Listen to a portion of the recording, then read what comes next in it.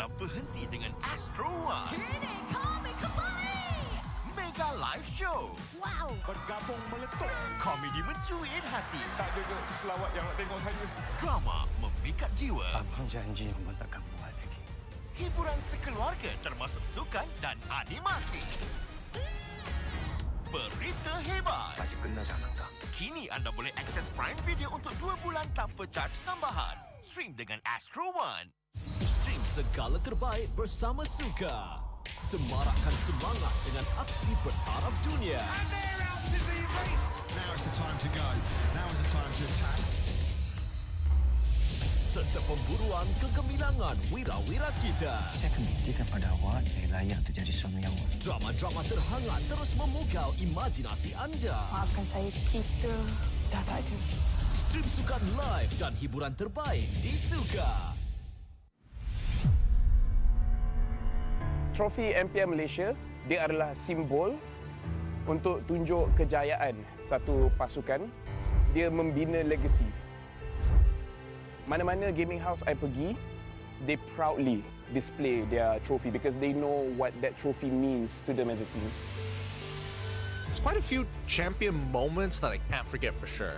When HomeBois won their very first championship, that was a very pivotal moment because HomeBois has never really gotten to that length of the tournament. Rasanya trofi season 12 tu betul-betul bermakna untuk saya lah. Last saya dapat trofi tu season 3. So saya tunggu lama lah untuk pegang trofi tu. Season 3 saya menang atas usaha yang kuat. So bila first kemenangan tu rasa macam tak percaya. But then bila season 12 tu menunjukkan konsistensi kot saya dalam scene ni. Saya cuba banyak kali. Cuma fail juga. But then tiba-tiba season 12 miracle happen lah.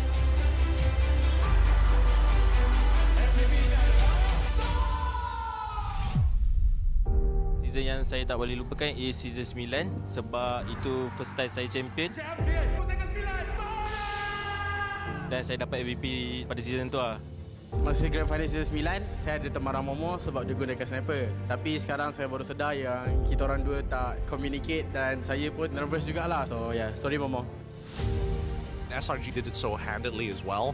Haven't had like champions who've dominated that hard in quite some time. Time season 13 bermula, Maria from WTM datang interview saya dekat sekolah saya and saya ada cakap saya boleh kalahkan Chibi or being better than him, then it's just come true lah what I said.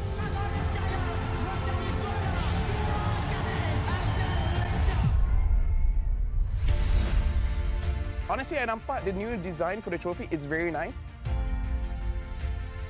For me, trofi baru ni adalah signal kepada semua pasukan that kita kena tinggalkan cara yang lama and start bergerak dengan cara yang baru. Disebabkan kita dah nampak usaha berkali-kali, hanya SRG je yang betul-betul boleh bawa nama Malaysia dekat international.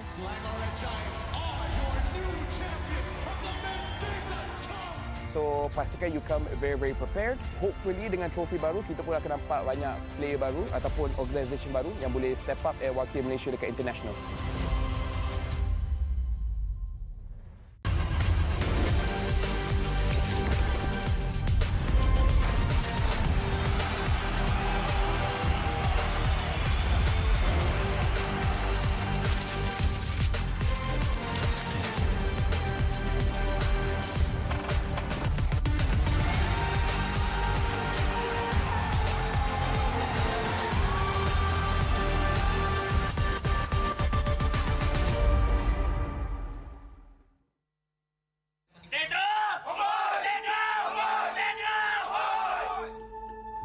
Aku yang binakan roster HomeBois dengan Bang Abe, dengan Bang Botak sekali.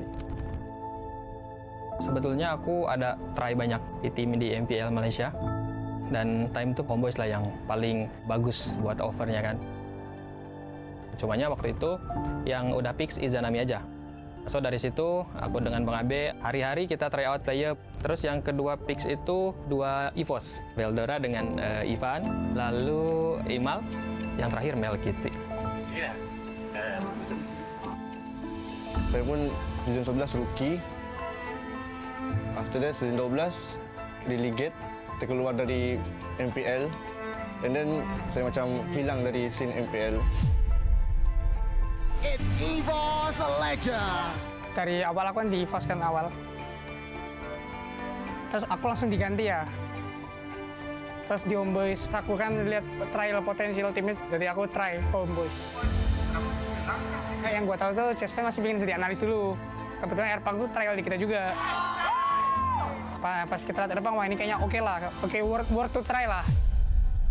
To talk about it even more, we got 3 imports on one team that is currently undefeated in MPL Malaysia.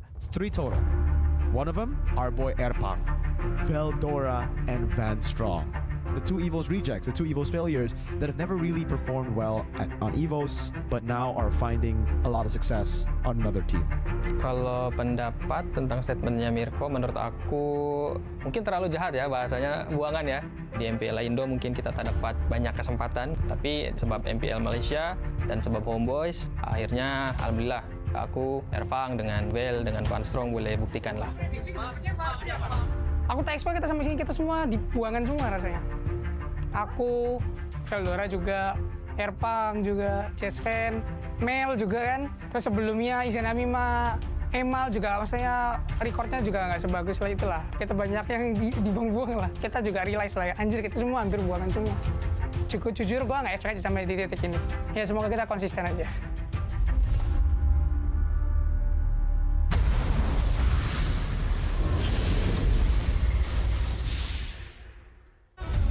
They said there's a limit in the women's league.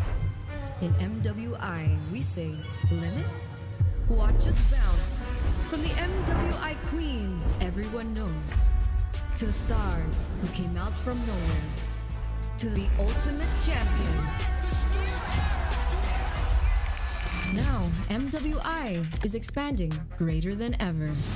Turkey, EECA, Africa, Mongolia, and beyond. We're stretching the map wider. MWI, where dreams get louder. This isn't just a tournament. It's your passport to the world stage. A spotlight for women in the EWC. No rules, no ceilings, no limits. Just this. We're vibrant. We're ready. We're limitless.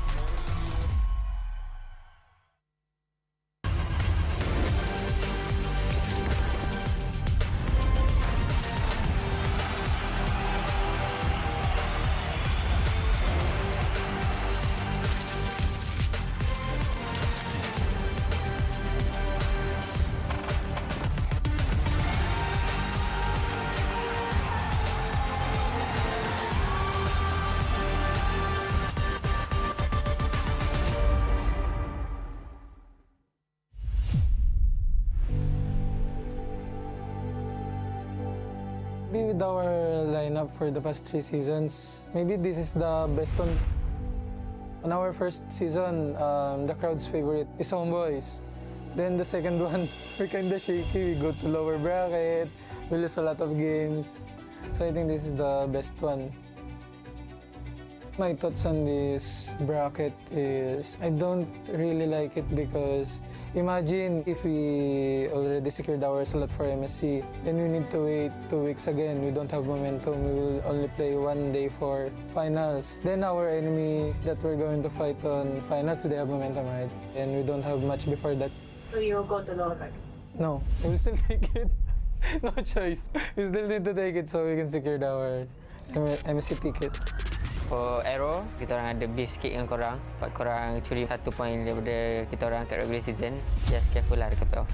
Good luck guys! Just destroy each other. See you at upper bracket.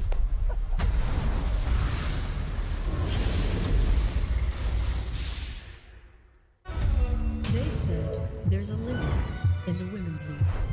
In MWI, we say limit? Watch us bounce from the MWI queens everyone knows, to the stars who came out from nowhere, to the ultimate champions. Now, MWI is expanding greater than ever. Turkey, EECA, Africa, Mongolia, and beyond. We're stretching the map wider. MWI, where dreams get louder. This isn't just a tournament. It's your passport to the world stage. A spotlight for women in the EWC. No rules, no ceilings, no limits. Just this. We're vibrant. We're ready. We're limitless.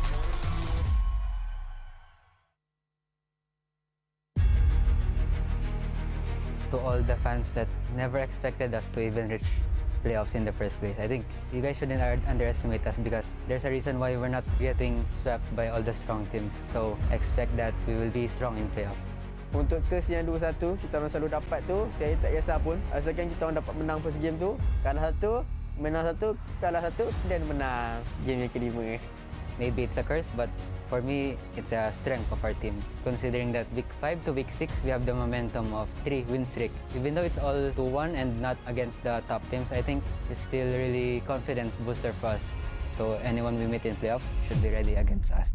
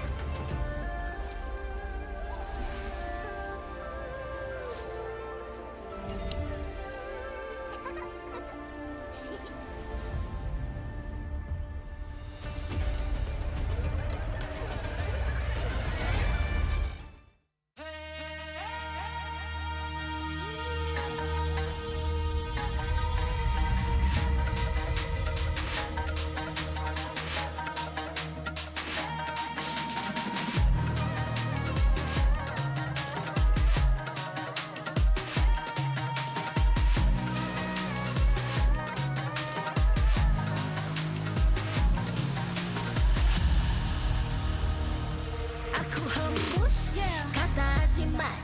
Bila terjatuh, aku beringat. Jalan dah jauh, cari titik bermula. Krak, krak, krak, krak. Jangan patah semangat. Semarak api bukan calon-calon. Biar apa menghalang, aku sambut datang. 1000 daya, 1000 alasan. Harungi semua sampai di akhir garisan. Eo, eo. Kami tak senang mengalah, kami luar biasa. Semangat membara, harungi bersama.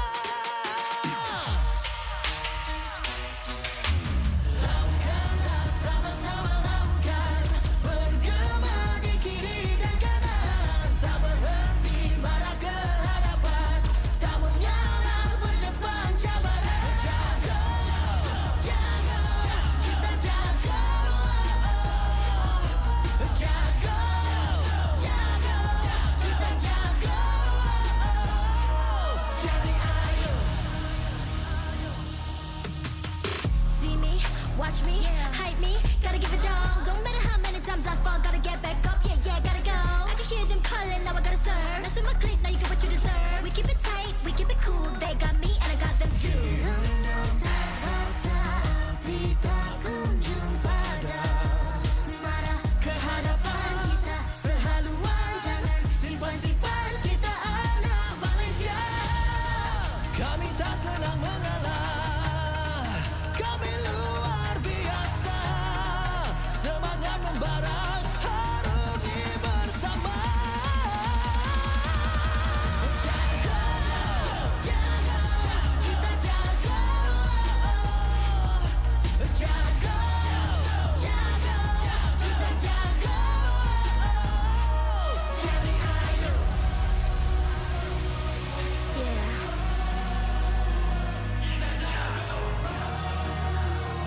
Are you ready?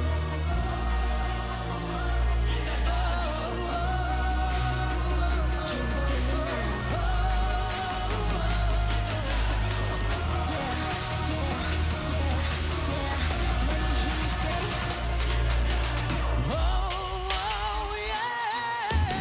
Lakukanlah sama-sama lakukan, bergema di kiri dan kanan. Tak berhenti marah ke hadapan, tak mengalah berdepan cabaran. Jaga, jaga, kita jaga.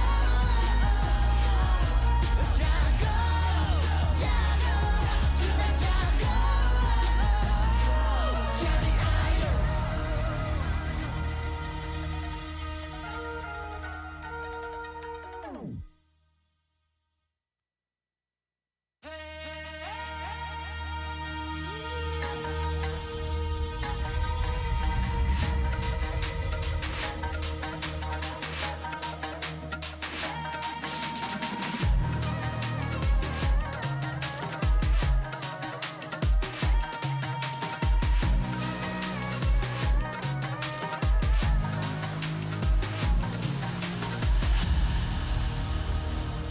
Aku hembus, kata simat.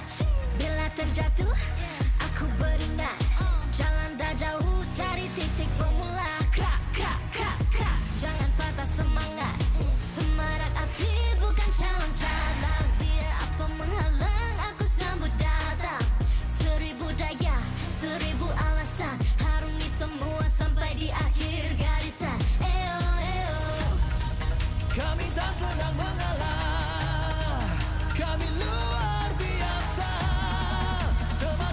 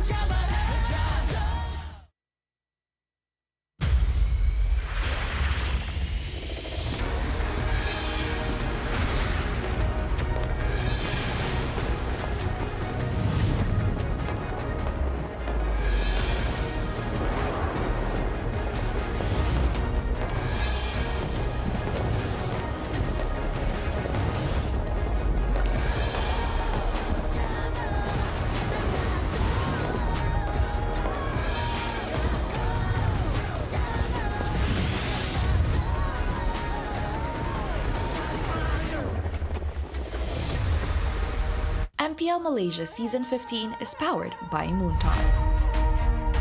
Official gaming smartphone, Infinix GT30 Pro. Are you ready to carry like a pro? The ultimate gaming smartphone is finally here. Introducing the GT30 Pro. Equipped with all-day full FPS system, you'll experience 0 frame drops, just pure, smooth, stable gameplay all day long. Powered by the MediaTek Dimensity A350 5G chipset. It's fast, efficient, and ready for your most intense gaming sessions. And with the GT trigger, you get pro-level shortcuts. Buy items fast, check the scoreboard instantly, and pull off clean combos like you've never before. Get yours now, because every purchase comes with a free mag charge cooler and mag case, while stocks last. Fairy Watch, the official Mobile Legends Esports watch made in Switzerland with genuine dragon leather. Comes in 3 colorways, green, black, and blue. Our esports partners, Head & Shoulders, up to 100% dandruff-free and itch protection. Head & Shoulders is dermatologically tested, penetrates 5 layers deep to eliminate dandruff. Get yours now. And thank you to all our strategic partners. 100 Plus, Playas, Astro Arena, MPL Merchandise, MPL Ticketing, supported by KBS, ESI, Raka Muda, MESF, PSM. Assalamualaikum dan selamat datang ke MPL Malaysia musim yang ke-15 fasa yang kedua. Nama saya Poji dan saya side reporter anda untuk sepanjang musim ini. Sebelum kita mulakan MPL kita untuk kali ini, izinkan saya untuk meminta semua yang berada di sini dan juga di rumah untuk 1 minutes of silence sebagai tanda penghormatan dan juga doa kepada semua mangsa nahas kemalangan PAS UPSI. 1 minute of silence bermula pada sekarang.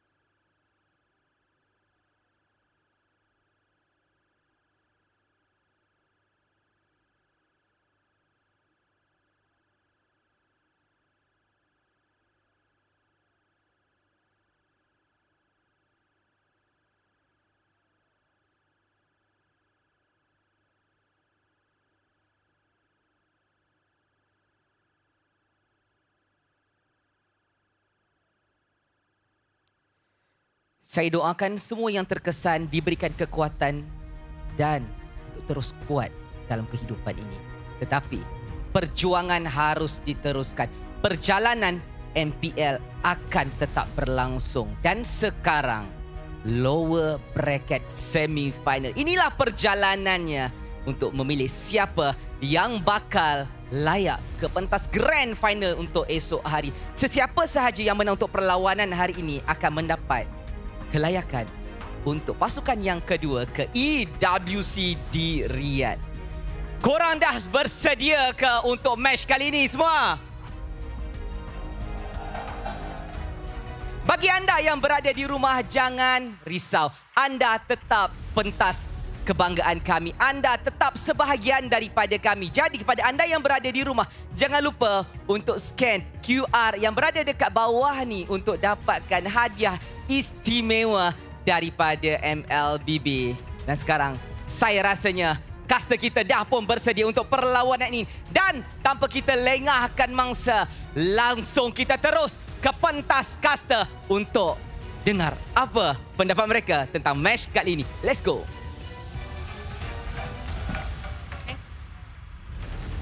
Thank you very much, Poji. Ladies and gentlemen, welcome to Phase 2 of the MPL Malaysia Season 15 playoffs.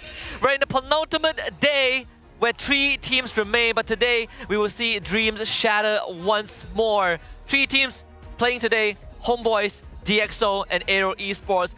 1 ticket to EWC. Enjoy SRG OG Esports in the grand finals. My name is Husky. Alongside me, I have Sadafa for play-by-play, and I have my analyst, Kid and Q.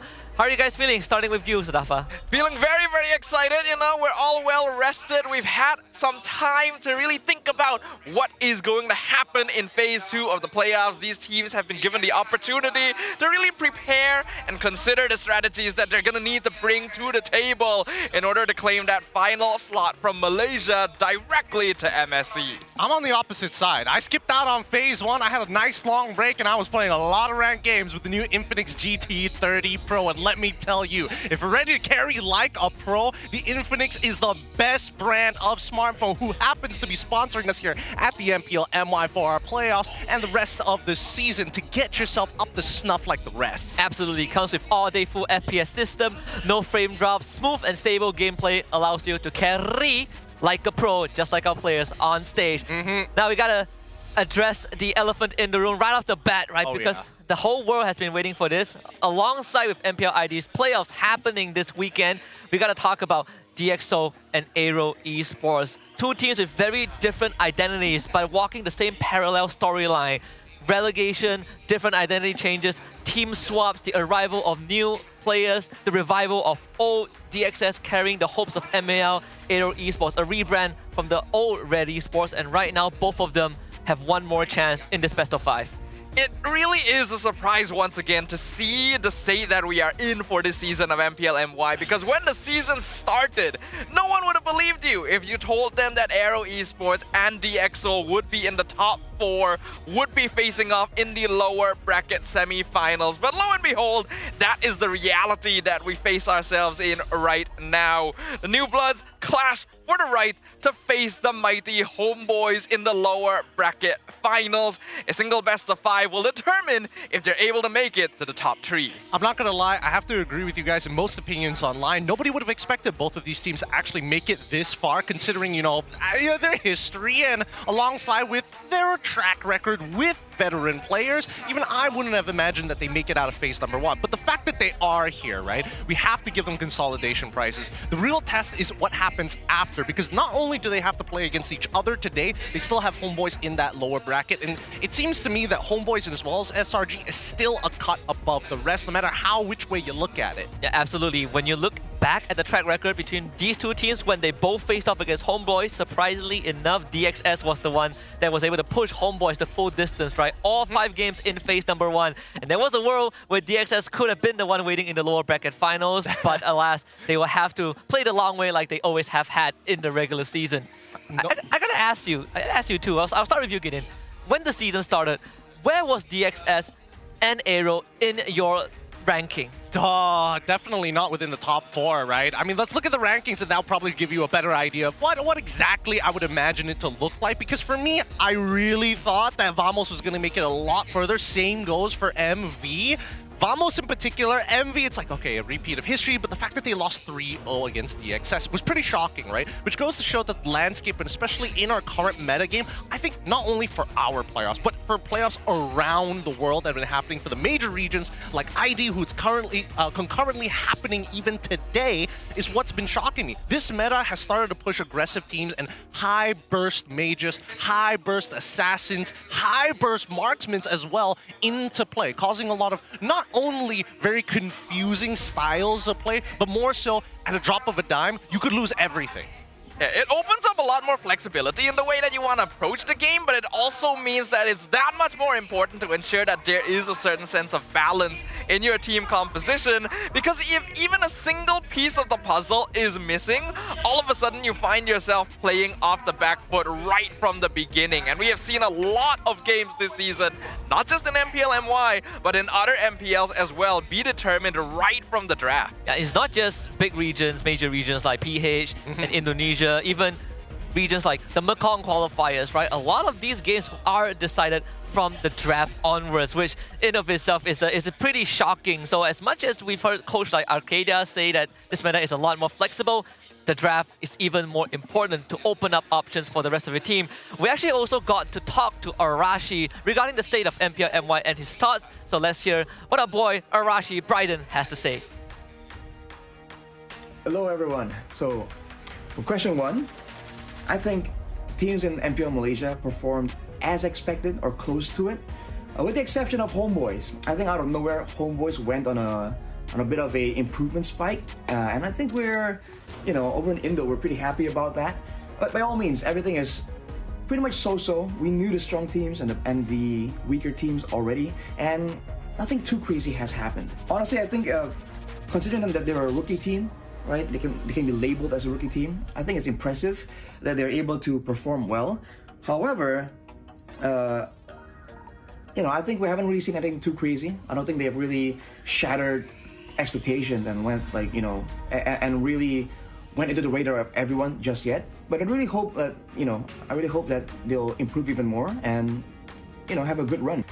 That's a straight up no, man. I'm sorry, but the run that Team Liquid ID went on is not normal, and it should not be viewed as such. That was a crazy run that made no sense. So many factors had to kind of come together to make that happen. I don't think we're gonna see anything quite like it for a long time, dude. Maybe something close, but to match our top Team Liquid ID's run from rookie to champion, I think that's crazy, dude. Like, so many things have to come together for that to happen, and it's not gonna happen for a long time. I think he brings that Indonesian aggression, right? Brawl server, as always.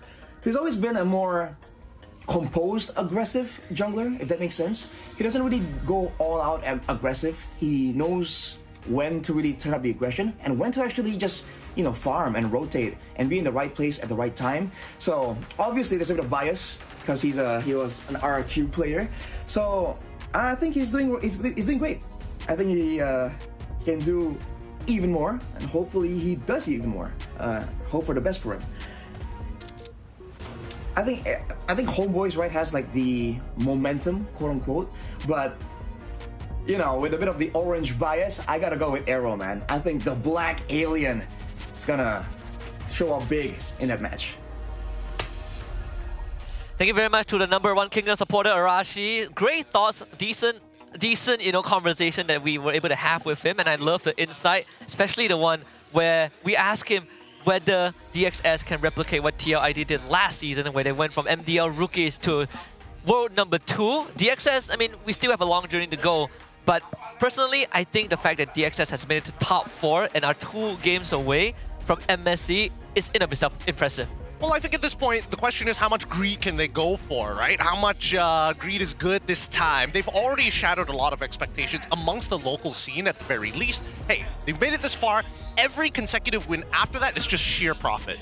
Yeah, it's just the bonus on top, basically, at this point, because DXS has already made it so much further than any of us would have given them credit for. Remember, this is a team that actually dropped one of their first games against Ocean Black at the start of the season, and many of us already had our expectations set in stone when that happened. We thought DXS wasn't going to be able to make it particularly far, and yet they have proven all of us wrong time and time again. It wouldn't be the first time in MPL MY that a rookie team has a chance of going up to the champion position, but the path there is definitely a lot more difficult. Yeah, shout out to Team Huck back then, who was also the one that really made history, but we also need to look at the rise of the rookies from both teams. We got Reza and Zekif from AERO, Kimin and Siska from DxO, some of them candidates for highlights of their roles or players of their roles, but any particular players you're looking at? Well, obviously I'm looking towards Reza specifically. He's been doing such a good job.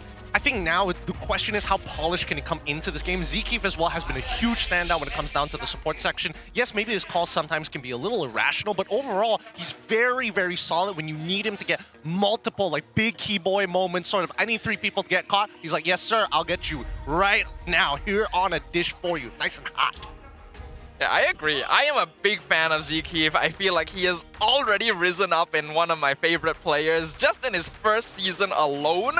So you have to give a lot of respect over to him. But at the same time, you cannot count out the rookies from DXS as well. I think Siska has been a very stable performer throughout the regular season, and Kimin had a little bit of difficulty keeping up. But in phase 1 of the playoffs, we saw huge improvement from this player to the point where many of us wondered, was there some kind of time skip happening? Because there actually wasn't a break, and yet Kimin looks playoff ready. And it's not just Kimin, but the rest of DXS, right? Throughout every single game that we've seen them play, they come into the next game better and better and better. They just keep on evolving, which is such a rare quality for a team, and let alone a rookie team to have. Also, credits to the veterans, Barasi, Storm, we've got Theo and Backdoor behind the scenes as well. But today, they have to face off against AERO Esports first before they even can consider about the rematch against HomeBois. So let's take a look at what AERO Esports has in store for us. Here are the main 5 of the team that is about to fly high and above. We have Kim in the mid lane, Hazel, Jungle, Zkif, Rome, Kusei, goal lane, and this time they will field Reza in the XP. Oh boy, this team, it's interesting, right? Because playoffs has a magical way of turning some players and some teams around entirely, showing off what they're fully capable of. And I think this time, with Zkif as well as Kim really working at the helm, ensuring that, hey, if we're going to create a kill zone for ourselves, let's draft towards our strengths and make sure that we can help Hazel get what he wants done. Because at the end of the day, Hazel, he wants to 1v1 your jungler at the end of the day. If he has a Hayabusa, he's going to headhunt. And that's what the entire team needs to kind of activate. You can trust Kusei in some of these team fights. He is aggressive, but that's when you're ahead. When you're behind, we've seen Kusei really struggle and sometimes go a little too far out of the way, which is when Reza comes in to say, don't worry, let's stay in our lane and we can win this game. Yeah, a lot of complementary characteristics between the players. But for DxO, I want to hear your thoughts on this because they have Stoem, they got Keemin, Rasi, SkyZ, and Siska, some of the candidates for rookies of the season. You talk about Siska just now. I want to hear more on that. Yeah, Siska is a very interesting player which has that flexibility of playing into a more aggressive position or playing more of a utility sandbag. His team is able to rely on him to fill in the gaps depending on the compositions and strategies that they want to play. And because of that, they are one of the few teams that is able to flex that Fredrin into the jungle position with a damage EXP laner like the Masha, like the Benedetta that we've seen before. Keemin has been able to fill in that gap of adjusting depending on what the team needs. And of course, we can't count out everyone else as well. Rasi and Stoem bring a level of leadership. As Guy said, he got 2 Savages. Let's see if we can get a 3rd Savage in this one because both teams are ready. So let's welcome our gladiators, AERO and DXS onto the stage. Still standing tall after a 3-1 defeat to SRG, they're looking to bounce back in style. With Zkif and Kim, the dynamic duo, leading the charge with creative angles, alongside their reliable jungler Hazel and finishing power of Kosei. Get ready, because they're determined to bring another upset to this eventful playoffs. Fly high with AERO Esports! From underdogs to contenders, they've soared through the brackets with fearless plays and undeniable fire. With every game, they've gone stronger. With every win, they've silenced the doubters. They're not just here to play, they're here to fly straight to MSC. Get ready for the fearless newcomers. This is DxO!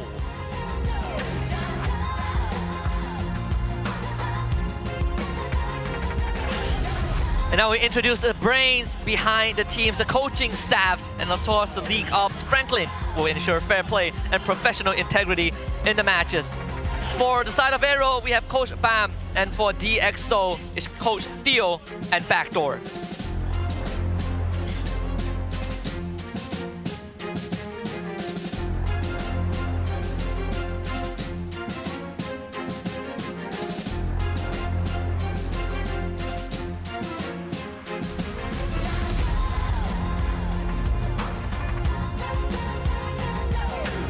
And let's keep it going with the fist bumps between both teams, as well as handling out of the armband, who will be worn by both team captains, who will lead the team's movements and strategies in the game.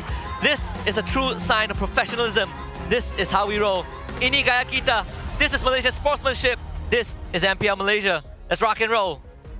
Oh, good luck to both of our teams as they man up at the battle stations this time around, especially in the lower bracket semifinals. First pick selection has been taken by AERO Esports. Now, this big question of blue side, red side has definitely been shaken up with the past couple of playoffs we've seen in this week alone, whether it be from MPL ID or MPL PH. No one has a true idea of which side is stronger at this point, as we see the delta getting closer to 50%.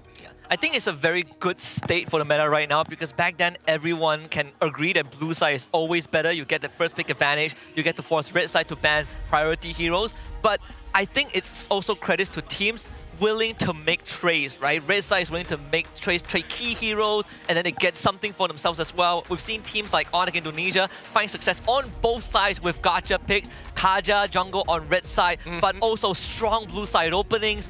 Coming into this, I think AERO on blue side might actually not be that bad, considering that they have always wanted to get priority in the lane. That's assuming if we're playing standard, right? That is assuming, because we've seen a lot of teams try out different things, and this has been the longest gap in a playoffs that we have ever had here in MPL Malaysia, so we have no idea what kind of changes, what kind of adjustments, what kind of different strategies these teams may have prepared for during the break, and that means we have to keep our minds open. Looking at the power distribution here. Now, here's a couple of theories that I don't know whether it's going to fly, because Gold Lane feels very cemented in terms of its overall role, and not to mention certain picks that will go over to both Skyzen as well as Kusei. Kusei, we can see that from his blue graph, right? We see an average damage and as well as an average DPM, just higher than Skyzen. However, Skyzen is the guy who comes in with a Wanwan, not exactly known to be like the Maniac King or even the Savage King, but he's putting out numbers out there. He's also getting savages. He is weaving through. And not to mention, I actually played with Skyzen with the Dean in a ranked game. This kid, he's not messing around. You make a mistake, you're dead.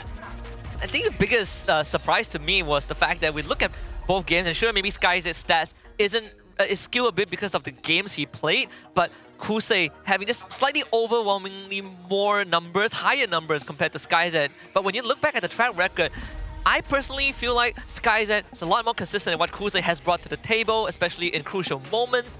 And in this game, it's going to be even more important with how Skyzen has improved over the seasons. But I will also say that there are definitely flaws under the hood here. While it is true that Skyzen has been a little bit more consistent than Kosei overall, Kosei also plays a safer gold lane. There are times when DXS has been known to overheat, and we've seen that most clearly in Skyzen, specifically where when he gets that 1-1, when he feels like he's going to win the lane, where he's going to be able to carry, we have seen him drop lives very early on, which is something that definitely should not happen. Oh yeah, I think hopefully in this game we're not going to see any solo kills happen towards the gold side of the map, right? I think that's what we're most nervous about. If Skyzen is able to find that first blood on you, if not solo kill you in lane, the game's pretty much done for. And I think even from Kusei's side, we've seen games where he falls behind because he gets solo kill, he makes a mistake in lane, and then it's kind of open and closed book. Nothing you can really do. He doesn't scale to that point that you need him to, and even so, like you mentioned, the overheat, that also applies to Kusei as well, especially during team fights, not during the laning phase. So there is pros and cons here, and I think that after this 2-week break, I want to see how much influence these coaches have taken into consideration when it comes down to Baxia, for an example, going into the jungle more often than just holding it as a support roamer. Yeah, I'm glad you brought that up, because I was also thinking not just Baxia but the Fredrin, right? These two picks are picks that DxO could just get their hands on whenever they want to. But for the side of AERO, we haven't really seen Hazel play any sort of a utility tank jungler. Ever since his entry into MPL MY, he has been the Hayabusa guy, right? The Hayabusa, the Lancelot, the full-on assassin. We've seen his highs, we've seen his lows, but up against DxO, who are just a bit more flexible than AERO overall on paper, I wonder what Coach Bam has done to adjust to that. Push comes to shove, since this is a best of 5, there's a very high likelihood we might even see a Baxia versus Lancelot matchup here. I think it's one of the few times that Lancelot might have a slight advantage, assuming that you don't have a terrible early game. There's definitely a possibility. Lancelot has been picked up a lot more in other MPLs compared to here in MPL Malaysia, so if anyone's going to do it, it is going to be Hazel. Hopefully, we get to witness some of that flexibility, some of that adaptation, because after 2 weeks, we finally return to the MPL MY stage for Phase 2 of the playoffs. Let's find out what's been cooking behind the scenes in the draft for game number 1. Wow. Already in it, already locked in. Not a surprise for the Baxia, and locks out the Kimmy pick as well. We've seen teams still be a bit headstrong. They see Baxia, they pick Kimmy, and then they work around it. But now DXS, this also locks out the Fredrin, Gatot, Hylos pick. I think Baxia's first pick is such a strong asset to have.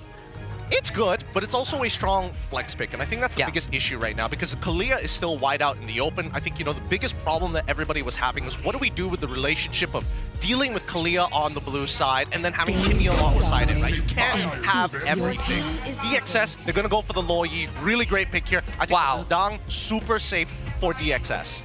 Yeah, this is a great opening. I mean, immediately when the Baxia was picked up, I was already checking the bans. Is there a Loyi banned out against the... Honestly, both these mid laners play a pretty mean Loyi. Kim being the more specific one, but both of the heroes that DXS has drafted here are specifically targeted to also remove from the hero pool of AERO Esports. These are literally Zkeef and Kim's signature picks. Yep. And I wonder how much influence does MPL ID playoffs have on our region coming into phase number 2. Kalea, Kimmy for AERO, very direct picks, very honest opening. But there's also another pick that I was looking at, but not anymore. I was thinking if that Angela influence is going to come true, because Alter Ego did show us that when they play against BTR. Not this game. That's true, but I don't think it's necessary as of right now. Not until we see more from DXS, right? Because if we're talking about raw sustain, like long fight, short fight, it feels like AERO has kind of got that down. Now we do see that the Fredrin is going to get picked into AERO here. Okay. I'm not 100% sure whether I agree with this or not, because regardless, you're already in a losing matchup with Baxia. Do you want to scale for the late game? Sure. Could you have gone for a link? Also possibly, but that also narrows your options. There is a possibility that Fredrin gets thrown into the EXP lane, assuming that Baxia gets flexed on over and Hazel gets his traditional, you know, assassin jungler. We also have to see if that Matilda becomes an option for DXS, right? I personally wouldn't be looking at Matilda all too much. There is an argument against that. With the Lucas now banned out by DxO, they're starting to take out AERO's kind of that jungle option, right? Maybe the idea is we force this Baxia to go in the jungle, we get ourselves better side lane matchup, and then we win from that point onwards. I think it's tough, unless you're taking a high mobility, like a Benedetta sort of style of jungler, when you've already locked in the Badang as well as Fredrin as potential flex picks at this point. I feel like maybe the Ling might just be a little bit safer. You just concede the early game, right? It's really difficult to deal with Kalia Baxia, and especially when you have to go for another flex pick, which could get banned out. Benedetta, one of them. Secondary got taught most likely for AERO. Yeah, I was already looking at the Benedetta for the side of DXS, so it's very smart of AERO Esports to remove that from the pool, because even though Fredrin and Badang are both flex picks in this case, picking them both together means that you are still going to be locked into a very specific approach to the game, where you just have these beefy boys in the front, kind of CCing, slowing down the fight to set up for those yin-yang reactions. Now you really need that DPS, and the knowledge of that is something that AERO Esports can play with. That's the Masha ban. I was thinking if AERO is going to consider the Masha ban, because it is one of Siska's heroes too. Like you said, they can still put Badang into Rome and the Fredrin jungle. There is the Harif up. The 1-1 is also still available for DXS. Alright, no, it's banned out. First banned out from the side of AERO. I mean, Coach Bam is making sure that signature picks are taken out of the equation. There is Moskov. There is Moskov, I agree with you. But here's the thing, we don't really know what AERO is trying to build, right? Like Kimmy Kalian as well as Baxia can kind of fit into anything at this point of time. There's no clear direction, knowing that AERO most likely is going to scale. It's going to have pretty much full early game dominance unless they have a direct answer. So it's unless they pick Gatot now, or they're looking for a marksman matchup that's worthwhile. CC, in this particular case, they're making a blind call. Yeah, just to keep it safe as well, right? Like you have a hero that can do well in lane alone, but I personally was looking at a glue or something. But there's the Yishun Shin and the Harif. Okay. Alright, Black Alien saw White Alien do it, and now right he's off like... the bat, we were wondering what kind of interesting strategies would be prepared by these teams during the break, and we immediately pop off with a Hazel Yi Sun Shin. Now, this is still risky though, because what AERO has effectively done now is put themselves into a triple marksman composition. A lot of damage, yes. Baxia provides solid frontline, but they are overall very, very squishy. It really does come down to whether or not they will melt this Fredrin and Badang before all that CC becomes a problem. I don't know. I feel like there's just a lack of damage at this point. You have the Bruno for late game scaling, so yeah, DXS They just have to use the Badang, Fredrin, and CC as a way to kind of manage the aggression in the first 8 minutes of the game, and then you're hoping very much that SkyZ is going to hard carry this, because if Kimmy gets too far ahead, Fredrin can't play the game. Loyi needs to find some really, really good picks, because you're up against Kalia, so I'm expecting Purifies on all sides. Whoever doesn't have a Purify, which in this case most likely is CC or Fredrin, they're going to get picked off, and that's where they're going to play towards the map. Yeah, and I think at least for the bright side of AERO Esports, that they have lane prio in the mid lane, right? Mid lane you get the prio, and then this Baksha and Kalea can start moving around. Maybe you start disrupting DXS's plan. Oh no. There's gonna be a Baksha roll. EXP, yeah. I was really thinking that Khalil was going to take the EXP at this point just to have like continuous pressure, but I guess not. Hey, it's them. It's up to them. Hey, why not, right? You may as well test the waters. This is going to be a best-of-5 series after all. Ladies and gentlemen, we jump into the land of dawn for the lower bracket semi-finals. Our very first game of the playoffs phase 2 in MPL MY Season 15. It's going to be AERO Esports versus DxO. Yeah, right off the bat, the first question is how fast can AERO move, right? They are going to have priority mid. They are going to have quick moving heroes like Lee Sun-shin, Baksha, and Kalea. How much do they want to push the envelope? Because Rasi just spots out the purple buff clear. The DxO, they're going to rely a lot on Rasi to track down AERO. Yeah, pretty much. I think at this point it's about predetermining where the jungle starts are going to be. And now that they've kind of figured that out, I'm pretty sure that Zekiv noticed the movement of that last minion as they were contesting for Little Wanderer, that they know that Keemin is on this top side. These early game battles are basically a no-go for DxO unless they get like one incredible pick-off where nobody else from the side of AERO Esports is around, which shouldn't be the case. And based on the emblems as well, it's very clear that they want to just push out the waves, instantly look for an invade, and find spaces in DxO to really slow down Keemin. I think it's just looking at the emblems itself, you can tell that AERO Esports wants to play a more aggressive game. There's a lot of more bulky emblems on the side of DxO, even the concussive blast on the jungle Fredrin, which is fairly uncommon, but he knows his job. Now a skirmish happening, Keemin gonna be stuck between 4 members. Here comes the Baksha, Reza picks up the first blood, and Zekiv flickers to safety. Yeah, 1v1 bot. SkyZ trying to go for Nkosei, but here comes Hazel. Flicker comes in, Rasi misses! Hazel given free reign to slice down SkyZ! And this is what I'm talking about. AERO Esports just went out in multiple interactions in the earlier stages of the game. And Hazel, honestly, it's pretty funny because as he's playing the game, DxO's want to be like, hey, we're going to catch him off guard. Pops is, oh, well, doesn't really matter anymore, right? He can guarantee engagements and more importantly, guarantee battle spells. A lot of engagements happening on the map. Storm gonna be poked down quite low. Traction Pulse just barely misses. But we can see Keemin is on the turtle. Yeah, it's not gonna be easy. I think AERO Esports, they probably will want to contest this. Here they come. They're trying to go for it. 2-man knockup. Keemin secures the turtle. Fist break comes out, gets cancelled straight away. Rasi needs to get away. Diversion comes in. Freezes Draft does good damage, but Keemin will still fall. Here comes the Yin-Yang reaction. Double kill for Storm as he melts down AERO Esports. That's good stuff for Storm. Rasi able to dodge the engage from Zekiv. We immediately see AERO Esports draft come into fruition, right? They're getting early kills, but Storm's diversion to back his team up was great, getting some trades in return. Although, I would say Keemin's appraisals would have dragged that fight off for longer than AERO Esports would have liked. They get the turtle, and throughout all of that early aggression, DxO, they end up with no deficit at all. Which is pretty good. I think that DxO right now, it's about positioning, right? Making sure that your front line stays as your front line, making sure that the main damage dealers of Hazel as well as Kim are taken out first, if not zoned out from these fights.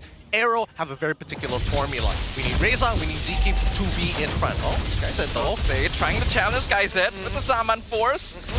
Does manage to poke him out, but nothing too notable yet. Here comes the rest of AERO. Rasi gonna get picked up here. The Badang in some trouble. Stuck between 4 members. Hazel picks up the kill. Hazel is so fast with this Lee Sun-shin. His rotations are out of this world. Diversion. Storm not able to catch Kosei. Now he's a little bit too far forward. Tidal Strike gets the 2-man knockup, but AERO will not overcommit. It's a Purify from Storm, just in case, even though there is no Tsunami Slam, but better be safe than sorry. Still, equalize in terms of gold. Siska is starting to win out that XP lane too. Now you can see how AERO Esports want to kind of utilize their composition, right? Gain that priority, use a couple of wombo combos. You have Hazel's ult, you have Kim's ult ready to go, making sure that whoever you pick off with, specifically with a Tsunami Slam, is going to die, right?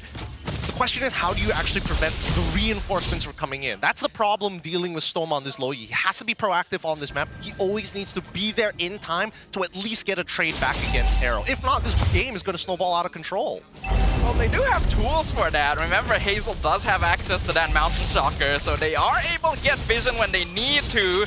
Here comes the diversion. Reza gonna scout it out. Tsunami Slam gonna find Stone in the back line. Loi is gone. Turtle secured by Keemin. Zaman Force comes out though. AERO Esports surrounding the X from the flank. They've taken out another. And Vengeance will not save Ziska. It is a 5-man dive. Keemin trying to escape, but you cannot run away from AERO Esports. Not really sure if that was worth it for DxO. Consolation prize, they are going to get a lot of gold funnel into Skyzer in this bottom lane, but again, they trade the top tier 1 for that. They somehow got the turtle as Hazel retreat too early, even though he was 2 levels ahead. Storm not having Purify just now was basically a death sentence when ZK got on top of him. All things considered, silver lining. DxO are not too far behind, but here comes Hazel. Oh, can he land this? Looking for SkyZ, does land it, forces the Purify out. He's gonna chase him under tower. Lands the killing spree. Here comes the diversion though. Rassi and Storm looking for revenge. They'll find the shutdown. Big shutdown goal. That's a 4-1 Hazel going down. And Storm, he's eating good. He's getting a lot of gold going over to himself. In the mid lane, Tsunami Slam gonna be picking up Keemin. He dashes back into the tower, but here comes Reza, not allowing him to escape. Rassi buying some time, zoning away AERO.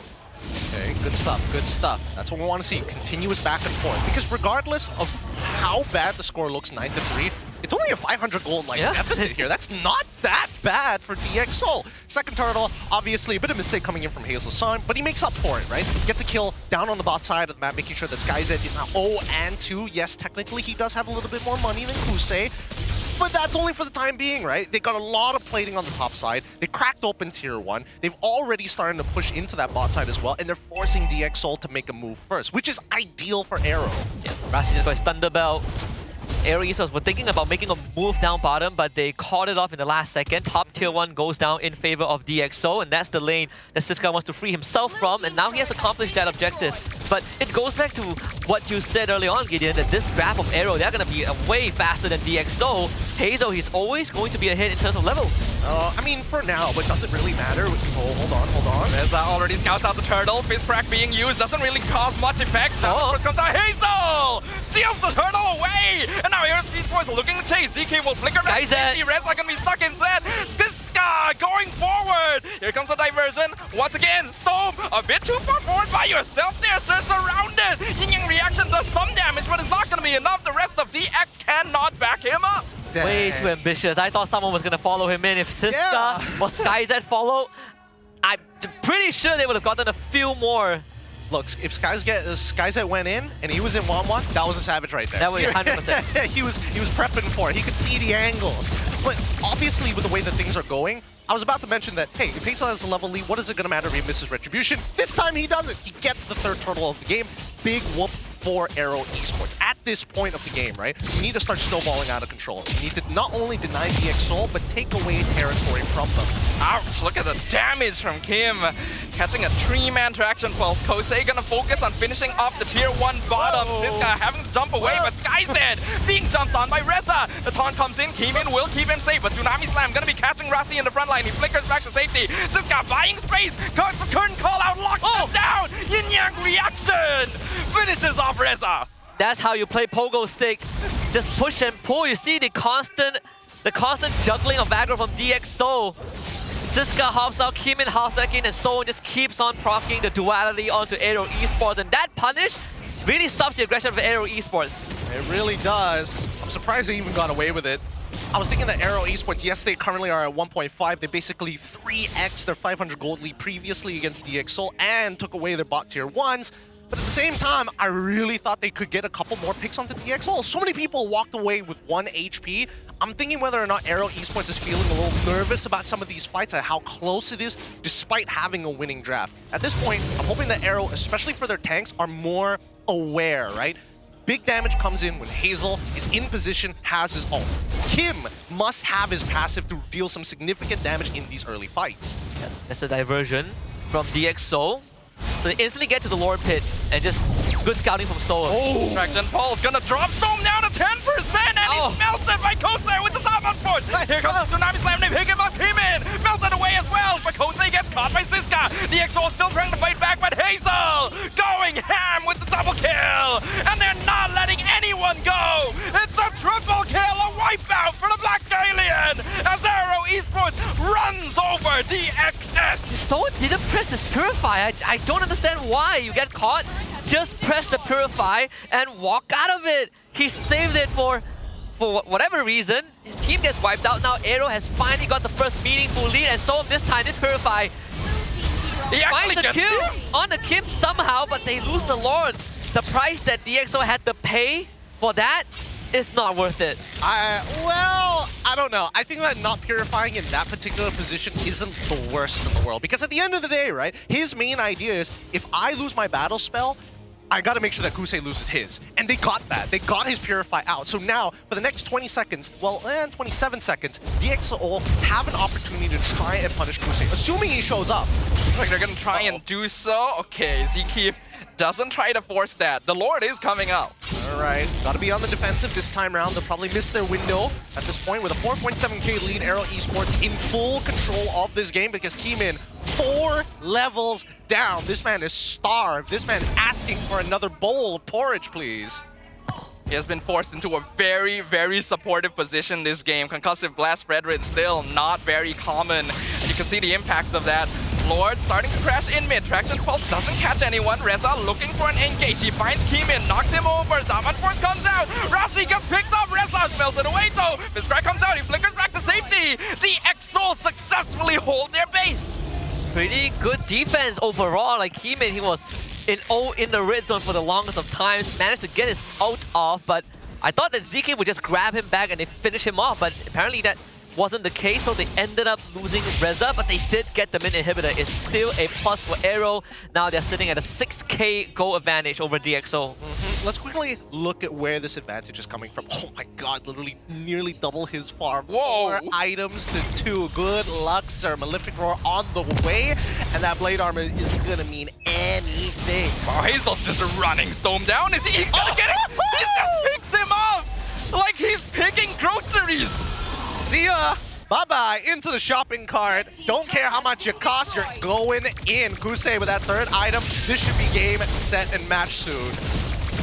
If they just win one more fight, this could be it for AERO. Skyzat finally hitting one of his item spikes as well, the Malefic Gun, the extra range. Because even in all these fights, sure, DXO loses the fight, but Skyzat, he's been able to put some good number in. And the person that's keeping him away, funnily enough, is Kim with his fully charged Stardom Beam. So we'll see DXO in the next fight if they can just buy a bit more time, get Rasi and Kimi into a better state to stay in these fights longer.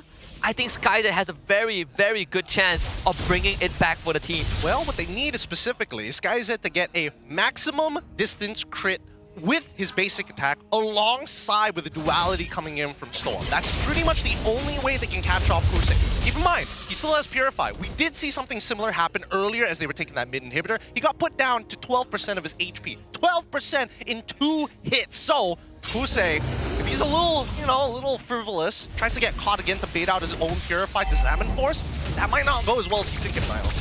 The issue here, though, for the EXO is that even if they do burst down Kosei instantly, AERO Esports has 3 marksmen, basically. They have all the damage they need, and the longer the game goes, the more that damage builds up. The EXO plan with this comp of slowing down fights is becoming less and less viable.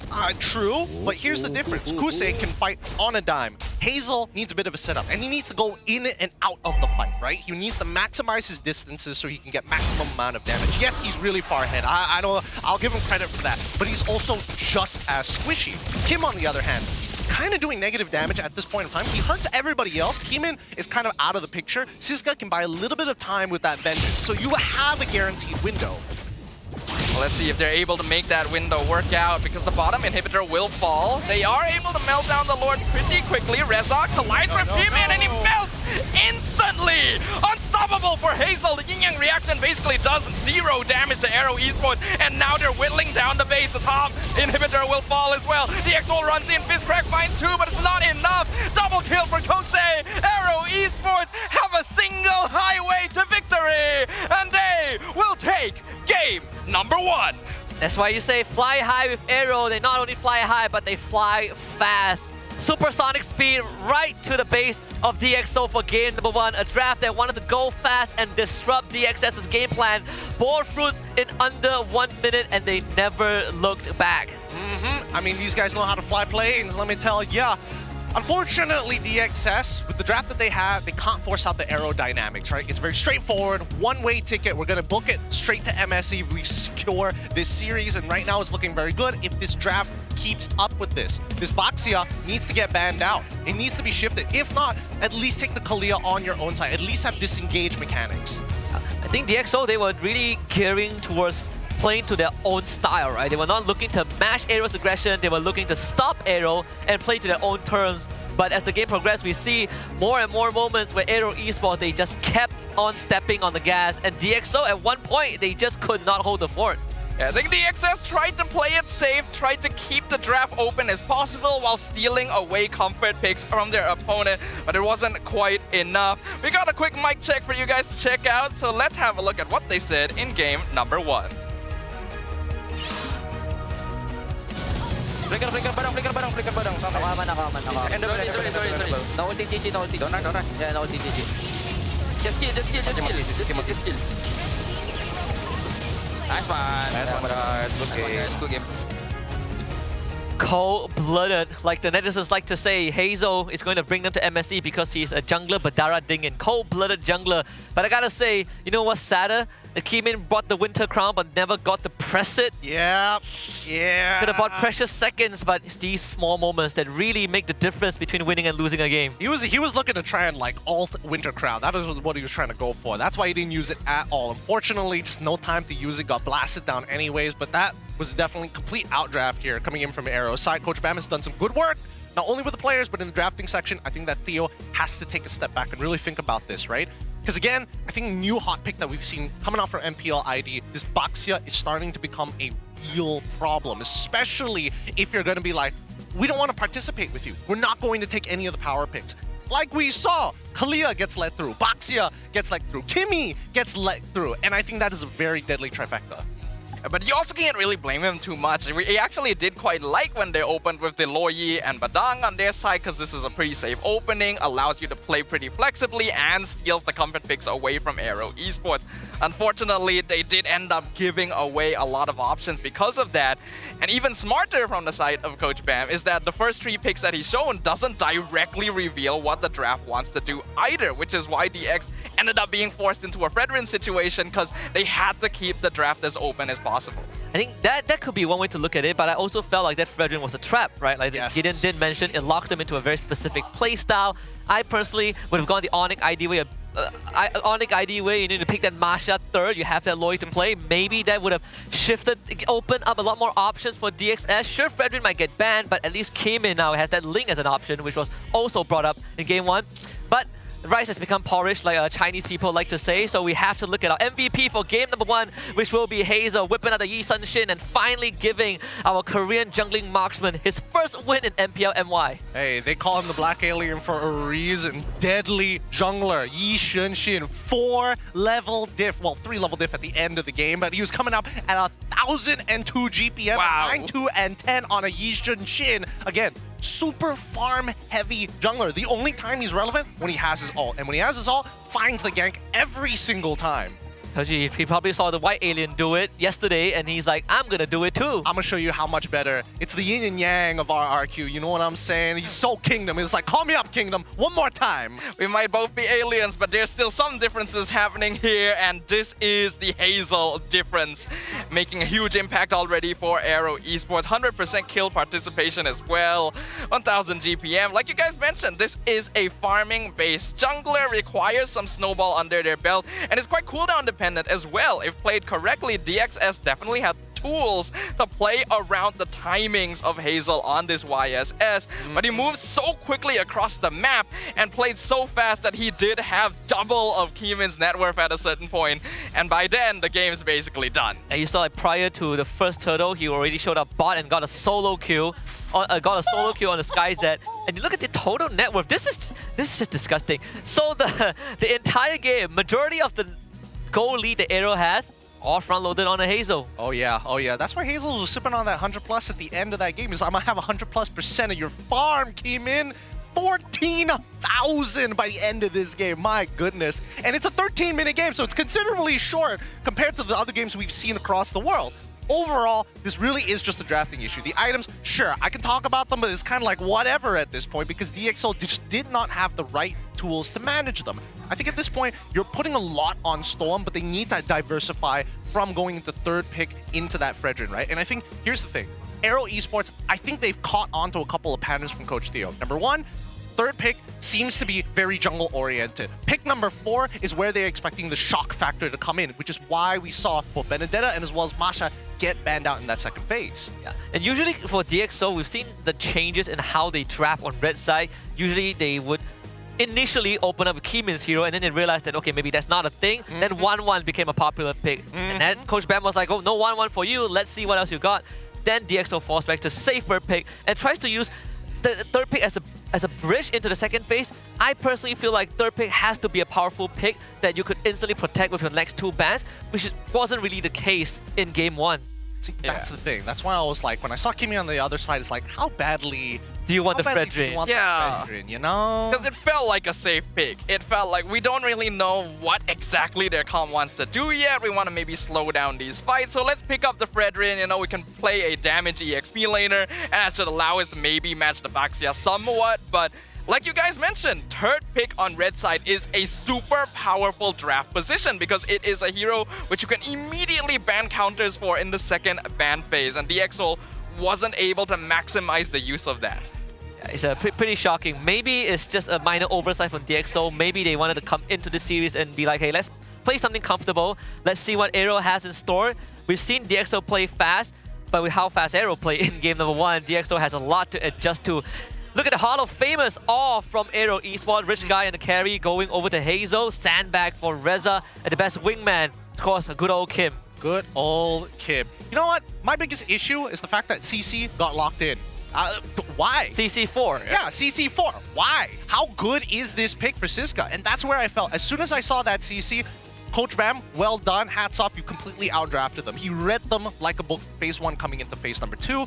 And again, these are all just signifiers. Coming into game number 2, I'm assuming that Theo is like, you know what? We're going blue side. This red side kind of sucks right now. I would agree with you. I feel like DxO needs to put themselves in a position where they can control the draft somewhat so they can at least enter the Land of Dawn on their own terms, right? This is a team that we know to be able to come back from difficult situations, but they're not able to do so if the game ends too quickly. And when we look at the highlights, AERO Esports were doing everything in their power to make sure that happened. Now, the beauty of this draft coming in from AERO and why it's so specifically good for Yi Shin, because Yi Shin, most of the time when you're up against a tank jungler, right, the only advantage that you have against it is that you're faster, right? So you can steal away jungle camps a lot quicker. You can maneuver around the map faster than your opponent. But that's not the case when you have 3 lanes that can all hard shove and push out really, really fast, right? When you have that momentum with you with your mid trio, then you can kind of do whatever you want. Steal jungle, call the side lane a little bit later. You can buy that extra bit of time, but more importantly, with that turtle ship, this is where it gets dangerous, right? No matter who has Purify, you don't necessarily have to engage with the Tsunami Slam. You can guarantee a battle spell first and then send Zkif in, or the opposite way around. Yeah, and this is what we kind of made out of from the draft itself with AERO Esports. They have great lane priority. Even if you say, okay, Bruno Harib, neutral in the opening, Kim, once he shoves up that mid lane, he can start moving with Zkif and Reza. And that's why they caught DxO by surprise in the first minute in that mid lane, and then a transition to bottom to kill off Skyzen. So many things happening that I think DxO were just not prepared for.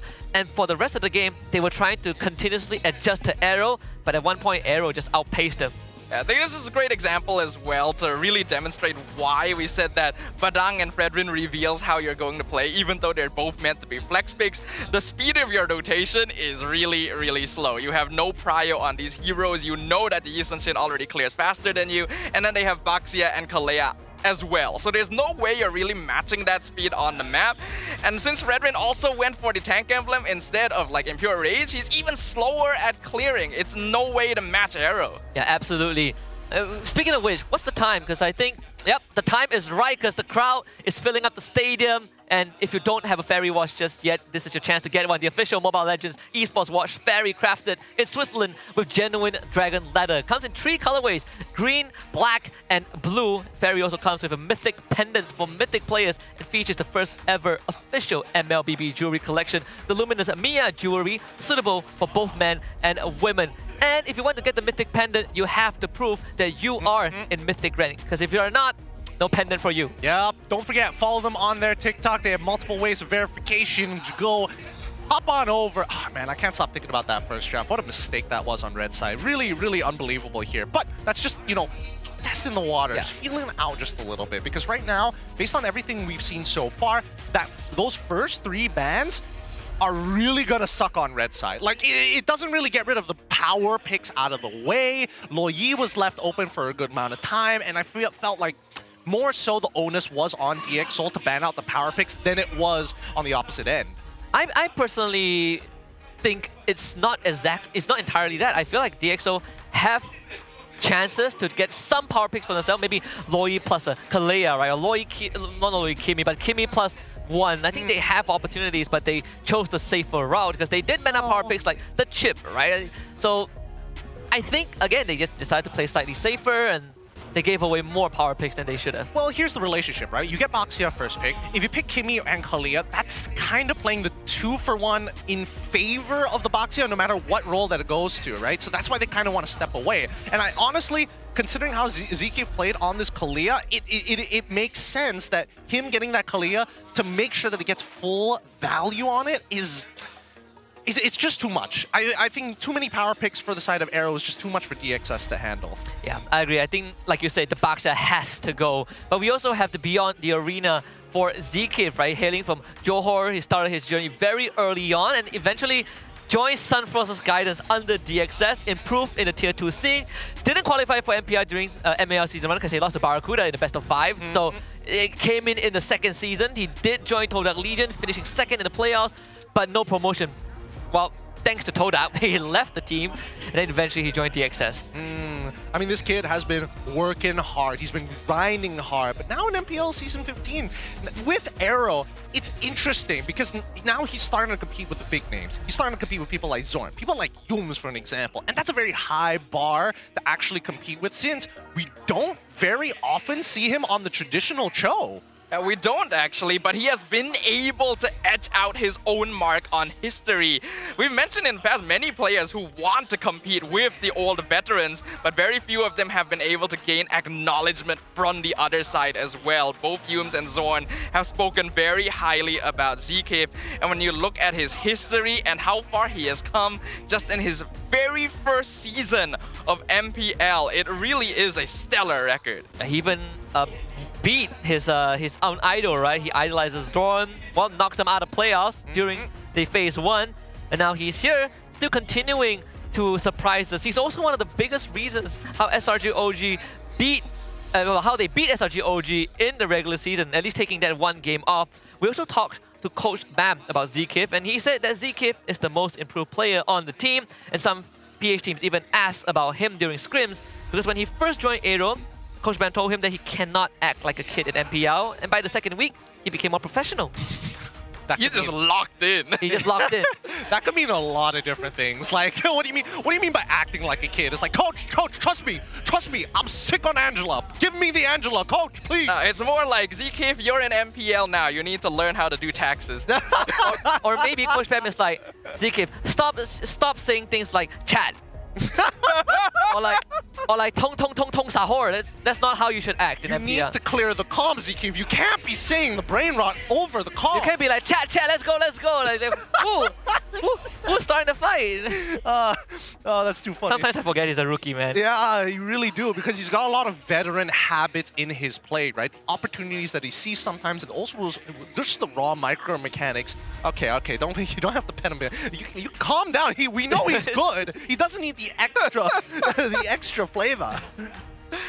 Oh, that's very interesting. A very, very interesting scene we saw there. I'm suddenly reminded of all the games where we're able to like interact with creatures in our games, you know, like Pokemon, for example. You can pet your Pokemon, make him feel happier. Yeah, I mean, the Tamagotchis. Yeah. I mean, props hats off to Coach Bam, right? This is the only team that has like one coach on the stage, and Coach Bam has been really carrying a lot of that way.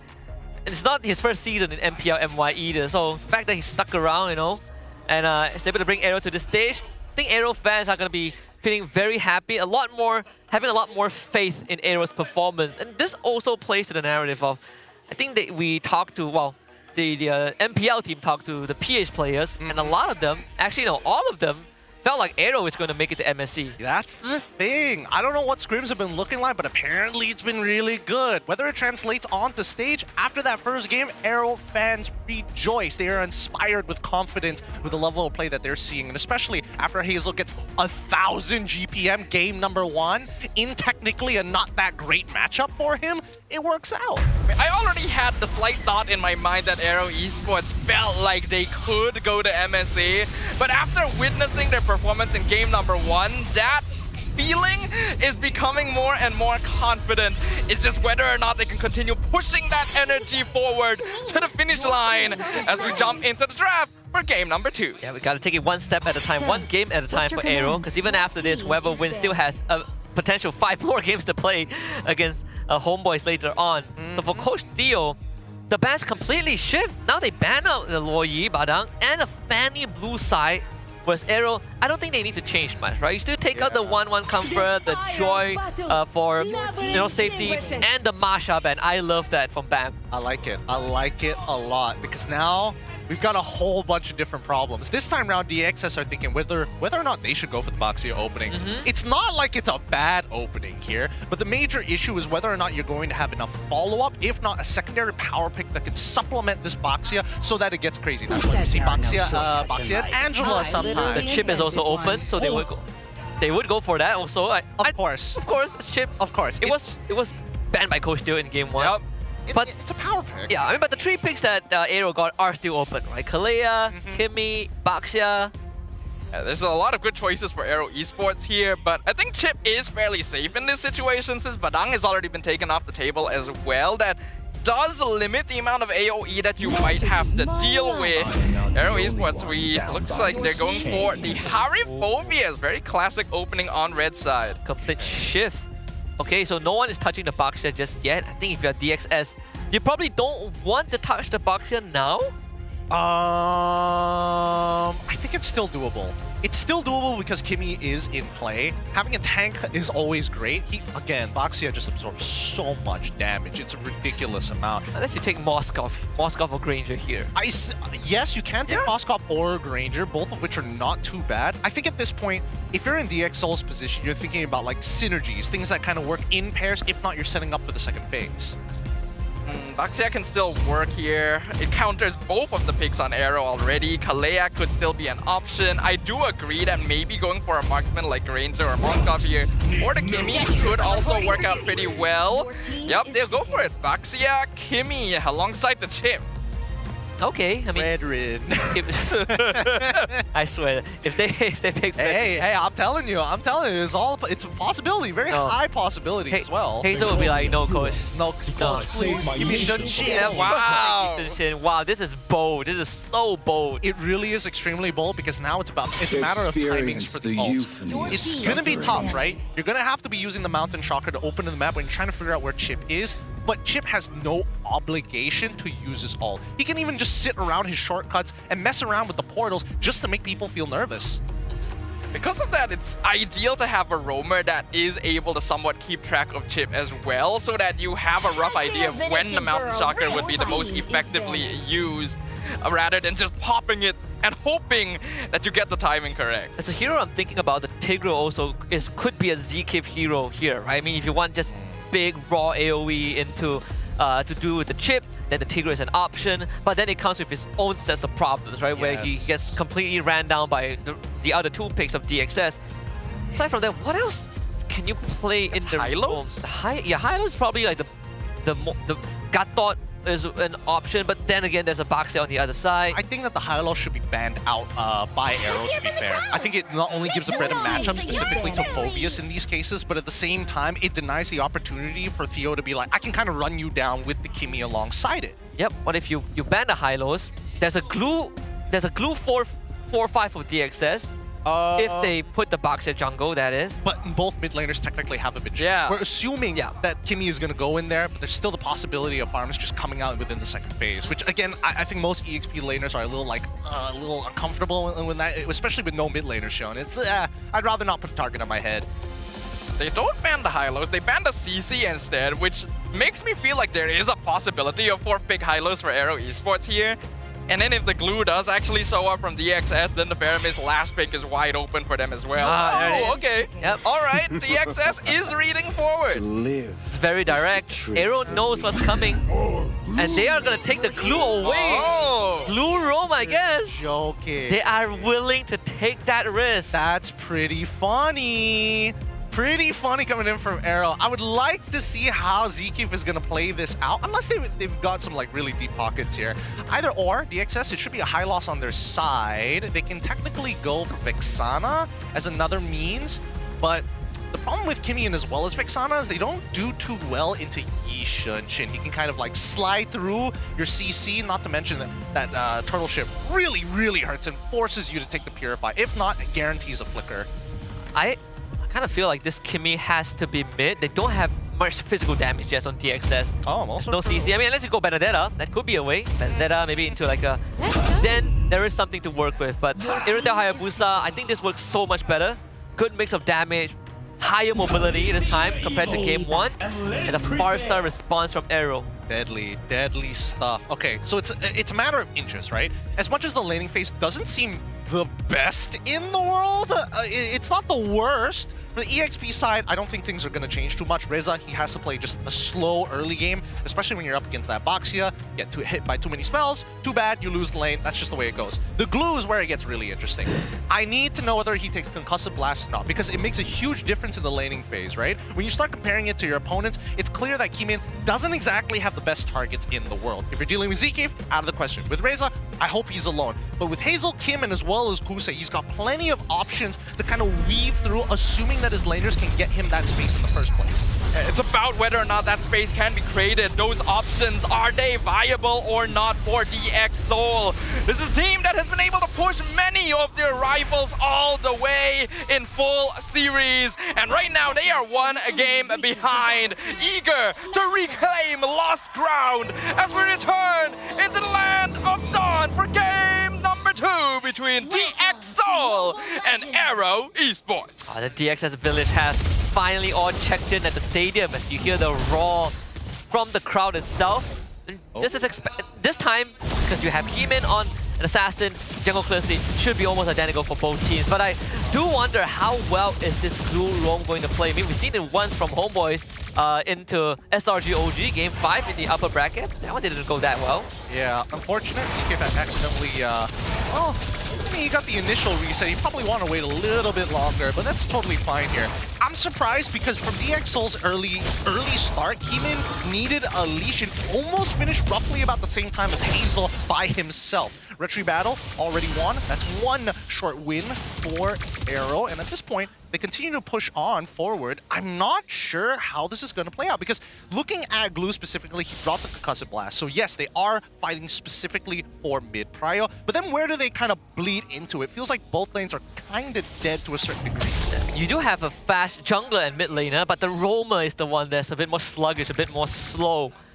I bet Coach Dio saw that glue ping and was like, I didn't believe he's crazy enough to do it. Why would you take glue? Yeah, I'm pretty shocked as much as you are, but at this point, I think as much as AERO is able to get that mid prio, they do need their tanks to kind of stand in the way to block angle, specifically from Heemin, quad shadowing into their back line. They're gonna go on Siska. Here comes Heemin. He's setting it up for the ult. Not gonna commit to it on Kim just yet, but the Dark Wave gonna knock out Siska. A bit of miscommunication there. His team a bit too slow to follow up. Flicker forced out on Kim. Rasi has to use his own as well. He's walked too far. That is so weird. I thought Heemin would at least commit a shadow kill. If you don't get a kill, you might get a battle spell out or something and then you back off.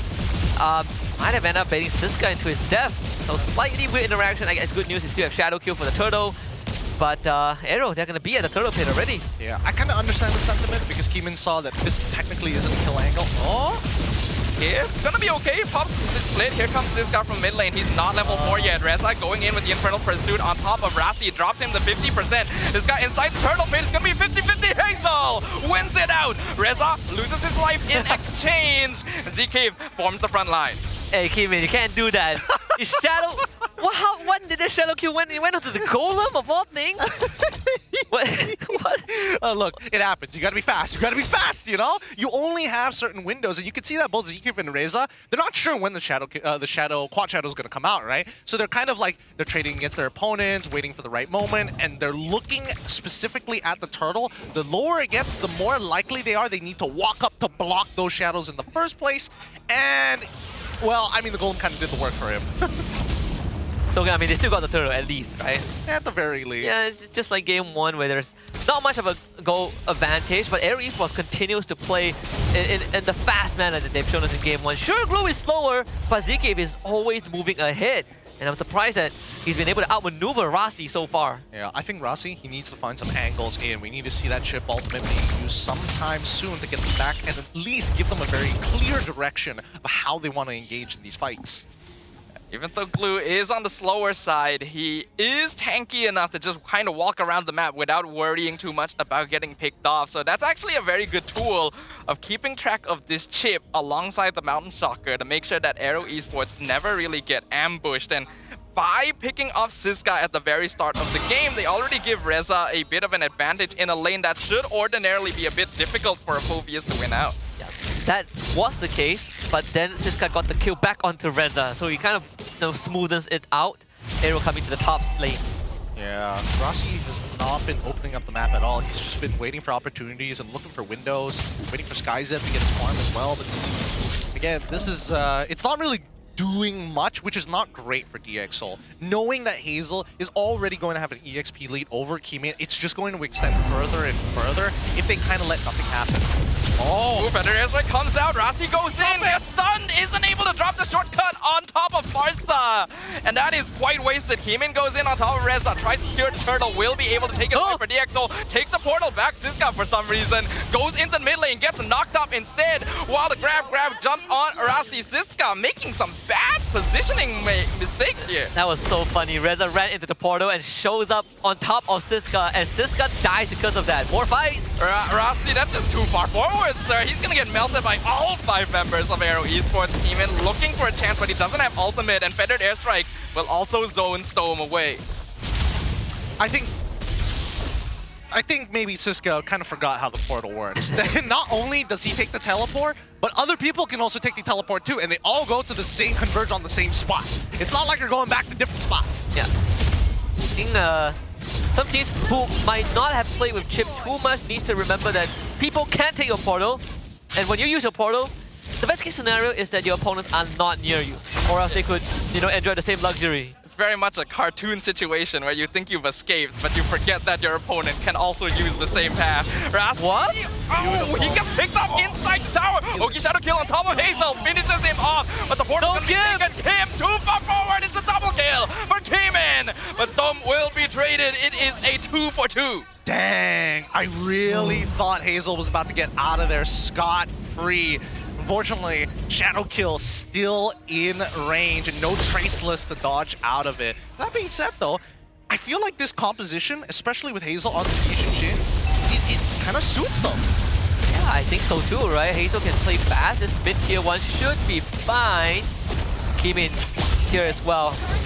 Looking for it, he does get stunned. This guy gonna roll in once again. Traction pulls in 1, but Feathered Airstrike zones them away. The Dark Wave knocks up the Baxia, and Siska falls once again. That's Reza 1, Siska down 0-2 at this point. Yeah, this guy is not having a good time at all. I would say at least that that chip portal bailed SkyZed from the top lane, because he was about to get sandwiched by AERO.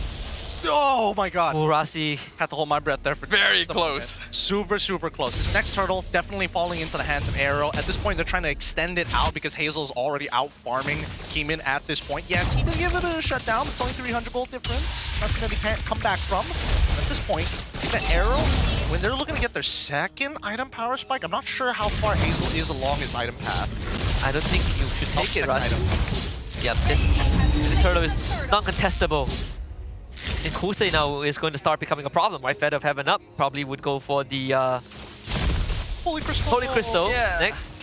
Even though there's not a big lead in gold on Hazel, there is a pretty notable one on Kosei. So it's not the Yi Sun-Shin as the main threat. Kimin almost gets sniped, but oh no! Directed ball! Lock them down, but Kimin is traded!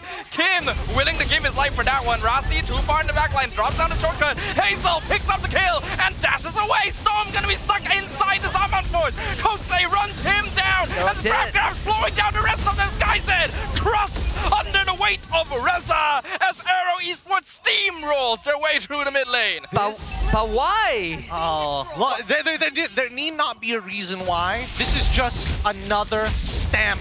Another stamp in the ticket. This train is not stopping anytime soon. They don't need to be aerodynamic anymore. Look at this. They do negative damage. Hazel on this pick, this Yi Sun-Shin pick, is so good. Why? Yes, technically is an import. Yes, he hasn't had as much practice time with his entire team compared, right from the beginning of the season. He wasn't really there, which is why this pick is so good. It's very independent. In these 1v1s, he can make decisions on the fly. Hey, does anybody know what? Just pop your ult. Any problem you have, pop your ult, and you will get all the information you need to make the correct decision 90% of the time. Yeah, it all started with a daring flicker from Kim, right, to try and pick off Kimin. It snowballed into, I don't know, I feel like DXS, that inexperience is starting to show a little bit. These calls are becoming more and more erratic, where they were taking fights that they shouldn't have been taking. They could have cut their losses, but here they go. Another shortcut. They're gonna go on Reza, but the Infernal Pursuit. It looks like DXL is just not going for this. The flicker used by Rasi, and they're still chasing him down. They are turning the tides, and they're still. Wait, it's the portal. What cartoon am I watching right now? It's no way! No way! He still had the shortcut up. That's so bull! Here comes another Ogi Shadow kill. Hazel drops low, but they're not gonna be able to pick him off that time. Yo, I'll give it that one. I'll give it that one. Dude, it's a Scooby-Doo chase scene. They're running through the doors. They're showing up in different corridors. Well, now they're all fighting for one thing, though. The Lord dropping low. Hazel already low on HP, but Keeman cannot enter. It goes over to AERO Esports while the rest of his team is holding the front line. Ziska melted down yet again, and the rest of DX trying to escape. Not so lucky for Rasi. He is another casualty. God, this game is so unplayable now. Unless we see Keeman find some really isolated targets to assassinate them and get some of that bounty back. DXL, they're getting curb stomped right now by AERO. And honestly, Hazel, he's entered the Matrix at this point. He's been put down to below 50% of his HP and has still claimed kills and outplayed the members of DXL. He's soloing Lord at 10% HP. 10%! Gets the Lord and still was able to walk out of it.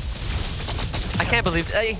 I don't even want to say that this Glue Roam was a good pick, but because of how good AERO are playing, this Glue Roam is actually a big problem. It is. Like Siska and Rasi cannot walk up. The coordination from AERO Esports has been so clean so far. Feathered Airstrike does so much damage. Lord collides with the mid inhibitor, and the tower will fall without much fight from the Exol. They cannot find the spacing because this guy's already so weak at this point. AERO Esports are satisfied with that. I don't know how they're going to come back from this 8.2k goal lead. And look at Rasi, he's so far up, but all your minion waves are pushed in. You have to travel across half the world to even get a potential flank, and that is not the angle that you want to look for. A concealed play from AERO, here they go. They're diving in once again. Reza gonna jump on Siska straight away. Zaman Force, look at Rasi. Well, the rest of them are backing off Rasi, trying to find a shortcut, but what do you even do in this situation? This is now a problem. They found him. Shortcut drop down. Hazel just dashes away from it. Everyone comes through, and they all get melted. They're all running into the grinder. AERO Esports are just waiting for their prey to run into their hands, and they will get the triple. They will wipe out the EXO and take game number 2. The coach still is losing his mind right now behind the scenes with how that game has transpired. We kind of predicted that AERO is going to have the upper hand as the game progressed. But halfway through, DXS just derailed and they never got back on track. No. Something's different here. Something's different. They're not getting the same kills. They're up against a jungler who's been outplaying them a majority of the game. This is not an out they can play for anymore. They have to target somebody else. They got to get Kuse. They got to take Zkeep out of the question now. That glue pick, yes, it came out of nowhere, but it's not impossible to play around. And I think that's what they were missing in this game. A clear direction. Even Rossi, he's not using his shortcuts. He's not. We haven't even seen him use all the... How many ults did we see this game? 4? Dude. Honestly, the best ult usage was the one that he used to escape. Pretty much. Exactly. Honestly, AERO Esports was using his shortcut better than his team was. I feel like that was the name of the game we were looking at here, and DXO really needs to figure something out soon.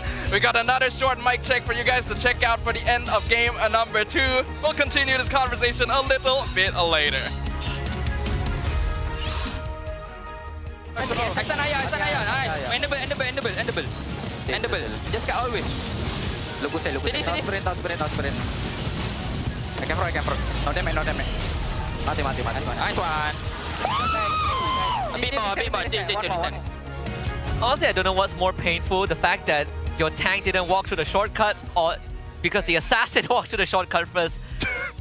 Either way, 2-0 now in favor of AERO Esports. One more game and they will proceed to lower bracket finals to face off against HomeBois for that last slot into MSC, which will be happening at the Esports World Cup in Riyadh in less than a month actually. Well, at least the wildcard starts in less than a month. But for DXS, where do we start, right? After game 1, we said we gotta go back to the drawing board. But after game 2, I think the drawing board is just part of the steps that they need to take. Yeah, they gotta...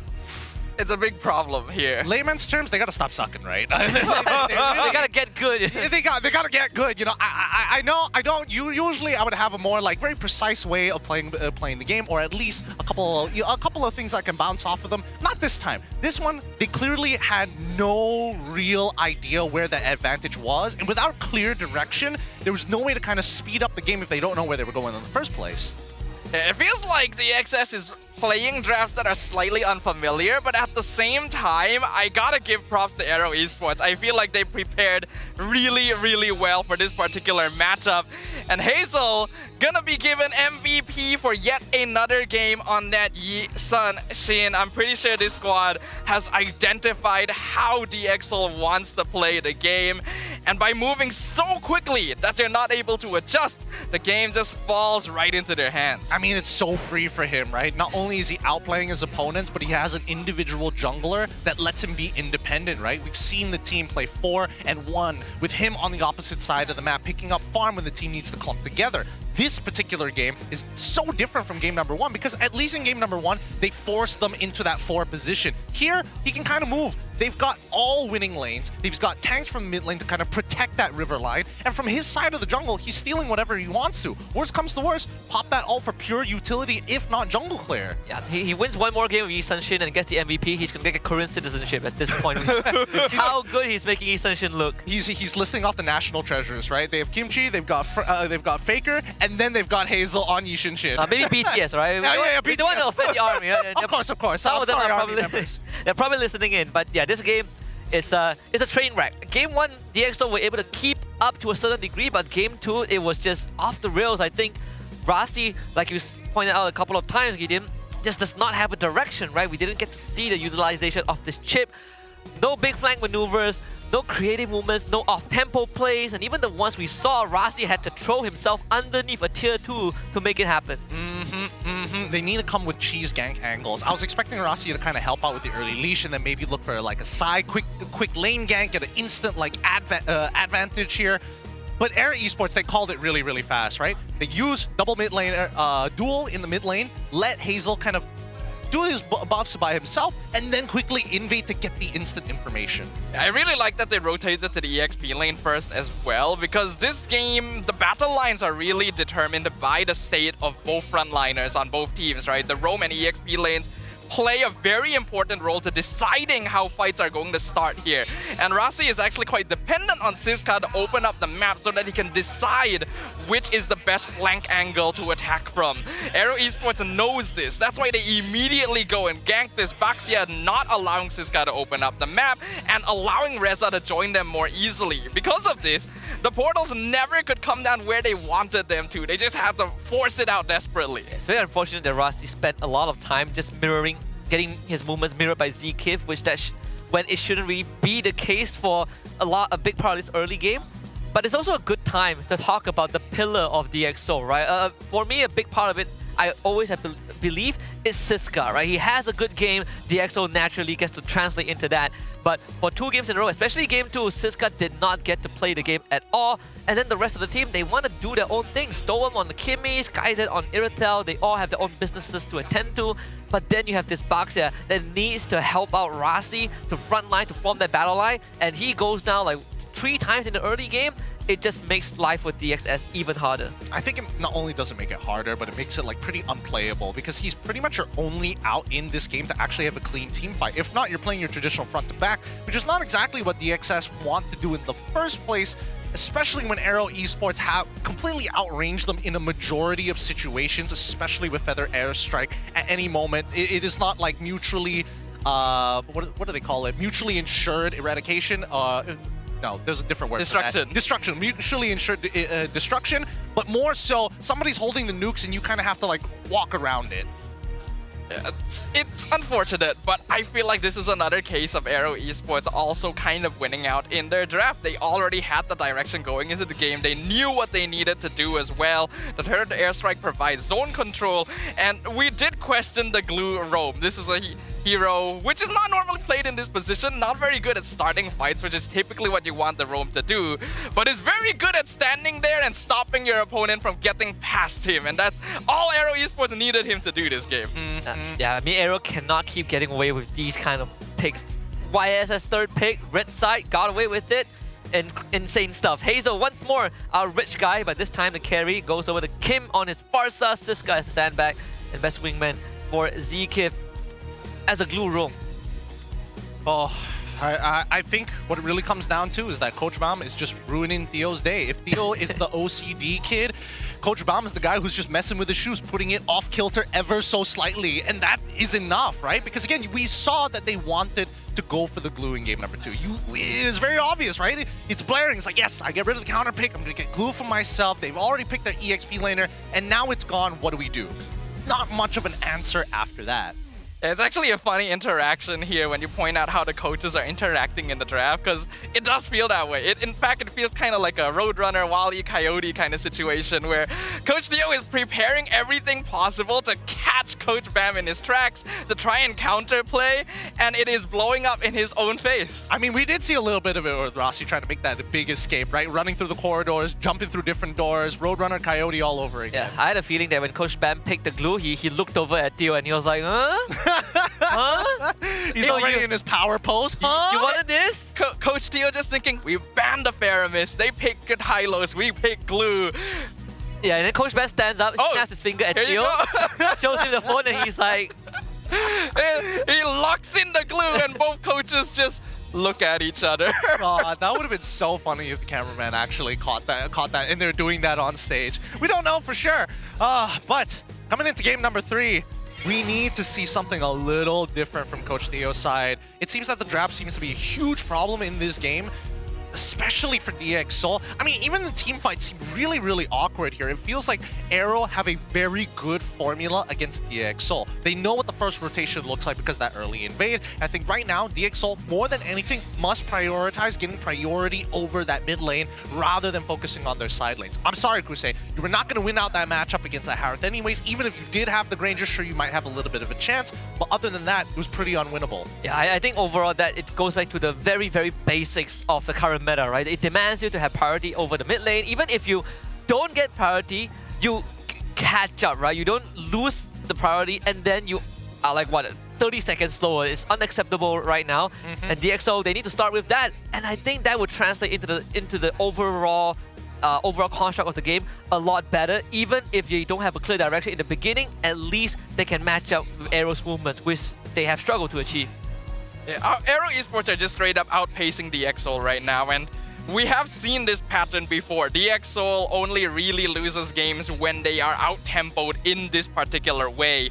I do think so. We need to see a shift in the draft where if you're not able to figure out a way to outpace AERO on your own, go for heroes that create that space naturally instead of trying to force certain chemistries. Yeah, I think there's two ways, right? Either you match their tempo, you get priority over them, or you give a priority, but you create a safe vacuum for yourself where they cannot take advantage of that, which in this case, I think DxSoul maybe tried to go for option number 3, didn't work out. But then in game 2, there was no options at all, right? The only safe haven was Siska, and that didn't work out. Well, there's another way of looking at it, right? I do agree with you that they need to create that vacuum, but I think that Coach Bomb is taking that away from them. Because if you are going to create that vacuum, who are you going to create it for? And in this case, 90% of the time we've seen the regular season, it always boils down to Kusei, right? That's why we're seeing the Granger bans. That's why we're seeing the Harith getting picked up very early on. When we've seen DxSoul just be like, well, you know what? We can I guess lock in the Wanwan if we had to, but it's banned out this time. So what are we gonna do? Make sure that Kusei can't play his comfort heroes. Yeah, I think it's going to be very tough for DxSoul. It's not done just yet, right? If we know DxSoul for anything is that they are masters of full series, maybe we'll get that reverse sweep. You know, the good old what the bigger troopers had to go through in MPL ID. Hey, I don't know. They're also masters of only playing 3 games as well. Oh, you're right. There's only one way to find out. But if you guys have not heard about this just yet, we have a new hero that's going to be coming to the Landon pretty soon. You can get it for free as well between 18th of June to 4th of July. It's the Celestial Empress, Zetian. Coming down into the mid lane. If you have not seen her kit yet, do just go and search up on the internet. It's a pretty cool kit. If you ever wonder, where's the Yi Shin ultimate? Well, now it's with her. It stuns you. It gives you movement speed. And it's overall a great hero. Glory to KD Riverland. KD Riverlands. Woo! Riverland. Yeah. All right. I'm glad you had to take that ad read. If I said it for the very first time, it would have been bad. It would have been so bad. It really is a can I copy your homework situation though. Miss ZTN. ZTN. Yeah. When I first saw the trailer, I was like, I can't wait for the name to get butchered. Yeah. I mean, so many MPLs have butchered it already. And to be fair, MPL ID did a not bad one. Did not bad. You know, the first one I heard, not for Zetian, but for Chang'e. Oh my god. Yes. Remember Chang'e? If you say Chang'e one more time, putting it into the grinder. I remember we had difficulty with Suyo back then too. I mean, Suyo is okay. I mean, it's not that bad. But I want to hear how Poji pronounces the name of the new hero in the courtside interview. Poji, take it away.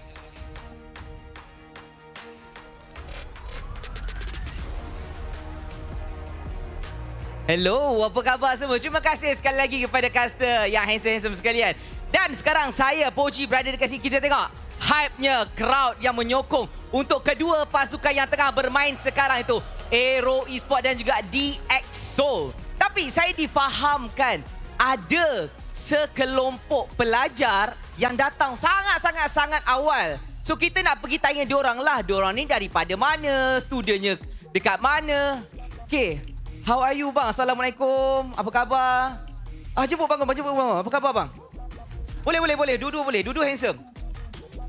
Nervous. Okey, tak apa. Okey, ini untuk abang. Okey, jom kita ke depan sikit. Kat belakang kita agak-agak kecil tempatnya. Jadi, okey. Okey, siapa nama abang dan abang? Daripada mana? Nama siapa? Hello? Okey, sudah. Okay, kita tak apa. Normal. This is normal ya guys. Relax. Nama pada mana? Nama saya Muhammad Azizan bin Mustafa dari Indonesia. Abang, nama siapa? Nama saya Sherry. Sherry. Indonesia juga? Ya. Kita ada 2 orang pada Indonesia. Student ke dua-dua student? Ya. Wow. Belajar dekat mana? Indonesia juga? Belajarnya di sini. Belajar di sini. Jadi datang hari ni sokong siapa? Saya Hazel. Hazel. Kita nampak dia macam nervous sikit. Abang sokong Hazel juga? Ya. Okey, memang daripada Malaysia ke Indonesia ke Malaysia sokong Hazel all the way ke ataupun macam mana? Ataupun ada sokong mana-mana tim lain ke dekat Indo juga? Hazel juga. Hazel? Ya. Ini memang the real fan untuk Black Alien kita. Ya. Okay, boleh tak kongsi dengan saya kenapa abang sokong Hazel dekat dalam AERO Esports? Karena mereka ada ganteng-ganteng gitu, lepas tu mainnya agak baik, strateginya pun agak bagus gitu. Weh, mantap betul. Okey, untuk abang pula kan, abang okey. Kalau abang boleh kongsi dengan saya lah kan, macam abang ni dia cakap sebab minat Hazel handsome, ganteng semuanya kan. Tapi untuk Hazel kan, abang rasakan apa yang membuatkan dia dekat dalam AERO Esports tu nampak kuat? Maksudnya AERO tu sendiri. Bagi saya tu strateginya. Strategi? Ya. Dari segi gameplay dia macam mana? Baik? Memang baik. Hui, okay.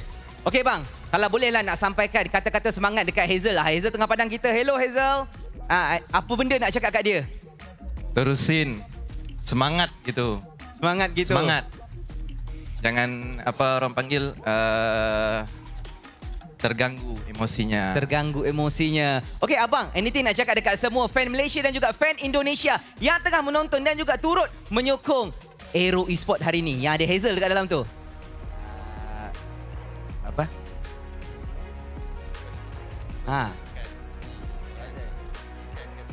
Semua untuk fan dekat Malaysia, Indonesia yang menyokong Hazel. Terusin sokong Hazel ya. Jangan tukar-tukar gitu. Jangan jadi lalang. Yes. Kita terasa sebab kita lalang. Tapi tak apa, kita saja bukan doakan untuk AERO Esports, tapi pada masa yang sama, kita doakan juga untuk mungkin ada comeback daripada DXO. Mungkin 2 berbalas 2 selepas ni, kita tak tahu. Tapi terima kasih kepada anda berdua yang datang daripada jauh, sanggup menyokong MPL Malaysia dan juga AERO Esports. Dan sekarang tanpa kita melengahkan masa, player dah pun bersedia dekat atas tu. Kita nak throw dekat caster kita. Tanpa kita melengahkan masa, terima kasih. Let's go. Thank you very much, Poji, and also our Indonesian supporters. The Kingdom or the Empire has struck twice against DXO. Hazel supporters in the house, and one more game before AERO Esports books their ticket to the lower bracket finals and puts themselves one step closer to MSC. Let's take a look about at AERO, right? Because previously, before AERO was known as AERO, they were known as Red Esports back in Season 14. These are the stats on your screen, and funnily enough, despite Red Esports, having decent stats, compared to AERO, they're not too far apart, but the performance level is miles apart. Oh yeah, I mean, Coach Mom, he's looking back at them and it's like, actually, that's kind of true. Our stats are pretty similar. When you look at the numbers here, there's not a lot of difference, but when you compare playstyles between these two seasons directly, it is massively different. It's a completely different roster too, right? We had Sensui with Ao back then, Grace played on Red Esports for a while. Even Dinesh, when he came in from MAL, he was under Red Esports, but now Coach Bam, as he's looking at the screen right now, he realized that what a far and long journey it has been. Last season, they knocked out JP9ers 3-0 in the play-ins, and they lost to SRG in the lower bracket. And right now, they're back in the same spot like they were in Season 14. Well, at least you can go back over and just be like, hey, I coached that team. 6% better than last year. Sorry, last season. Even so, I think that right now, AERO Esports, compared to when they were Red, I think there was just too much to deal with in Red Esports. Now, with a lot of the burden, the alleviation, as well as all the controversies kind of cleared up in this rebranding, I think now that the players are feeling not only comfortable, but a sense of familiarity, which is why you see staples like Kim come back and still trying to support this new rebrand. Yeah, they definitely feel a lot more directed as well and eager to break their record from last season. DXO, this is their first season, so let's compare them with a team that did a very good performance in their debut as well. And yeah, the numbers are a little unfair. Dude, that's so dirty. Season 10 is when we did see Team Hawk actually come into the scene, and more importantly so, shock the world on that same season. Going all the way and being a representative. This is the comparison that we're hoping that DXO will try to compete with Team Hawk with. If they win, if somehow reverse sweep this game and then beat the HomeBois, then I think these stats are comparable. And I think they'll be looking a lot better because it's close now, but if they win these next couple of games, it'll be that much greater. And also because back then we had slightly more games to play. We didn't have, BO5s for the entire playoffs and also all of that. Team Hawk also didn't have SRG. We also didn't have SRG. We had Todang, right? Todang was they lost to Team Hawk. But they were still announced as champions, though, I believe, by Sith for like 3 seconds. Good old time. Somebody's gonna pull out that clip. That clip was too good. I was trying to find it, but I couldn't find it. I need to search more. It's the best example that the people can use to say that MPL is scripted. we almost leaked the script. We nearly broke the third wall there. Just oh no, it's happening. All right, 22 more seconds until the game actually begins. Right now, DX. I'm looking at Keeman's face. He's a little stressed about the situation. He's like, okay, we want to go a little bit further, but if we drop the ball here 3-0, that's not gonna leave it a good enough impression. Especially since this is rookie season, he's gotta like bring this together, make it close. Because we've seen moments of him struggling, right? When they first played MV in the regular season, he had a rough series. He was not getting anything done. Come playoffs, he was styling on MV, on Uni. But right now, he's back in that same spot, just like in regular season, right? Assassins didn't work out, Tank didn't work out, and when both sides of the aisle are collapsing on you, what is the third option? We just have to find out. Joy gets led through, and AERO, they just snatch it. Wow, Coach Tio actually went for a Yi Sun Shin ban in the first phase there. Heavy respect, but letting go of a hero like Joy is arguably even worse. Like the question is the Yi Sun Shin worth banning? Or is there a workaround? This is where it gets really, really tough, right? Because it is clear that the core part of AERO's strategy is to make sure that, at least for Hazel, he gets a hero that is independent, right? Whether he would be extremely slippery or is able to open up the map to kind of make his own decision. Joy fits that role of he gets to be independent. It's very hard to catch unless DXS has an answer. And in this case, they're going to get the Kolia. Are they going to pair it up with a high burst? No, they're going to pair it up with at least Luo Yi. Not bad, but still punishable. So they go back to a more macro-centric draft, right? It feels like this has been the theme for the entire series for DXS, right? Game 1 to Game 3, the draft revolves in some way around moving around the map faster, right? Having off-tempo plays, having potential to make off-tempo plays. I think Game 1 was a better demonstration of that with the Luo Yi compared to the chip in Game 2. Now this Masha is an option for a third pick if DXS wants it. I think they pick a tank here. It's either they pick a tank or they look for something that can actually compete with the Joy as well. Experience the euphony of is one way, so they take the Granger instead. Okay. Very, very interesting. Keeping things as open as possible. I was also thinking that the Masha might show up here since we already know that it combos well with the Luo Yi, and it would definitely get banned out in the second phase. But they try to keep it open for now. We still do not know what the jungler and EXP laner for DXS is going to be. And Siska has been having difficulty in that matchup up until now, so maybe they're trying to play for that side. I suppose. I don't know. I was thinking whether or not to kind of predetermine what your burst is going to be. I mean, Granger is okay, but I think it's too safe, especially in the current position. Let's see what they're trying to set up for, because now the Gatot, the counter picks towards the Kalia are going to get taken off the board. There's always the Beatrix as a fail-safe, right, for DXS. That's what I was thinking. Even if, let's say, Beatrix doesn't go through, I think at least you open up more options for your marksman and jungler. I think, you know, if you can, maybe you grab the Masha, or perhaps they look at the Bandetta if it doesn't get banned out, because Masha is already banned out. Okay, that's fine. That's fine. Because at this point, we can kind of guarantee that Kimi could go into the gold lane. Worst comes to worst, I don't know. I think right now the relationship is whether or not you get access to Phoveus without the glue. But Phoveus is banned out as well. It's banned out in phase 1. Yeah, so that means that just leaves glue at this point, right? So that was that big relationship. And now the question is whether or not they even want to take that as a consideration, because something needs to stop this Joy, and Badang has already been taken off very smartly by Coach Bao. I want to say Franco, but there's already Kalea, right? Exactly. Kalea XP is not going to work here. Maybe they could still go Baxia? But then crowd control is now heavily reliant on Kalea. Exactly. Now, initially I thought maybe if they go for Baxia instead of the Granger slot, there could have been an opportunity if Kalea wasn't part of the first two picks. Or if not, it's up in the air, right? Yeah. Unless you can guarantee a decent matchup for Kalea to the EXP side. And Blue gets locked down. Let's see whether Kimi is going... Is AERO going to compromise their damage profile to ensure a counter against the glue? You could take that and then a CC? Farm is CC and then you could Badang for ZK if he plays a mean Badang. It's alright, I suppose. It's not the worst. It's not the worst, yeah.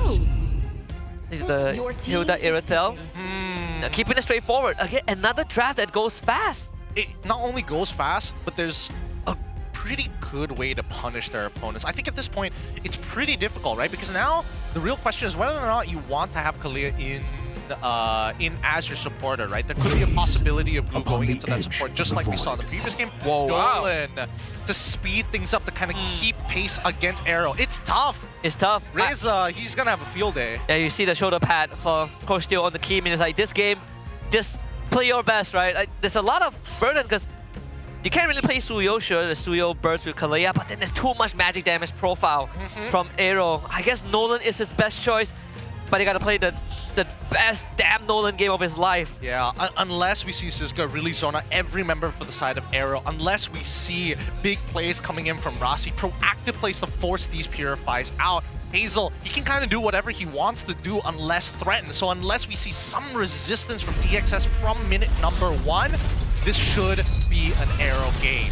One thing's for sure though, the first couple minutes of the game are going to be the most important. Who is able to get that momentum? Who is able to get their foot through the doorway first? Will AERO Esports be able to secure a clean series to move on to the lower bracket finals? Or will the Dark Horses push them to their limits one final time? Let us find out in the land of Dawn.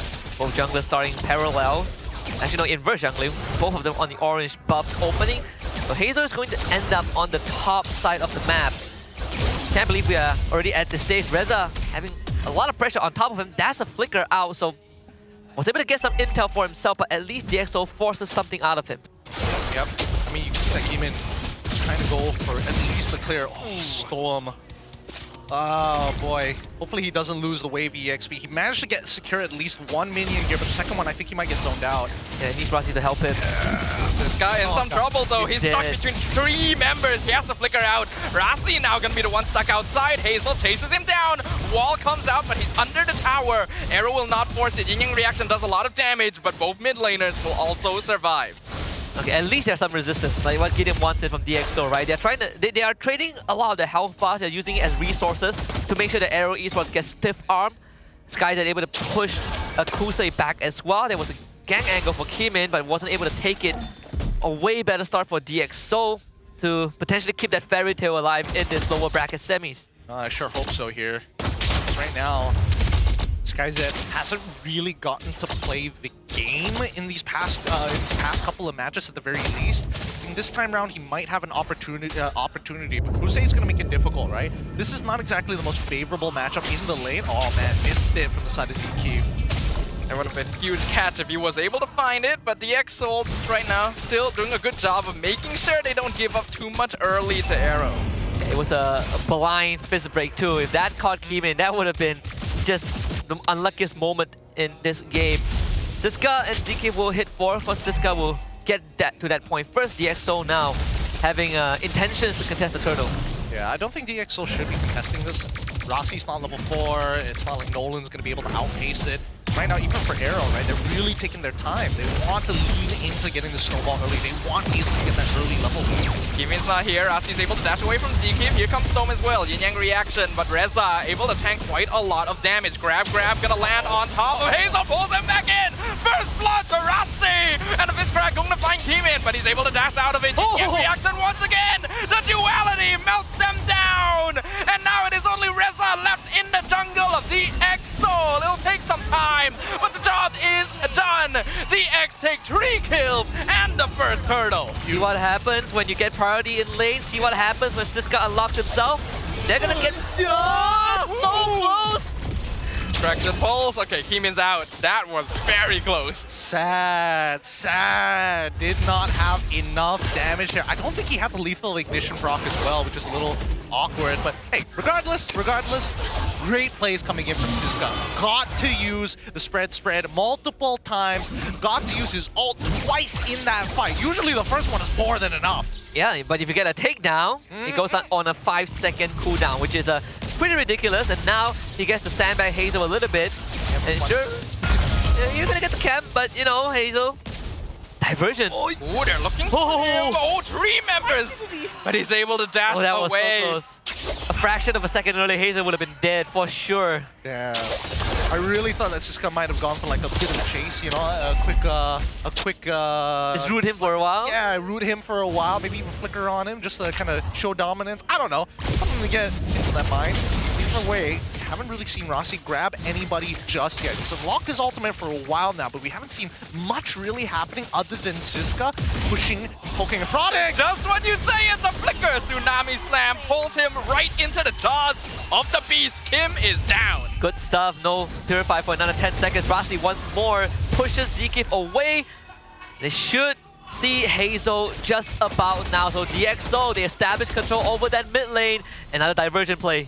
Storm as well as Keemin gonna be sent in the jungle. Oh, he was outside the bush. Did ZKIF spot him there? Just chill. No, ZKIF finds him. Two-man fist crack right into Hazel. Tracks and pulse, finishes off Storm.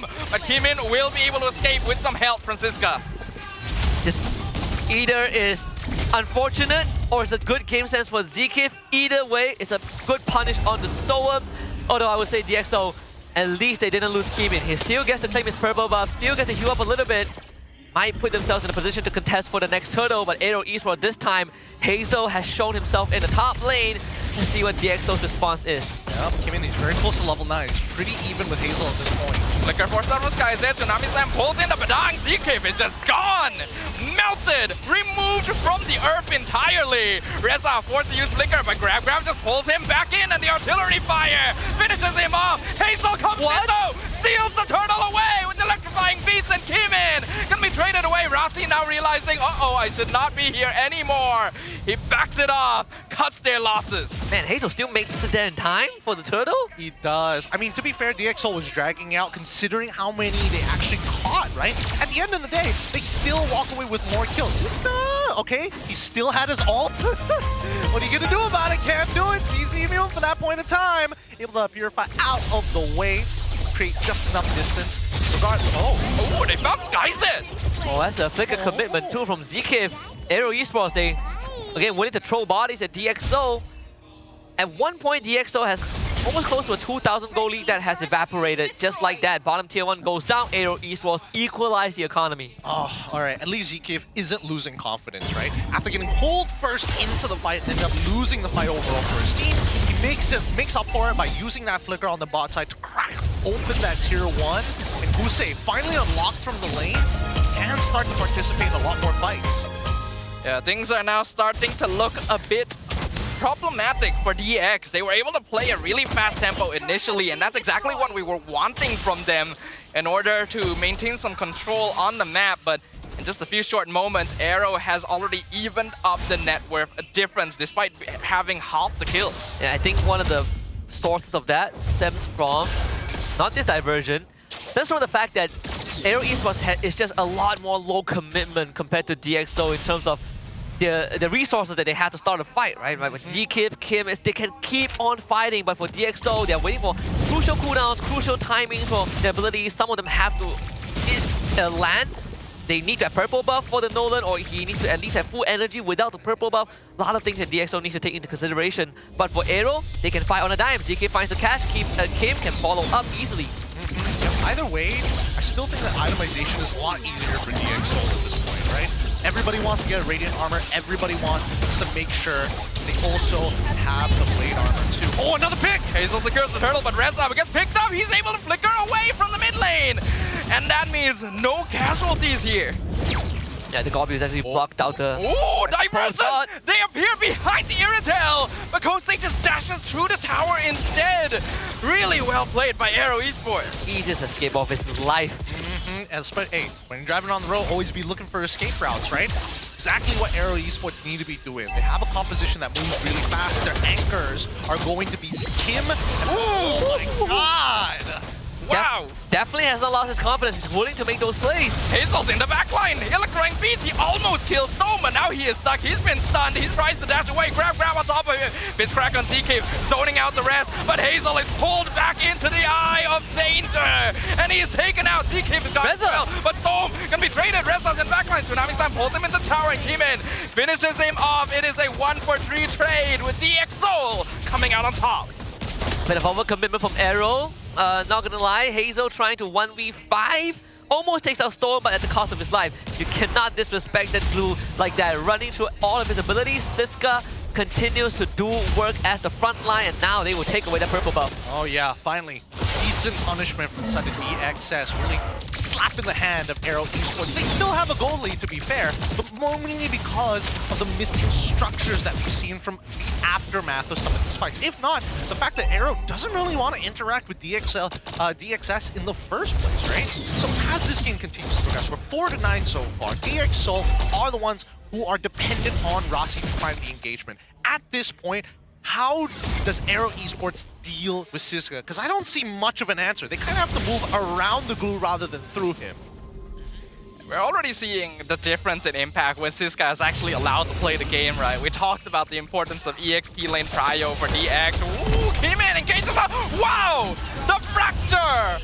And Kim explodes in a single second, but Hazel looking for some revenge, dashes through Kimin, tries to escape, but runs into Reza. Tsunami Slam though, gonna pick up Hazel in turn, the jungler is penetrated. Reza tries to go in again at low HP and gives the double kill to Skyzed. Skyzed is eating good, finally gets a piece of the pie for himself. Sky Piercer stacks are coming online. DxO instantly turns onto the Lord.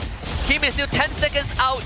But DxO, they're not gonna wait. They're gonna whittle down the Lord as fast as possible. Here comes ZK. ZK with conceal, gets the fist crack on Storm into the snipe. Kosei finishes off the Loyi. ZK sets it up, traction both points. This guy's dead into the traction beam. Kim in some trouble, but he's able to purify out of it. No, Kosei playing time, but Skyzed with the mega kill. Picks up the snipe. Kosei jumps on with the grab into the shutdown. Skyzed, double kill. I don't get it. Why didn't Kosei walk alongside Kim to take out Skyzed on this Granger, force out that flicker, at least reset, lose it, make him lose those stacks on the Sky Piercer. They went from split angles and somebody had to distract the tank, I suppose. Skyzed now 5-1 and 4. Sea Halberd online. Right after that fight, DxO, another diversion. No, this one is just to bring the whole team closer to the Lord as they started off for the second time. Siska actually gets tracked down by the Little Wanderer. Let's see if Hazel can make magic here. I don't know if AERO Esports wants to contest it this time, but Reza is walking forward. Kimin will secure a traction beam. Gonna miss entirely. Tsunami Slam pulls TK in, but Siska has been abandoned. Looks like AERO Esports will be able to get one kill for free. Small price to pay for a Lord and a definitive lead for DxO. Bottom wave will eventually be shoved up by Kimin to translate into a tier 1. ZK with his immortality online for the next fight. But AERO Esports, they got some good lanes on the top side of the map, which DxO will have to attend to. Is Hazel... Wait, hold on. Is Kim trying to buy a DHS or something? Maybe trying to go for it. With some nature. Conceal play. Good disengage on DxO. Make sure no one is caught there, and even the minions are cleared up. Diversion play. The whole team's running. The fist crack locks them down. But Duality doing a lot of damage. It's a monster kill from Skyzed and Tsunami Slam purified away. Kosei able to escape. DxO respond in kind. They lose no one, but Reza goes down. Holy cow, that timing on the fist break from ZK is a pixel perfect. Lands it as soon as they landed. That I honestly thought AERO would have been able to turn that around for a split second. But the fact that they only lost Reza is the silver lining. DxO does not get any damage onto the inhibitors. You think he pre-buffered it? You think he jumped into the portal with the break and then as a TP to just land? Most definitely. He just waited and then went through it. I can't. It's hard to tell when you don't see the starting point. No, pretty sure it was the former. Yeah, I think he just waited in the bush and then he primed his fist break on the TP timing. That's crazy. Holy cow. I mean, there's no real way to react to that, I suppose. But luckily, you know, a couple of purifies get him out of the situation. And at least for the side of DxO, Rossi now a little more hesitant. You can see that he's like, oh, whoa, after that, we got to be careful about Loyi. Loyi is going to be a big player in this battle. ZK, however, I think at this point, right, if he is trying to disengage, I think he needs to look like a juicy target, right? He needs to get picked up by the Tsunami Slam, allow Reza and maybe even Hazel to jump into it while he quickly channels his ult to try and cancel it. Either or, it's going to be a battle of the supports at this point. Positioning is going to be key now. DxO with a 4K gold lead is finally in a position where they want to be in. Siska also passing the 200 assist milestone in his very first season of MPL. This is looking to be much more the typical DX Soul that we know, and that means AERO Esports needs to be very respectful. They've unlocked the hardcore mode. The full series DX Soul mode seems to be online for now, but it's only certain if they can close out this one for a start. And so far, SkyZ, he just got his Rose Gold Media, so basically decked out in items, and his team has been protecting him really well. SkyZ finally gets to find space to perform, to really dish out numbers. Oh, he did. Now, just take our time with this. This Lord is going to be a make it or break it for either side. We're 14 minutes into the game. Most of the time we would have seen teams rush this Lord, considering how many macro movements we've seen across the battlefield, and not to mention, at least for the diversion is still in play for DX Soul. AERO is especially careful at clearing out these bushes. And DXS is able to leave Siska alone, right? Like if he gets jumped on by 5 people, he's gonna go down for sure, but they have diversion, you know, to act as reinforcement, and Siska is tanky enough to soak up a lot of damage. So nice between Siska and Reza to see who can open up more parts of the map to create these safe angles for the team to walk past. Definitely a lot easier for Siska this time around, though. This is one of his comfort picks, and we've already seen the difference that makes. Just draw a line in the sand. Don't allow AERO Esports to walk past a certain point, and that makes these engagements a lot more difficult. They've already used their diversion to get closer to the Lord Pit, but it's taken long enough that it will be available again, and AERO Esports are looking for alternative paths to victory here. I think at least for this Lord take, DXL, they're just waiting for information to be deployed on the map, right? Top side is a slow push, bottom side maybe a slow push into their side of the map, but at least they can manage it pretty quickly, which is why you see DXL, it's all about just taking control over this side of the map and dragging this out. Eventually, somebody is going to show up with the waves. Hussein and ZK tried to de-push the lane, but they didn't do it properly enough, so it's still a slow push up top. That's why we saw DXO walk up just a little bit to gain more control of the Lord, but still, they need more info on where AERO is. And for DXO, don't really need to force the Lord at this point, as long as they have a slow push in top lane, diversion play. Oh, it might have been scouted out actually, yeah. ZK was in the bush, so Storm gonna decide not to take that. Probably the wise choice. They know now though that there is no diversion for DX. They can walk up a little bit more honestly. Upside still slow pushing at this point as DX Soul really trying to maximize their farm time, but AERO want to hold control over this so they can bait DX Soul out. Good idea. Here comes the conceal. ZK gonna find Keemin. He locks him down with the fist crack in the tri-brush. He has to dash away, and that means Hazel gets picked off. He's sniped. SkyZ found him.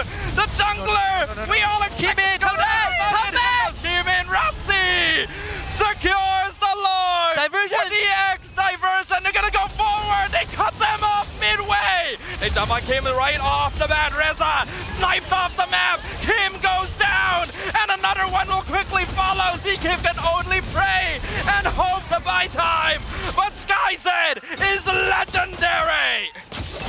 There's no way. How did... That was the best possible opening for AERO, but props to DXO for finding Hazel in the process. Now, they extend their best of 5. Ghost, he's the last one left. I don't think he's gonna be able to hold this. Hazel's back, but it's still 2v5 in this particular situation. They're gonna try and pull the Lord away, but it's on top of the crystal. The fracture finishes Kosei off, and the crystal is wide open. GX Soul keep themselves in the running by taking game number 3. All right, we got a series on our hands, gentlemen. DXO pushes it to number 4, taking now AERO in a situation I could have sworn was the checkmate angle with how AERO found Keemin, but DXS, just for some reason, when push comes to shove, when their backs are against the wall, they just strike back twice as hard. They really did. They really did. They clumped up a little too close together. They fell into the choke point, and Storm said, "Yes, Daddy, give me that choke point." So good. Well done for DXS playing throughout that game. Finally, we do see a mistake actually coming up from the side of AERO. They became very hesitant dealing with the duality, and more importantly so, Hazel should not have died there at all. They could have secured that Lord. Kose could have reset the Lord. So many things could have went in their way had they just taken a little bit of time. Yeah, they forced the move. They committed to it, but just some micro adjustment that didn't go their way. But DxO won their first game in this BO5. I wonder what does it sound behind the mic.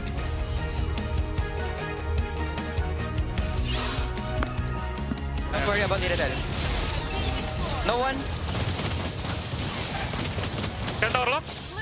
Pada, aku kira deh. Nice. Alhamdulillah. Nice one. Go Louis. See? Stop. One step at a time for DXS. The young guns stay alive in this lower bracket semis. One more chance to right the wrongs, but of course they are still on the back foot with AERO having one more game ahead of them and needing one more to proceed to the LBF. So DxO, they've cleared out some mistakes from game 1 and 2. They were able to match AERO's pace. They were able to create safe space and control Hazel, which became their target for game 3. Is that going to be the case for game 4? Do they continue down this route? Well, at the very least, they know that this is a viable strategy to go for. Whether or not they'll decide to commit to it is still a question mark, because flexibility is still going to be very important, as I imagine that AERO Esports will be looking to fix what exactly they did wrong in this game as well. But at the very least, they have found that path. There is signs of life coming in from DxO here, and we talked about this. They need to play for certain priorities. If you let Siska play the game, if you give some space to SkyZ, it suddenly looks very, very different. I agree, but at the same time, I think it came down to in-game decision-making more than anything else. I think that in terms of the draft, I would say that AERO had a slightly better draft. And I mean, the glue obviously was a problem, but when you find picks like, catching Kimin on Tri-Brush, being able to have like a fully scaled Irithel ready to go, but you can't seem to find, unfortunately this time, SkyZ, which is why we saw in the mic check both Siska and SkyZ. Siska smiling ear to ear. SkyZ was like, that was a fun game. They actually got to play their side lanes properly this time. And that has kind of been the theme that we expected coming into this for DXS. You play to win from the side lanes, and as long as Storm doesn't get dumpstered in his lane, you free up Rasi to help. And even for Rasi, on this Kalea, and also the MVP of Game 3, was able to finally right the wrongs of the first 2 games. On this Kalea of all people, what was that? Season 12 Krik, what you can do. Rasi makan terus, DxO with love. Dengan DxO, aku terbang bro. I believe that's what he said to Ancha when they made playoffs. Oh, that is what he said. It's an assumption. It's an assumption. But it's a good assumption. A very good assumption indeed. Throughout this game, the fact that he was able to make it to that fleeting time, I was pretty surprised, right? Considering that the earlier stages of the game was like, all right, you want to go for something? First couple of fights didn't exactly look the greatest, but they still kept it relatively even. Then he made sure that he had the Blade Armor. Once that Blade Armor came through, it's like, all right, I am less worried about dealing with this mid laner. Like, actually, shoot into me. I don't mind. Yeah, Rasi had a very important role in this game, not necessarily as the main initiator, but as the player that would ensure that no one is able to freely jump on top of SkyZ. There's a lot of backline engagement coming out of AERO Esports from this draft, and there's only very limited tools for DxO to actually use to make sure that the Granger doesn't get blasted by the Joy when they're not looking. So the positioning from Rasi was definitely clean enough, and there was enough faith that Siska would be able to hold the front line alongside him, that he's able to guard less of the space and focus more of his efforts onto specific targets. We might not have time to point this out, but actually Hazel ended the game 1-5-4, which is pretty surprising because I thought he maybe had a couple more kills under his belt. But then when we think back into game number 3, Hazel was trading a lot of 1-for-1s, and most of the time it didn't end up in his favor, right? Someone else got the kill. So this game, despite the fact that it was 9-21, it could have been AERO's game at a drop of a dime. Yeah, that's the thing. None of these fights actually worked out in their favor here. I think that DxO came back into their old fighting style. They have a formula kind of set, ready to go. Everybody kind of understood what their roles needed to be, and especially for Kimin, right? Because I think out of all of the roles, Kimin and Stoem probably had the hardest decisions to make in that game. Do I start splitting into the side? Do I need to show presence now? More so, can we get Stoem in a position with the help of the diversion to get us in a position where we can actually punish our opponents? 2 times we saw that Zeke sniffed it out before it even happened. 2 times in a row in their side of the map, which ended up costing DxO a couple of souls, a couple of lives, but it didn't break them entirely. Yeah, I think for Keyman also, he was a lot more independent this game on this Nolan, making great individual choices, getting solo kills as well, like the one on the Kim in the mid lane. So overall, despite that harrowing last moment when Keyman could have lost it all, it does not overshadow the overall performance that he had in Game 3. We have to note as well that AERO Esports just actually doesn't have all that much crowd control. They're heavily dependent on Zkif to actually set things up, to lock people down, and since he is going to be the one initiating the fight a lot of the time, as long as the DPSs from DxSoul are able to escape that initial fight start, they basically get to do whatever they want for free. Reza, unfortunately, was limited in a lot of his capabilities since he wasn't really able to get as much of an early snowball as he wanted. And Hazel definitely overstepped his boundaries way too many times in this game, believing that he would be strong enough to walk in and get free kills and get out of his life intact. DxSoul had the tools to slowly dismantle the AERO Esports roster bit by bit. I think the beauty of this match is the fact that DxSoul, in terms of just raw amounts of recalls, a lot less than AERO Esports. Their side laners didn't really need to go for these big recalls unless they knew they were going in for the or going to get dived upon. But that's where Rossi comes into play, right? That's where he comes up, tops up his side laners, goes back out, and still is able to maintain himself within that fight. That's something that AERO Esports can't really necessarily do. They're very, I drop my abilities, I move back out. The only exception to that was their mid laner on Kimmy. Yeah, and even for DxSoul, they also have Diversion, which they use very generously, right? From base to Lord Pit, not a problem. Hall of Famers, this time all goes over the DxSoul. Rich Guy and Damage and the carry, both going over to SkyZ. We got a Sandbag with Siska, and Rasi as the best wingman.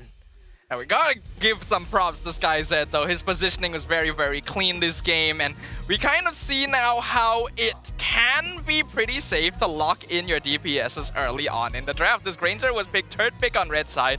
Not really a common position, but it's fairly safe to go for it because even if he does get countered in lane, as long as he's provided the space necessary, he will still become that late game carry.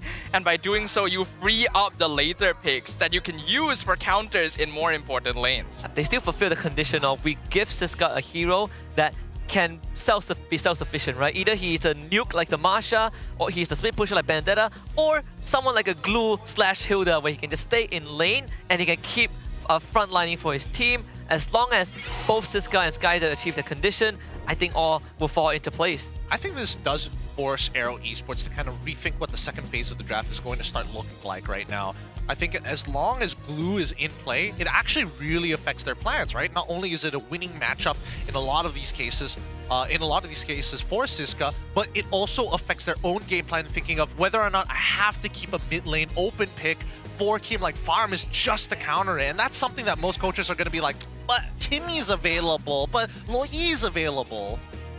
And we can see that play there. It was perfectly timed by Zkif to get that fist crack in, but they weren't able to lock down SkyZ long enough, and then he became a problem. And then here was a huge mistake as well.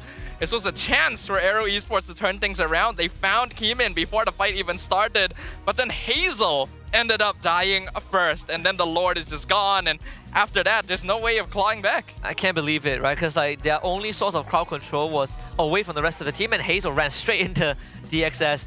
And fatal mistake for Game 3, and that's how DxSoul came back. I don't want to say that DxSoul won solely off of the mistakes of AERO. They themselves also have made some good plays, but now DxSoul need to turn it up a notch a little bit, right? Take control of the game a lot more, and try to win it out by relying lesser on AERO making some egregious moves. Yeah, no, I agree, because the draft definitely may not necessarily be on their side all the way. It's a lot more even compared to the past couple of games, but you need a bigger advantage if you really want to chalk up the momentum coming up to a game 5. Because again, you're trying to start a reverse sweep. Winning that second game off of the first game usually is the stopping point for a lot of teams. So I'm hoping that at least from Coach Theo's side that he's got a plan coming into this. But it's a good sign. It's a good start. I like the adaptations that we saw in the draft. I like that they were willing to bring in a new hero like the Nolan here because it really fit what they were looking for, to provide that independence as well as the movement speed to match up to the really quick tempo that AERO Esports was trying to play. We are now starting to see that for this particular matchup, that early game is very, very important. The snowball momentum really carries both of these teams. And so we might start to see the draft shift a little bit more into early game heroes. Yeah, which is what I expect when we have AERO Esports in play. When you look at the teams that have dealt with them successfully, SRG, OG, HomeBois, and DXS in that game 3, AERO has not really changed how they approach the game, right? They want to go fast, they want to hit you hard with high mobility, low commitment heroes, but teams that stop them usually create a safe space for themselves, or they get priority onto the side of the map in the early game, which I think is what DxO achieve a lot more in game number 3. If they keep up this formula, if they decide to continue taking the fight to AERO, I can see us going to a game 5. But see, that's the thing, right? I think that DxO need a clearer game plan of how they want to make things happen. Like, they cannot depend, as you mentioned, on just AERO making those mistakes. One of the few picks that I thought was a little iffy was going to be the Nolan. I think that could have been Ling, right? And I mean, comparatively in terms of just like raw damage, the scaling from Ling seems to be just a little bit better. But let's also look at the highest average damage per minute coming across the world right now. Starting it off, we have Sigiboom from Aurora Turkey with a 4.5k. We've got Xing from CFU, 4k. Innocent in third, 3.7k from SRG OG. We've got Tadera from Geek Fam and Ohab, the champions of MPL PH Season 15 in 5th. Very, very interesting stats here. And it's nice to see that we are getting more and more representation from different regions as well in terms of highest DPM. It really shows just how much more international the Mobile Legends ecosystem is becoming and how much more dangerous it is as well, with every single region really stepping up to the plate in preparation for MSC. But is this a premonition, right? Because 3 out of the 5 candidates won their region. And then we have Geek Fam and SRG OG. Maybe that's a thing. You know, SRG OG are the favorites after all. But we talked to Coach Bam this time regarding how he decides who plays the XP lane in the final lineup. And he says it depends on the strategy. If they have a specific strat against SRG OG, both times they did play Aaron, and Aaron will play because that playstyle is what they're going for, because he's trying to maximize each player's strengths depending on the opponents, but he also lets the players know a week earlier if they're playing the series. Oh, I thought he surprised them, like, hey, wake up, Aaron, you're playing today. Huh, what? SRG OG. He kicks his side, is like, get up, Aaron. Get up, SRG OG, it's your turn. It was walk into the stadium and flip a coin. Heads or tails, call it right now. So when the Marshal was making them do coin flips for side selection, he's also deciding on Aaron or Reza. Right? Yeah, he goes into the draft, it's like, okay, you're playing today? Starts texting Aaron on the side, hey, SRG OG next time, alright? That's the game you're playing up right now. You guys can take turns. Aaron's like, no, not again. Why SRG? Why you always give me SRG? Come on, give me something else. Why do I always have to play Luigi? Is my control connected right now? Either way, I think that... I'm guessing that AERO probably wants... Does he still want to be on the blue side at this point? I feel like they do want to be on the blue side, but... I think so too. But at the same time, I feel like that Joy is a pattern, right? That's something that DxO was able to figure out. It's like, hey, you prefer this Joy rather than going into the Boxia opener. Yeah, I think between Boxia and Joy openers, we've only have one sample side, right? That one game that they go for the Joy. But I think if you're AERO, you probably still prefer blue side? Just because... I think so. Because you don't think so? No, I would think so. Oh, you would think so. Because I feel like they have been able to force DXS into trades that make DXS play a lot more safer. And then it opens up power picks for AERO. Well, not this game. They go on red side this time. Interesting. Wow, Yi Sun-shin, Fanny, and Loi ban. Your team is taken. Ooh, okay. Huh? That does deal with the Joy. Interesting.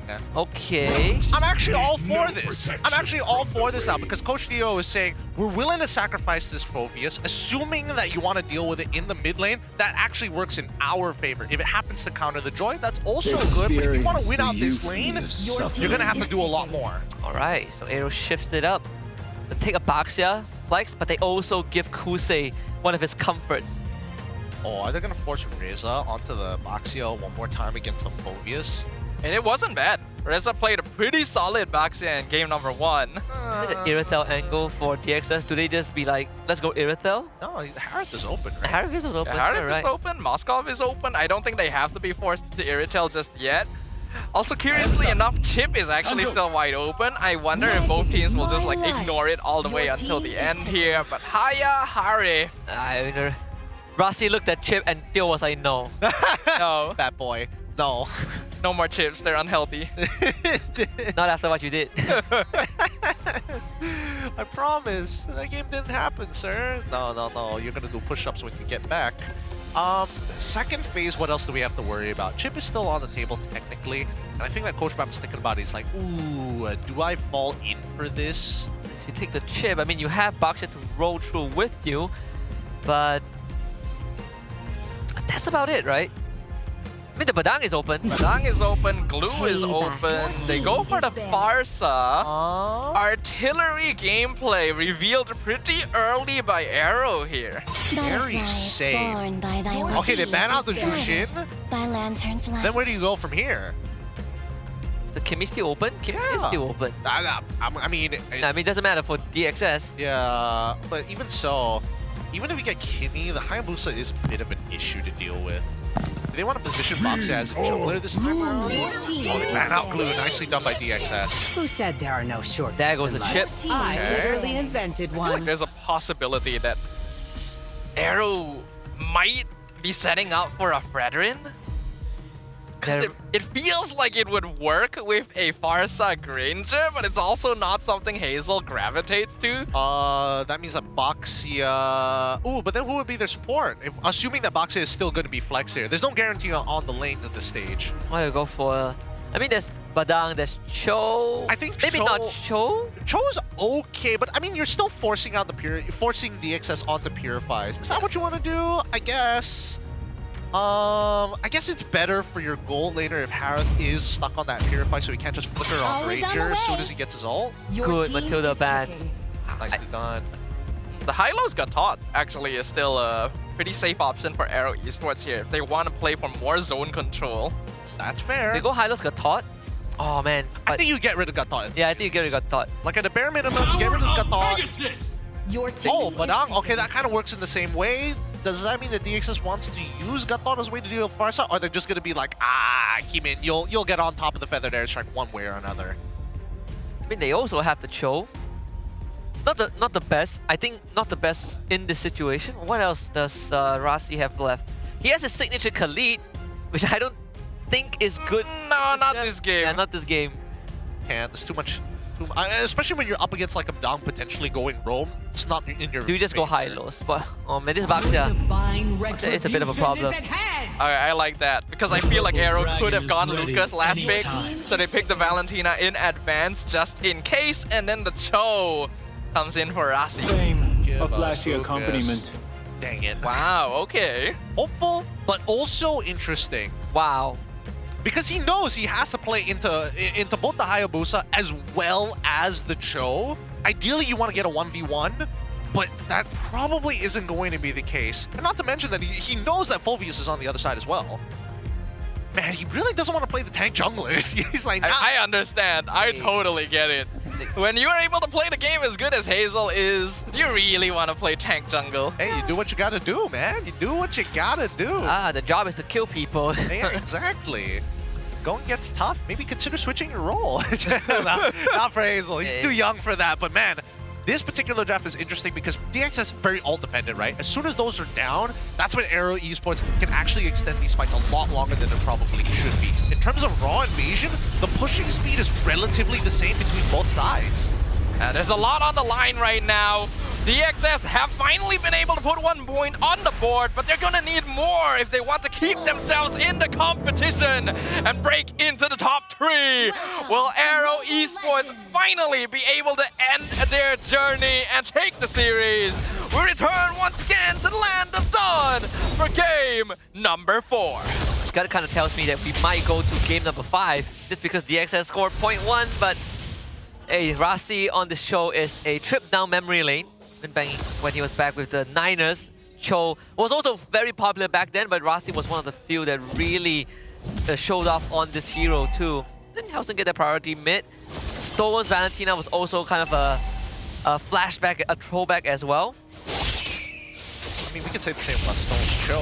Would you keep His break catches Rassi. He dashes out, but that allows Hazel to secure the Litho. Yeah, for now, I think it's just, again, both sides looking to sandbag each other, right? As much as possible. They're really hoping for these kills to land on their junglers because both junglers could, honest to God, get a single kill and win the game off of that alone.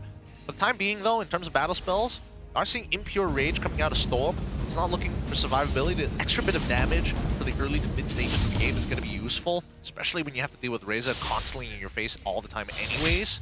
Of which, though, as we see the first rotations come by, they end up towards gold side, but then a quick rotation from Kimin down to the bot. Bot side is going to be a dead lane, right? I don't see any gank angles actually happening there. Can they find an invasion later down the line? I don't think so. Probably not. AERO, they're already on the case. And Hazel's pathing very, very efficient. Get this Lizard Cam and the Purple Buff will be back on. Reza will hit 4 in just a little bit as the Shadow Wave in a bit late. Dark Wave got 2-man knockup. Rassi also follows up with the Jeet Kundo. Kimin gonna be looking for Z-Keep now. Not gonna commit the Ogi Shadow kill. Wants to save it for the turtle. But I felt like if he hit his Shadow, he would have committed to it.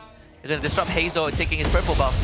Rassi trying to stop Hazel, not gonna be successful, and he gets walled off. Reza also buying a lot of time. Turtle is reset, Vederdestroy comes in, Hazel sets out with the blade, Ziska picks up the first blood! Rassi gonna be trapped in the backline. So far, it's gonna be a 1-for-1 trade on the EXP laners. AERO Esports, though, very, very low. Ooh, wow, Hazel had to make a tough call. Who does he go for? In the middle of the Tempest, the Blades, does he jump right on top of Storm or does he look for an opportunity for a bit of Rassi? Both in pretty similar angles for a kill position. Didn't get either one. And also got chunked in the mid-time. However, I feel like the XS, they gotta be a lot more careful when they're playing these turtle dances especially. Because Kimin, he could have easily just walked away from the turtle entirely, gotten to level 5, and then come back into the fight after the fight. Uh-oh, Fizzcrack catches Rassi. He shouldn't pose away, but he is basically out of the fight. Kimin secures the turtle. Better Airstrike does not succeed in stealing it away. Yeah, good stuff from DXS. Kimin though. This is actually trying to fight this. Kimin holding onto his ultimate. Finally pops the Tempest Blades also used. Reza is stuck and he's king. Way of the Dragon finds Hazel. Knocks him out of the sky and picks him up. Stolen with the stolen Feather Airstrike to provide air support too for DXS. So well done. AERO really tried to catch Kimin without the shadows, but the shadow kill bought more than enough time for DXS. Yeah, more than enough time. Honestly, really nicely done. Trying to engage on Kosei, but Skyzit taking a lot of poke in return. Feathered Airstrike will miss him out. The Harif will be able to get away. Rassi goes in, doesn't have the way of the dragon, forces the flicker out. Boom! Chases Kosei and picks him up. And Kimin, threatens Kim. He does have the shadow kill, but again, shadows didn't connect. Might be a bit of a communication breakdown. AERO, they were not communicating properly what abilities were offline. Rassi never had the kick to begin with. Yeah, Kosei might have lived there had he just timed that flicker, knowing that Storm was going to jump. Because he saw Storm running up to him after Rassi made the initial attempt. Gonna save some lives there. By the way, the XS, they need something back here. He commits the kick into the stolen Feathered Airstrike. And Storm finishes him off. Another Feather Airstrike cancelled with the Dark Wave from Ziska! Infernal Pursuit is the end of Kim. Nicely played. This is not looking well for AERO.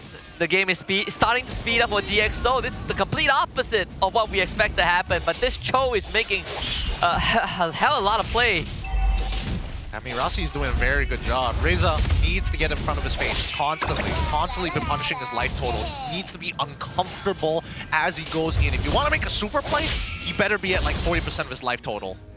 It's been very difficult to actually force him into that position so far, though. DxO have been positioning very, very well, and this guy even rotating over shows that he is in control. He's a full level up on Reza in the EXP lane as well. And they found Hazel again, dropping him to half HP before the fight even starts. Conceal gonna be used. Feathered Airstrike is still coming out of him. Doesn't really do a lot. Revitalize also spent as Kosei is chased away by Ziska. The fight officially begins. Way of the Dragon finds Z-Kim, kicks him away. Tempest Blaze comes out as well, but the Yogi Shadow kill melts down. AERO Esports, they only lose one in return. And EXO take the turtle. What was that? What was that? This entire time, Zkeev has not actually found the initial engagement. So why is Kim dropping his ult, especially without his first couple of items, to make sure that it hurts? I don't get it. Yeah, first of all, Storm hurts like a truck. First item, glowing one. Second of all, Rasi and Siska, they are doing a hell of a job. They just walk up and Kim plus Kusei have to back off. They didn't even need to use their abilities. Rasi is so patient with the kick. And even for Siska, they realize we don't need to commit. We just need to be in front of AERO. Yeah. Another kick, this time onto Reza in the top lane. Hazel cannot really back him up, but you're not gonna full commit to it. Meanwhile, oh, he's out of hell! Came in! Finds Kosei for free in the river! Was that kind of unlucky or no?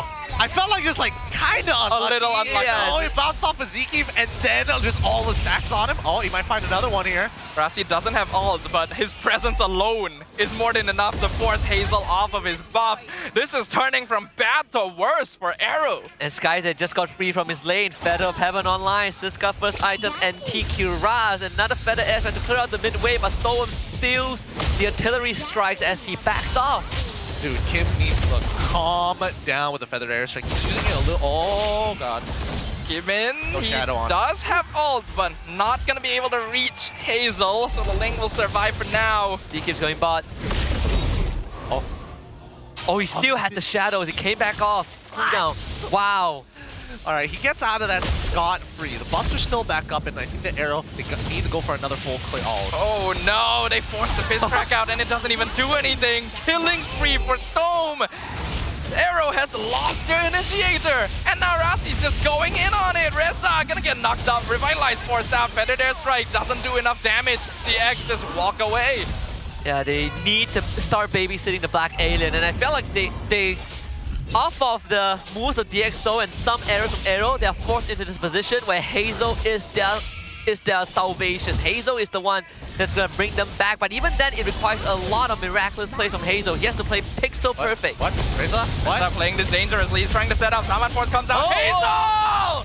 He steals the turtle away. Demon picks up the killing spree. Kick on Hazel. Skyzed finishes him off. You may get the objective, but we will get your life. Rasi dodges away from the Feathered Airstrike, and Storm is literally still standing there. 1v3 DX. They do not care that they lost the turtle. All right, boys, it's time to play Who Made the Call. Do you think Reza was telling Hazel, hey, come over here, I'm able to bait them out? Or was Hazel like, Reza, I need you to die for me and I'll steal it?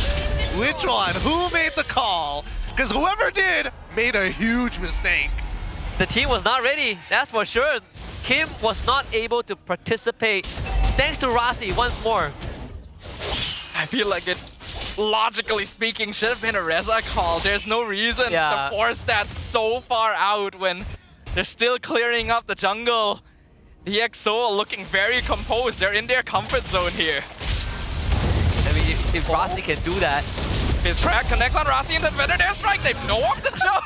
They punish him for styling on. That's what you get, Rasi. That's what you get. That's what you get. But also, you can see how hesitant AERO Esports. They've lost a little bit of confidence in these fights. They're not as snappy as we saw it. And it looks like there is a slight breakdown of communication because Zkeev needs to communicate that Rasi didn't get his reset on his Shunpo and therefore is punishable. If not, Kim would have dropped that Feather Airstrike instantaneously. Yeah, he's been really generous with how he uses his salvos for sure. Well, with Rasi out of the map for a while, at least they get to establish control once more on the map, right? They take control of their own side of the jungle, which is something. Some space for Hazel to farm up a little bit. Next Lord coming up on the top side. DxO just set up a push bottom just in time to contest the Lord. Yep. You just have to play this dancing game, right? Because it's an awkward time when you have like enough items to find a couple of low life targets and execute them pretty easily, when you can't really chunk them out as hard. Maybe for Kusei you probably could, but getting into the danger zone there, especially with Siska Flicker active, could get engaged upon. Kusei and Hazel haven't really been given enough space to really start scaling up on their late game heroes. But they still need to try and contest objectives wherever they can here. DxO just slowly forcing this Lord dance out against them.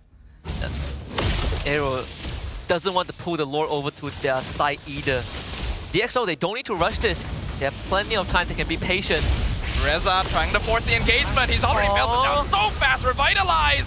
Delays it a little bit, but Storm picks up the mega kill. Away from the dragon.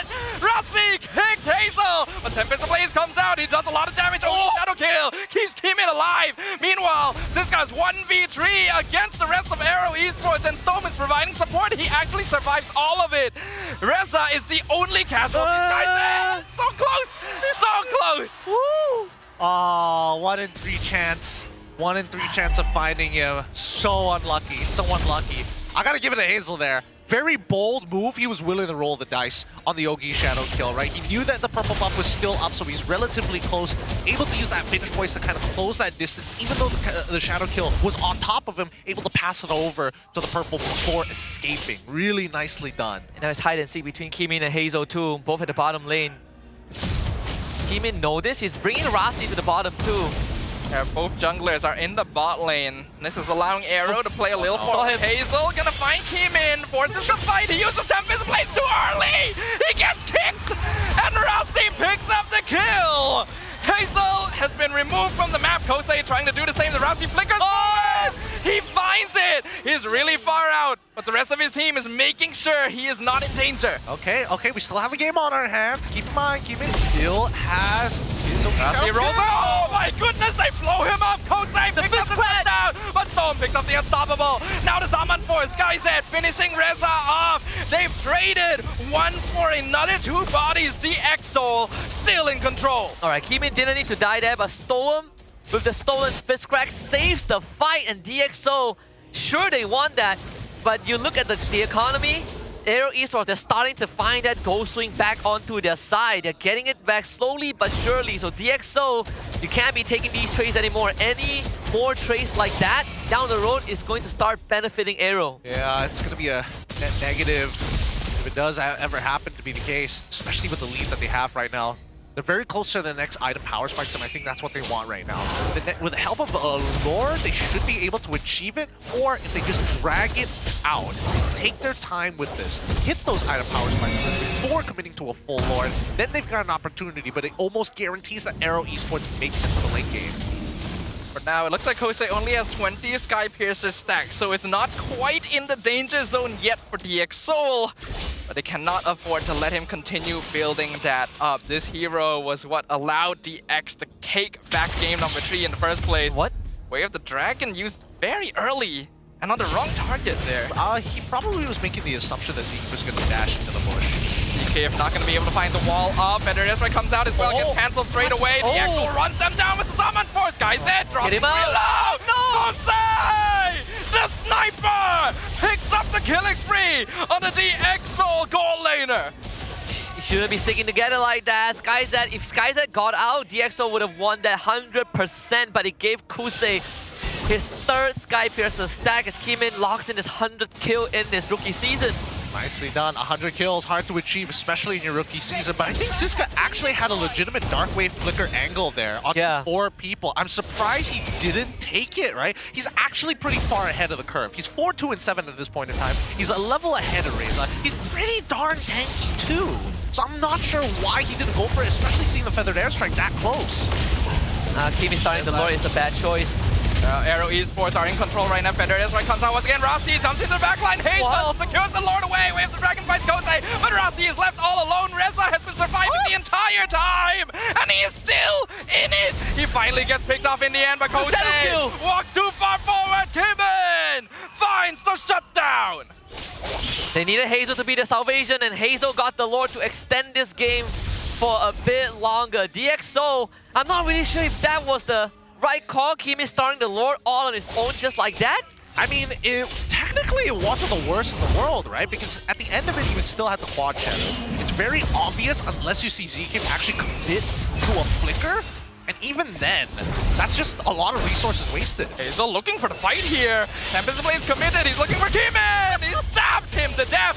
Storm steals away the Tempest Blaze, but he turns to fight Hazel. What is this game? Amazing. It's a game. It's a game, I guess. Kimin does not Man, I think that Kimin, if he does ever quad shadow, he's gotta know that he has to commit the ult before the quad shadow times out, because he knows that the Tempest of Blade is gonna happen. He knows he's gonna get chased down, but I would rather him get chased down with a Fit Voice, no Tempest of Blades, rather than Hazel having all the resources in the world and you slowly get chipped away. Well, all things considered, DxO somehow has a wave advantage in the top lane. After all of that, there's only Skyzen and Siska were dealing with the Lord just now. It is the first one of the game. I can't believe we only have one Lord taken down. Right? It feels like so much has happened this game.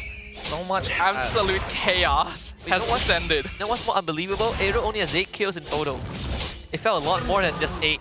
I mean, DxO coming in with the 20 here. They're dropping some big numbers, to be fair, but it's only a 1.9 game. We're coming to the late game where that lead doesn't even matter. Oh, came in with the Ogi Shadow kill. Not going to be able to find his target. It gets shared, but they do bait out the fist crack from ZK. That's a Purify too from Kim. That's pretty funny. Pretty funny. But at the considering everything that's happened in this game, who actually scales harder here? I feel like to a certain degree, AERO Esports should have the multiplication factor. I mean, Kim, he's already going for like, what, a glowing wand, genius wand, on top of having a lightning truncheon as well. So he deals some significant damage. Storm, lightning truncheon, glowing wand for his sides. So he's not even thinking about cooldowns. He's thinking about just the raw burst effect onto the back lines. Storm is 6-0-11. The only person who has not gone down on his team too. Honestly, Storm has been doing some insane work this game. Damage, the presence in the backline, actually stealing some pretty good ults a lot of the time in these team fights as well. So far, he's been able to keep DxO in it, but even with the massive kill advantage, the goal difference is not actually that much. There's a conceal too. I'm not sure if DxO saw it. The neutral lane in the bottom, the long lane will be neutral for both ends. AERO, they have DK parked in that bush there. Siska will have to be the one that checks it if ever. Oh, they see the purple buff. They know they can technically start this right now. They're gonna try and see if they can steal this away from Hazel. ZK gonna realize that they're here. Storm steals away the fist crack. So that's something to keep an eye out for in the next fight. There's Kusei with the Rose Gold Media too. Storm will go to the bottom to set up that slow push. I think if you're DX, just want to let AERO start the Lord first. There's not really any incentive to rush it. I totally agree. Not to mention that Storm doesn't have a feathered airstrike, right? Oh, what? Collides with Siska. The feathered airstrike comes out too early, Kim! He's just gone! What is that decision making? What are you doing, Kim? Yeah, they were eager. They were so eager. They're like, we'll take anything. Literally anything. Well, here we go once again. Reza taking a lot of damage. Revitalize gonna be used very early on. And the Lord now in control of DxO. I expect AERO won't try to force this, but Hazel could still sneak in a steal potentially. Looks like no, they're gonna decide against it this time. If they lose that game off of this, Kim is gonna kick himself hard. Oh yeah, he's gonna be fuming. You can't be doing moves like that. You can't just feather airstrike in a long bush with no one backing you up. That's not how you do it. Not to mention that he's running Purify and not a Flicker. At this point, Siska already got the Twilight armor. He can tank some damage. He can really eat some shots from the side of AERO Esports. And so far, considering though it hasn't been as many shots as I was hoping for the side of AERO, DXS really putting their foot on the gas, right? They've got some momentum riding behind them. And this is morale at an all-time high for DXS for sure. All 3 waves synced up. AERO could easily disrupt that equilibrium. They just shove out the top wave, but it's an evolved Lord too. This time you could not have been more perfect for DxO. No purple buff for Hazel for now, unless he steals the one on DxO side. This could potentially be the final push here. AERO Esports needs to hold this for their lives to keep it. Looks like the inhibitor will go down, but the Referee comes out as well. Burn Pursuit doing a lot of damage. Guys there, melts down. Reza, Zaman Force gonna be used already. And he catches ZK as well for the double kill. Where's the dragon? Gonna lock down Kosei in the backline. Ladies and gentlemen, they've done it again. The Dark Horses of Season 15 will bring us to a full series! DxO and full series It's a synonymous thing, characteristic that you cannot escape no matter where you go, no matter which stage of the competition we're in. It's 3 full games in the regular season and 5 full games in the playoffs. The run is still alive. The fairy tale continues. And now we truly have entered the final chapter of this season. Game 5 coming up. And this time, we said we don't want DxO to just rely on AERO making mistakes. And Game 4, they did just that. They took control of the game and they forced AERO to play their game. Hey, now to test the theory true, does DXS always bring it to 3 games every single time? Whether they take it or not is a different question, but it's got the arena livid up. Everybody shouting, trying to get their energy up on that stage. And with that being said, DXS once more triumphs over AERO Esports. I wonder what this sounds like behind the mic now that they've gotten themselves game number 5.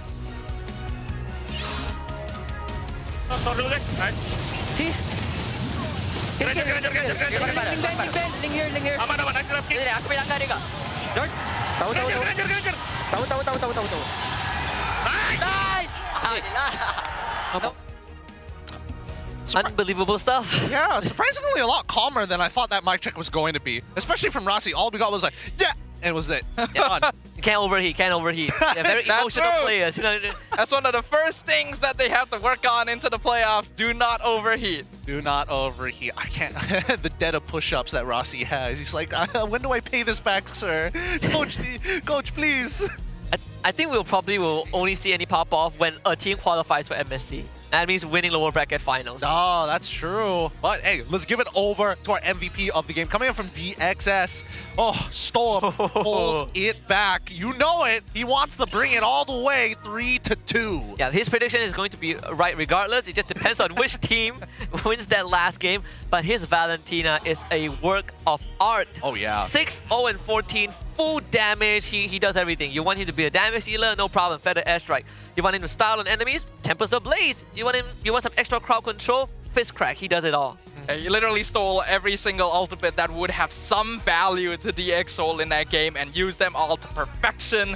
The damage coming in from this full damage build contributed heavily to DxSoul being able to melt down AERO Esports from the backline. And the fact that he did not die once the entire game showed that DxSoul were still in control, even though there definitely were mistakes being made here and there. Well, I mean, we're talking about mistakes. I mean, both sides have definitely made 1 or 2 blunders. It's just that DXS had a much better recovery time. I think, you know, Rossi in particular was a huge instigator of what made this game so chaotic for AERO Esports. A lot of people were getting caught 3-man G-Kundos here and there. A lot of good blocks with the shunpos from Rossi into Zkeef, who felt like he was losing a lot of presence in that game. And it forced Zkeef just like checking bushes with just the wind blow, just making sure, hey, there's somebody in here, I can't just dash into it anymore blindly because Rossi has counterplay against it. Yeah, Rossi and Siska were really on the same page this entire game, knowing which target to go for.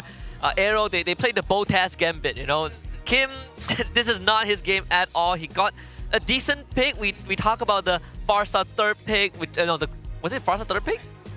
Yeah, Farsa third pick, right? Farsa third pick for Kim. Yes. And then it was like, okay, we can see the applications, but not this game. He was gambling a bit too much, and that last step costed them the game. And this is what we were worried about when we saw that first half of the draft from AERO Esports as well. Revealing Granger and Farsa so early on already tells the opponent you want to play artillery. And that means that they're able to pick up heroes that easily dive the backline, right? They have Hayabusa, they have Phoveus, they have Cho, even the Harif can do it somewhat. And the only way they have to really stop it is Reza, which DxSoul can walk past, and Zkeef, which once he uses his cooldowns, then the rest of DX can just basically ignore him. They're very reliant on having that damage available to burst down DX before this happens. And Kim was using his Feathered Airstrike basically off cooldown for not much. Yep. No, I totally agree with it. Because what it really boils down to is picking up patterns within the draft, right? With DX Soul starting off with a Phovia's first pick here. So again, a very dangerous opening considering how many power picks was still available. Chip was still available in the first phase of the game. And then eventually they got on and realized, hey, no matter what, it seems that Hazel refuses to play a tank. We should be less scared of this Boxia knowing that I can only go into 2 positions if jungle is out of the question, which is EXP or Roam. If you don't plan on playing Kalia, that actually works in our favor. We're going to lock in a Cho later down the line, so let's make sure our side lanes have winning as well as comfortable matchups. I am starting to wonder if AERO Esports are willing to ban Boxia, or either team ban Boxia. Maybe we see a Hylos or a Gatot, right? We fall back to a more classic frontline tank. Like Reza plays a very mean Hylos, and most of the time before that Boxia XP was a thing, he gets put on Hylos duty. But right now, for 2 games in a row, the only source of reliable crowd control for AERO is Zkip, and that's a lot of load on his shoulders. I agree, and I think that Reza, at this point, he should go on to the Hylos, and I think that this Boxia, you need to show that he's a legitimate threat in the jungle. Had Hazel had his hands on this Boxia, he's able to free engage into pretty much everybody, right? Rossi, Kimin, he can absorb a lot of that damage while still having a lot of long-range artillery to support him. If he was immediately in the early game stealing camps away from Kimin on this Boxia, it would completely change how this game eventually looked like, because Hazel, he's looking to 1v1 not only Kimin, but somehow get a 2-for-1 and stow him when that stolen feathered airstrike with IMU is popped out. Hall of Famous for this game, even though Hazel is the richest guy, it didn't really matter too much. Carry goes over to Stoem's Valentina. We got Reza as the sandbag once more, and Stoem as the damage dealer also is the best wingman for his team.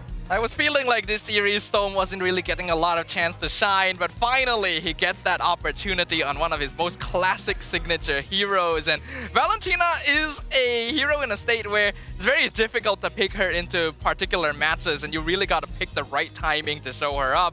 And this was one of those timings, excellently done from the side of DX Soul and excellently played from Storm as well. It's almost as if he never stopped playing this hero in the first place.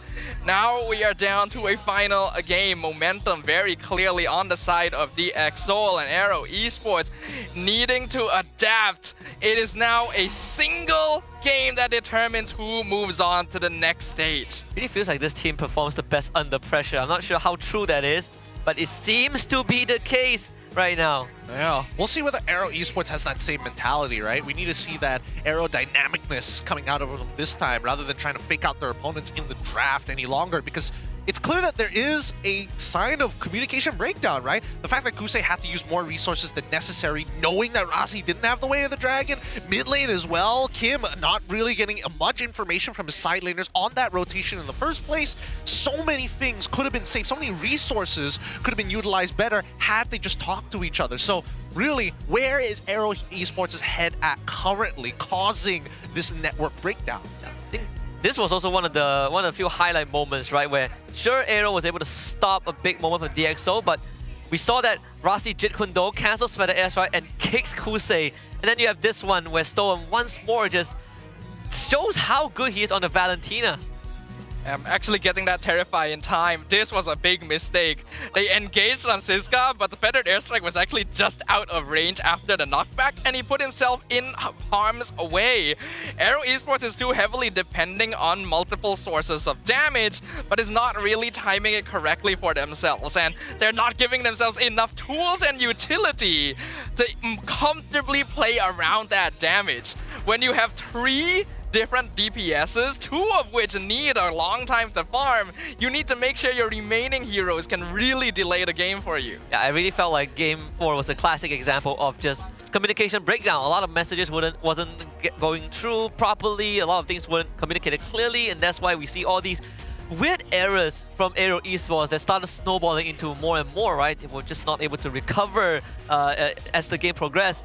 Now we go to Game 5, the ball is in AERO Esports court. It's their turn to make adjustments. Yeah, I think what other adjustments can they make? It's a little late to be like, oh, are you going to fall for the Boxia bluff all over again? Or whether or not actually get a decent matchup into this, because I feel like Coach Theo now has a pretty solid read. And with that being said, does that mean that blue side now becomes a more powerful position for AERO to steal away from DXS, or do they want to just go back-to-back put me on red side one more time, we go back to traditional stuff. I feel like if Theo gets blue side, for AERO to even it out, just ban the Baxia.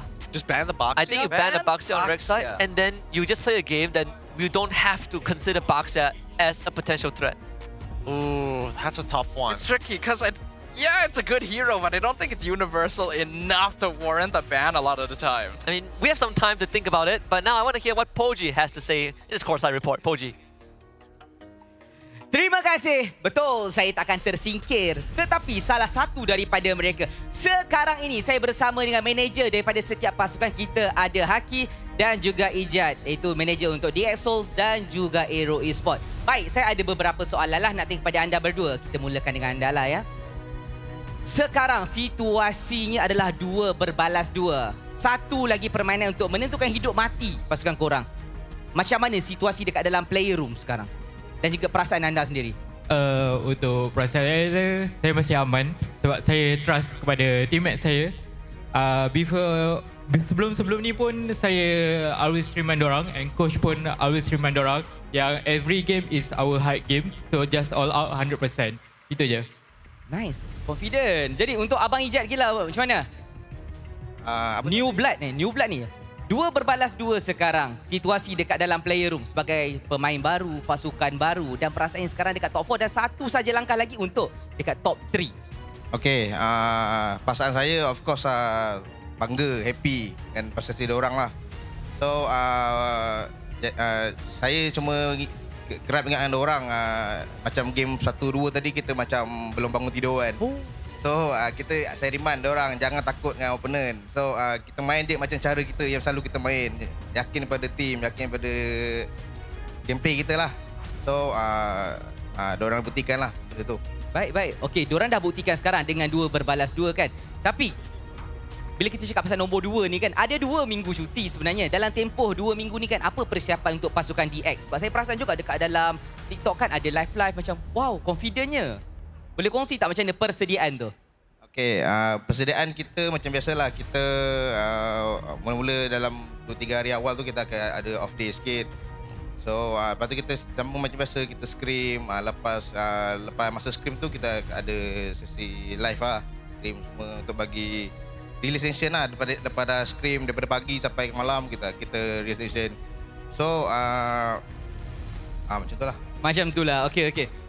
Untuk anda pula macam mana persediaan sepanjang 2 minggu? Untuk 2 minggu ni tak santai, tak terlalu keras sebab kita tahu target priority kita di mana, dan juga bercakap pasal kita persiapan, kita orang pun ada buat lagi sekali bonding session sebab sebelum ni kita dengan jungler lama kita. So dengan Hazel ni barulah sempat buat masa 2 minggu tu. So di situlah kami untuk orang panggil menguatkan ukhuwah lagi antara mereka bertujuh. Faham. Jadi maksudnya diorang ni dah pun mencapai kata sepakat, mencapai kata chemistry yang selayaknya untuk kedua-dua pasukan. Dan kita pun dah dengar pendapat dan juga sedikit input daripada kedua-dua manager. Harapnya banyak memberi impact untuk mereka untuk game kali ini.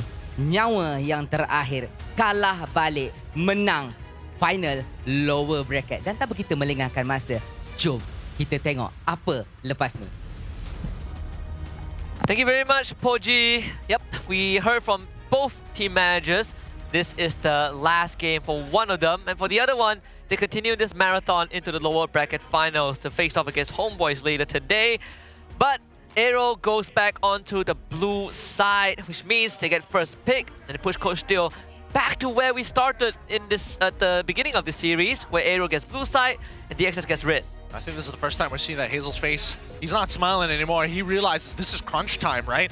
4 seconds left on the clock in that draft. What is he willing to do to make this work out for him? Not only his team, if not individually, he cannot make any more mistakes. That's 2 games in a row where he goes negative KDA. Yeah, 2 games in a row where Hazel just went from the Yi Xunshin guy, the jungle carry, to not having much of an impact.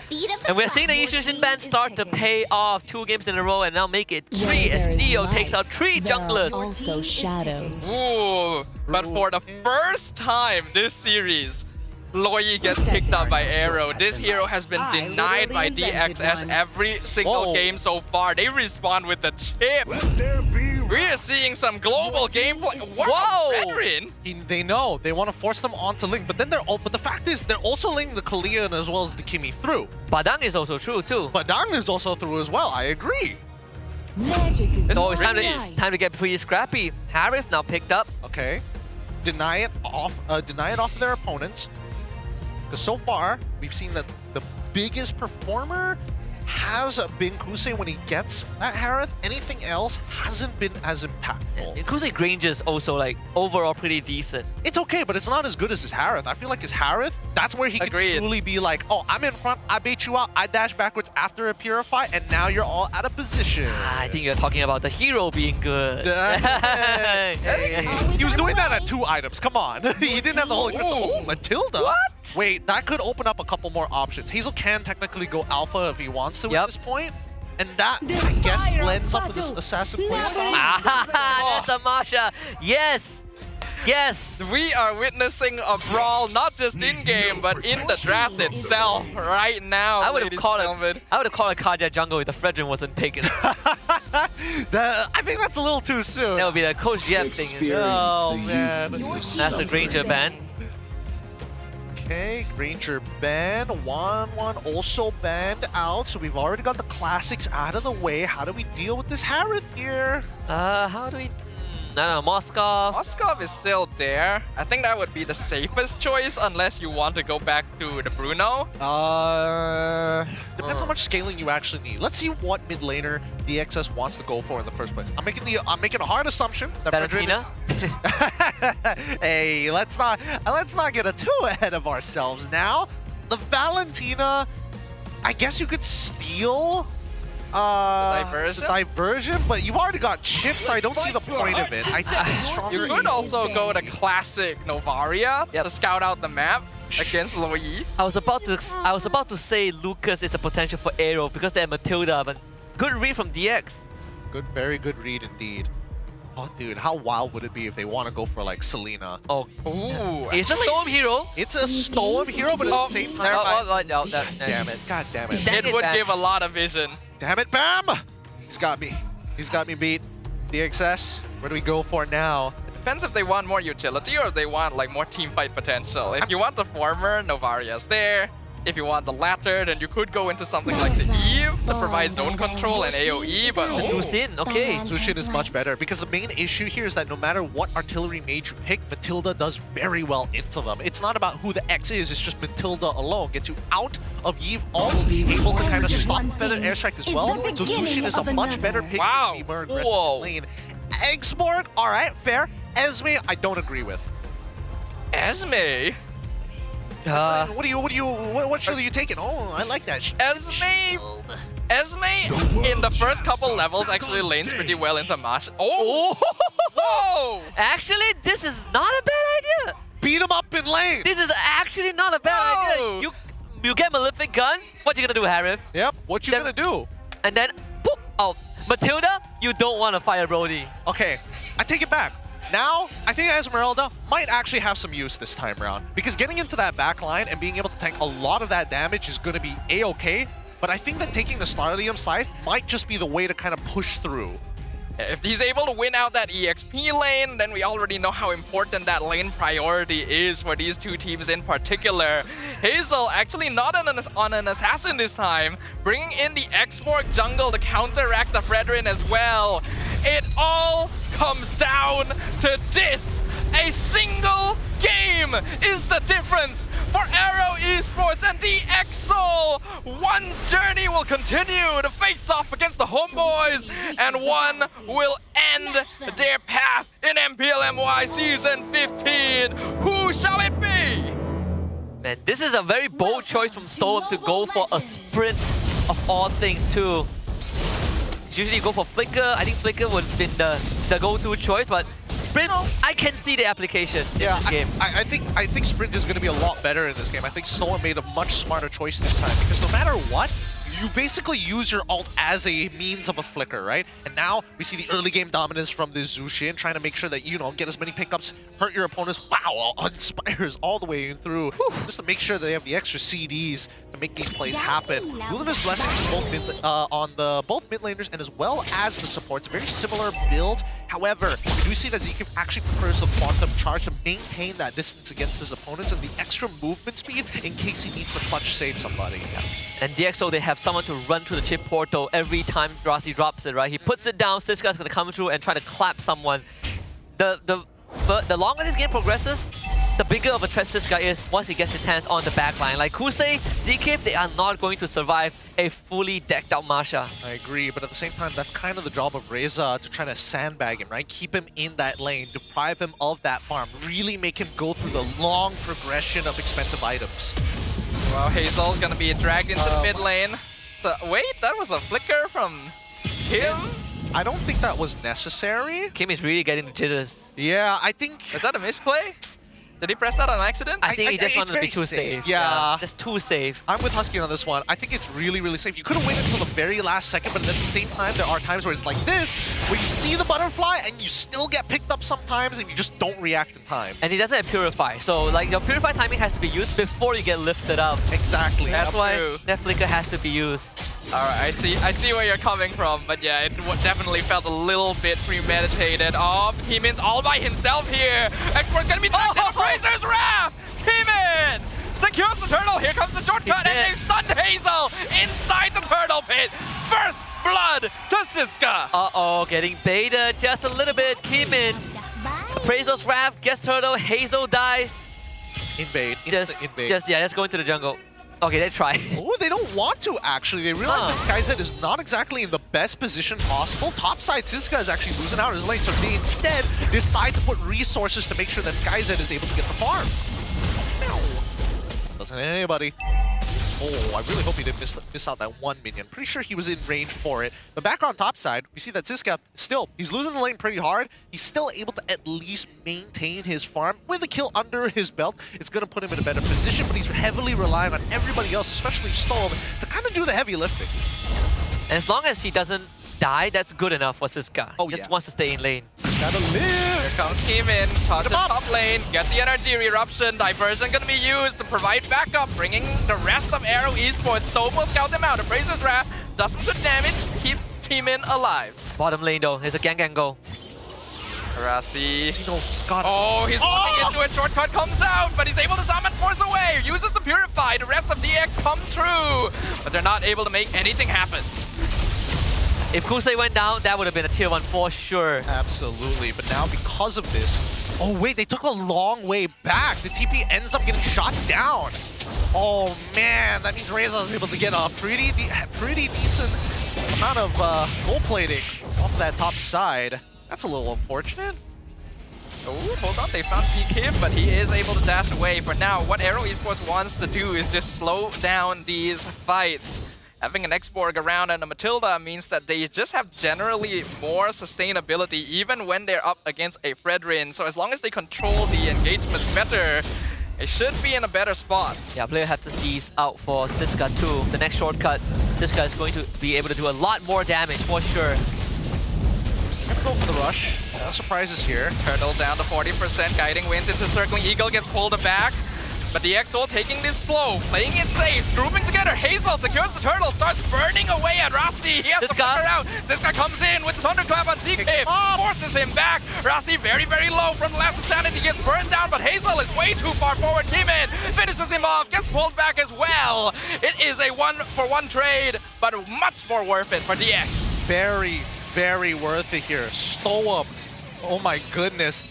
He had a lot of... Okay, so most of the time, Jushin doesn't build enough stacks on multiple people to lift multiple people at once. This time around, he actually had a choice on who to max stack, whether it was going to be Reza or Hazel. And in this case, he actually waited to save extra mana to guarantee that he can pick up Hazel to ensure this kill for DxSoul. So nicely done from Stoem's side. However, these fights, the way that they need to be managed, you gotta have some expectations. Number one, the damage. Where is it gonna be coming from? It's from long, prolonged, extended fights. You already got Storm to use both, hold on, both his sprint and as well as his ult AERO Esports, they don't necessarily need the turtle in the first place. Summon Force comes out, Kosei engaging on SkyZ, but he flickers away. Shortcut also forces AERO on defense position. And the EXO will just take it back. They're just completely zoning out the gold lane. Yeah, they made lane prior to the wave was very early on. Diversion coming in, Reza coming through. They're bringing the rest in. Hazel gonna do a lot of damage with the Slash Insanity. Rasti gonna glow up. Teemin buying a lot of time, but he is 1v5 in the front line. SkyZ comes in, but his ultimate doesn't do enough damage yet. AERO Esports walks out with all 5 alive. If he hit one more person with that ability, he would have gotten enough stacks, at least on one of them, to kill. Like Kuse was in the red zone, but hey, Siska gets top tier 1, and now this Masha is unlocked from the lane. Alright, he's unlocked from the lane. Luckily, ZK's shield is able to kind of keep everybody as well to mitigate the amount of damage of that SkyZ. Probably well-deserved. Went Malefic Gun first, I believe. Yes, Malefic Gun. It looks like he's building up to his second half of the Seas. We'll see in just a little bit what he ends up completing. Glowing Wand, finally finished up here. Now Storm start burning away some of these shields. Rasti goes in, gonna drop the shortcut on top of Hazel. Already lost his armor. Hazel still steals the turtle away, but the DxO in a better position. Storm buying time, picks him up in the backline, gonna run away. Meanwhile, Reza also delaying the rest of DX. Still, no casualties. Oh, never mind. I spoke too soon. Diversion catches Storm. I think you back off right now if you're a DxO. They're gonna come back mid. Rasi just spotted them. Siska. Reza taking a lot of damage from Clap him. Siska not able to get the thunderclap. Reza will fall, but Keemin going to lose his life in exchange. And then uses the stun on Kosei to get over the wall. The flicker forward, but Kim misses the duality. Rasi is able to escape. Dang, that could have reached over the wall? Wow. I thought he only had the target in front of him and not ZK. That was a fancy footwork from SkyZ. AERO Esports finally gets mid-tier 1. And Storm just now, he been ambitious to try to go for Hazel without the Sky Piercer. Keep Hazel away from the team, but also his team was separated from one another. DxO, I feel like that fight could have been handled a bit better, but hey, SkyZ still got out. Yep, he still got out. Oh man, so many questions that need to be answered here, because again, it's really difficult. Zeke can't protect everybody. He needs to kind of maybe sit one person, one or the other, either Hazel or Reza. Everybody else is kind of a plus and minus whether or not he has the guiding wins. DxO, Storm, he's been kind of running at the tanks, right? Whether it be Reza or Hazel, pops that sprint, jumps right on top of him. Thunderclap gonna be used. Rasi looked for a chance to engage, but literally everyone from AERO Esports is in the bot lane right now, so they're definitely not gonna be able to find that. For now, the goal difference is still only 1k in favor of AERO Esports, so it is still anyone's game. Yes, Sky Piercer next for Storm. If he wants to go more defensive, that's a Winter Cross an option. I feel that Sky Piercer will probably be the choice. So far, we've only seen like one impactful diversion from Kim. Yeah. They take this bot tier 1, they could do more. In terms of items, notice that the anti-heal is built by SkyZ as well as Storm. Everybody else, and especially for the tanks, they're probably going to need some real tank items. We're seeing Radiant Armor already purchased by Keemin. I'm only going to assume that they're going to stack up with everything else. Wait, hold on. Hazel's losing a lot of his armor. Yeah, like I mean, SkyZ is hitting it from 10 miles away. And all the while, Siska is actually split pushing top lane. AERO Esports being out macroed a little bit, and the diversion didn't really do anything either. Just reset the Lord. Reset the Lord. Punch it, Siska. Let AERO make the choice. Die for this T2, Siska. Siska, come on. The devil on Siska's shoulder. Yeah, he's just whispering to him. It's like, you're gonna get it. Nah, he timed it perfectly. Nice. And he still gets to set up the push. Yup. This is a tough one for AERO Esports to get their hands out of. Wow, even going for the Sky Piercer. God, he knows that his marksman is going to start chunking people out. It's truly one way to do it with Hazel. Reza cannot walk up like that. SkyZ's gonna chunk him out a little bit. He's still fine though. Lord now at 50% HP. Rasi looking for a chance. Pops the conceal. Gonna eventually go in. Drops the shortcut right in the backline. Here comes Siska with the thunderclap. Pops the Viraga armor. Came in. Secures the Lord. And now AERO Esports have to walk away with their tail between their legs. Holy cow. If not for the guiding win, at least 2% would have died from that. Alright. Saved by the bell. But the Lord is still on the side of DxO. It's a very small goal lead, but right now their composition, especially as 5, is a little tough to get through for AERO Esports. They're not pumping up close enough for Keeman to get max value out of his duality. And I think right now, against DxO, they need to find these choke points to fight around because they're a team that peels backwards or pushes forwards. They can't really stand and hold their ground, which Kim is realizing very quickly that he shouldn't be holding on like an anchor. He needs to peel back with Z-Keep as well. Even Hazel getting the jitters, right? His retribution came out so early. First Lord push, top lane. This top inhibitor going to be targeted, lifted on Hazel into the taunt, but AERO Esports are able to hold a effective enough defensive positioning to prevent DX from getting any more than that. Remember before the series started, I asked you, Gideon, what are the odds that DXS wins 3-2? I think it's looking pretty probable right now. It's looking a reverse sweep of all things. Oh man! AERO Esports needs to lock this in. They almost caught Kimi. Hazel, you're going really far here. He got diversion in. Diversion can be sent in the backline. But they take the portal! They take the portal! It is an absolute all-out goal in the jungle! Kim is down. Hazel gonna be picked off. It's a double kill for SkyZed. This guy also gonna be losing his life. It's barely 3v roar. Triple kill! SkyZed! Clearing it out for DxO! That was unreal. It was, Storm knew that it was coming. That was so unreal. The one time Kim made the call for an off-tempo play, the chip portal saves DxO. They're committing once again. The shortcut comes out. Keeman gonna go through by himself. Will be able to dash over the wall. They're not committing to this one just yet. Guys, in trouble! Shut down by Kosei! Oh my but he does find a killing spree to pick up. They find a return shutdown, but they will also lose Rasi. All right, no inhibitors go down. Best case scenario for AERO. That was the fleeting time of Rasi. He picked that up fresh out the oven. That's why you get 2 portals. So AERO Esports gets saved by Kusei's hero play at the cost of his life. And that's why they get another shot. Second Lord, 25 seconds in the bottom side of the map. DxO didn't get any inhibitors. So AERO gets to play this slow and steady. They got one more shot. Dude, Storm, he's probably thanking his lucky stars like, oh, thank God I purchased the Sky Piercer. I needed to kill Kusei from not just taking away our gold laner and walking away with it. No way in hell he was going to let that through.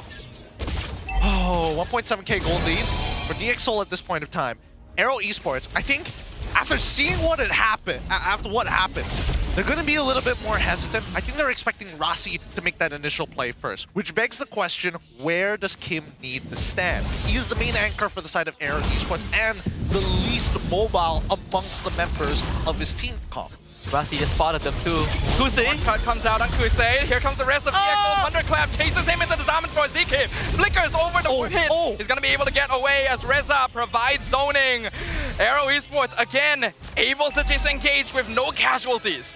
Diversion play. Oh, they're going for it. They're trying to cut them off. Cayman Kosei going to be sent in the backline. Last Insanity comes out. SkyZed. He's been isolated. Cayman comes in, but he's been too late. They got the 4-man taunt. DxO trying to chase them down. Cayman going to be melted away. Cayman's still alive. Diamond Force comes out. The prison trap. Finishes Reza off. The Thunderclap. This guy's able to get away. He's a triple kill. Now they're chasing the rest. He got the help back. Goes for another one. It's a maniac. It's a summit. Oh, wipe out from DxO. History has been made. DxO in their first season of MPL. Look at Keeman right now. Hands up. They are making it to the top 3. The fairy tale. The fairy tale continues for DxO. A reverse sweep onto AERO Esports in the lower bracket semis.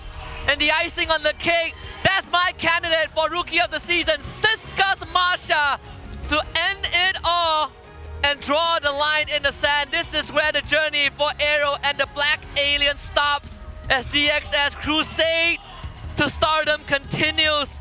And they'll get a rematch with HomeBois later on. Heart-shattering for AERO Esports to come this far, this close, only to fall at the finishing line. Wow. Unreal. An unreal best of 5. Well done to both teams. Jeez, man, Keeman, Four-man taunt. Four-man taunt to set that up for the whole team, despite being flanked and sandwiched. I can't believe it. A reverse sweep. The Dark Horses truly living up to their title. They are repeating the miracle run. Had Kusei not been caught by that very last taunt at the end, I think he clears everybody there. Yeah, they fought DXS when Skyzen wasn't around, but they forgot that Siska was the one true threat. Let's talk to the teams after the series. Rose, take it away. Ladies and gentlemen, dengan ini perjalanan AERO Esports, satu pasukan yang kita semua panggil underdog untuk musim ini akan ditamatkan untuk MPL Malaysia musim ini. But still, ladies and gentlemen, mari kita bagi tepukan kepada mereka. Itu adalah satu perjalanan yang sangat-sangat hebat sepanjang musim ini. Kita boleh nampak macam mana mereka actually bounce back daripada kekalahan, hampir tak layak playoff, perubahan daripada transfer window, and selepas tu dapat top 4. Is there anything yang AERO Esports nak cakap di pentas ini? Bismillah, untuk fans AERO, sorry, kita orang kena comeback. Untuk DX, patutnya korang bangga dengan korang punya team. Walaupun ini first season dorang, tapi dorang still boleh dapat top 3. Tahniah. Untuk next game korang, good luck supaya boleh MSC nanti. Untuk AERO, kami minta maaf sangat. And we would like to give the opportunity untuk AERO Esports untuk membagi final bow mereka in 3, 2, 1. Once again, stadium juara ini adalah AERO Esports. Thank you very much, and we hope to see you guys come back stronger next season. Dan pasukan MAL yang dikira dark horse untuk musim ini akan layak ke upper bracket finals untuk jumpa HomeBois pada petang nanti. Stadium juara. Give it up for DXO! Wow, maybe we can start with Storm. What an intense series. Maybe you can take us back a little bit. What happened in the first and second game? I think we just woke up, so we really don't know what happened in the first 2 games, but we don't know also. Then what did you guys talk about backstage that led to the win in game 3, 4, and 5? It's literally a reverse sweep. I think just really all in because there's nothing to lose. In the first place, we're the dark horse and we're top 6 in regular season, so like there's nothing else we need to prove. So we just played our all in game 3, 4, and 5. Yes, betul tu. There is truly nothing to lose. And I know that you guys have probably been on social media this past few days, and actually a lot of the players outside of Malaysia, a lot of them were expecting AERO to get the second ticket to MSC. And this time, you guys actually sent them home. So what does this win mean for you guys? Really exciting because I think our preparation was a bit off also. So the mood of this prior to this match, I think really off. So I think all of us really determined to win no matter what. So that's why we able to reverse sweep. Yes, kita boleh nampak hasil reverse sweep tu tadi lah kan. It was quite intense to watch, but it was a very good series overall. Korang yang beli tiket mesti rasa macam best kan? Mesti kita suka tengok game penuh, lepas tu seru. But with that, I'd like to talk to SkyZ. SkyZ, ramai kata DX Seoul yang akan jumpa ataupun bertemu HomeBois pada petang nanti adalah DX Seoul yang bukan fasa pertama playoffs. Adakah itu betul? Apa tadi? DX Seoul yang akan jumpa HomeBois nanti betul, dan lain dah dengan betul. DX Seoul dulu. Lain. Okay, apa yang lain? Kita orang semua. Tak, muka macam sama je. Gameplay. Oh, gameplay. Lain kali bagi tahulah. Okay. Now that you say gameplay is different, apa yang berlaku sepanjang 2 minggu off ni? Apa yang The Axel buat? Tak buat apa, makan sama-sama je. Makan sama-sama. Manja sama. Tak ada. Gurau. Bonding. Apa korang buat? Kita buat apa? Bonding apa kita? Makan je lah, saya rasa. Kita bonding apa je? Okay, tak ada. Tak apa. Makan je, Makan je, tak apa. Makan tu boleh menang lah. Alright, Stadium Juara. Kita tengok full 5 games. Tapi, siapakah MVP anda? Mari kita tengok MVP perlawanan ini in 3, 2, 1. MVP jatuh kepada tan tan tan tan tan tan tan. MVP Siska. Okay, ini adalah satu MVP yang memang well deserved lah orang kata. First Savage daripada EXP laner untuk musim ini. Apa yang jadi tadi? Saya pun tak tahu. Tak tahu. Memang mantap. Memang mantap. Memang mantap. Masuk je. Tiba-tiba dapat sabih pula. Tak perasan kan dapat sabih? Tiba-tiba tak perasan. Tiba-tiba orang kata, sabih. Siapa yang buat call tu bila suruh masuk ke apa? Siapa yang buat keputusan? Buat apa kan tadi? Tengah hype lah. Storm tengah lompat-lompat dah ke belakang ni. Siapa yang bagi call tadi? Sebab tadi, apa ni? SkyZ matilah kan? Lepas tu tiba-tiba pula Savage. So siapa yang suruh masuk? Ke awak yang masuk je? Tadi manager saya suruh masuk tadi. Manager kat belakang, tak apalah ya. Tak apalah. Okay, hari ni main 2 perlawanan yang berturut-turut. Macam mana you guys akan, freshen up sebelum lawan HomeBois nanti? Sebab kejap lagi dah nak lawan dorang dah. Okay, nanti kita orang bincang lagi lepas ni. Kita orang preparation nak lawan HomeBois apa nanti kita orang fikir lah habis ni. Rasa perlawanan tu akan jadi penat tak? Ataupun memang adrenaline rush kau dah sekarang? Rasa penat ke? Penat. Okay, tak apa. We'll hope for the best. So you guys better rest up. I won't keep you guys long. So sebelum I wrap up this interview, Rasi. Come. Now. Sebelum ni, korang pernah jumpa HomeBois. And it was a very close game. 3-2. So, kali ini ada benda ke yang sepatutnya HomeBois berhati-hati dengan DxSoul? Apa? Macam penat ketemu HomeBois terus. Jadi main je lah. Main tak je? ada. Erpang. Betul draft. Baru boleh menang. Oh, so you suruh Erpan draft betul-betul Tu je message untuk mereka? Ya. Yeah. Alright then. Thank you very much. I won't keep you guys long. Ladies and gentlemen, sekali lagi ini adalah DxSoul.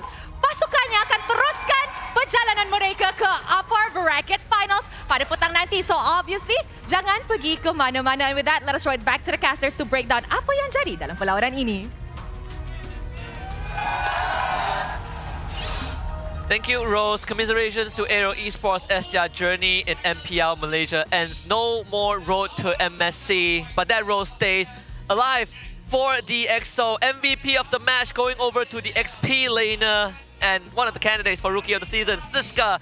On that glue, Phobius and Masha, all 3 games, he played various different roles, but he popped off in all of them. We talked about this in the first 2 games. Siska not allowed to play the game at all, basically denied of all farm, denied of all presence on the map. And we said, hey, if the X are able to create some space, if Siska is given lane priority, it should change things. And boy, did it change things.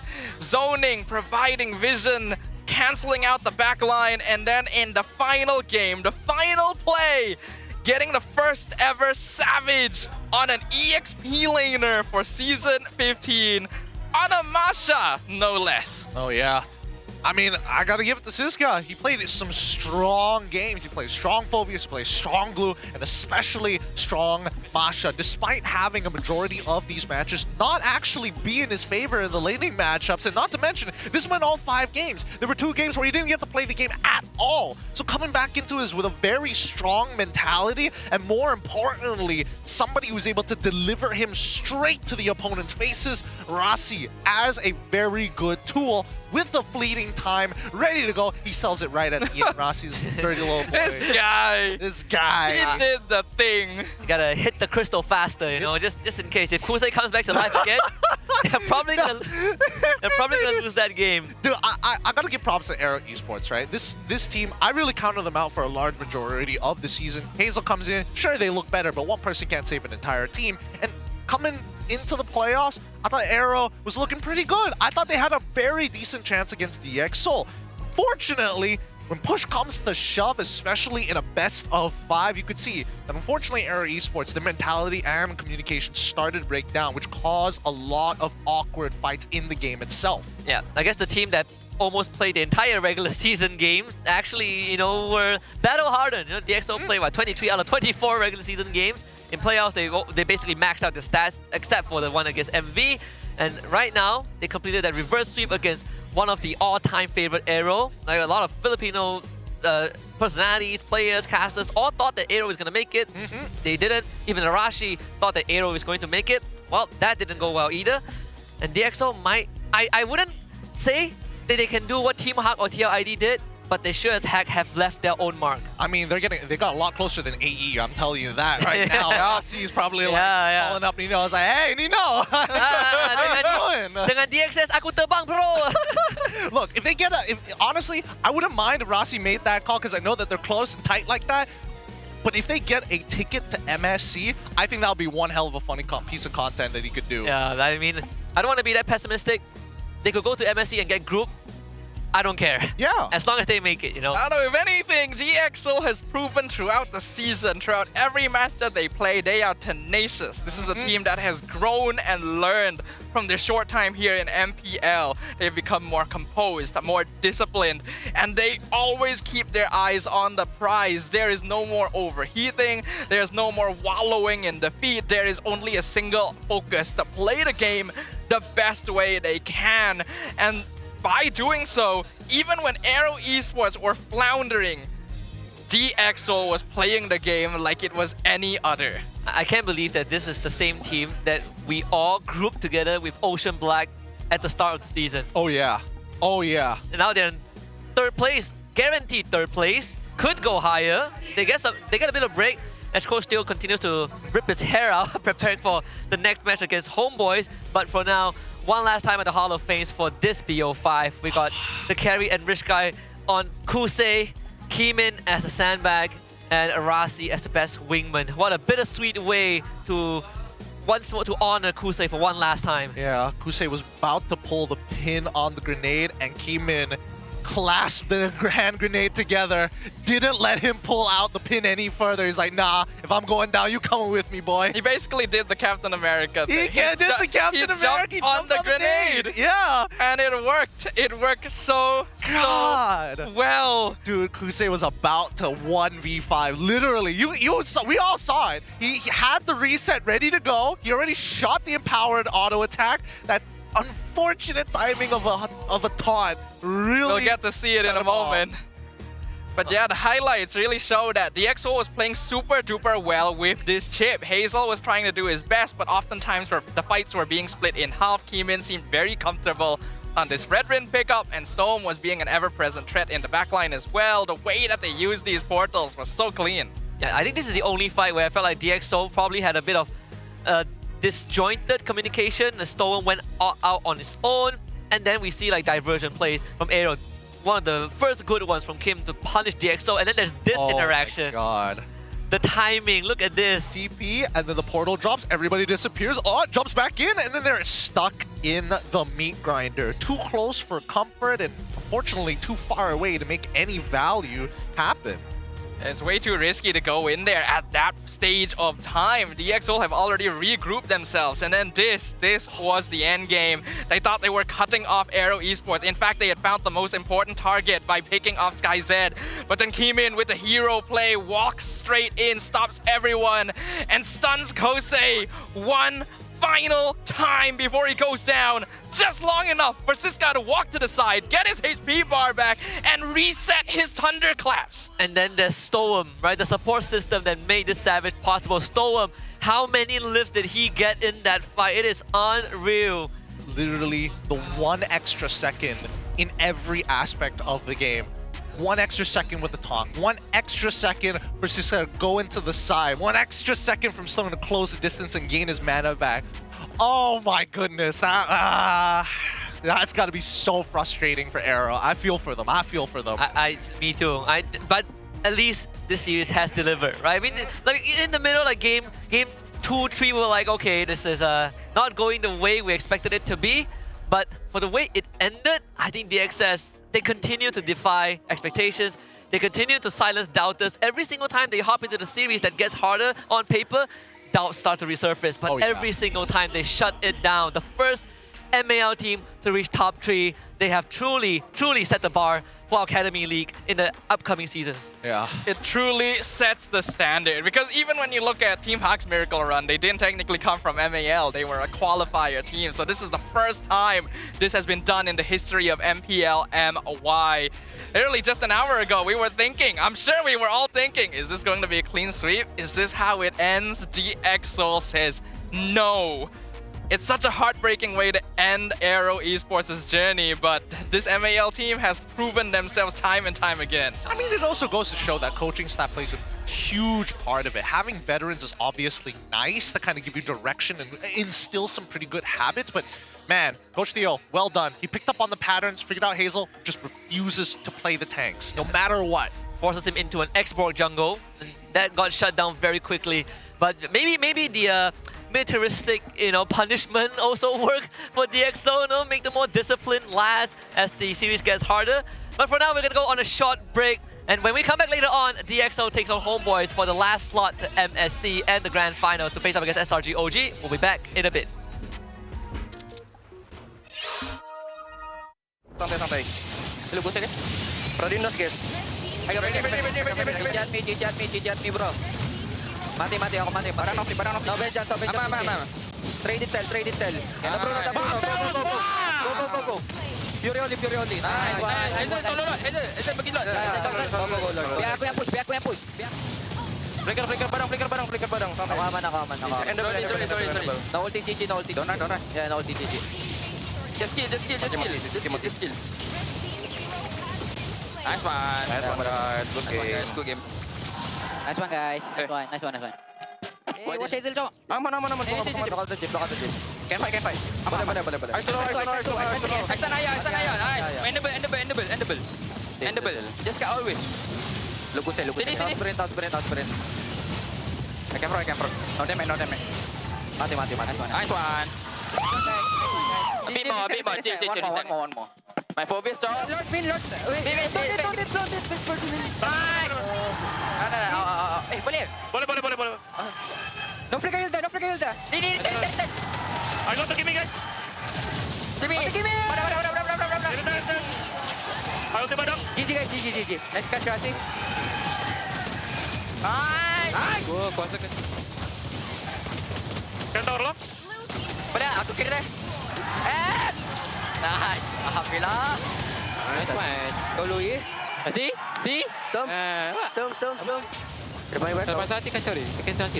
Pedang. Yes. Tower dulu guys. Nice. See? Kejar. Link here. Aman. Aku bilang kau dia. George. Tahu. Tahu. Nice. Alhamdulillah.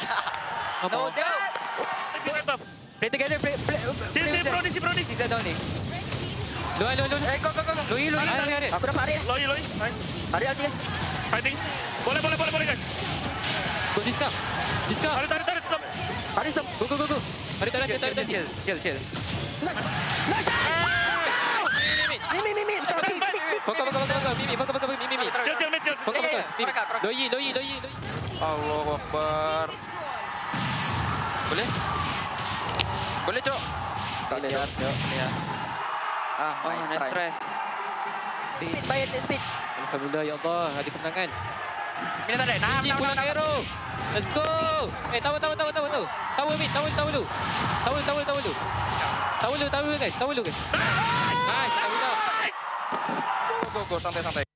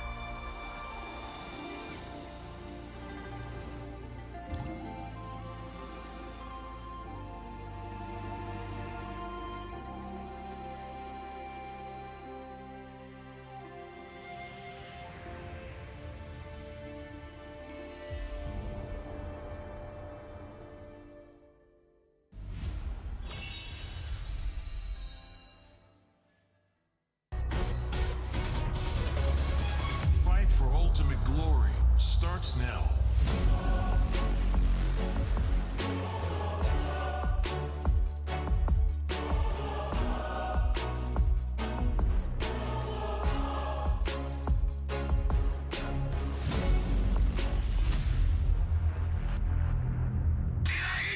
Mobile Legend M6 Swiss Watch. Kerap menggaru kulit kepala disebabkan keluh mumur, masalahnya lebih mendalam. Gunalah Head and Shoulders menembusi 5 lapisan untuk membasmi keluh mumur dan kegatalan. Bebas keluh mumur sehingga 100%. Head and Shoulders diuji secara dermatologi.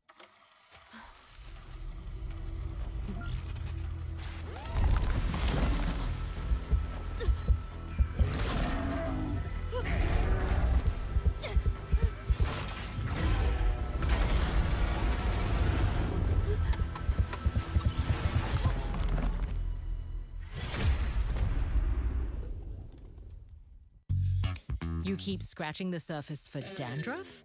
But the problem lies deeper. Use Head and Shoulders. It goes 5 layers deep to defeat dandruff and itch.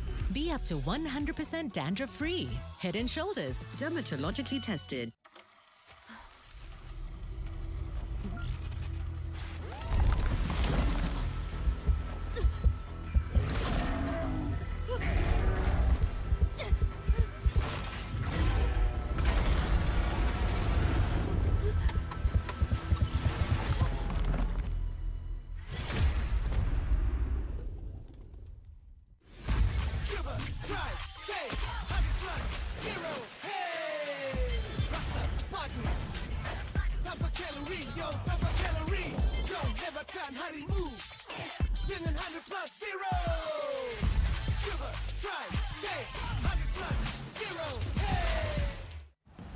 Jiwa perwira, setinggi semangat gagah sang harimau.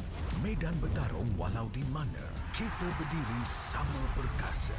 Biar lawangan kita bergema satu dunia. Perwira dan pertiwi, bangkitlah dan terus berjuang. Marilah kita bersorak, harapan pasti ada. Ayo Tim Mas, kita mara bersama. Kita semua Tim Mas. Rakan muda, coba kita menimu. Rakan muda, oh yeah. Bersemangat wajah terus berusaha, keazaman terus membara. Yakin boleh, rakan muda, rakan muda. Hiburan tak berhenti dengan Astro One. Kini kami kembali. Mega Live Show. Wow. Bergabung meletup. Komedi mencuit hati. Tak ada ke pelawat yang nak tengok saya? Drama memikat jiwa. Abang janji abang takkan buat lagi. Hiburan sekeluarga termasuk sukan dan animasi. Berita hebat. Masih kena jangan tak. Kini anda boleh akses Prime Video untuk 2 bulan tanpa charge tambahan. Stream dengan Astro One. Stream segala terbaik bersama Suka. Semarakkan semangat dengan aksi bertaraf dunia. Now is the time to go. Now is the time to attack. Serta pemburuan kegemilangan wira-wira kita. Saya akan buktikan pada awak saya layak untuk jadi suami yang Drama-drama terhangat terus memukau imajinasi anda. Maafkan saya, kita dah tak ada. Stream sukan live dan hiburan terbaik di Suka. Trofi MPL Malaysia, dia adalah simbol untuk tunjuk kejayaan satu pasukan. Dia membina legasi.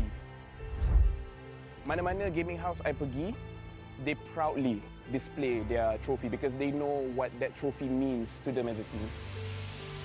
There's quite a few champion moments that I can't forget for sure. When HomeBois won their very first championship, that was a very pivotal moment because HomeBois has never really gotten to that length of the tournament. Rasanya trofi season 12 tu betul-betul bermakna untuk saya lah. Last saya dapat trofi tu season 3. So saya tunggu lama lah untuk pegang trofi tu. Season 3 saya menang atas usaha yang kuat. So bila first kemenangan tu rasa macam tak percaya. But then bila season 12 tu menunjukkan konsistensi kot saya dalam scene ni. Saya cuba banyak kali. Cuma fail juga. But then tiba-tiba season 12 miracle happen lah.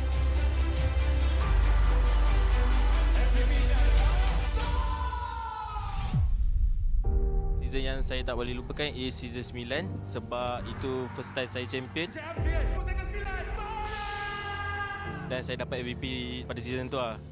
Masa Grand Final season 9, saya ada teman Momo sebab dia gunakan sniper. Tapi sekarang saya baru sedar yang kita orang dua tak communicate dan saya pun nervous jugalah. So yeah, sorry Momo. SRG did it so handedly as well. Haven't had like champions who've dominated that hard in quite some time.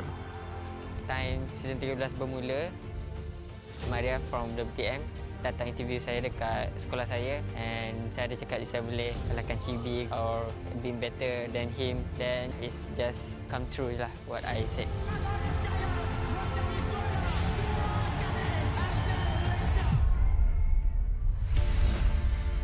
Honestly, I nampak the new design for the trophy is very nice. For me, trophy baru ni adalah signal kepada semua pasukan that kita kena tinggalkan cara yang lama and start bergerak dengan cara yang baru. Disebabkan kita dah nampak usaha berkali-kali, hanya SRG je yang betul-betul boleh bawa nama Malaysia dekat international.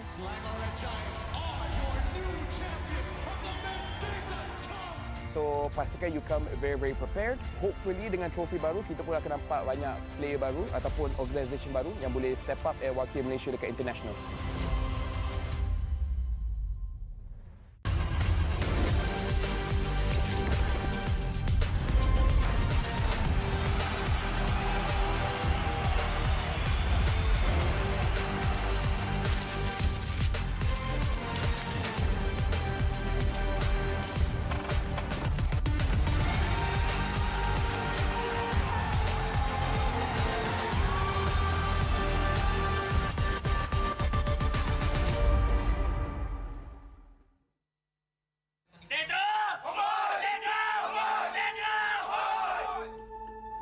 Aku yang binakan roster HomeBois dengan Bang Abe dengan Bang Botak sekali.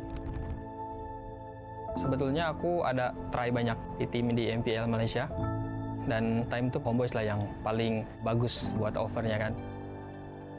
Cumanya waktu itu yang udah fix Izanami aja.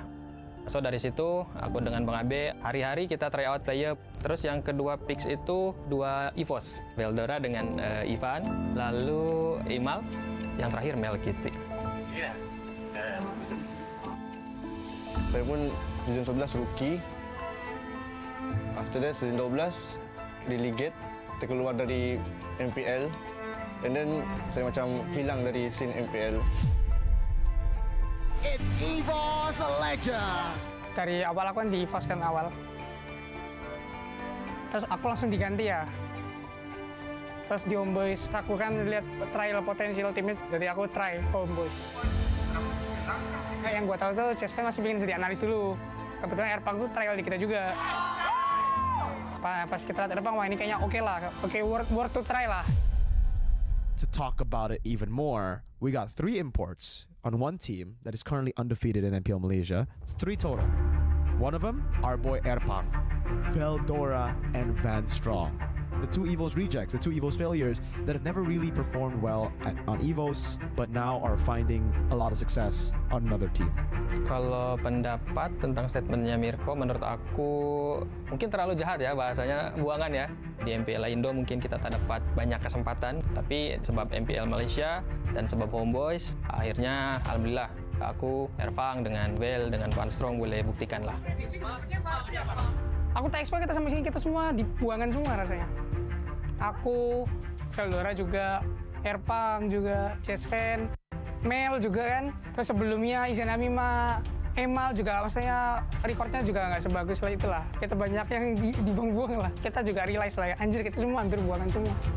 Cukup jujur, gue nggak expect sampai di titik ini. Ya semoga kita konsisten aja.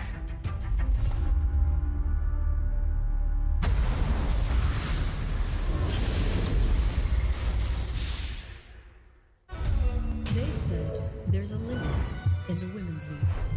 In MWI, we say limit. Watch us bounce. From the MWI queens everyone knows, to the stars who came out from nowhere, to the ultimate champions. Now, MWI is expanding greater than ever. Turkey, EECA, Africa, Mongolia, and beyond. We're stretching the map wider. MWI, where dreams get louder. This isn't just a tournament. It's your passport to the world stage. A spotlight for women in the EWC. No rules, no ceilings, no limits. Just this. We're vibrant. We're ready. We're limitless.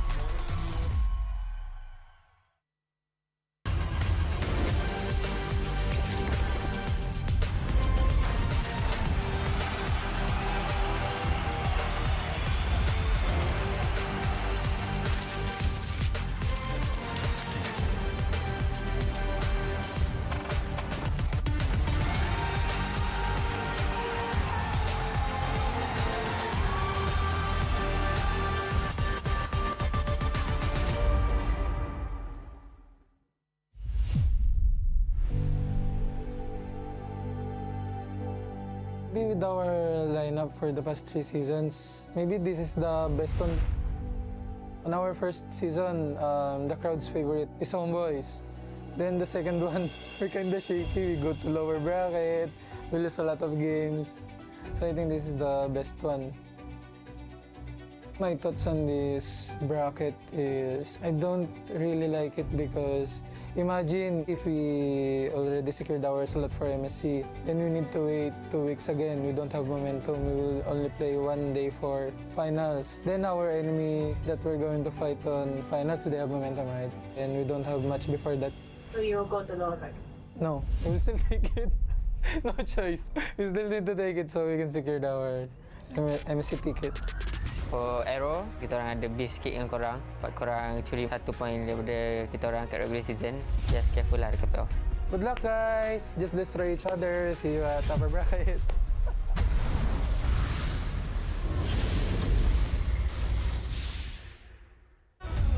They said there's a limit in the women's league. In MWI, we say limit. Watch us bounce. From the MWI queens everyone knows, to the stars who came out from nowhere, to the ultimate champions. Now, MWI is expanding greater than ever. Turkey, EECA, Africa, Mongolia, and beyond. We're stretching the map wider. MWI, where dreams get louder. This isn't just a tournament. It's your passport to the world stage. A spotlight for women in the EWC. No rules, no ceilings, no limits. Just this. We're vibrant. We're ready. We're limitless.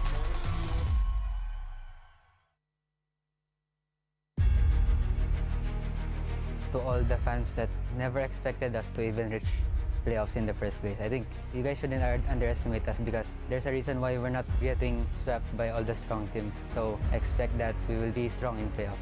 Untuk test yang 2-1, kita orang selalu dapat tu, saya tak kisah pun. Asalkan kita orang dapat menang first game tu, kalah 1, menang 1, kalah 1, dan menang game yang kelima. Maybe it's a curse, but for me, it's a strength of our team. Considering that week 5 to week 6, we have the momentum of 3-win streak. Even though it's all 2-1 and not against the top teams, I think it's still really confidence booster for us. So anyone we meet in playoffs should be ready against us.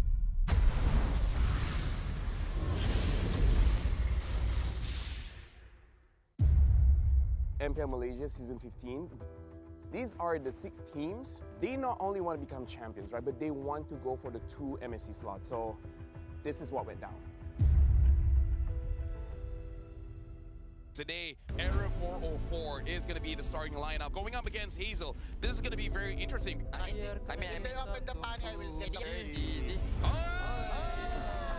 Respect, bro. Hello. Padang first, bro. Start join. Cuba untuk memanggil tetapi Zon jauhnya. Hampir saja didapatkan namun flicker semua itu digunakan. Semua cuba dikejar. Hazel cuba untuk masuk tetapi Hazel dapatkan kedudukan semua sebentar tadi. Semua juga ditumbangkan. It's obvious their weakness. The weakness is the jungle. The jungle is inexperienced. They doesn't think anything to the map. We pressure them, they cannot think next move. Careful ya. What the heck? Leg outside. Go, coach. I'll take belakang. I go behind.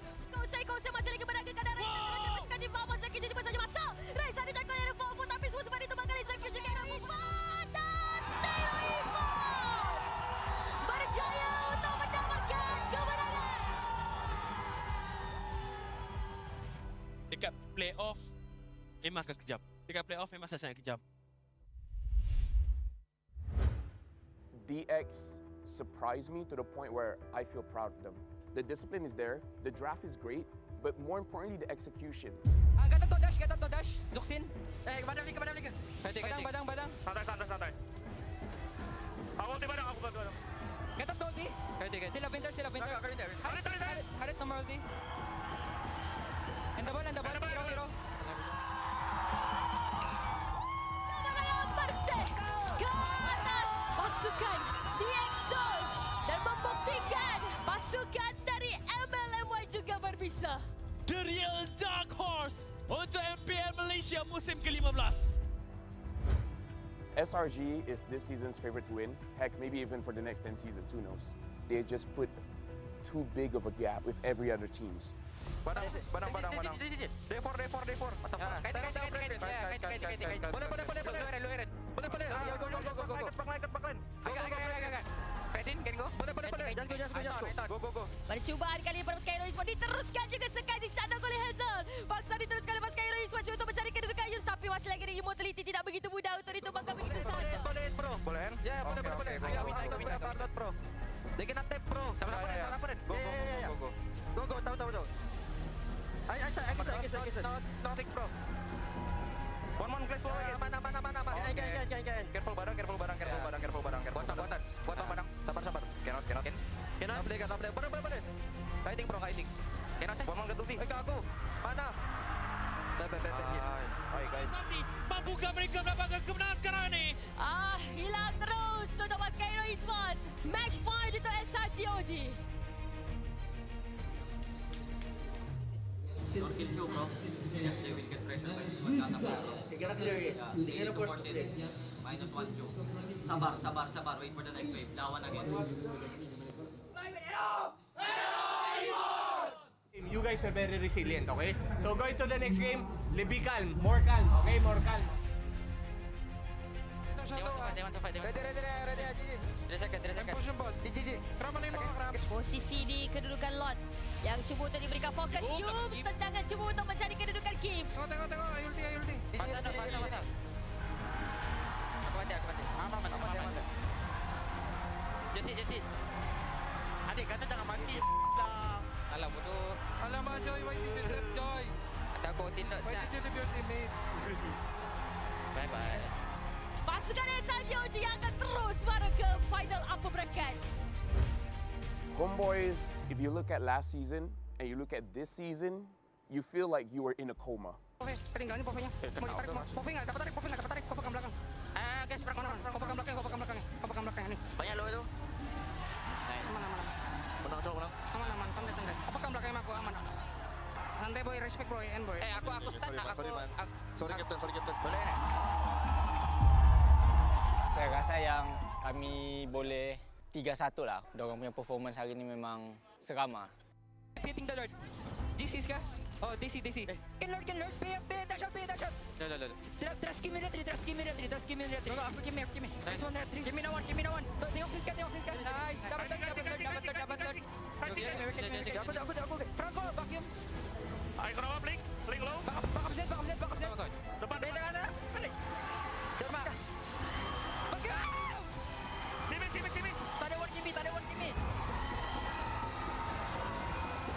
And the ball. GG. Makin nampak dua basket ni sebenarnya agak sama. Untuk IGN tak tahu siapa yang tengah main. Deketan. Boleh. Ayo, okay. Let's go.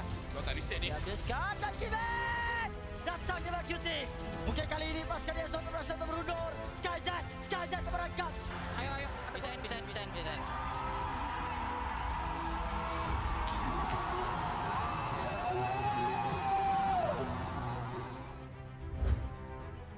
No pressure. Okay? Focus on the game. Focus on how to execute. Just forget about the winning for now. Just focus on how to play the winning condition. Pasukan HomeBois perlu untuk mencari cara sekarang ni. Match point. Kalau bisa salahnya tuh as a team guys, jangan salah sendiri-sendiri guys. Serius, salahnya as a team nggak apa-apa Cok. Lebih bagus untuk kita improve-nya lebih baik-baik. Ready nggak Mal? Ready Mal, cari Mal. Ada. Jom Mal. Ini dia terus all out untuk mendapatkan lot tersebut. Lika bersama dengan satu penalty zone. Ivan menangkap terlebih dahulu. Innocent masuk. Disangkap oleh Mercury. Dan sekarang disekat berjaya dapatkan lot. Pada waktu yang sama meter crown digunakan oleh Val. Tapi start yang didapatkan di belakang Izarami. Akan diberikan perkara ini. Ulang. Nice.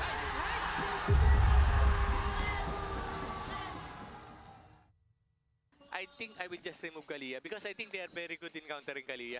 Silly. What are you thinking, Sami? You got any hero that you can survive here? I'm not really sure, Cok. Odette or Barlier? Odette sih. Odette. I trust you. This is your Wait. Agak Cok dah. Odette Cok keluar. Tu dah Odette keluar. Kenapa dia nak jadi Raja? Ui, dia pun jadi gila. Sama-sama gila. Let's go. Ayo, gak ada pove, jom kiri yuk. Jom. Ya, itu Van. Bisa nggak? Bisa. ML, connect Mel. Tuh. Kan tarik nih. Nukio.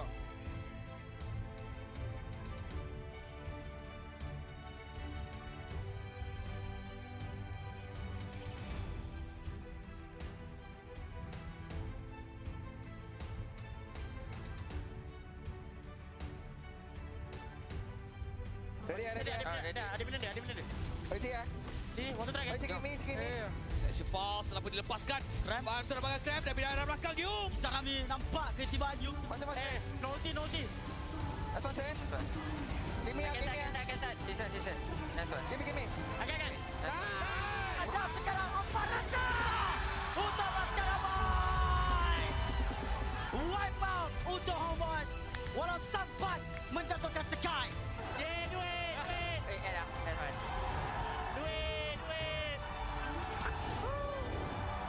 Messi guys, let's go.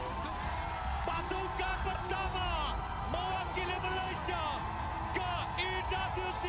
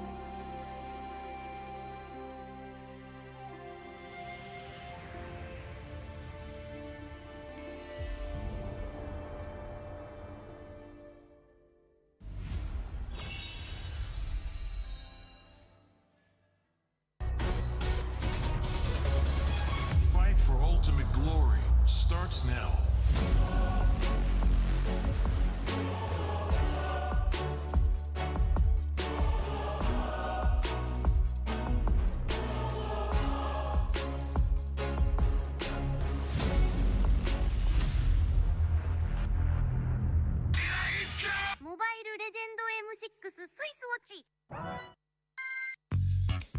Kerap menggaru kulit kepala disebabkan keluh mumur? Masalahnya lebih mendalam. Gunalah Head & Shoulders menembusi 5 lapisan untuk membasmi keluh mumur dan kegatalan. Bebas keluh mumur sehingga 100%. Head & Shoulders diuji secara dermatologi.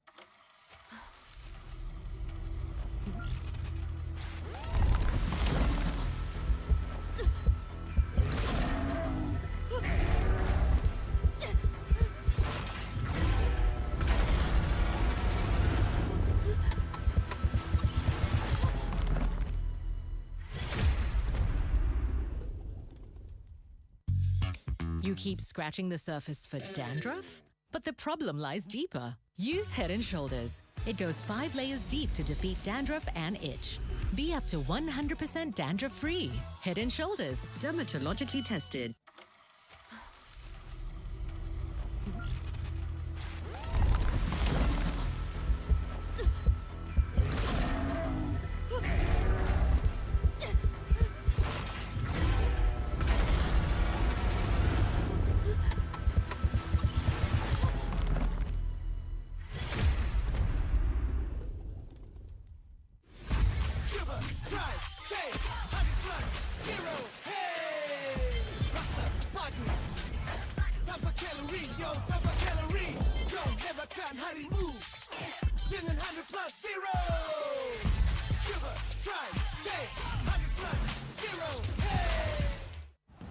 Jiwa perwira, setinggi semangat gagah sang harimau. Medan bertarung walau di mana, kita berdiri sama perkasa. Biar lawangan kita bergema satu dunia. Perwira dan pertiwi, bangkitlah dan terus berjuang. Marilah kita bersorak, harapan pasti ada. Ayo Tim Mas, kita mara bersama. Kita semua Tim Mas. Rakan muda, coba kita munimu. Rakan muda, oh yeah. Bersemangat wajah terus berusaha, keazaman terus membara. Yakin boleh, rakan muda. Rakan muda. Hiburan tanpa henti dengan Astro One. Kini kami kembali.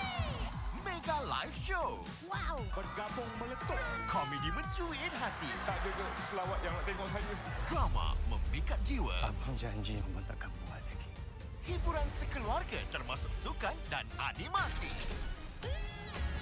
Berita hebat. Masih kena jangan tak. Kini anda boleh akses Prime Video untuk 2 bulan tanpa charge tambahan. Stream dengan Astro One. Stream segala terbaik bersama Suka.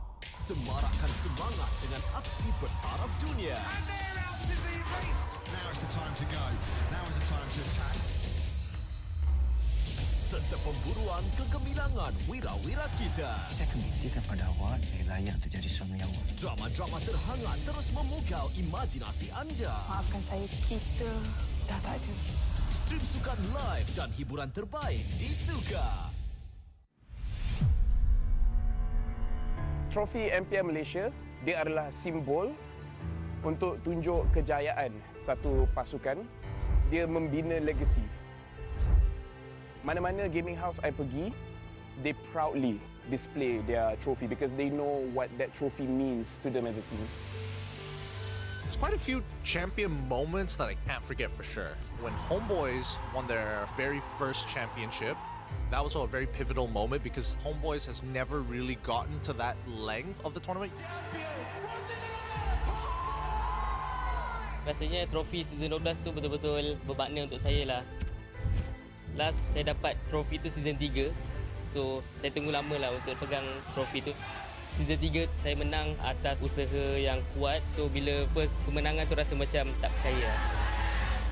But then bila season 12 tu menunjukkan konsistensi kot saya dalam scene ni. Saya cuba banyak kali. Cuma fail juga. Allow me the honor of introducing the royal master. But then tiba-tiba season 12 dia akan happen lah. Latih. Yang keadilan. Keadilan? Keadilan? Oh, betul. Season yang saya tak boleh lupakan is season 9 sebab itu first time saya champion Ke baru.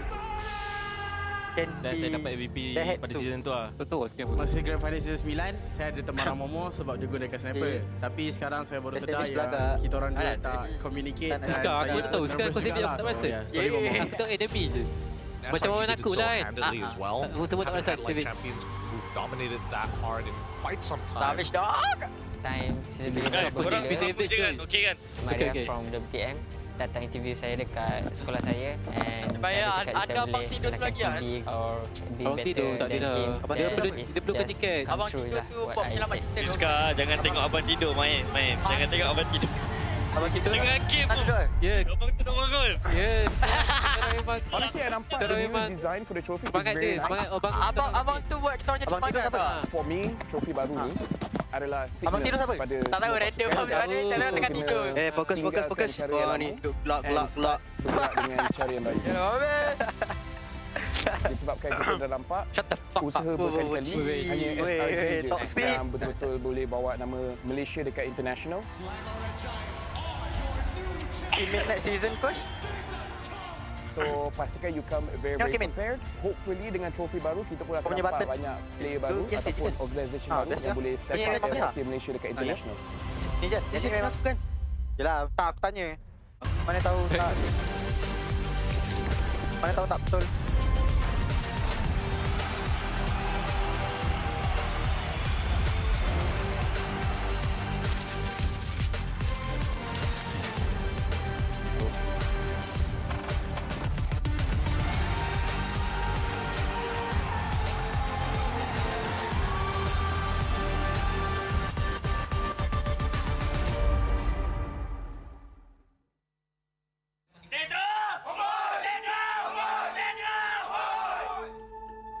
Aku yang binakan roster HomeBois dengan Bang Abe, dengan Bang Botak sekali. Sebetulnya aku ada try banyak di tim di MPL Malaysia dan time itu HomeBois lah yang paling bagus buat offernya kan. Cumanya waktu itu yang udah fix Izanami aja. So dari situ aku dengan Bang Abe hari-hari kita try out player. Terus yang kedua fix itu 2 EVOS, Veldora dengan Ivan, lalu Imal, yang terakhir Mel Kitty. Saya pun season 11 rookie. After that season 12 delegate, kita keluar dari MPL. And then saya macam hilang dari scene MPL. It's EVOS Legend. Dari awal aku kan di EVOS kan awal. Terus aku langsung diganti ya. Terus di HomeBois, aku kan lihat trial potensial timnya, jadi aku try HomeBois. Yang gue tahu tuh, Chespen masih bikin jadi analis dulu. Kebetulan Erpang tuh trial di kita juga. Pas kita lihat Erpang, wah ini kayaknya oke lah. Oke, worth to try lah. To talk about it even more, we got 3 imports on one team that is currently undefeated in MPL Malaysia. 3 total. One of them, our boy Erpang, Veldora, and Van Strong. The 2 EVOS rejects, the 2 EVOS failures that have never really performed well on EVOS, but now are finding a lot of success on another team. Kalau pendapat tentang statementnya Mirko, menurut aku mungkin terlalu jahat ya, bahasanya buangan ya. Di MPL Indo mungkin kita tak dapat banyak kesempatan, tapi sebab MPL Malaysia dan sebab HomeBois, akhirnya alhamdulillah aku, Erfang, dengan Vel, dengan Van Strong boleh buktikan lah. Aku tak expect kita sampai sini, kita semua dibuangan semua rasanya. Aku, Veldora juga, Erpang juga, Chespen, Mel juga kan. Terus sebelumnya Izanami sama Emal juga, maksudnya recordnya juga nggak sebagus lah itulah. Kita banyak yang dibuang-buang lah. Kita juga realize lah ya, anjir kita semua hampir buangan semua. Cukup jujur, gue nggak expect sampai di titik ini. Ya semoga kita konsisten aja.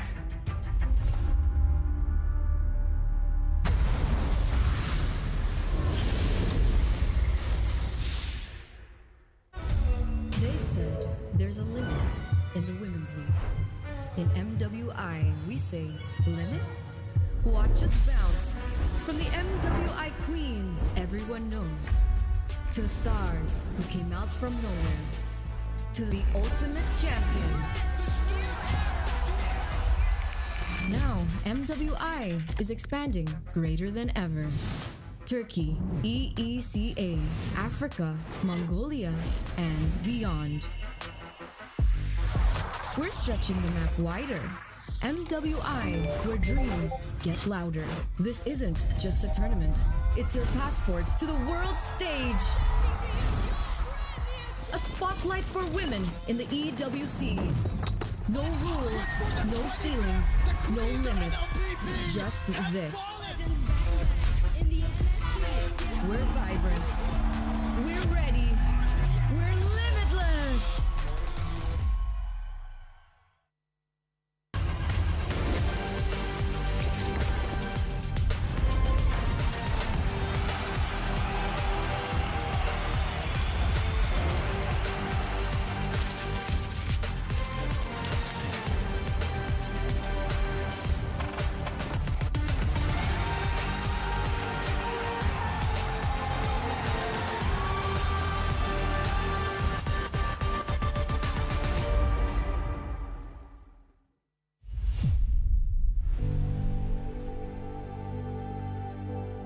Maybe with our lineup for the past 3 seasons, maybe this is the best one. On our first season, the crowd's favorite is HomeBois. Then the second one, we're kinda shaky. We go to lower bracket, we lose a lot of games. So I think this is the best one. My thoughts on this bracket is I don't really like it because imagine if we already secured our slot for MSC, then we need to wait 2 weeks again. We don't have momentum. We will only play 1 day for finals. Then our enemies that we're going to fight on finals, they have momentum, right? And we don't have much before that. So you'll go to lower bracket? No, we'll still take it. No choice. We still need to take it so we can secure our MSC ticket. For AERO, kita orang ada beef sikit dengan korang. Sebab korang curi 1 point daripada kita orang kat regular season. Just careful lah dekat playoff. Good luck guys! Just destroy each other. See you at upper bracket.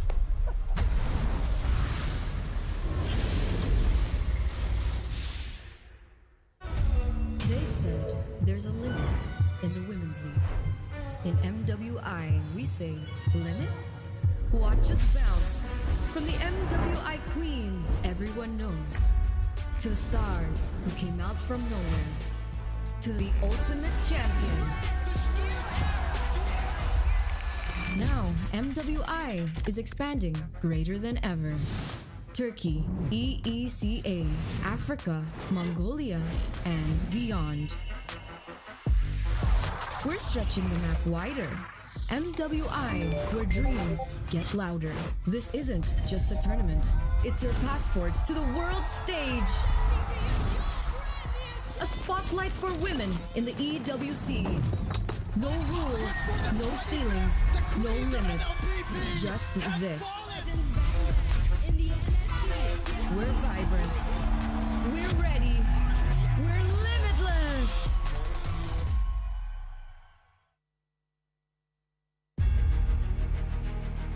To all the fans that never expected us to even reach playoffs in the first place, I think you guys shouldn't underestimate us because there's a reason why we're not getting swept by all the strong teams. So expect that we will be strong in playoff. Untuk test yang 2-1, kita orang selalu dapat tu, saya tak kisah pun. Asalkan kita orang dapat menang first game tu, kalah 1, menang 1, kalah 1, dan menang game yang kelima. Maybe it's a curse, but for me, it's a strength of our team. Considering that week 5 to week 6, we have the momentum of 3 win streak. Even though it's all 2-1 and not against the top teams, I think it's still really confidence booster for us. So anyone we meet in playoffs should be ready against us.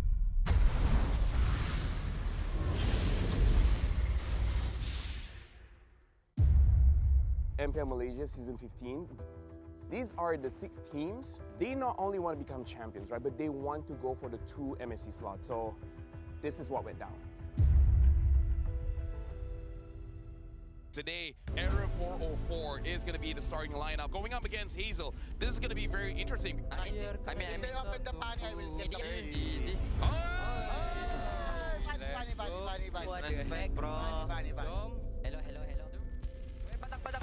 Padang first bro.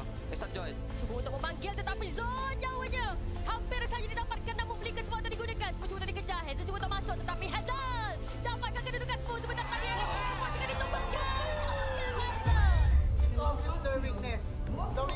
jungle. The jungle is inexperienced. They doesn't think anything to the map. We pressure them, they cannot think next move. Careful lah. Hey, what the heck? Leg side. Go. I'll take it belakang. I go behind. Kausai masih lagi berada ke kanan Reza. Terus lepaskan di bawah Zaki jadi saja masuk. Reza dijangkau oleh Fofo tapi semua sebab ditumbangkan oleh Zaki juga AERO Esports. Dan AERO Esports berjaya untuk mendapatkan kemenangan. Dekat playoff memang akan kejam. Dekat playoff memang sangat kejam. DX surprised me to the point where I feel proud of them. The discipline is there, the draft is great, but more importantly, the execution. Kata to dash. Zuksin. Badang. Assalamualaikum, selamat sejahtera, tajahau dan vanakam. Selamat datang ke pentas kebanggaan. Hari ini special untuk anda, Astro X MPL MY season yang ke-15. Woo! Come on, Sam Johor Bukit. Kiara, boleh tak saya dengar suara yang lebih kuat? Wow, terima kasih kerana bersama dengan kita pada hari ini dan ada juga yang menonton kami di arena dan juga sekarang ini streaming live di TikTok dan juga YouTube. Dan kali ini kita nak bawakan pentas hiburan Pride Power dan ini adalah kolaborasi Astro untuk tahun yang kedua bersama dengan MPL. Tepuk sikit. Macam hari ini, good game? Yeah, okay. Baiklah, of course, dekat stream, apa yang paling penting sekali, kita nak bawakan gold standard entertainment. Kita combine together dengan gamers, okay? Mana tahu, korang gamers, you guys know how to have fun. Dan sebelum kita pergi ke persembahan yang lebih power, lebih gempak, lebih style, kita ada satu promo special untuk anda. Korang semua kan Alpha juga. Let's go!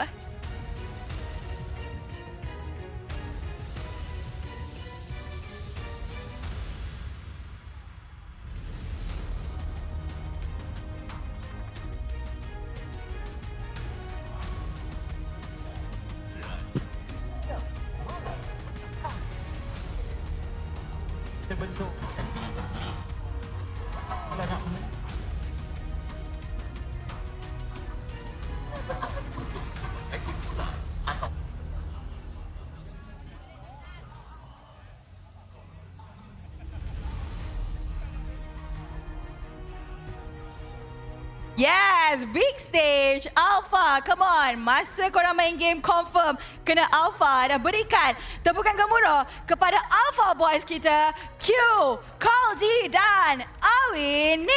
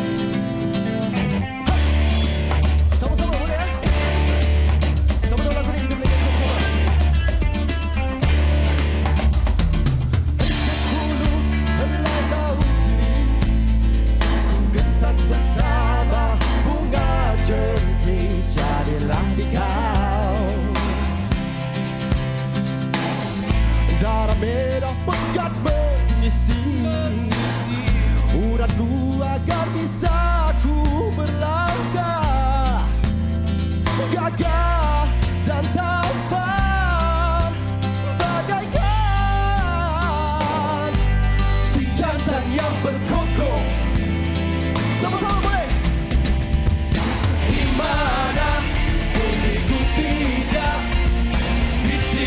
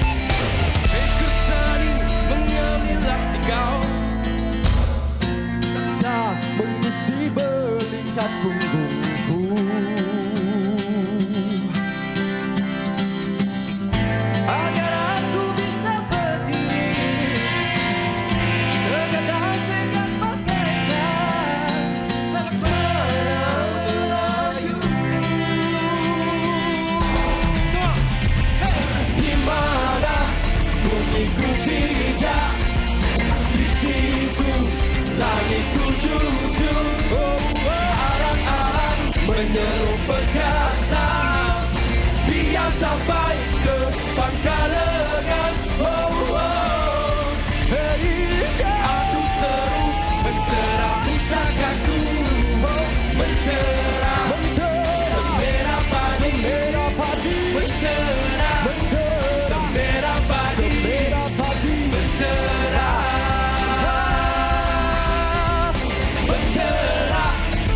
semerah padi,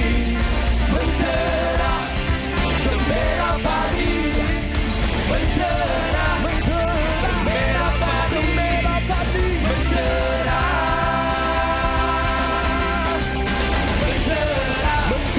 semerah padi, mentera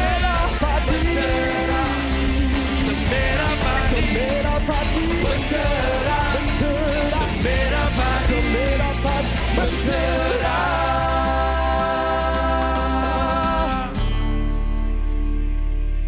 Terima kasih semua. Berikan tepukan gemuruh kepada Awinit, Q dan Carl G. Terima kasih. Ya, terima kasih Mona Bella. Yes, our alumni Big Stage Alpha. Apa khabar korang? Baik. Baik eh? Sangat Macam mana persembahan, perform dekat depan semua-semua gamers pada hari ini? Oh, sebenarnya agak rasa teruja sebab saya pun main juga ML sebenarnya. Serius So macam agak teruja dapat invite untuk nyanyi di MPL pada season ni. Wow, so tadi sebelum nyanyi tu sempat tak tengok 1-2 game ni? Sempat. Sempat Macam Q pula? Saya tak main ML tapi hari ni saya nak install ML Boleh? Yes. Cantik, betul. Kan there's always a first time kan, selalu. Betul. Kita kalau tak ada sempat kadang-kadang macam alamak. Macam Kalji? Macam Kalji dulu alumni gamer juga. Wah. Tapi Dia bukan macam biasa, dia gamer kita power game tau. lain. Ya? Gamer power Dululah. Main game on application je, okay? Yes. Don't play game with people's heart. Alah, Diva! Okay, but then apa pun korang, kalau siapa-siapa yang maybe belum join lagi ML, maybe this is the time, okay? Kalau korang tahu mana-mana kawan-kawan yang baru nak start. Ada yang macam teringin nak start, tapi macam malu-malu. Muna pun baru juga install and I love it, okay? Dan rasanya selepas ini, ada lagi persembahan hebat. Sebelum itu, ayo kita berikan tepukan gemuruh dulu untuk Awinit, Carl G dan Q. Terima kasih semua. And jangan lupa, okay, diorang punya OT Alpha. Yang lain pun akan bertanding pada Ahad nanti untuk the finale. Maybe you guys nak cakap short and simple untuk korang punya kawan-kawan yang akan berjuang pada hari Ahad nanti. Okay, kepada kawan-kawan saya, Alpha OT7, kita orang mengucapkan selamat maju jaya, all the best for finals which is tomorrow. Akan berlangsung di Royal Theatre Shah Alam. Jadi korang jangan lupa saksikan live di Astro Ria pukul 9 malam besok. Cantik. So memang OT7 lah. OT7 lah. Confirm OT7. Ramai yang request OT7. Kita tengok macam mana, guys. Kalau tidak OT6, OT7 ke, kita tengoklah Ahad nanti. Apa lagi, kita berikan tepukan gemuruh untuk diorang. Okay? Thank you so much korang. Terima kasih Mona Bella. Alright, terima kasih. Boleh ke belakang untuk sambung install Mobile Legend. Saya pun nak sambung kejap lagi. Tapi sebelum itu, kita ada video promo special untuk korang. Ayo, berikan perhatian kepada screen. Let's go.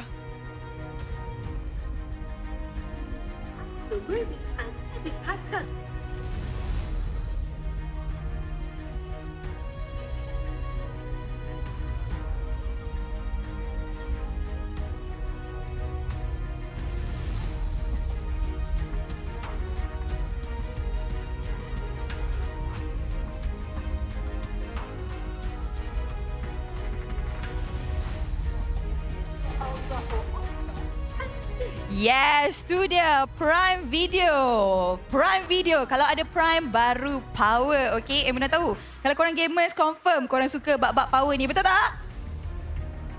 Yang lagi power kalau kita gabungkan dua gadis jelita. Tapi dia punya vibe kan, dia macam yin and yang tau. Seorang suaranya lembut, ayu, manis. Tapi seorang lagi kalau dia rap, confirm memang power. Gabungan kedua-dua ni confirm akan buat korang semua macam wow. Dia punya persembahan bukan biasa-biasa. Ayo kita berikan tepukan gemuruh untuk Bunga dan Laila Sanya.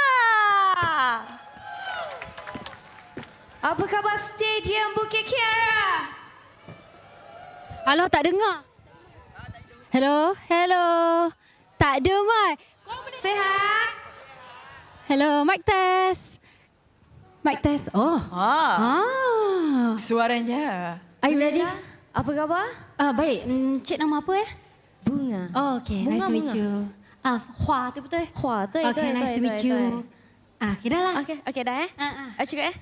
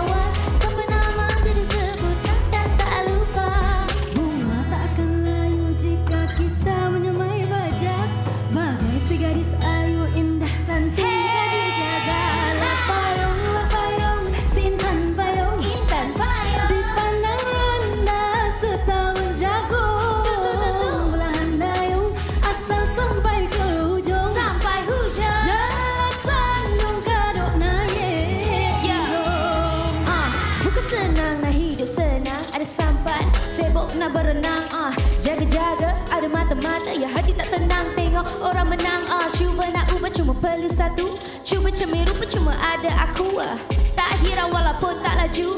Janji bukan wow yang putus seraju. Siapa kata ku tak boleh. Yang toleh-toleh dulu mana remeh. Dipijak di hedit dah berdolar daleh. Telah jadi kata tak boleh tarik. Perlahan dayung sabarkan hujung.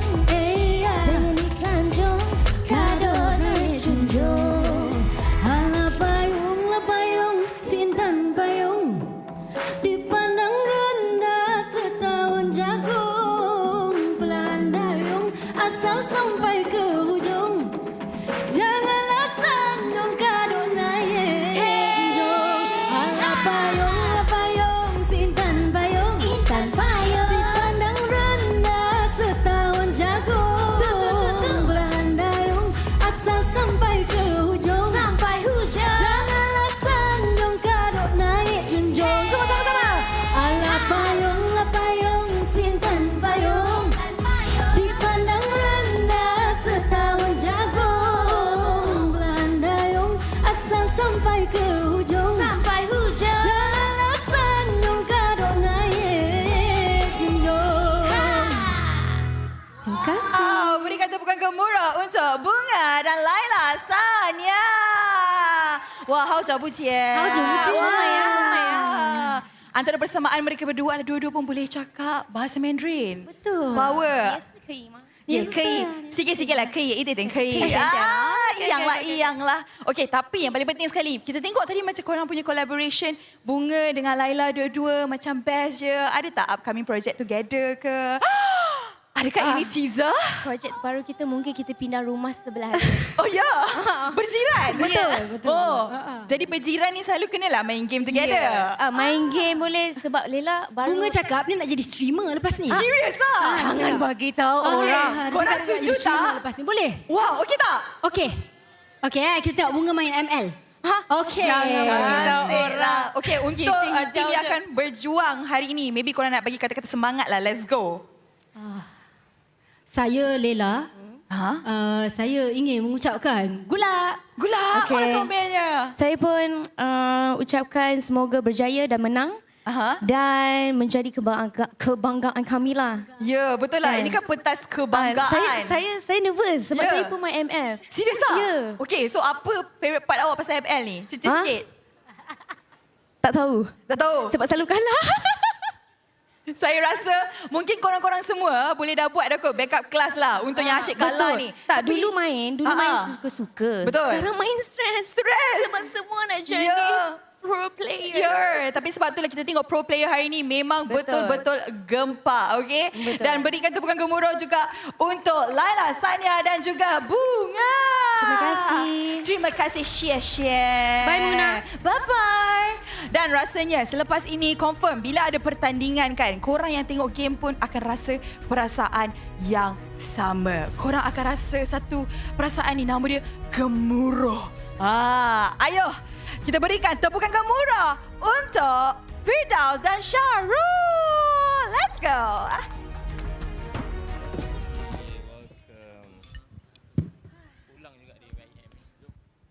Assalamualaikum. Assalamualaikum semua. Selamat petang. Selamat petang. Semua okey? Okey, kita nyanyi gemuruh sama-sama boleh? Tak cukup kuat boleh ke? Okey, kita cuba kita tengok Alright. Jom. Come on, Dos. Nyanyi sama-sama okey? Rentak di kalbu, hasrat yang tersirat semakin kuburu. Bila bergema laungan gempita, harapan bernyala, nadiku berganda. Gemuruh jiwa, semangat membara, dari puncak ingin ke angkasa, bergalungkan bintang berkelipat, menyerlah jauh dari yang biasa. Mana suaranya? Paling kuat. Bila bertaluran dari kalbu, hasrat yang tersirat semakin kuburu. Bila bergema laungan gempita, harapan bernyala, nadiku berganda. Semangat membara, dari puncak ingin ke angkasa, bergalungkan bintang berkelipat, menyerlah jauh dari yang biasa. Ungkapan ini bukan sekadar bermimpi.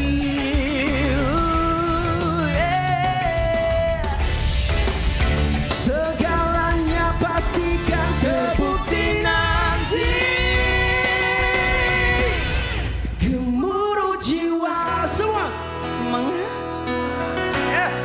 lebih kencang. Dari puncak ingin ke angkasa, bergalungkan bintang berkelipat, menyerah jauh dari yang biasa. Gemuruh jiwa, kuat lagi, semangat membara, dari puncak ingin ke angkasa, bergalungkan bintang berkelipat, menyerah jauh dari yang biasa, menyerah jauh dari yang biasa. Wow, berikan tepukan gemuruh Thank you. untuk Syarul Kamal Terima dan kasih. Firdaus Rahman. Thank you. Wah, style lah tadi. Nampak lah fighting spirit dekat situ. Alhamdulillah. Wow, untuk korang berdua, adakah korang main game juga? Kita orang kaki game. Kaki game? Kaki game. Bukan kaki game member datang tak lepak. Bukan. Itu kaki kencing. Lain, itu kaki lain. Okey. So korang macam korang sendiri, selalu kalau sekali main game tu berapa lama boleh spend masa? Okey, Daus. Berapa lama? Daus, come on lah. Saya macam semua orang juga kot. Macam mana? Memang tak kenal pagi malam. Ya. Selalu kita main malam, dia dah pagi. Dah. Syarul pula? Saya selalu sampai sahur. Sampai sahur. Wow. Itu bulan puasa Kalau kan? bulan puasa lah. Hari biasa sampai subuh lah. Sampai subuh lah maksudnya. Subuh lah. Okey, untuk sekejap lagi akan ada perlawanan yang mana DXO akan menentang dengan HomeBois. Maybe nak cakap something untuk player-player kita yang akan berjuang jap lagi. Good luck. Jangan lengah-lengah kan. Kalau nak serang tu serang je tower tu. Dengar cakap coach. Dengar cakap coach. Betul, betul. Semalam kita orang dah try dah pakai headphone tu. So kita baru dapat rasa macam mana player-player kat atas tu punya perasaan. Memang nervous. Terus tadi vibe Siska lah. Dia rasa macam MVP gila. Yeah, betul. Alright, good luck semua. Good luck. Enjoy guys, enjoy. All the best. Yes, okay, sekejap lagi kita akan saksikan perlawanan yang seterusnya. Siapakah antara mereka yang akan mewakili Malaysia nanti ke Riyadh? Wow. Yalah. Itu yang kita tak sabar, okay? And kalau korang nak epic skin, nak diamond, nak surprise merch Astro, semua ada dekat booth Magenta Astro. Boleh langgan Astro One hari ini. Boleh claim epic skin worth 899 diamonds. Follow TikTok Astro, download Astro Go dan kumpul diamond, claim reward dan unlock vibe. Okay, last but not least, Syarul, ada tak projek terbaru nanti daripada you? Sebab kita tahu kan kalau penyanyi ni mesti ada something je selain daripada sekarang busy berlakon juga. Betul. Yes. Betul. Kalau berlakon ke lagu ke ada yang baru? Drama sekarang tengah tayang, Dia Bukan Syurga. Lagu insya-Allah soon akan release. Tidak, Syarul. Saya dah confused tiba-tiba. Syarul. Ya, saya Syarul. Betul. Syarul. Saya Syarul, bukan Hafiz Rosdi. Okay, so ada lagi projek-projek upcoming lah kan? Ada. Pasti. Ya. Tapi drama sekarang yang tengah tayang tu memang sakit hati lah. Jangan tengoklah kalau tak tahan. Lalu FYP aku ni. Ya tu. Kau ni buat hal. Okay, mungkin boleh tulis lagu lah Fidaus inspirasi daripada boleh. ni. Cantik. Mungkin next year punya MPL kita berdua akan nyanyi lagu tema. Kita tak tahu. Who knows? Kita tak tahu. Mungkin. Betul. Okay, berikan tepukan gemuruh untuk Syarul dan Fidaus. Alright guys, assalamualaikum semua. Saya Syarul Kamal. Bye. Saya Fidaus. Alright, terima kasih korang. Okay, sebelum kita akhiri, saya nak dengar dulu daripada penyokong-penyokong DXO. Tadi macam ada yang bawa gendang. Ada yang bersorak-sorak bangun-bangun. Satu kali lagi, can I hear your voice please? Semua introvert lah, malu-malu lah. HomeBois fans! Wow, kejap lagi kita tengok siapa yang akan menang sorak dan siapakah yang akan memenangi perlawanan yang seterusnya. And of course, jangan lupa untuk saksikan lagi MPL esok bersama dengan kami sebab kita ada persembahan yang memang menyala gila esok. Kita ada Mimi Fly, Lucy Rari, Aisyah Rendo dan ramai lagi. Nama saya Munabila, kita jumpa lagi esok. Assalamualaikum dan selamat sejahtera.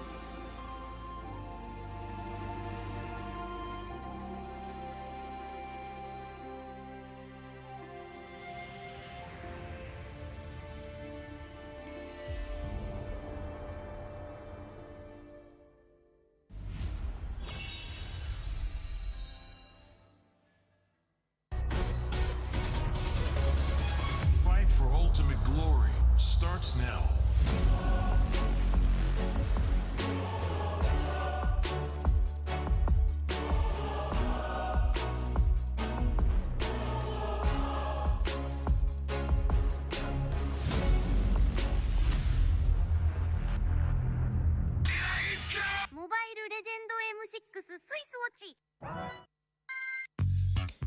Kerap menggaru kulit kepala disebabkan keluh momor, masalahnya lebih mendalam. Gunalah Head and Shoulders menembusi 5 lapisan untuk membasmi keluh momor dan kegatalan. Bebas keluh momor sehingga 100%. Head and Shoulders diuji secara dermatologi.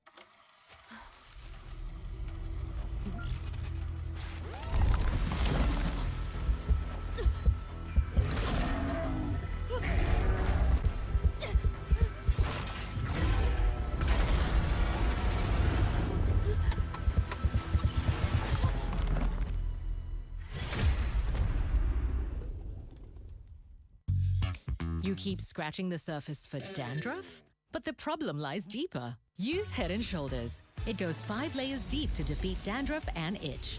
Be up to 100% dandruff-free. Head and Shoulders, dermatologically tested.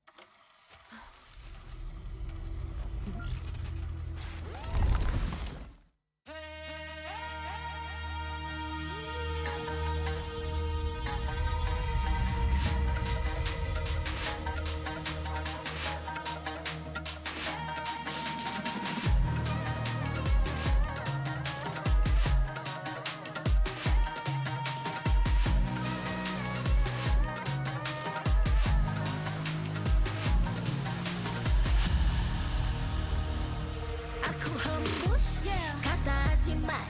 Bila terjatuh, aku beringat. Jalan dah jauh, cari titik bermula. Krak, krak, krak, krak. Jangan patah semangat. Semarak api bukan calon cadangan. Biar apa menghalang, aku sambut datang. 1000 daya, 1000 alasan. Harungi semua sampai di akhir garisan. Eo, eo. Kami tak senang mengalah, kami luar biasa. Semangat membara, harungi bersama. Lakukanlah sama-sama lakukan, bergema di kiri dan kanan. Tak berhenti marah ke hadapan, tak mengalah berdepan cabaran. Jaga, jaga, kita jaga. Jaga, jaga, kita jaga. Jadi ayo. See me, watch me, hype me, gotta give it all. Don't matter how many times I fall, gotta get back up, yeah, yeah, gotta go. I can hear them calling, now I gotta serve. Mess with my clique, now you get what you deserve. We keep it tight, we keep it cool, they got me and I got them too. Tak rasa api tak kunjung padam. Marah ke hadapan kita, sehaluan jangan simpan-simpan. Kita anak Malaysia. Kami tak senang mengalah, kami luar biasa. Semangat membara, harungi bersama. Jaga, jaga, kita jaga.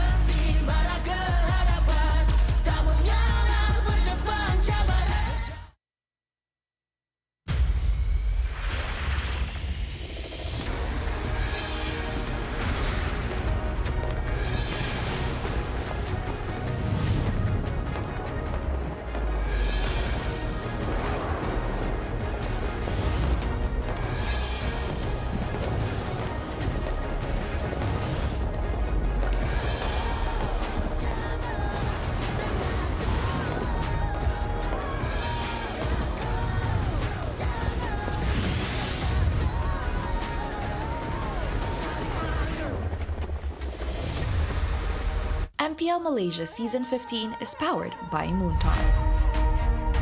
Official gaming smartphone, Infinix GT30 Pro.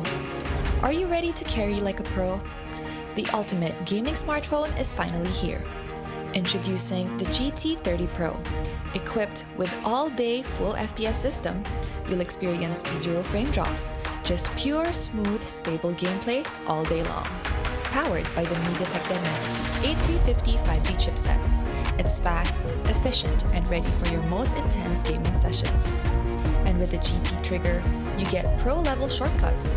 Buy items fast, check the scoreboard instantly, and pull off clean combos like you've never before.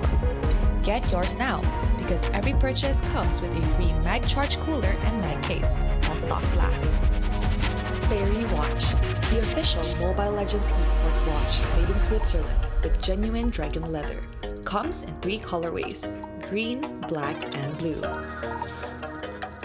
Our esports partners, Head & Shoulders, up to 100% dandruff-free and itch protection. Head & Shoulders is dermatologically tested, penetrates 5 layers deep to eliminate dandruff. Get yours now. And thank you to all our strategic partners. 100 Plus, Players, Astro Arena, MPL Merchandise, MPL Ticketing, supported by KBS, ESI, Rakan Muda, MESF, PSM. Welcome back to the MPL Malaysia Season 15 playoff phase number 2, the penultimate day. One more best of 5, 2 more teams, one last slot to re-yacht for MSC. My name is Husky. Alongside me, I have Sadafa and Gideon Q to bring you guys an upcoming best of 5 in the lower bracket finals between the hopefuls of HomeBois and the new bloods of DXO. Man, to think that we have come all this way. The second to last match of the entire season. And the series that will determine our second Malaysian MSC representative. This has been a Cinderella run for DXO, who have risen against all odds to make it to the top 3. I mean, they've been working really, really hard. They've been playing every single one of their games. In a very literal sense, every series has gone the full distance. But against the HomeBois, this one might be a pretty tough haul. I mean, they put up a decent fight, to be fair, but that was coming prior. 1 ticket left that they're fighting for. Absolutely. And every time you need to secure the best possible chances for yourself, even when it comes to your scalp. That's where we have our official shampoo partner, Head & Shoulders, that provides up to 100% dandruff-free plus itch protection. It can wipe out every single speck of your dandruff, dermatologically tested, and it goes up to 5 layers deep to defeat dandruff and itch. Get yours right now. Clean out every single part of your scalp, your hair follicles, just like how you would check your bushes if you play MLBB. Yep, just like how you check your bushes, just like how you would keep it clean in terms of your gameplay. And I hope we get to see even more clean gameplay here. That first series of the day went very unexpectedly. AERO is leading 2-0. We thought that was going to be it. Then boom! Reverse sweep. DXS makes it 1 step further. But the next opponent is nothing to scoff at.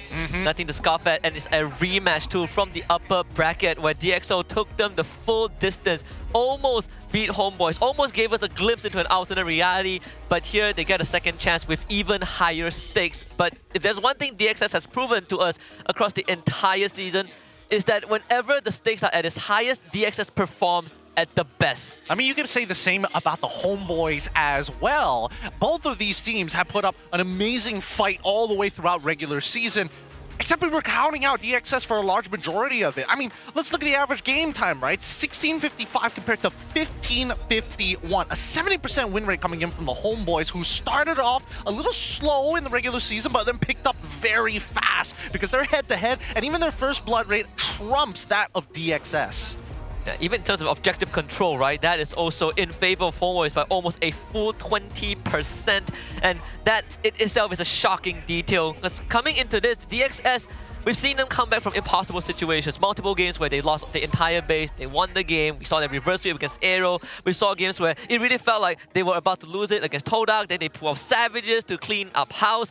But against HomeBois, the second time in the entire playoffs. What do you think is going to be different, Sadafa?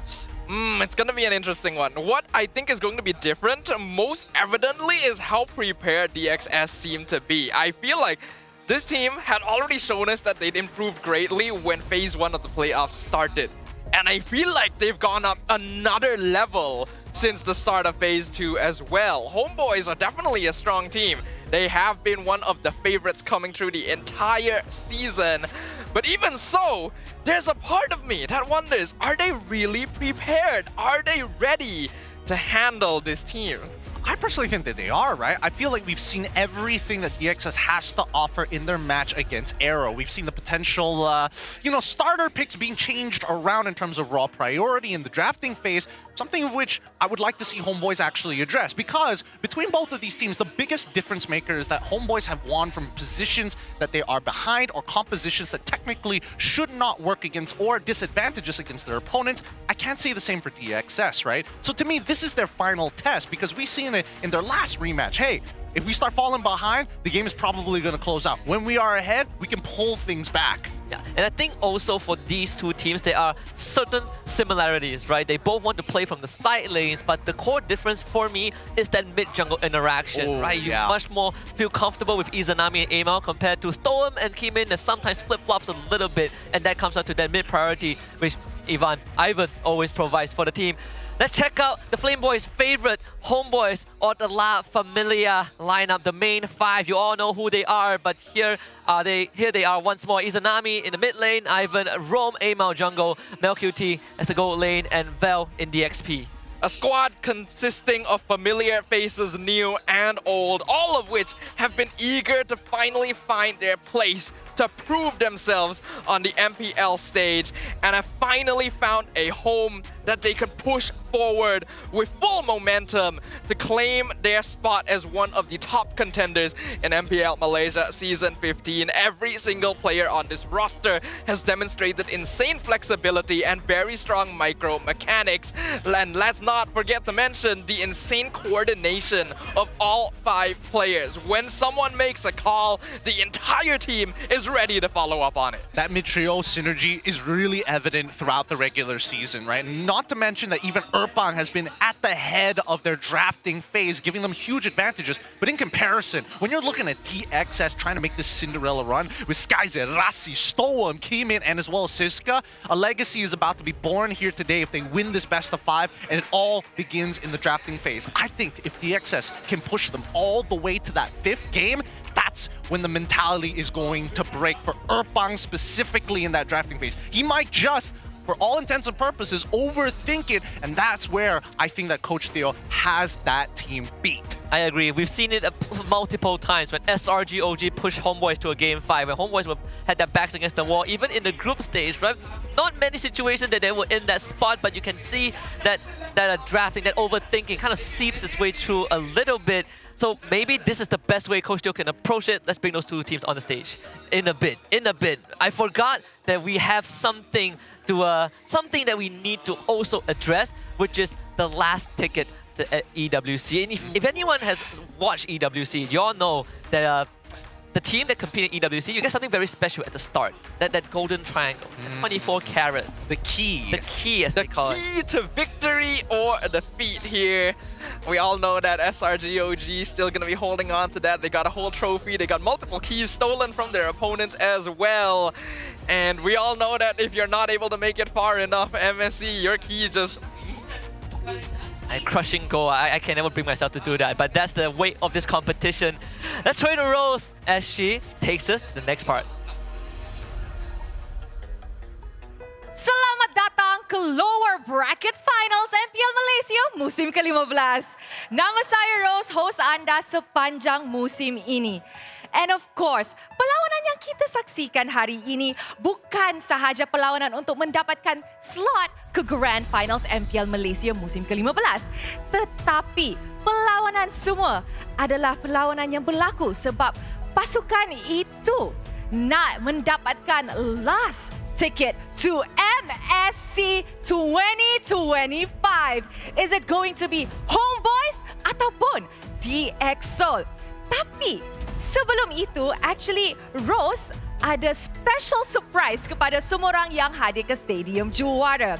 Sebab di saat ini, sesuatu yang baru akan bermula. Satu legasi dari dunia perlumbaan akan menyatu ke dalam Land of Dawn. And of course, untuk merasmikan detik bersejarah ini, sama-sama kita jemput individu yang merajui MPL Malaysia. Ladies and gentlemen, give it up for Mr. Fikri Rizal, Moonton Games Malaysia Esports Lead.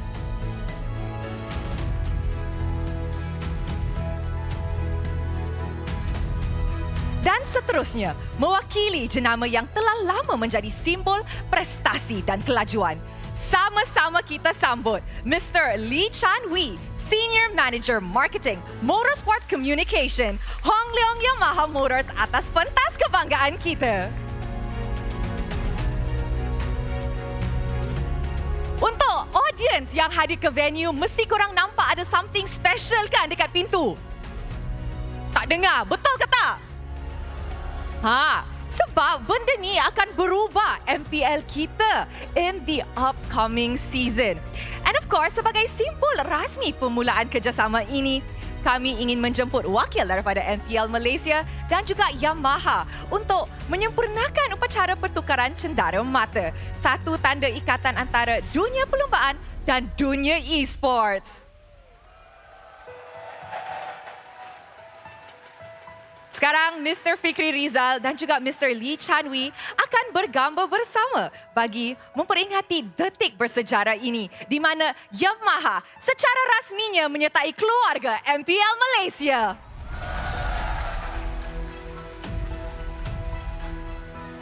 And of course, with pride and joy, ladies and gentlemen, mari kita saksikan pelancaran rasmi kerjasama yang menyatukan para juara sama ada di litar perlumbaan dan di Land of Dawn. All together, count with me. 5, 4, 3, 2, 1. Your next destination is Pentas Kebanggaan.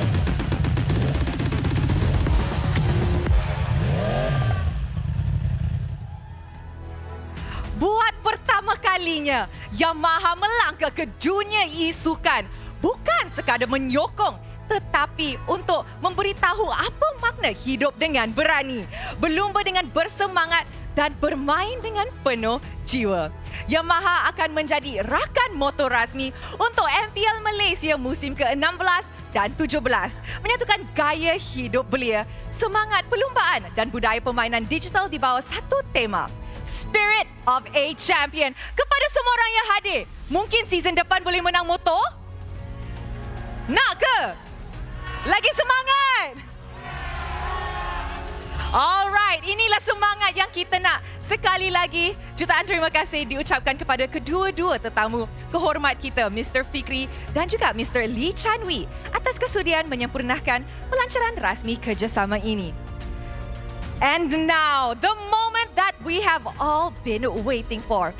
The stage is set, the stage is ready. Siapakah yang akan mendapatkan tiket terakhir ke MSC 2025? Inilah dia perlawanan antara pasukan kuasa muda, DXOL dan the new legacy, HomeBois. Inilah the next Gen Derby.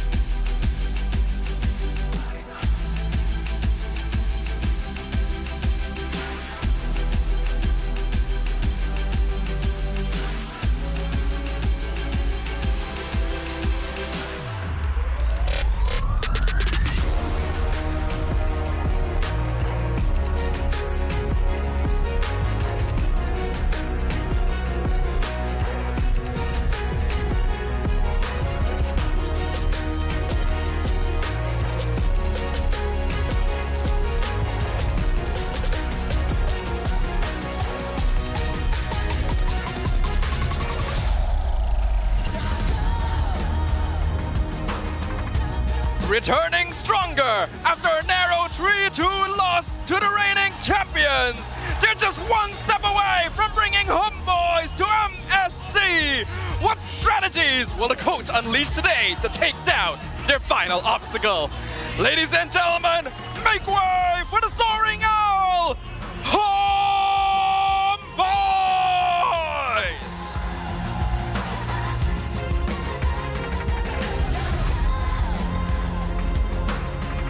Defying the odds and shattering all expectations.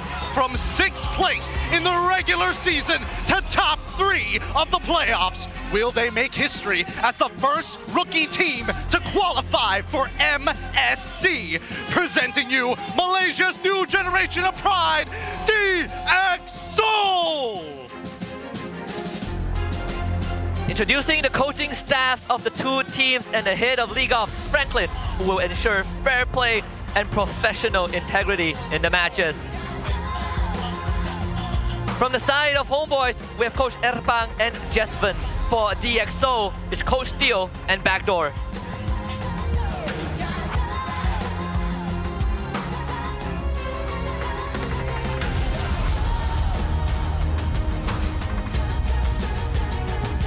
Let's keep it going with fist bumps between both teams. A true sign of professionalism. The armband will also be given and worn by both team captains, who will always lead the team's movements and strategies in the game. This is how we roll. This is Malaysia's sportsmanship. Ini gaya kita. This is MPL Malaysia. One last ticket to MSC. One last best of 5. Let's rock and roll. Let us rock and roll indeed. As the motorcycle revs up the arena, we see what is at stake. A key, a valuable reminder and marker of the distance these teams have traveled and the potential that they may display on the international stage. The stakes are extremely high, and first pick selection has been obtained by the HomeBois. Their most comfortable spot, 57% of their games have been won on this side throughout the regular season and including the playoffs. So far, DXO, I wonder how prepared they are for the HomeBois. They can fall back on previous homework, but at the same time, they have a little bit of new information after their defeat against SRG. Yeah, you can say the same with HomeBois having more information on DXO, right? This is just half of the marathon that they had to run, but this is the final lap, the hardest final lap for DXO. When we take a look at the rookie standings, we have Keemin sitting at the top of the chart with 83 points, followed by Siska, Zekif, AERO 4-4, and Reza. And I think this is a very fair assessment. Keemin and Siska have been delivering on all ends. Sure, a lot of times I say Siska is my candidate, but sometimes I also forget that Keemin has his moments when DXS needs him. He is one of the keys to victory for the side of DXS, living up to that name, Siska. Both of these players have really popped off, and now they will have one more opportunity to demonstrate what they have learned throughout this season of MPL in the lower bracket finals. It is unfortunate that the other rookies are no longer here. They've already been eliminated earlier in the playoffs, but this is a chance to show what rookies are capable of on this stage as well. You know, speaking of rookies, from MAL to MPL, top 4 is a wild achievement for some of these players. I mean, from Pixel Esports, Young and Dangerous, and Torak Legions, now evolving to AERO Esports, DXO as HomeBois, the same faces over time grow and just get more mature. Like fine wine, these players have become nearly priceless, and if they can get their ticket to MSC, that really cements themselves within the local community. Yeah, and I think regardless of how this lower bracket finals end, it's not going to be an easy one to swallow for the losing team, right? You got so many legacies. We say that DXS, they're the up and coming, the new era, but then you look at HomeBois. It is an organization that spent almost 3 years to earn their first trophy, losing out on the previous season, had to go through a rebuild, and now comes in with a fresh chance, the best chance to reclaim the title back with a different roster. Even for a player like MelQT, Pixel Esports, then he joined Red in Season 12, got relegated, goes back to MAL, plays with MAL, and then still has to wait another season before he finally rejoins HomeBois this season to make it to top 3. It's been a long journey for MelQT. It has been a long journey for many of these players. HomeBois is comprised of many faces who have not had the chance to truly demonstrate their potential with the right lineup on this stage. But this is the season where they finally broken through those limits and have stood out as one of the favorites to take home an MSC ticket. There is only one step left, and that is winning out this best-of-5 series against DxSeoul. Dreams will be made to come true today, as these players have been dreaming of the moment that they get to represent Malaysia for an international title, especially one which we need to defend of MSC.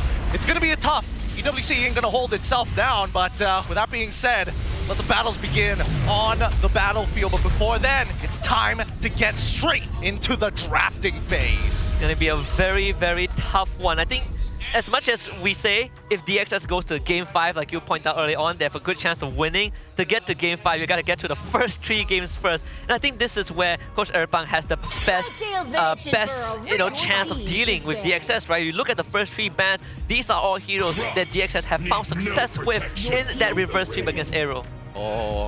Oh, dangerous already. Coach Theo has decided, you know what? Let's get rid of the Baxia this time. Again, these are not targeted bans. These are more of the meta picks coming in from Theo this time, getting rid of the Chip as well as the Fanny. Erpang deciding to get rid of the Masha, the Hayabusa alongside with the Kalia. Kalia out of the question, and as well as Baxia, Kimi and Loyi now come into play.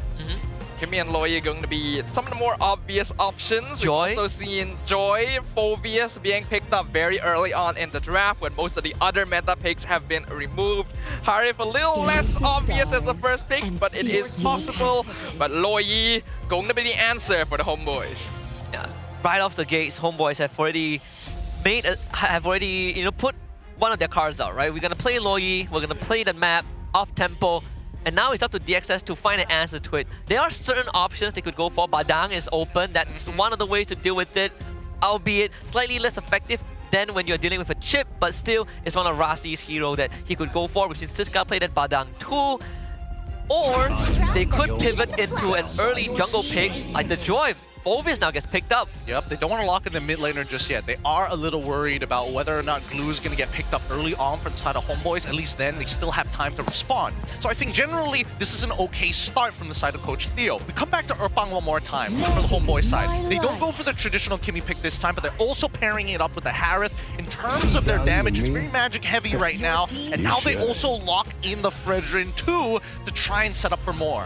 Yeah, I had a suspicion that Fredrin was going to be the pick for the HomeBois. They are one of the teams that like to default back into tank junglers when they have the opportunity. And this is one of the heroes that will have a better matchup into the Joy on the opposite side. It's interesting that they're willing to lock in the Harif when there is already a Phoveus on the opposite end as well, as the XS finish off their first half with Granger. This is more of the kind of drafting I wanted to see between DXS and AERO early on. Just a very more default, a very more straightforward drafting pattern from both teams. Matilda banned out from DXS, just covering all the bases. You don't want that Matilda Fredrin. I think now you have the Granger on your side. You also have the Fredrin to contribute to the Phoveus dashes, but more importantly, with a Sky Piercer holder on your end, Fredrin is going to become less of a problem if you can get Sky Piercer stack up. And I think this is where it gets a little awkward, right? Because Erpang has to make a couple of decisions. Number one, technically this Fredrin can be flex pick into the EXP lane. Into the veteran, it's actually not that bad. You can sustain pretty hard, right? Getting rid of the mid laners is interesting because now that means they don't want backline access. They don't want to have that free artillery if they lock somebody down. Does the Juicing get banned out here? That's what I'm thinking. Because they're still open and Stone could easily go for that. It is a possibility. You would be able to outrange the Loyi as well. With HomeBois banning out the Farsa, I am suspecting that they will most likely play this Fredrin into the jungle position. Getting rid of artillery means that you are more likely leaning into a front-to-back positioning, because if we saw an assassin come out at this point, it would be a solution to heroes like the Farsa. Wow, deep pockets. I like it. Yeah, very, very deep pockets here. They want to make sure that all bases are covered. Theo doing a very good job of being very thorough with his bans. Erpang, I want to see whether or not he's decided to put Fredrin in the EXP, or is he going to double down and to make sure that there are no artillery mages? The only one that's currently left, well, it depends on how you look at it, right? There's Jushin, who technically could kind of fulfill that role, but Yves is the more likely target. Yeah, I think even for Yves, probably, I feel like it could work, but picking E4 would be slightly dangerous, right? Because then HomeBois 4 and 5 could basically minimize what the RWM could do. There's also Selena. That too. So it's a Kimmy ban out. I'm all for it. I'm all for a Drusin now. I think... Or they could leave it for 5 if they really dare. Leaving it for 5 would entail picking Rome here. Yeah. They go Frank. No, they need something that kind of... They could go for a deny pick. On Badang, I think it's totally fine. At least it does decently well if the opposite decides to go for Tigreal to try and counter this Joy. Find some counter engagement of their own, maybe catch the Phoveus alongside it. Badang can look for a big cancel. That would be optimal. Boys, at the same time, who comes in with the physical damage, right? Do they want to diversify their damage profile, or do they want to just say, Fredrin, you sit in front, Harith, take your time, and we're going to look for a flank with the help of this Lo Yi? Yeah, I mean, if you want physical damage, there is only, what, CC left in the pool? Benedetta? Benedetta, I guess, is another one. But then you're up against the Phoveus. Yeah, up against it's not the ideal.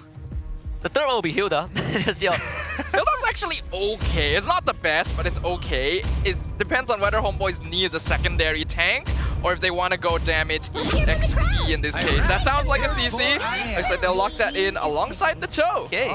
Okay, so at least from this perspective, mid-priority is a lot easier to manage now, right? They got Kimmy out of the way because they don't want them to hard push and maybe get a free chunk onto their boy Lo Yi. But at least with the Cho, with Concussive Blast, you're able to clear it up very, very effectively and start moving across the map fast. They're expecting Vel to kind of be by himself against the Phoveus, so he's got a winning matchup in his side as long as it's left on an island. Yeah, and these heroes are not the easiest. Well, except for Lo Yi, the rest are not the easiest for Drusin to just catch, right? Like they all have some sort of mobility to get out of that Lantern Flare range.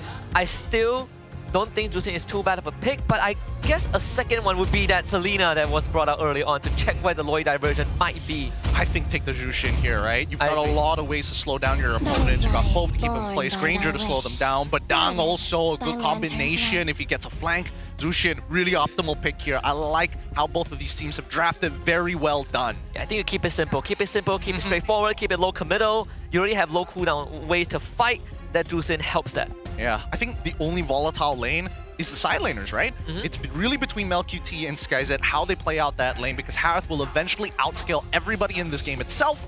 However, that Granger has a lot of utility purposes coming early to mid as soon as he has Death Sonata. As I'm expecting the early game to actually go maybe a little bit more into the favor of DXS, really depends on where the jungles start, because if they're moving to EXP side, Vel has more incentive to trade against Siska.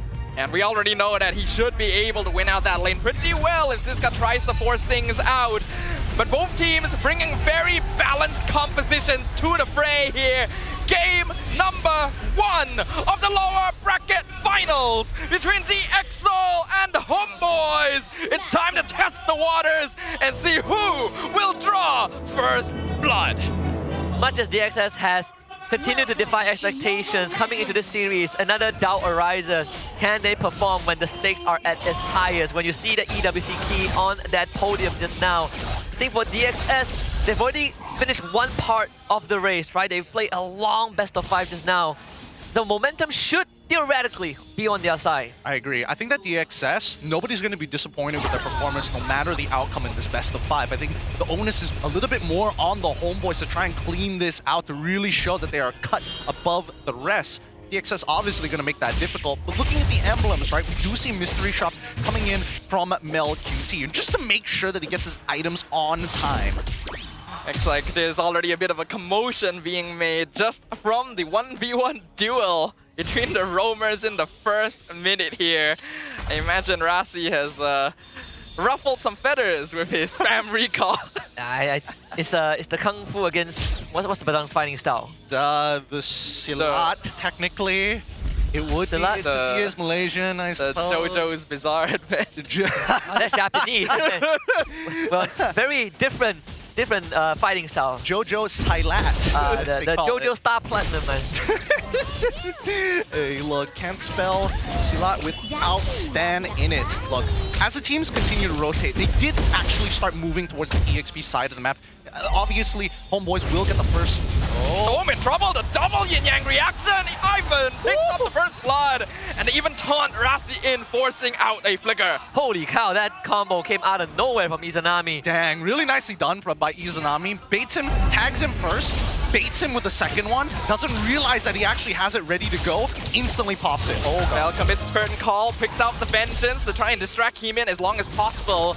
Manages to bait out the ultimate. Heemin should still get his purple, but this should be a free turtle for the HomeBois. They will have to lose Vel in exchange though. Very nice punish. Very, very nice punish. Diversion. No! He flickers back into it.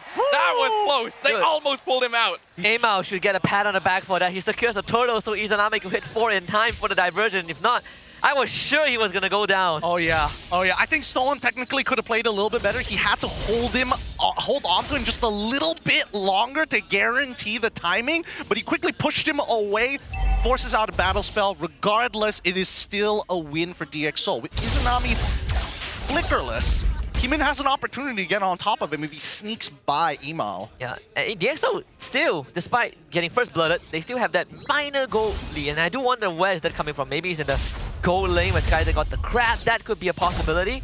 He may even going for an invade. I think got the camp. He did, yeah. He's slightly ahead in EXP compared to Amal, so I believe he did get that camp. So even though he lost the initial turtle, not gonna let that stop his momentum.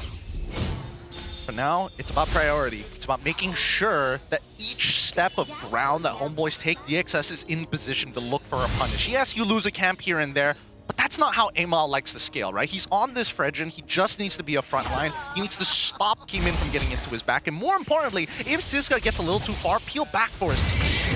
Rasi gonna use the Fist Crack to cancel out the Wave of the Dragon. Keemin dives in with the electrifying beats. Ivan just barely dashes over. Retri comes out. Boom! Picks him up and smashes him down.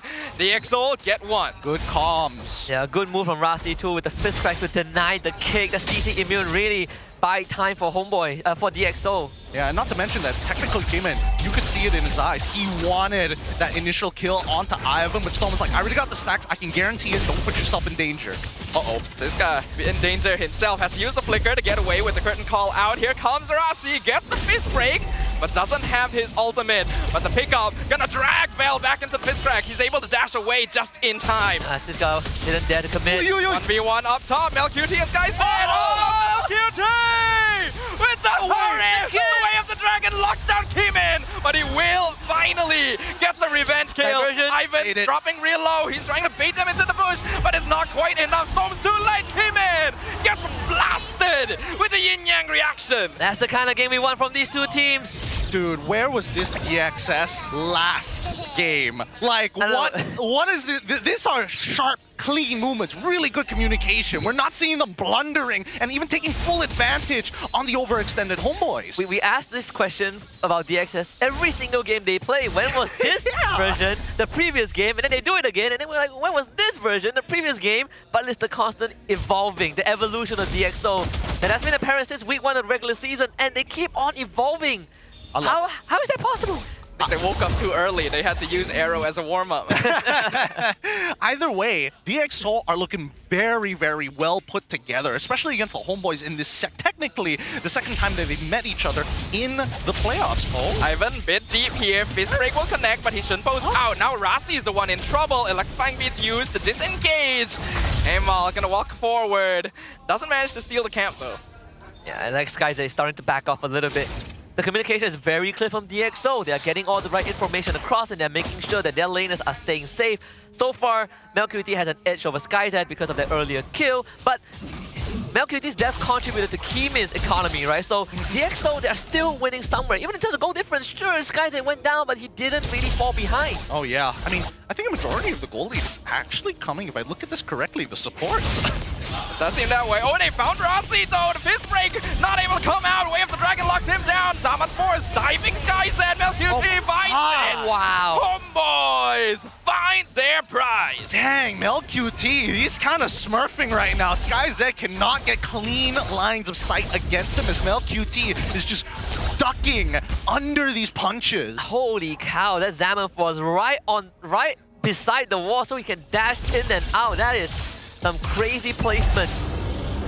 Really good stuff, really good stuff. I mean, to be fair, it's expected because Harith is able to be so mobile and can change his trajectory of attack, especially against guys at on range who only wants to kind of keep you in front of his face. Oh, here comes another one. Whoa! He goes in. He-Man secures the turtle in exchange for Rasti's life. Siska now diving in. Has to flicker out, but he's still stuck between 4 members of the HomeBois. Gets locked down. Kim-In looks to the backline. Chases down Ivan. Gets kicked into the air and taunted by Amal.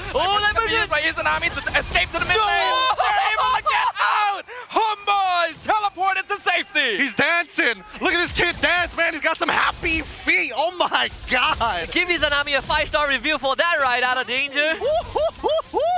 These clutch, oh man, these clutch ults, I don't know what to say. I've seen already too many of them succeed here already, especially against DxO who have displacement. We are looking at a really impressive exchange of blows right now, though. The micromanagement, the coordination from these teams are on full display. They know what is at stake. The EXO are locked in, that is for sure. All these movements, right? You trade a body for another. They always make sure they try to get the same, the equal, or if not more value than what they gave over the HomeBois. Look at that! This entire game, DxO has never fell behind in economy, no matter how minuscule it is. Yeah, honestly, really proud of DxO, right? Again, a crowd like HomeBois is intimidating to play in front of. Every single move they make, you hear the Flame Boys cheering at the top of their lungs. But now, here's the diversion. They're looking for a Siska. Walks into the wrong push at the wrong time. Skyzen gets taunted as well. He's not able to purify out. Ivan picks up the kill. Siska tries to buy time, but it's a mega kill for Vel. And Rasi is a bit too late to save them. He falls as well to the double kill. No. The first big move from HomeBois, and it pays off big time. And the saddest thing was Rasi was just a fraction of a second late. That could have made all the difference. And HomeBois finds the lead for themselves. Top tier 1 goes down. A big push set up for the top tier 2. And sadly, Stone will not be able to hold this. Yep, HomeBois is going to plunge the knife a little bit deeper. They made the first cut, and now they're trying to tear a hole. Oh my god. I mean, you can try. Okay, thanks. Bye. They're gone. They almost kill Stone on their way out. God damn. Izanami. Wow, what a delivery system. This man has always been known as a foundational player for any team he plays on. One of the best supports and DPS options you can have in the mid lane here in Malaysia. And he is putting that on full display. There's a slight 1.1k lead at max. HomeBois now work on the Lord.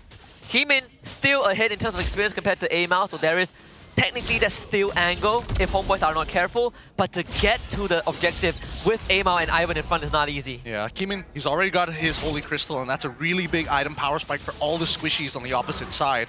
LQT also wants to get his Holy Crystal. He's a little bit off of it for now, but HomeBois not going to risk giving out of that Lord over to DxO, right? They still need just a wee bit more time to get those item power spikes to guarantee this fight. Playing it safe right now, since neither team really aware of where most of the manpower is hiding. HomeBois is going to be sending Vel up top to get the split push going, and Izanami with him so that he can be diversioned back into the fight. They're going to have to take their time here. Really slow push.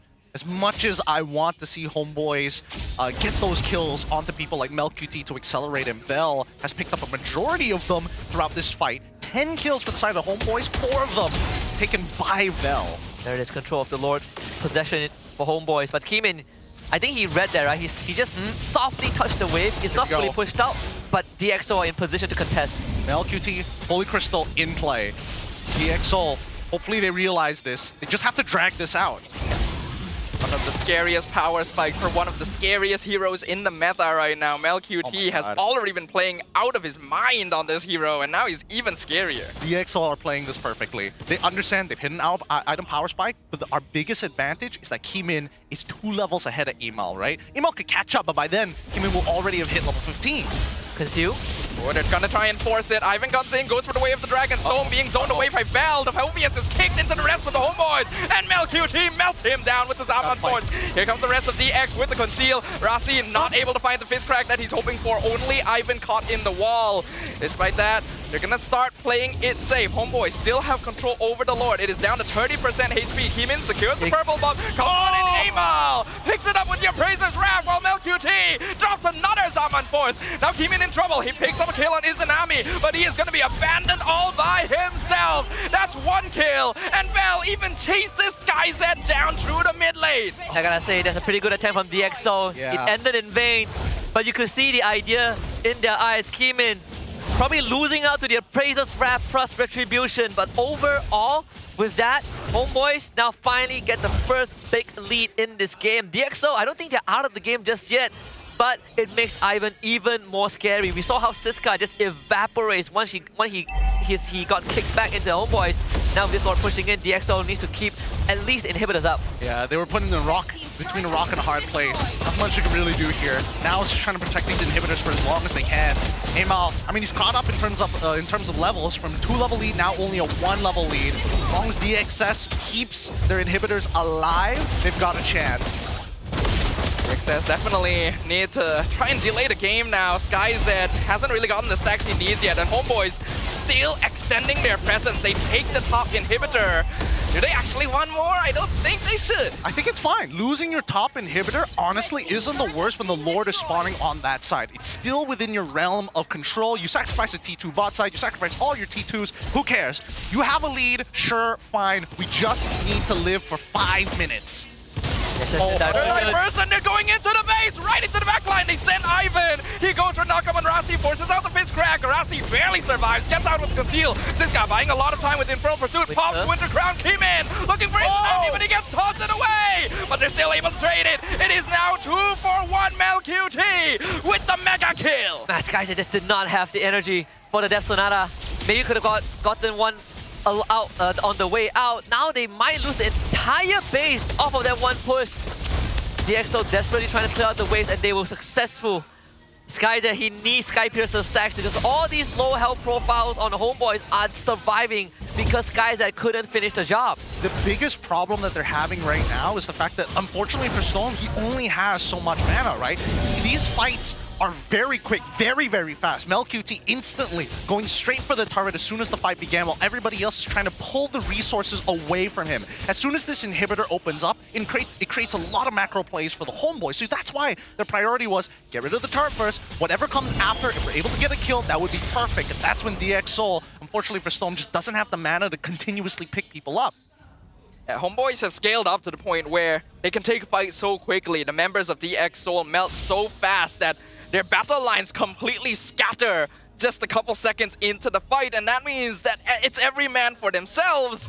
And in that situation, HomeBois are much more comfortable. Not only that, the past few fights, Vel has just been hopping to the backline and pressing Vengeance every single time a fight breaks out. And no one can DxO could handle him because they are all preoccupied with other members of HomeBois. Keemin wants Izanami, but the rest of DxO cannot keep up. I mean, Vel's playing an extremely strong game, and so far DxO has not been able to kind of isolate him because usually HomeBois are coming in with a two-pronged attack. I'm gonna sit on top of the objective, Vel. You can go and start disturbing them, right? Don't go too far away, of course, because that way I can bail you out of some tough situations if you get picked up by the Lantern Flare. Storm even have the Ice Queen one, okay. Well, having some control over the team fight will be useful if they can slow things down. Another diversion. They're looking for the backline once again. They TP into the base! Right behind DxO! They don't know what hit them! They left Amal to secure the Lord, and they've already picked up SkyZ, the most important target. Siska misses the flicker over the wall, and MelQT is unstoppable! Where did Keemin go? HomeBois in full control, with a direct path forward. There is nothing DxO can do. They can only watch as the crystal falls. MelQT goes ahead and gets shut down because why not at this point? Minions are streaking in. Game 1 should go over to the HomeBois. Oh, you can see MelQT, he's just like, you know, it's just me. It's the regular marksman. Not like I didn't completely outplay the laning phase 3 fights in a row after that against SkyZ. Yeah. And you can't even be mad nor be sad that you lost this game 1 if you're DxS. HomeBois just demonstrated pure macro understanding, the creativeness, the off-tempo plays with this Loy first pick, and most importantly, most impressive of all, is the connection between those two plays. You know, we didn't even see the diversion. We saw Ivan consider and we're like, okay, what is he doing? But there was already a diversion to the flank angle to pincer DXS.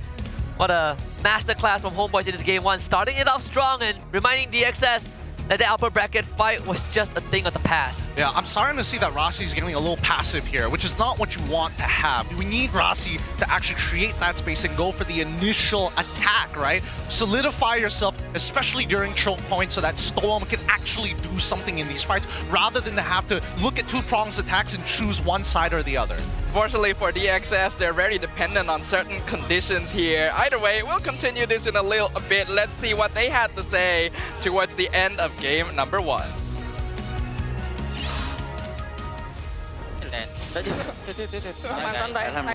Guys, reset lagi. Wow.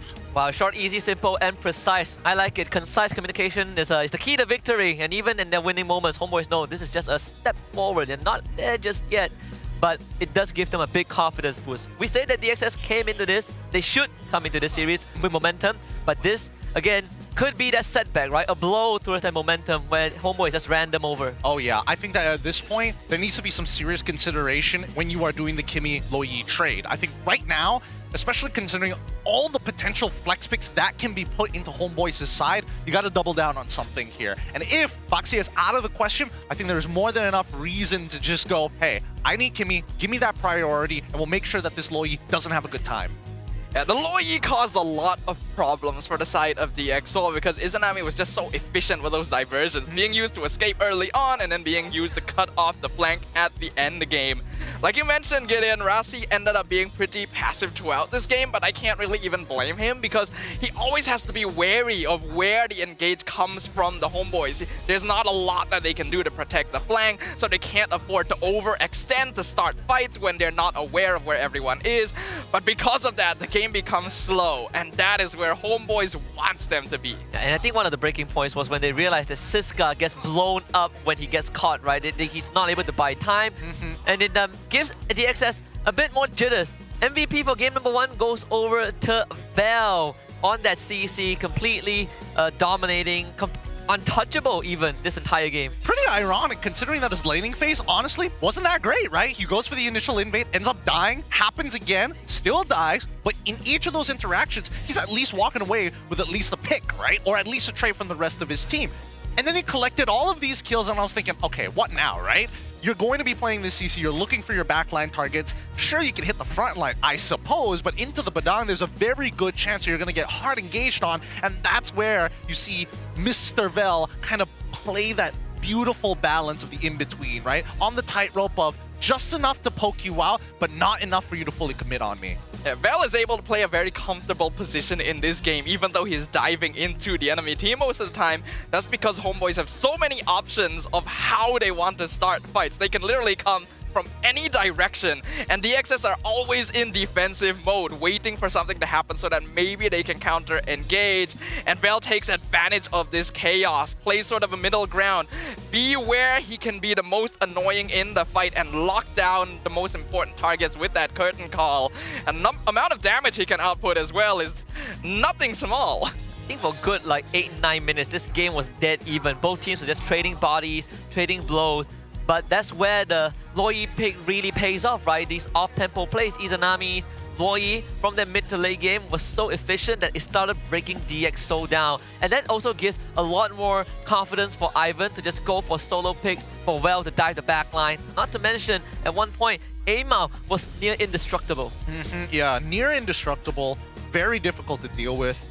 I don't know, do I necessarily agree with Rossi going for a brute force breastplate? I feel like it's a little greedy, but at the same time, it might just be necessary if he's going to face Vel the entire time, right? With both of them having pretty much equal in terms of movement speed, alongside having brute force breastplate that kind of double that, especially in these non-committal fights. It could prove useful later on, but Ivan, honestly, with the way of the dragon, the fact that he held it for so long sometimes, really made the difference in this game. Yeah, it's really, really unfortunate for Rasi, but this is already a tough spot to be in. I think he did go for that brute force so that he could maybe match the mobility of Ivan and Bell in these circumstances, but then there's a bit too many people that he needs to keep track of, and if he's the one initiating, then no one's defending the backline. It's a very similar dynamic to what we saw earlier between DX and AERO, where if all your frontliners are focused on starting fights and stopping the front engage, heroes like Cho and CC just get a free path into the back.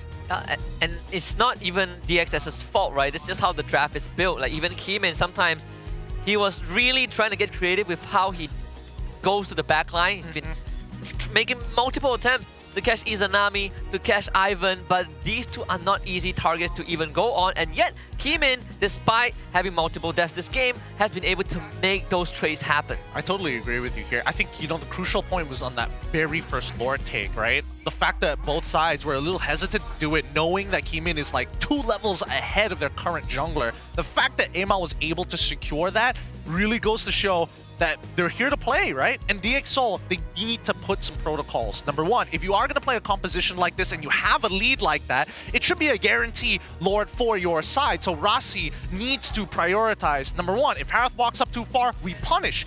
If we are looking for these Lord takes, I specifically need to get in front of the face of the Frederick.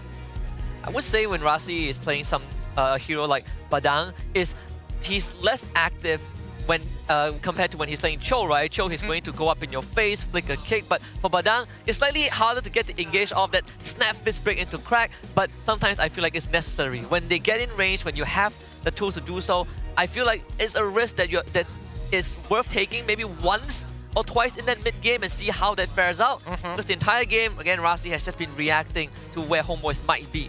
I would have liked slightly more proactive movements, but this is once again a reason why the Loi was so heavily contested in the first match of the day as well. The amount of macro play that the hero provides you is very difficult to handle. And then all this while, you have MelQT, who is playing one of the best games of his life on this Harith as well. It's just too much for DX. Yeah, really great stuff here. I mean, you can see all the synergies actually coming into play. The fact that Ivan walked back towards Pixel Brush, knowing that the diversion was coming there. The angles of attack, Ivan holding on to his Way of the Dragon to allow the rest of his team to capitalize on this. And then the exit afterwards from Izanami. Like, really, HomeBois played a strong game against DxSoul, and it was a matter of inches more than anything else. Just, again, the connection from HomeBois, you can see very, very clean, right? Everyone on the same page. This moment was one of the big turning points in favor of HomeBois, because Rasi, he got a nasty counter engage. It was just a fraction of a second too late. After that, every time the diversion came out, it was an absolute disaster for DX. So once the base is broken open with Aloy on the opposite side, it just becomes that much more difficult to play because you can place that diversion outside the map and you just have no idea that it's coming. Your base no longer becomes a safe haven for you. I think at this point, you got to deny MelQT. Get him off of that Harith, right? You can't. It's clear that's guys that cannot handle MelQT even in a 1v1 scenario, especially against a Harith. Yes, the matchup is hard to begin with since you're up against the Harith, but at the same time, the Granger just doesn't scale as hard, and we didn't see enough damage being put onto the right targets because, once again, diversion, you get flanked. What are you supposed to do? Yeah, and then they were aiming for mid-game too, right? Keyman deals the damage, and maybe you have Skies that becomes the cleanup crew, but they were not able to achieve that. And sadly, game 1 goes over to HomeBois, and FlameBoys will rejoice. And one of the reasons that they always look so energized, especially DxSoul having to play another best of 5, is because of 100+. Refreshed with 0 sugar, 0 calories, and the same great 100+ taste that you've always loved. No matter the occasion, sugar-free, free, and calorie-free 100+0 is here to keep it replenished so you can get the most out of every moment, just like our players on stage. They're being present right now, 100+%, and as well as our fans here in the arena. It's starting to get hot with the amount of bodies in here. Luckily, our sponsor is going to keep them hydrated throughout. Regardless, match number 2. The real questions are whether or not we're going to see Theo actually switch sides, because I don't think the draft was too bad. Maybe a couple of minor adjustments here and there to get some favorable matchups for SkyZ specifically, because I think that Siska, he did okay early to the very early parts of the mid-game. Towards the later stage, I think he took too much of a deficit after that. I agree. I don't think Theo had much problem with the drafting phase on red side. I think he has some very good ideas, right? We saw that Zusin 5 come out as well that we sort of anticipated. Maybe you could give red side another shot, because Coach Erpang, he's willing to make trades, but it's not a trade that really puts you on the back foot, right? Like he gives you an even chance to kind of balance out the odds, and it's up to Coach Theo to see which one he goes for. I think it really boils down to the percentile your team needs of an advantage in the draft. Let's say a team gets 55% chance of winning with a decent draft, right? That's all HomeBois really need. And I would say that arguably even a 45, not in their favor, right? A 45% chance of actually dropping the game. That's still okay odds for HomeBois to actually kind of close the margin due to just raw skill. Yeah, historically, throughout the regular season and the playoffs, HomeBois has always been a team that is able to come out on top through execution. They like playing these compositions that allow them to death ball, but they're also willing to skirmish a little bit. Their hero choices are very flexible overall. And I think that one of their biggest weaknesses throughout the season has purely been in macro play. When they go for death ball comps, they will usually lose out a little bit in terms of housekeeping and wave management. But when you have heroes like Lo Yi around, that just immediately gets handled.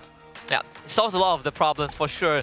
Let's talk about Siska a little bit, because we saw them reverse sweep AERO Esports, and we instantly asked Siska what happened. And he said, after game 2, we sort of figured out AERO's weaknesses and mainly focusing Hazel first to win the team fights. And as for his Savage to close out the series, he didn't even realize it until his teammates pointed it out. And it's pretty unexpected for a rookie to achieve it in his first season, so Siska feels very, very blessed. I'm pretty sure in his custom layout, he got rid of the notifications for everything that's happening across the map, and probably also turned off the announcer's voice as well. So that way, he's just purely focused on the game and nothing else. Just locked in. Hard lock. I mean, you don't even have to have all that turned off, Sometimes when you're really locked into a game, you just don't even realize what's happening, especially in game 5 of a series, which determines whether you move on to the next stage. The only thing you're going to be focused on is what do I do next? And I think Siska did that very, very well on the Masha. Some very small, minute conditions that he was able to hit to win out that last fight.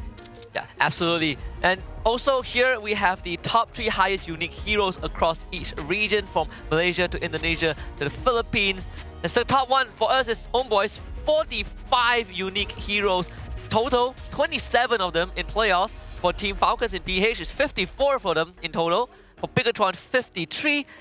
Top 2 for us is AERO. Compared to Philippines, it's Onyx PH, and then Navi, of course. That one's pretty dirty. They didn't play playoffs. Come on, you have to do this. I mean, we have JP, right? Yeah, we did the same JP. 40 unique heroes. Aurora in Philippines, 52, and then Onyx ID with 54. Oh my goodness, that's honestly pretty wild. Pretty wild.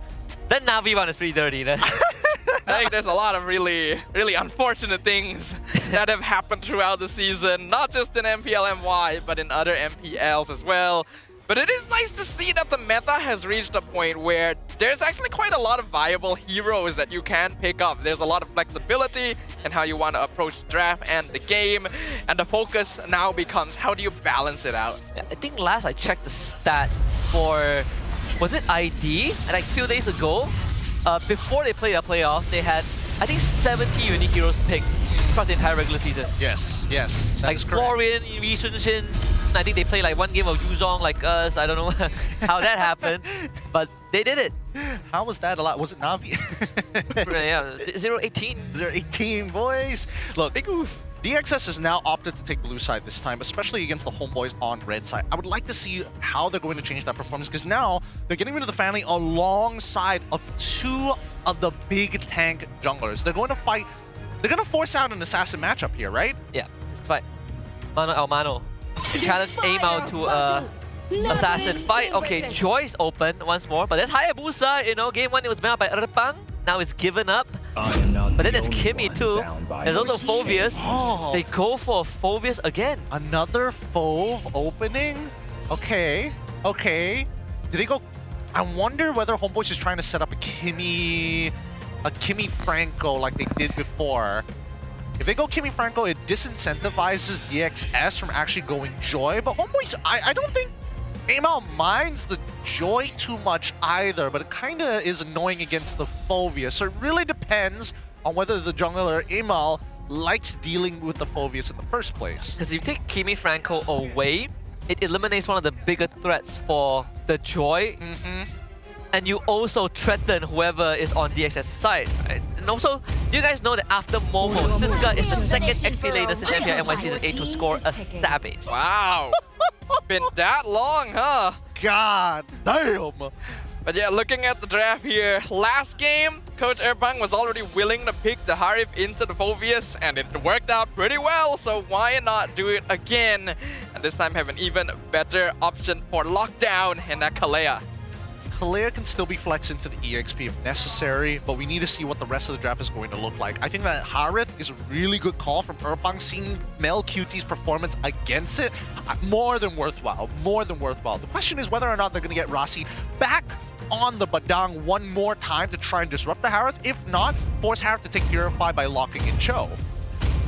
I personally would dig Cho a bit more. I think that makes Rasi a bit more active somehow, but at least they get mid prio for now. And the 1-1 now gets whipped out.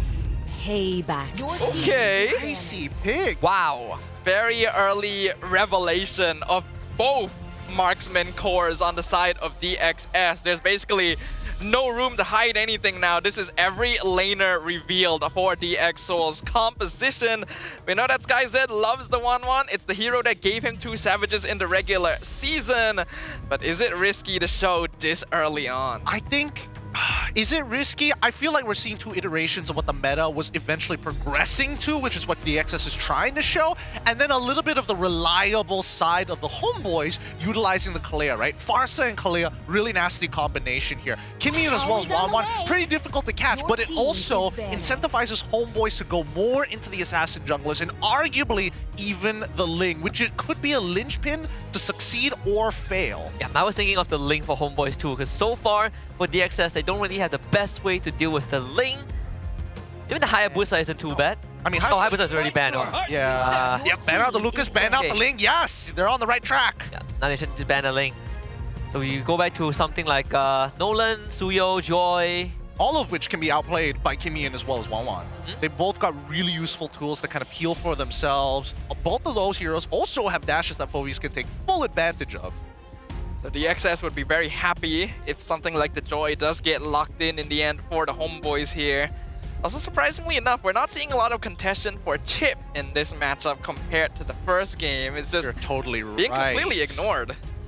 Ooh, you're totally right, actually. Rasi has room for it, and if HomeBois flex this Kalea to XP, they also can have Ivan play it. So they ban the Badang first. They want the Joy. They want the Joy, yeah. They want it bad. Joy Chip, if they ever pick the Chip. I mean, I feel like Chip might just be a final pick worthy sort of thing, right? You show, oh wait, but then you have, okay, so you have to show your jungler at that point. You could threaten Matilda. And then you have to put this Kalea XP. Yeah, so the safest jungler at this point would be the Suyo for aim out, assuming he doesn't get the Joy. If you pick Suyo, then Joy goes to DXS.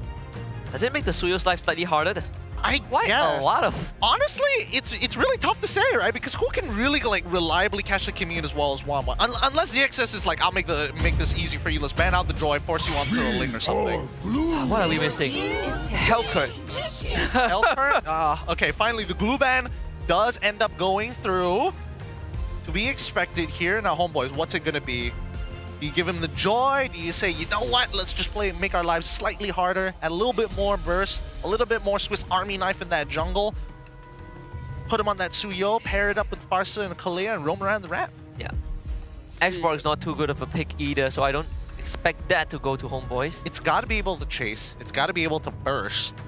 Nolan's okay, but I feel like you'd still pick more of the usual Joy, right? junglers If you want to chase them first. Exactly. I think that Joy and Suyo are probably your best bets, both of which kind of like get... I don't actually mind Ling either. Oh, there's also the Hanzo, I guess, but we haven't seen that in a while. Yeah, they go for the Joy. Oh my god, there's so much magic damage. So much. Woo. That's wild. Somebody's got to get a Genius Wand at some point, right? Izanami will 100% buy it. He has done it multiple times. He has done it. That is fair. That is fair. All right. Second phase, DXS need to finish off their comp. Right now, it's about Peel. With no Padang left, you go got on the edge of the void. Nolan. Will instruct. Nolan and Tigreal. Whoa. Wow, okay. That is bold. This is one of the classic counters. Back when Joy was first starting to be a big issue in the jungle, the usual picks would be Belleric or Tigreal to deal with it. But in the recent days, Tigreal has been having a lot of difficulty in the meta. Yeah. It's such a all-in thing, you know, like you press your combo, if you get a bad keyboy moment, the fight just ends there. And even then, teams can actually punish you by poking you out before the fight even starts, so you don't really get to do much. Now, you're actually right about this because Tigreal, unfortunately, actually does well into AD matchups compared to Magic matchups. Because you can block basic attacks, right? Exactly. Yeah. Whoa! Akai? What a classic. Akai EXP? Good job, Erpang. As always, with the flex. That's really smart. If things go bad, even if Akai gets hit by the implosion, he can just make sure that he uses his heavy spin to get out of it because it comes with a free Purify inbuilt into the kit. Ridiculous stuff from Erpang. Well done. Akai matches up pretty well in lane into the Phoveus and is just a direct hard counter to Tigreal. If this Panda is around, you are not getting an implosion off. Man. Val is getting to play whatever he wants. Absolutely. First CC, now Akai. I think so, but I think this game is really going to come down to the support and mid laners, right? As we see that Kalia basically is going to go untouched except for the counter engages coming in from Tigreal. You don't want to pull Tigreal in, but if Kimmy can't follow it up or nobody else can follow it up on your side, there's a very high chance that you're not able to disengage. And that would be a terrible situation for them to find themselves in. The most ideal would be to avoid that entirely. But the draft that their opponents have conjured up for game number 2 have provided many solutions that they will have to find an answer for. Let's see if DX Soul will be able to even it up as we return to the land of Dawn. Yep. Both junglers starting on the same side of the map, so they will end up go side after this. And right off the bat, Puzzle for mid priority, thanks to just big burst damage from Izanami and the concussive blast of Ivan. Storm was not able to free himself from the lane to have any impact.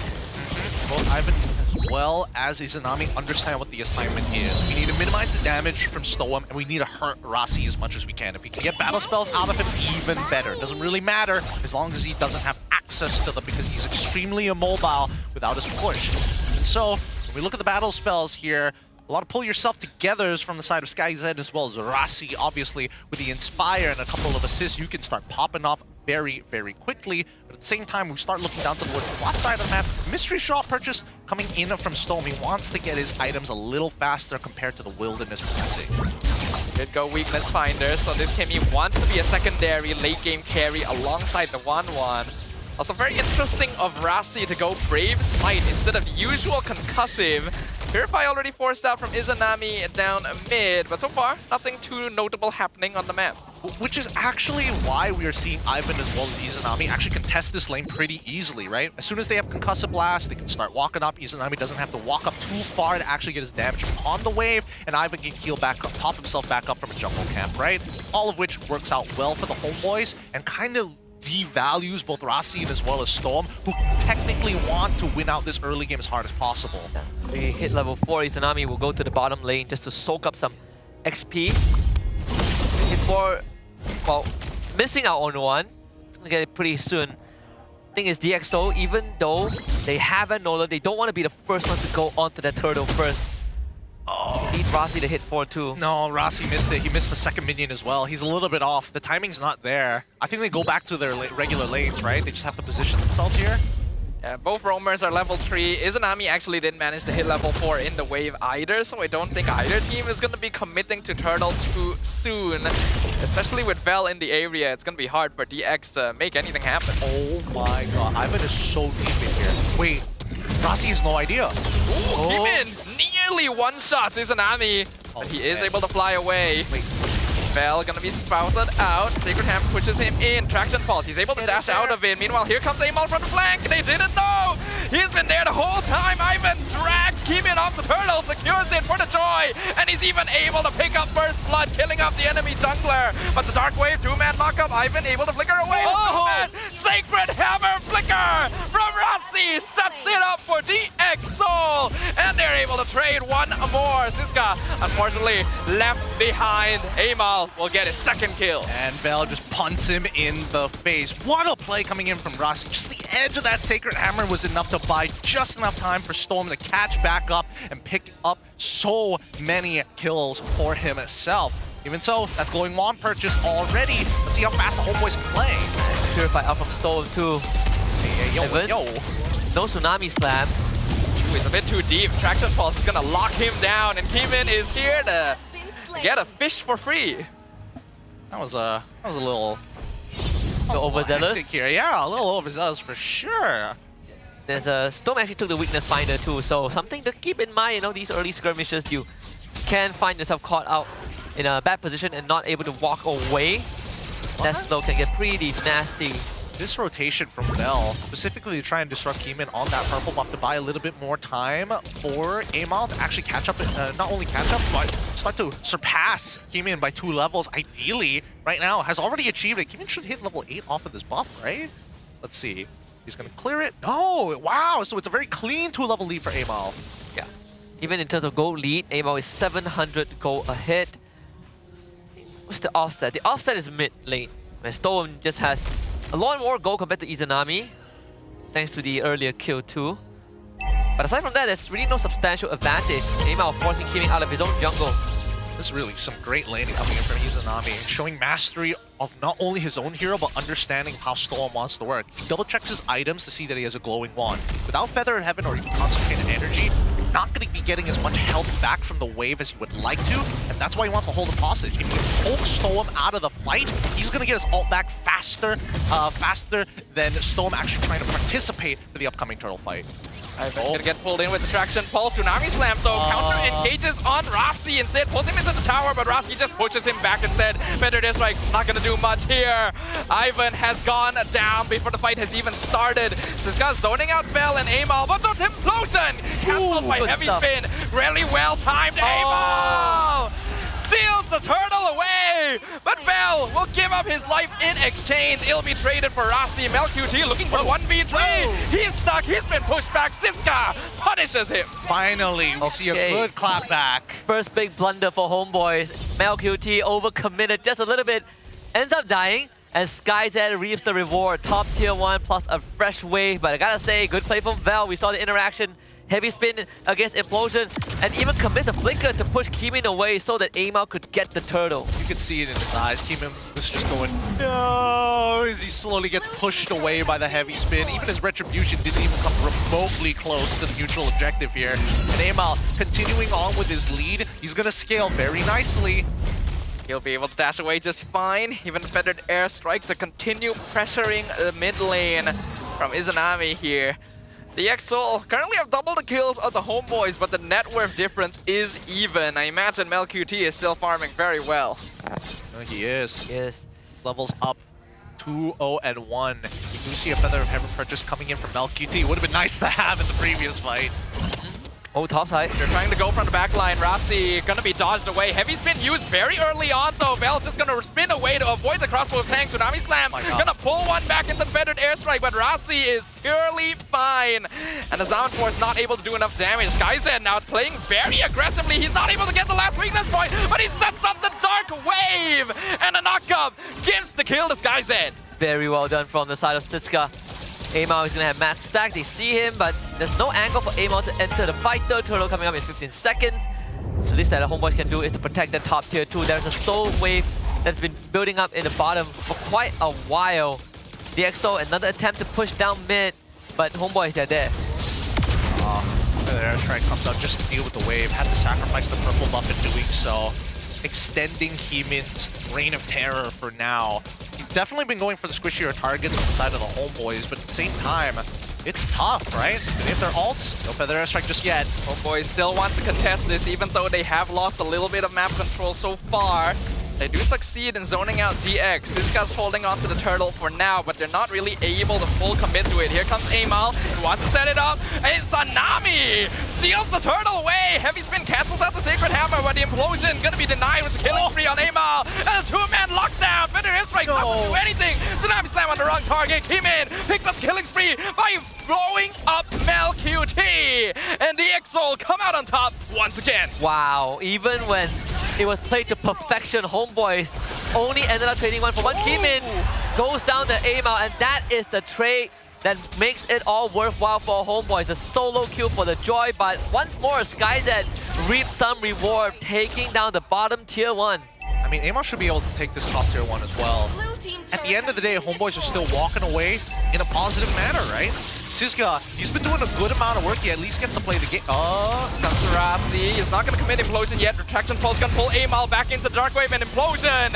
He cannot move. That is a shutdown for Storm. And Ivan realizes he's in the wrong neighborhood. Another 2 kills for DxO. The 300th total assist achieved by Storm in MPL Malaysia. HomeBois really getting ahead of themselves, right? These trades, they don't look as advantageous as it feels. Like, Amal, sure, you have a mega kill streak, but that's only you. DxO still on the same playing field, and now they walk into HomeBois jungle. I mean, a testament right now for DXS and the way that they're layering their CC. Siska was making sure that he was constantly chaining it against Amal, knowing that Rasi could implosion at basically any moment. Just a Kai pick so far. Hasn't actually had that as much success keeping Rasi away as they would have thought. It worked pretty well in the early game for keeping objective control and preventing a big implosion, but DxO have switched up their approach to the game. I agree, and I think that DxO actually prefer the prolonged fight in comparison to the HomeBois, who are very ult reliant. Without their ults, they kind of just back away from these fights, right? It's not like the ult provides extra value rather than Siska, who basically has an infinite ult. Yeah, and Storm can fight forever. He can fight forever as long as he's alive. First Lord up on the top side, so long wave. Actually, in DxO's favor, there's a wave pushing in, and it's gonna be right in front of the inhibitor too. This guy gonna find Bell, forces him over the wall. Dark Wave locks him back in. The Panda has to use Heavy Spin, and even then, he cannot escape. They haven't used Implosion just yet, and Rasi has Flicker. This is gonna be tough to contest. It should be free for DX, HomeBois. I don't think you want to try this. Feathered Airstrike with good damage. 2-man title strike. Siska flickers away. Amal tries to chase him down. Salvage Force comes out. Electrifying Beat burns Storm down and picks up Kimin. He's looking for Siska. Can he find a turn? He's gonna be locked down under tower. Siska! Siska! Siska! With the killing spray on Skyzen as well! Oh my god. That's my rookie of the season right there. The knock-up just put him into the range of the tower, and that made all the difference. Siska playing with the big boys in the big leagues here. 4-1-6 after having an abysmal game #1 against the HomeBois. He wants revenge. With the same hero too. The passive giving him that extra shield just to eat one hit from Amal. But I gotta say, Amal, he did the best he could, but this part, look at that. That extra shield that he got was more than enough. Dang! 3 punches in a row into a Dark Wave and a single tower shot when he was basically 0 HP. What an outplay. And that is why Phobius is such a scary boy right there, especially against these dash heroes. The Lord will be cleared up, but Holy Defense will be expended in exchange for it. HomeBois will keep all their inhibitors intact, but DxO are definitely in the lead now. Yeah, honestly, the best case scenario for DxO was the fact that Siska solo killed Amal under the turret. If Amal survived, he could have done some serious damage on the map. But now Amal might have another angle. His flanks have been great so far, and he might find another chance here. Siska sees him. He's not going to be able to play from that angle anymore. He's been chased away, but Heavy Spin out Skyzen! He's inside the base! He's locked down! It's a shutdown from LQT! Kimin has been found! A 1v1 won by Amal! Rasi uses the conceal, but he's not able to escape. He has to flicker out, but they will just chase him down to the ends of the earth. Yeah, just waste time, Rasi. Just waste time for your friends to come back. Buy as much time as possible. Oh, backline, backline! Amal unable to get enough beats to make it count, but it's still 3 dead, which is more than enough here. That 2.5k goalie evaporated in an instant. But good news for DxO is that there's no objective to be contested, only waves to be shoved up by HomeBois. The Lord is still 35 seconds away, and it's going to be spawning in the bottom side of the map. DxO, they just need to clear out the top side, which HomeBois have set up a potential ambush. 26 more seconds left on the clock, and you see that the HomeBois are positioning around this purple buff. They want to deny Kimin a valuable resource just to make sure that he doesn't have enough energy to get in and out of these fights without some form of punishment, or at least force him to use his retry. Like they will decide not to stay for too long there. They don't have eyes on where the rest of DX are, but now they will see that most of them are in the mid lane. HomeBois in control of the Lord Pit for now. Not going to be easy because that top wave is neutral. HomeBois will start to aggro the Lord right now. DxO up, come together, but Vel is blocking that off. Conceal play, gonna be scouted out and cancelled by Vel straight away. We can see Ivan all the way in the back line. He gets found though with Traction Pulse. SkyZ looking to chase him down. Meanwhile, Rasi and Siska providing vision over the Lord. Ivan gonna flicker away. SkyZ zoned out by defended airstrike, but Storm gonna lock down Izanami and go to town. AML chases down, but the implosion comes in! Rasi sets it up into the crossbow of Tang! And SkyZ takes flight! It is a shutdown! It is a triple kill! It is a team wipe for DxO! HomeBois let their guard down for a fraction of a second, and Rasi finds the implosion of the game. DxO comes back swinging, and they find an equalizer. Wow. Taking advantage of HomeBois' synergy to protect their teammates to the very end and punishing them. Your power of friendship is your biggest weakness. Well played from DxO. They're really turning this into a full series to give the money's worth to the people in the stadium here today.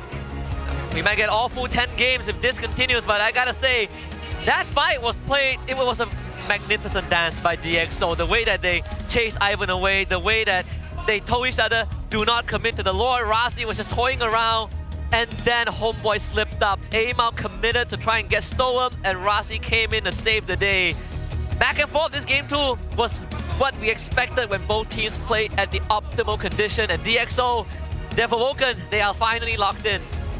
What a performance from DXS. This is the momentum we were waiting for. This is what we wanted to see. We'll jump to a short mic check for a moment. We'll be right back with you right after this. So, pakai Storm. Jangan Wait. Yes. Storm putting back on his headphones just to randomly yell into the mic. Technical spirits for sure. Oh, that's so funny. That's too funny. You can even see him just like putting your headset back on. Almost got the red card. almost got the card for that one. I mean, you can tell that he's been speaking a lot, right? Storm is taking a sip of water, making sure that everybody seems to be coordinated on top of everything that is happening in the game. So far, I have to say, this is one of the cleanest games we've seen coming from not only from DXS, but even from the HomeBois. Nothing is being let through. Yeah, the veterans, they show their experience again, right? The game sense, not just for Rasi, but for Storm to check for blind spots. If he hadn't found Ivan, that game could have gone a lot more different. But we are seeing a match. We are seeing a series on our hands here, folks. And this is exactly what we hope for with the top 3 teams of MPL Malaysia. It honestly feels like it's been a while since we've gotten games of this quality. And we, of course, have to award the MVP for game number 2 to Rasi on that Tigreal. Rasi, just because they got MVP, we can't say that on broadcast, even though it's not the same language, but Rasi on this Tigreal finally paid off. I honestly was slightly skeptical of how well he can pull it off. First of all, plenty of magic damage on HomeBois' side, a lot of ways to really disrupt his movements, but he is just sharp on those implosions, right? Courtesy of Siska and Stoem to help him set up from time to time, but that big implosion was in the last moment for the crossbow tank was all Rasi needed. And that's the Tigreal effect. You just need one good ult. Game changers, right? Game changers. And that's why Rasi is most comfortable with looking for those big game-changing moments to turn things around. Because the early game, technically, he kind of did nothing. He was trying to live. He was trying to hope for the best here. For the most part of it, his early game was going back to base, the top back up 90% of the time. Basically, right? And we already pointed this out during the draft itself. Tigreal as a hero has been having a lot of difficulty this meta, and HomeBois specifically drafted to counteract the hero without a Kai last pick. Under any ordinary circumstances, that heavy spin should deny any chance of an implosion happening. But Rasi was aware of this. He knew he couldn't be the primary initiator, so he always waited for the off-tempo timings, the situations where a heavy spin would not be ideal, or Vel just happened to not be in the area, and that is where he gets the highest impact. And sometimes this also kind of brings out the question of, is it really the best idea when you go for these one-to-one answers, right? Like this Akai, if it's just a sole answer to the Tigro and maybe the Phobias, would there have been a better choice? Would that have been a better choice? It's really tough to say, right? Because it's not like it was Vel's fault in the first place. He helped them secure a bunch of the neutral objectives. He cancelled out of the 5 implosions that we saw.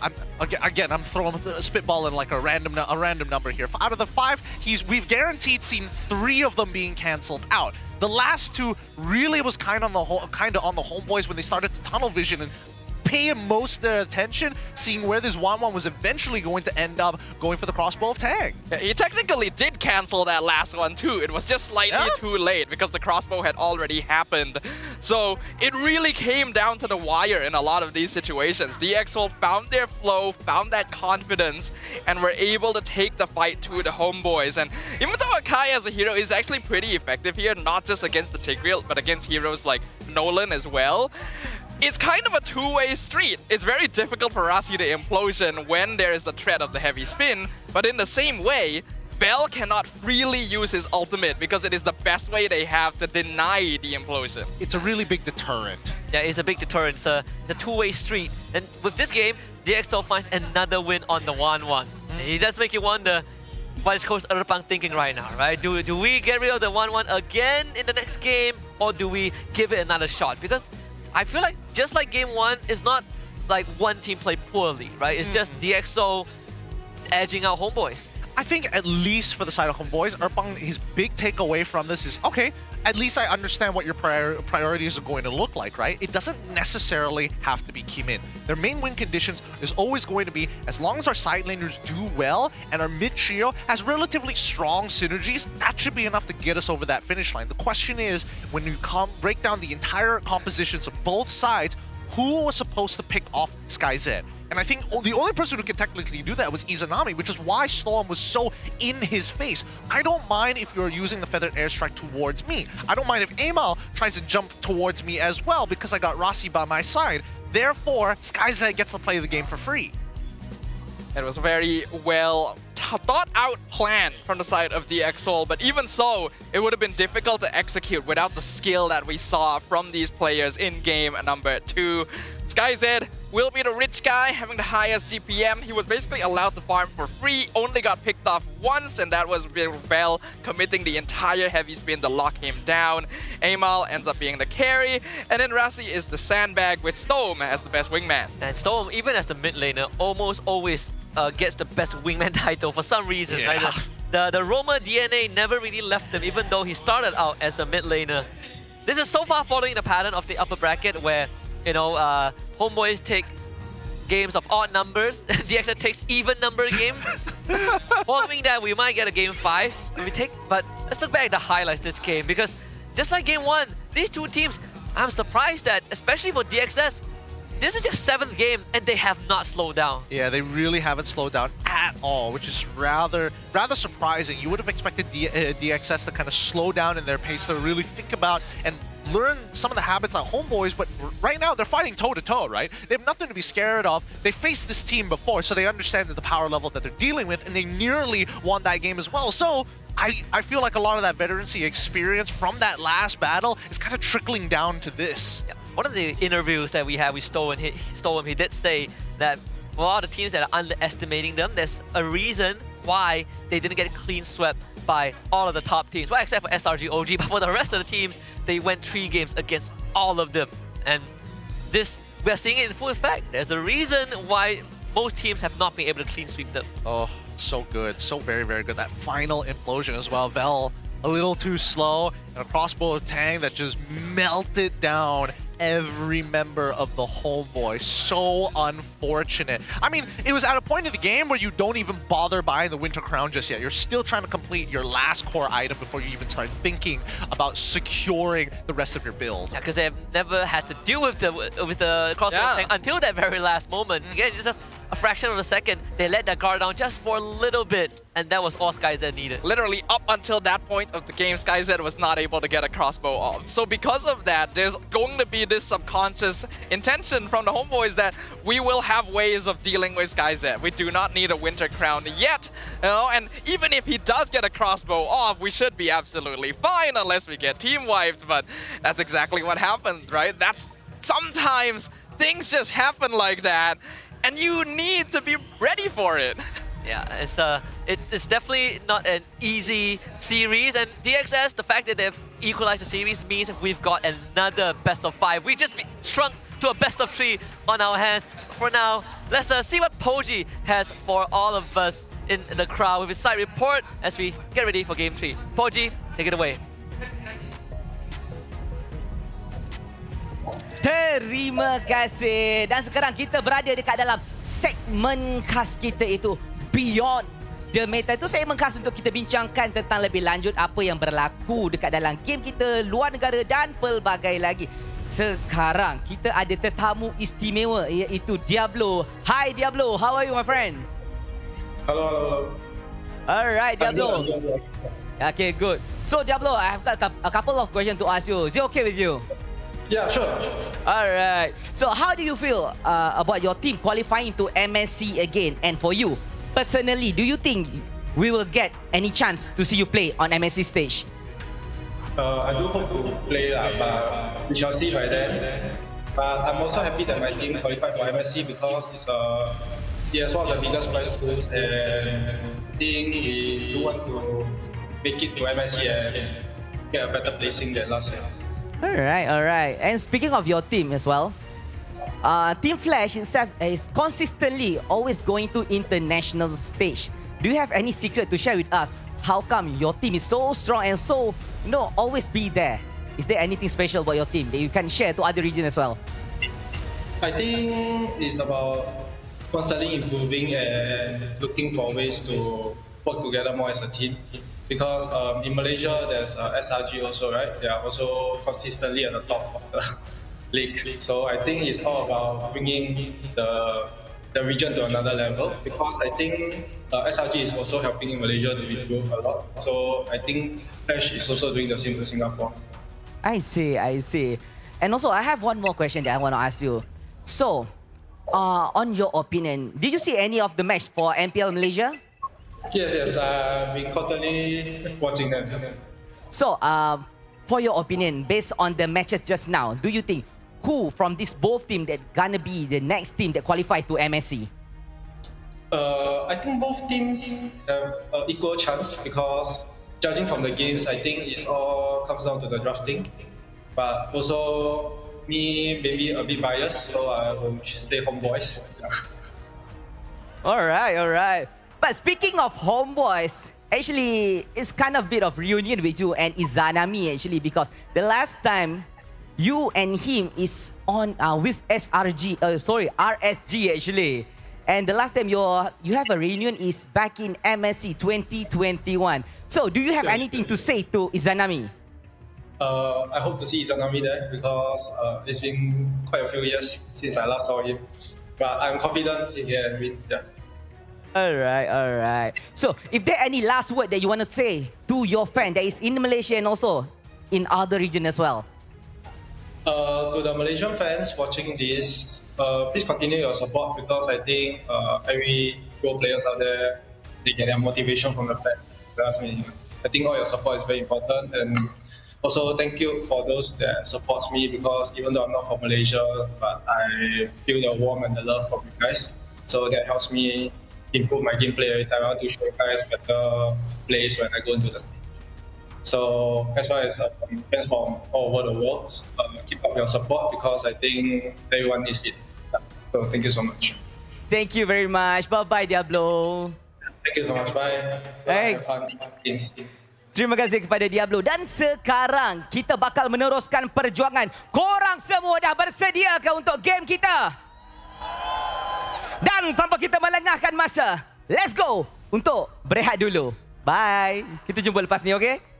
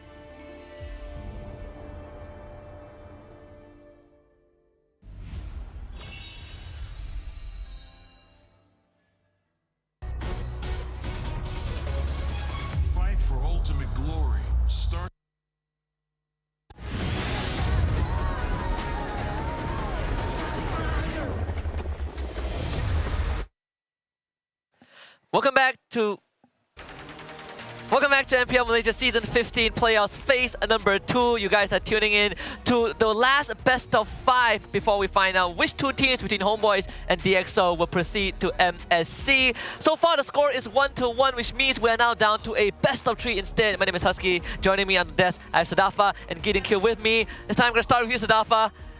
We've seen DXS bounce back. The next game is their 8th game of the day. This marathon continues. Are there any more expectations that you have for these 2 teams? Well, under normal circumstances, I would expect DXS to start showing signs of fatigue, you know? Under normal circumstances, any team, especially a newer team, shouldn't have much experience being pushed this far, and yet, DXS somehow feels like they still have that energy. They're still pushing forward. They're still playing every single game like it's their first game of the day. I think HomeBois are just as clean as before, but there are definitely still gaps in the armor. It really is anyone's game right now. Hey, honestly, considering the amount of effort that we've seen DXS put, their scrims, all of their efforts are put on this stage here today against the HomeBois, and it shows, right? We're seeing how clean they are. They've scaled to the level of the HomeBois, which is something we wouldn't have mentioned during the regular season, but here today, Erfang, he's probably sitting there as like, okay, game number 2, bit of a fluke. We made a mistake, we got punished for it, big whoop. Now, we need to put the brakes on DXS so they don't get any more momentum. Yeah, because DXS has been making some very smart decisions, right? Again, every trade has its purpose. Every trade has its yield for both teams. Of course, I think game 1, even though HomeBois ended with a massive lead, but it didn't come with, it's not like it didn't come with any cost, right? HomeBois also had to pay a lot of taxes to get to that point. I think going into game 3, we can assume that DXS, they're going to be full speed ahead, right? No fatigue that we can notice.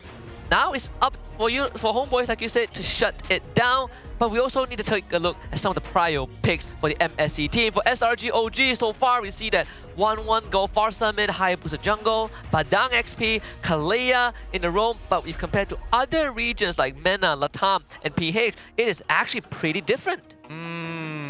Ooh, Latam, Corinthians as well. I mean, Hesso obviously on the glue, no surprises there, of course. But they actually go for the Kimian as well as Granger here. I'm looking at these pairings, right? Wanwan Loyi, Granger plus Farsa, Wanwan plus Farsa. We are getting every iteration of it. Hold on, what is that, Phoveus? What?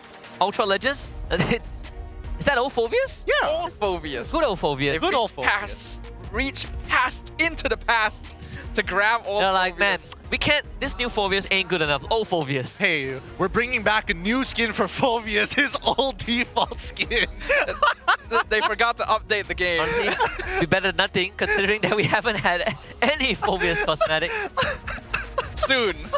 Dude, that'll be so Phoveus funny. will get some new clothes soon, guys. They're like, oh, download the HD, HD resource. Our minions are about to get their second skin. Phoveus hasn't gotten any. Well, technically he's got a redo. You know, he's a bit of a makeover himself for both of his skins that he currently started with. So technically, we count all of that, but we don't have access to all of them. That's a pretty low bar. Glue also got a makeover. True, He yeah. has way more skins. Way more skins. To be fair, he did get a Starlight skin as well. Yeah. Like, do you really count Starlight skins? Some are pretty cool, like the Drusin one. I like it. Cool. That one's pretty good. I use that very often. All right, let's hop into the draft for game number 3. I wonder if HomeBois will go to the blue side again. Seems like that's the case. Everyone loves that blue side. The picks, the bans once more. Almost the same as the game 1, so no Haya, no Masha, no 1-1. I think very smart of Urbang to get rid of the 1-1 because they know that at least for the side of DXS, they're willing to give up the joy. And now that question comes to it, right? DXS, how much do you prioritize the joy now that the 1-1 is gone? Does that force you to put Kimin back on a tank? And even so, there's plenty of options that MelQT can play, especially when it comes down to Trinity build marksmen to punish these heavy tanks. We haven't seen a single Moskov today. Oh yeah, yeah. So like 1-2 Irritels, but no Moskov. Oh, that's a Harry ban. No. This is very smart. I think if the 1-1 gets banned out, you gotta get rid of the Harif. They were okay letting it through previously because SkyZ was on the 1-1, and it's a comfort matchup for him. But without that hero, you do not want to allow MelQT to play the same game he did in game number 1. Yeah, like you punch me in the gut once, I gotta punch you back. You remove my pocket pick, my comfort pick, I do the same to you. So thought you were going to say you remove my gut. you remove my gut. If you remove my gut, I'll probably be dead. I can't remove yours. You take my appendix, I take yours. Excuse me, what now? That sounds more plausible. Kalea is open. Kalea is open, Kimmy is open. Loyi, Chip, all global alts are in play here. Wow, that's another. So Coach Dio is willing to take that gamble again. Oh, he's a pretty scared Chip hero. I mean, they did it against AERO. Not a bad option. Not a bad option. No, Rossi, huh? I mean, Kalea is also pretty good. That's true. Chip's good, Kalea is good. I think even if they don't lock in Chip, there is the option for the Valentina to show up a little later on. But no, they go for the Chip with the Fredrin. This is the same opening they used in game 5, but this time they don't have access to the Masha. They don't have access to the Masha, but they take away 2 of the picks that HomeBois otherwise would have probably gone for. Oh yeah. Or at least the Fredrin, which they have really liked. That's why when they play against SRG OG, Coach Arcadia always bans the Fredrin no matter what. Yeah. Okay. I need to think about this for a moment because now, with Loyi as their first pick, Chip and Fredrin has already been shown. You can't afford to give Kimmy away, can you, right? I get Badang. They get Badang. Do they pair it up with the Kimmy? No, they're going to go straight into the Granger. They don't mind EXS actually having access to it. So interesting. So do you take Kimmy here? I mean, you get lane priority, sure. I think the question is why not, right? What are you afraid of now that Boxia is kind of out of the question? Technically, Kalea can get banned in the second phase, so you can actually look to protect it. Unless you're thinking about flexing it into the bottom side of the map for the gold lane, but you're up against a Granger as well, so you just push the lane, right? You don't really interact with Granger for the most part of it. I personally am looking at Moskov, because that's what I would be thinking about, even though there's the threat of the diversion, but the Moskov and the Chip gives you some flexibility along the map, but whoa, this is a forgotten pick for sure. They're going with the exact same rubric from game 5 versus AERO. The Chip Fredrin first into the damage EXP with no Masha. They go for the Benedetta instead, but I mean, the Masha is a lot more understandable, right? But this Benedetta, I guess you provide you get the same flexibility of the Moskov, but I think the margin of error is slightly larger. I agree, but at the same time, the fact that they're banning out the Phobias just goes to show they're not trying to flex this at all. It's going into the EXP no matter what. And if I need a split push and so happens I get TP'd on by Loyi, I have counterplay as long as I have both the eye for an eye and as well as the Electro Final Blow. You can get out of any situation with those 2 abilities alone. Yeah.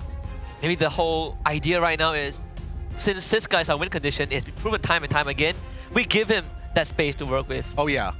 Even if glue comes into play, it's not really going to matter at the end. The most you're going to get is on top of Chip, maybe even Fredrin. Really depends on what their mid laner is. I would imagine something a little bit more bursty, something that can consistently fight. Let's fight to our heart's content. Your team. Ooh, Lucas ban as well. Wow, really covering all the bases. I feel like there genuinely is a possibility we might see a Stone Valentina towards the end of this draft here. If you steal away the diversion, you also have access to Fistcrack. It is a possibility, and it's one of the heroes that can be fairly safe even if you take the portal compared to something like Farsa, for example. Yeah, I was thinking of the same thing too, that they could go Valentina, and if we know HomeBois, there's a couple of defaults for Izanami, right? Farsa is one of them, Valentina is the second. If push comes to shove, there's always the Fire Mist that they could go for, but then the Valentina kind of answers a lot of that. Yeah, I think here they go Moskov, right? They go Moskov, they wait for that very final pick to lock in their mid laner. Because at the end of the day, it really depends on what kind of assassin HomeBois decides to play. Irithel? Wow, Irithel, really? Okay, I mean, it's a counter matchup to Granger, sure. And I guess he's taking Sprint too, in case he plays Joy. Okay, I just run out of there. I guess. Irithel hasn't had the best success rate so far. Oh, there's the Rizla. Okay, so what do we get for the jungle? We haven't seen Suyo at all.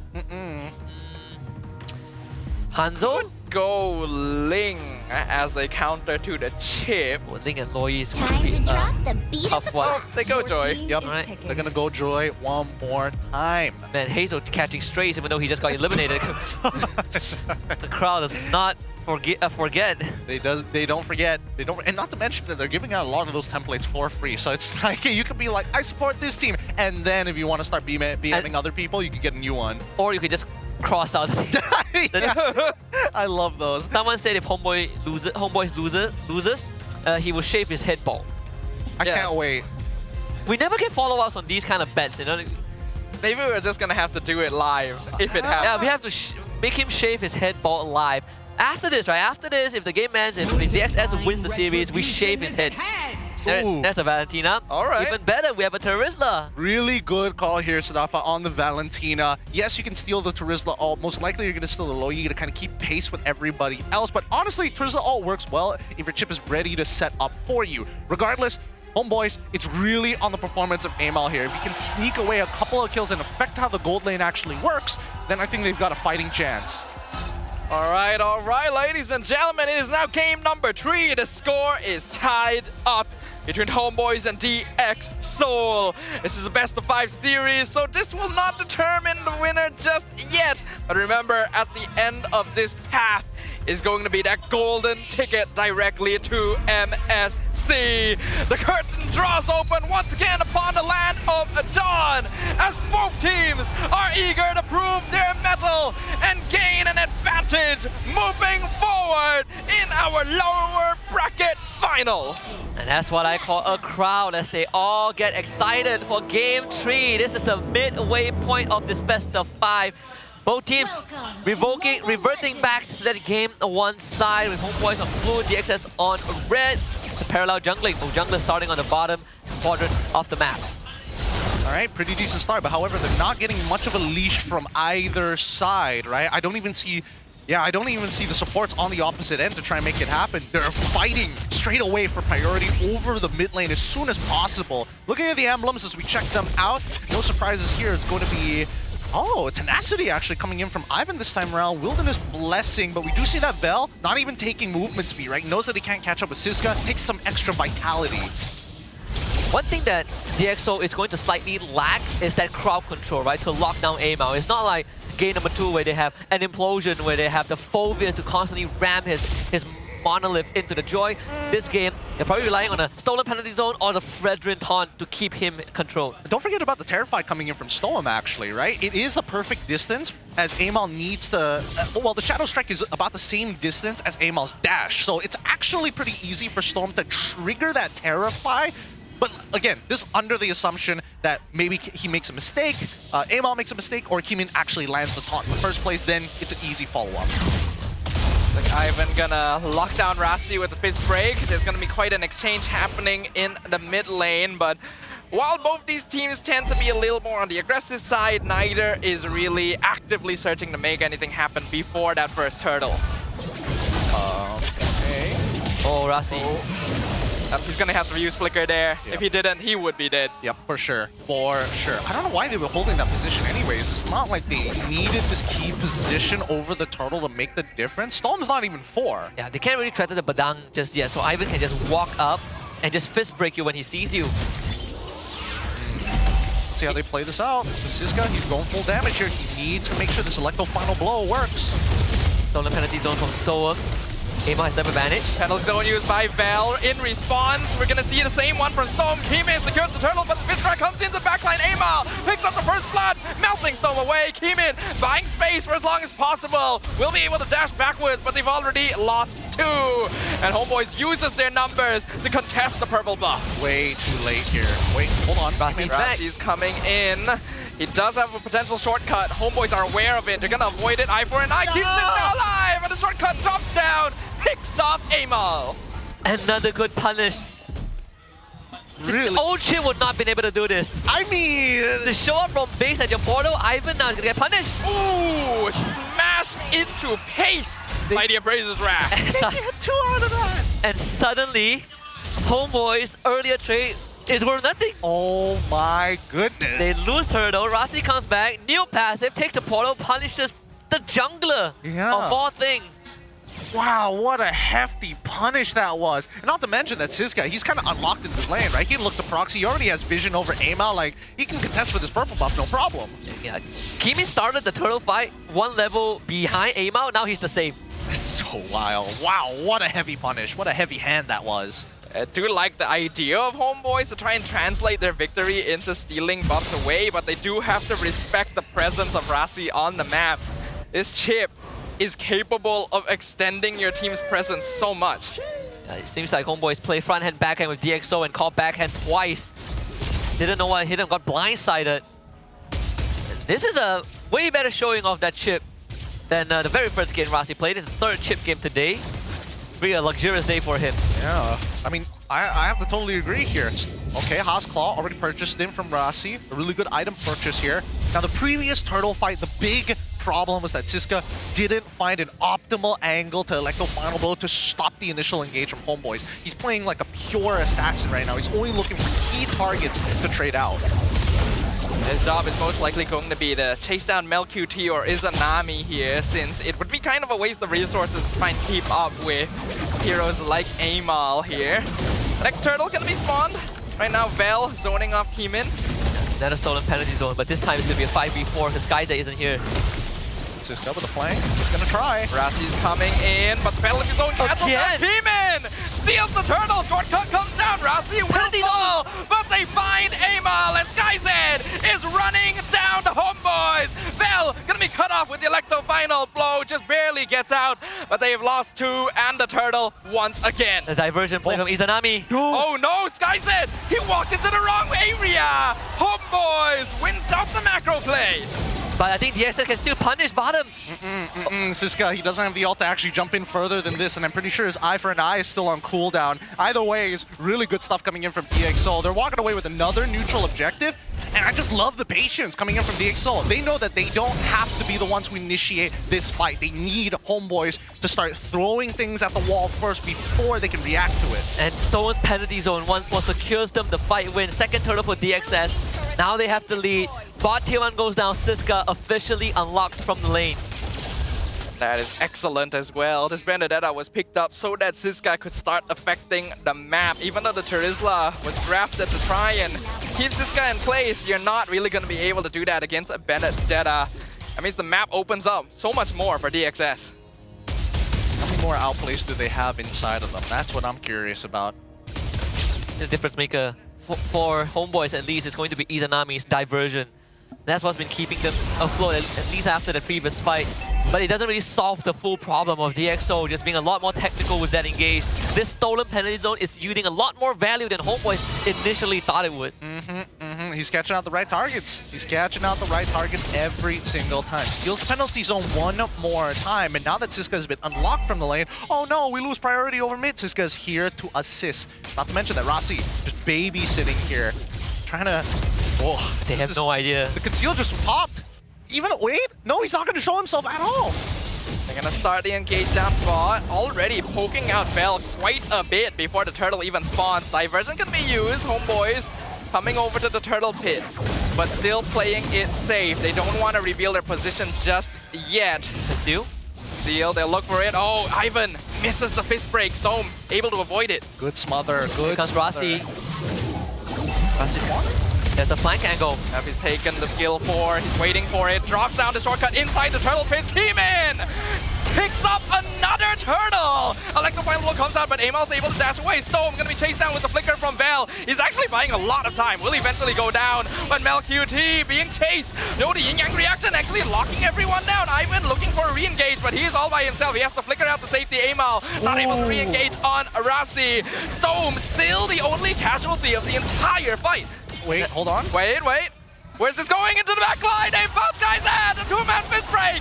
He's able to dash away, but they lose one, and Taunt actually buys enough space for Keemin to get out! Holy cow, Keemin is so good. I think he can go for a bit more. He's gonna try! Setting it up, gets another taunt. Siska waiting for his misses! But it's still enough, and a penalty zone! Vel makes a mistake! Electro Final Blow finishes him off. Double kill for Siska! But Amal will punish him, finally picking up one with the electrifying beats. They're actually still trying to dive him. Oh my god. And DX still wins that. They get mid-tier 1 and they take purple from HomeBois. I thought Ivan outplayed that so hard. And I gotta say, even though Stone went down, his earlier penalty zone kept Izanami and MelQT away from the fight long enough to stagger the death timers. I cannot believe it. that DxO still won the overall big picture. Oh my goodness, where was this team during the regular season? Why put us through all of that just to get to this? Oh my god! All right. Gotta calm down for a moment because now looking at the items so far, 2 items already complete from SkyZ. Siska, this guy, he was basically non-existent for the first half of that fight and then shows up towards the end and still makes it out alive thanks to Keeman. His positioning so far, immaculate. Cut again. Ivan walked into the wrong neighborhood. He gets a fist crack, but the rest of his team cannot follow up. DxO have them surrounded. Look at this guy. Keeman does such a good job. He shows up, he just walks straight into HomeBois. He's like, you're not saving Ivan. No way in hell. And I think Rasi, he almost got his fleeting time, I think. Very close. He's about to get it. Dude, Keeman is the fun police right now. Did I detect somebody having fun? Where's the warrant for your fun? Stop right there, sir. You don't get to have fun on my watch. I have an injunction. Stop having fun. Stop the party. Oh my goodness, and now the split push is going to be activated again. I don't know how HomeBois is because right now Izanami, he's not proactively using his ult anymore other than to extend and maybe look for a trade or try to set up against DxO because they know that Keeman is just such a big anchor. The 2 times he did it, they ended up on the losing end. It's pretty disheartening. It's a minor slow push on the top side. Siska, he can clear top and mid at the same time. They gotta kill Keeman somehow, right? So tough though, I don't know. He's a big boy. So much they have to deal with at the same time. They go in, shortcut comes up, Heli Zone catches Amal! Secures his first objective, picks up the Lord as well as Storm! He'll trade his own life in exchange! And looks like Vel will be the only other casualty. All things considered, I think that's not too bad for the HomeBois. Yep, not too bad. It's not too bad of a price to pay. You deny DxO from getting a fatter lead, and you won the retreat fight 1 level behind Keeman, but you still ended up going down. You lost Vel in the process. That Lord should be easily taken care of, no problem. Rasi just got his fleeing time. So I don't think HomeBois can get away with the same stunt in the upcoming fights. So they have to somehow make use of this Lord. Yeah, they definitely learned because again, Vel also having to throw himself into that fight to make sure that Rasi isn't able to kind of turn the tides that fast. It does allow MelQT to finally get his situational item. He finally has that winsome nature to maybe keep himself alive against Siska, who's been a major problem in these fights, and not to mention the raw burst from SkyZ. Yeah, waiting for Amal down here. Don't do it. We'll see him, but don't do it. Pretty far away. Amal also aware that there is a risk in this position. Oh, hold on. Rasi teleported behind the mid lane. There's a diversion prepped as well. Ooh. Oh, it's a game of chess. Catch him. Are they trying to catch him on that top side? Doesn't look like it. Okay, it's worthwhile because they know that Keeman is on that top side. And Rasi, you just, oh, look at him. He's playing guerrilla warfare, dude.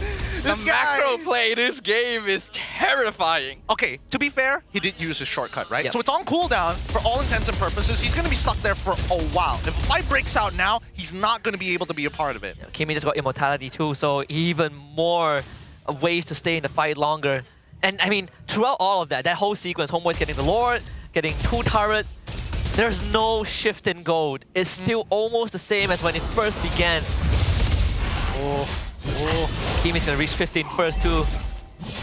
This is quite the game. This is quite the game. I'm expecting Siska to be the one who actually starts to find these split pushes on the opposite side of the map, right? I think he should be pretty self-sustaining overall. The only person who can really chase him down is Amal, but he might have to commit his retribution, which is a bit of an issue. But at the end of the day, if you get Amal to like use his ult on top of all of his abilities, that is pretty much a win in DXS's book. Yeah, Rose Gold Media for the AERO Cell. So no Malefic Gun yet. Here he comes. Oh, here comes the shortcut. They engage on Vel. Rasi takes a lot of damage, flickers out, but SkyZ is in bad place. Finally pops a heavy crossbow. Rasi will go down, but HomeBois surrounding them. Amal looking for the back by MelQT, snipes him down, but Amal loses his own life in exchange. 1-for-2 trade in favor of HomeBois. Okay, not too bad, not too bad. Izanami was able to get a yin-yang reaction to go off because Siska completely whiffed the ult and nearly escaped had it not been for Izanami. This is going to be a T2 down on bot side. Lord is about to spawn in about 4 more seconds, and Keeman, there's a bit of confidence in him securing this objective, but not without Amal's intervention. Yeah, this is going to be one of the most important Lord fights as well. Divergent just to bring the rest of the HomeBois closer to the Lord pit. That's one of the first minor blunders from DxO coming to the portal. They all had to end up using Flicker to reposition, not really what they need to do, because with this lore coming up, it's more than a minute without Flickers on both Rasi and Stoem. SkyZ needs another 45 seconds for his sprint to come back up.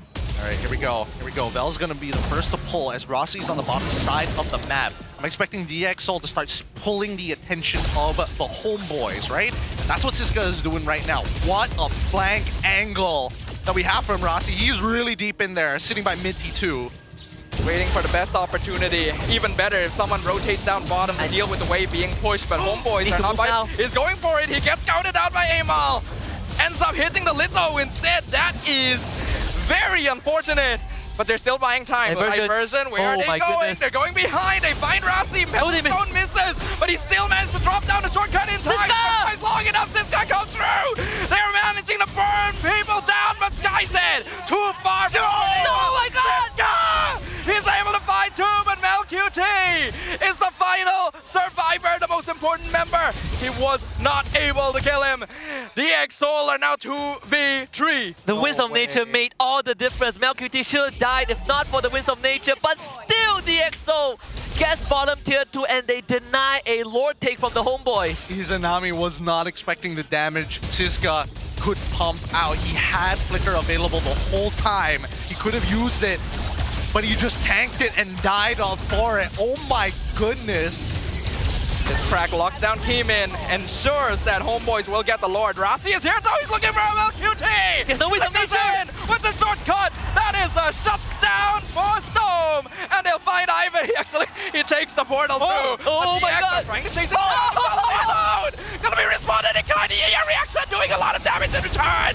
Amal finds SkyZ. DxO are getting punished in return. And Keyman falls as well. Diversion play is not done just yet. Mid inhib. It's the... Oh, thank God they recall on time. He's gonna get out of this. Oh my goodness. Swaps back the rose gold. Back into the winds of nature. What?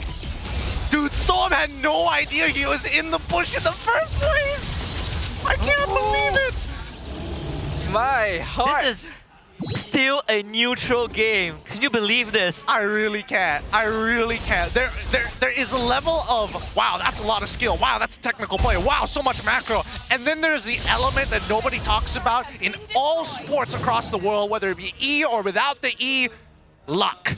How crazy was that? Oh, I don't even know how to feel right now, guys. I don't feel very good, Mr. Stark. This game is taking a lot out of us, taking a lot out of the crowd, everyone on the edge of their seats, and it is only game 3. How does this guy have so much money, dude? HomeBois has been farming the whole map. I mean, HomeBois is getting saved in crucial moments by Izanami, those dualities, right? They're really starting to punish DxO for sticking together, but aside from that, DxO, when they don't trigger the reaction from this Loi, they are running down HomeBois. This is such a problem for them. As much as HomeBois wants to keep a traditional front-to-back, DxO says no every single time. They're making sure that they can play from, they can hit from multiple different angles. They want to be able to pose different threats. If they can split the eyes and the attention span of the HomeBois in 2 different directions, that's when we see that HomeBois, clearly these teamfights not as clean as it should be. I think the linchpin right now is SkyZ, right? He's like 2 times in a row in the past 2 fights. So if SkyZ can stay alive, if they can get MelQT, DxO has a very good chance of winning. Dude, just look at the HomeBois. They're just calming down. They're like, whoa, where are they going to be coming from? We got to stick close enough, but not too close. Keep that traditional front to back, but if we show up in the side lane, there's a good chance that Siska just 1v1s you. Stoem has the Winter too, that's what I expected. If you want to steal the penalty zone, that penalty zone Winter Crown has so much value, and he's been landing the money shots most of the times. Honestly, at some point, I feel like Stoem needs to consider using the diversion as a way to just send Siska in for a split push. I feel like that could be a possible play once we get later into the game, but it still comes a lot down to execution here. While DxO still holds somewhat of an advantage in the map, MelQT and Amal are reaching power spikes that are very difficult to handle. And Izanami has been doing a very good job of just not getting diversion stolen. He's been trying to make sure that DxO never really get to see. They don't mind them taking away these penalty zones, even though it's been costing them. But Rasi back in position. Yeah, beat Keeman up, beat him up. Taking a lot of abuse, but here comes Rasi. He's coming through the jungle, playing it slow. Conceal, flickers in. Storm, shortcut. Storm gonna be the next target. He's able to get away with the fist crack. Amal pops the electrifying beats. Nothing much has happened from this engagement. So Ivan picked up a fresh immortality, so that's something that HomeBois can work with. Bottom wave needs to be taken care of by the HomeBois too. Siska was holding that pixel brush but realized he can't do it alone, so he ends up shoving out the top wave just to create pressure on the side lanes. This is good. This is good from the side of the HomeBois. They've adjusted to what DXS has been putting on the table, right? DXS has to come up with a different way to find this engagement. They can't go through that mid-tier 2 path anymore from the Wait, there's a diversion. They're going into the jungle. They Oh no, Winter Crown at 1 HP, but he will still fall. Very important member of the EXO has been taken out. Keeman trying to buy as much space as possible, but he is 1v5. He loses his immortality. Electro final blow comes in. Rasi also with the short cut. Keeman will fall. They get the stun, but this guy is locked down. The HomeBois have broken through. They have found their target and the flicker into the double kill for Bell. That is the final blow. HomeBois have wiped out the EXO, and they will be taking their well-deserved victory for game number 3. This series has just delivered time and time again as HomeBois, just like the last time they met the EXOs in the upper bracket, takes game number 3. We still got a long way to go, but it's a sign of respect from the HomeBois. If we cannot beat DXOs in a conventional way, we play dirty, we play diversion. And once more, that Loi going over the Izanami was the key for HomeBois to win the game. Whew, that was one hell of a play here. They adjusted well to Rossi's flanks and as well as those shortcuts, and they made sure 2 times is enough. A 3rd time, that's a shame on me. We won't let it ever happen again. Well done to the HomeBois for game number 3. And now DXS, they shouldn't be disappointed. They really pushed that to the limit with the comp that they had, with the tools that they needed to use. This is such a competitive match right now. Both these teams are playing at the peak of their game, showing things that they have not shown throughout the entire regular season, but throwing the entire artillery at the wall to make sure that they are the ones who are able to claim that MSC ticket. Yeah, this is one hell of a series we got. I don't think I've ever seen HomeBois being pushed to this limit, not even compared to the last time. And I wonder, what's the atmosphere like for HomeBois when they took this game? Dia santai, relax. Boleh. Let's go, santai lagi. Santai lagi ya. Nice.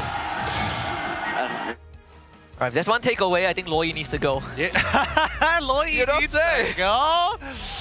I don't know about that one. I feel like some better protocols need to be put into place, but for the most part of it, I feel like DXS, how would you have predicted that, right? I don't think you could.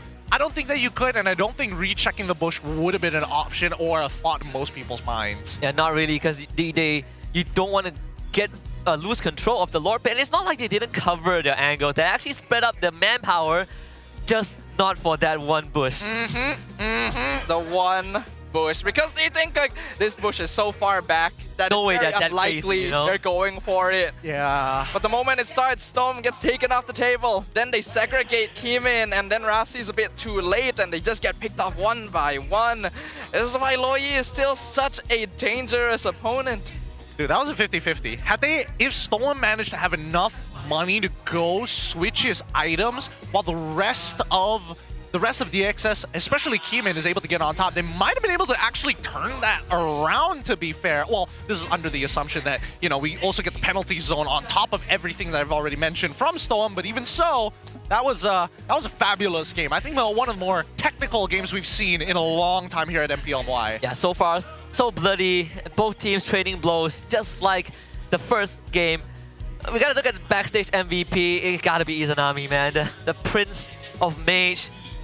Both games on the Loi, he has delivered the victory to his team on a silver platter, and he does it more and more creatively every single time. Don't deny it, man. He is the Prince of Mages for a reason. He has been an up-and-comer for a long time, but has now kind of taken his spot in the spotlight and honestly, really wants it.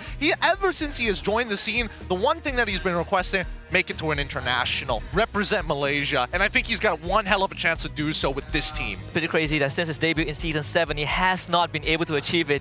And this is not the first time that he came close, but this feels like the closest he has been. One game away for Izanami, for HomeBois as well.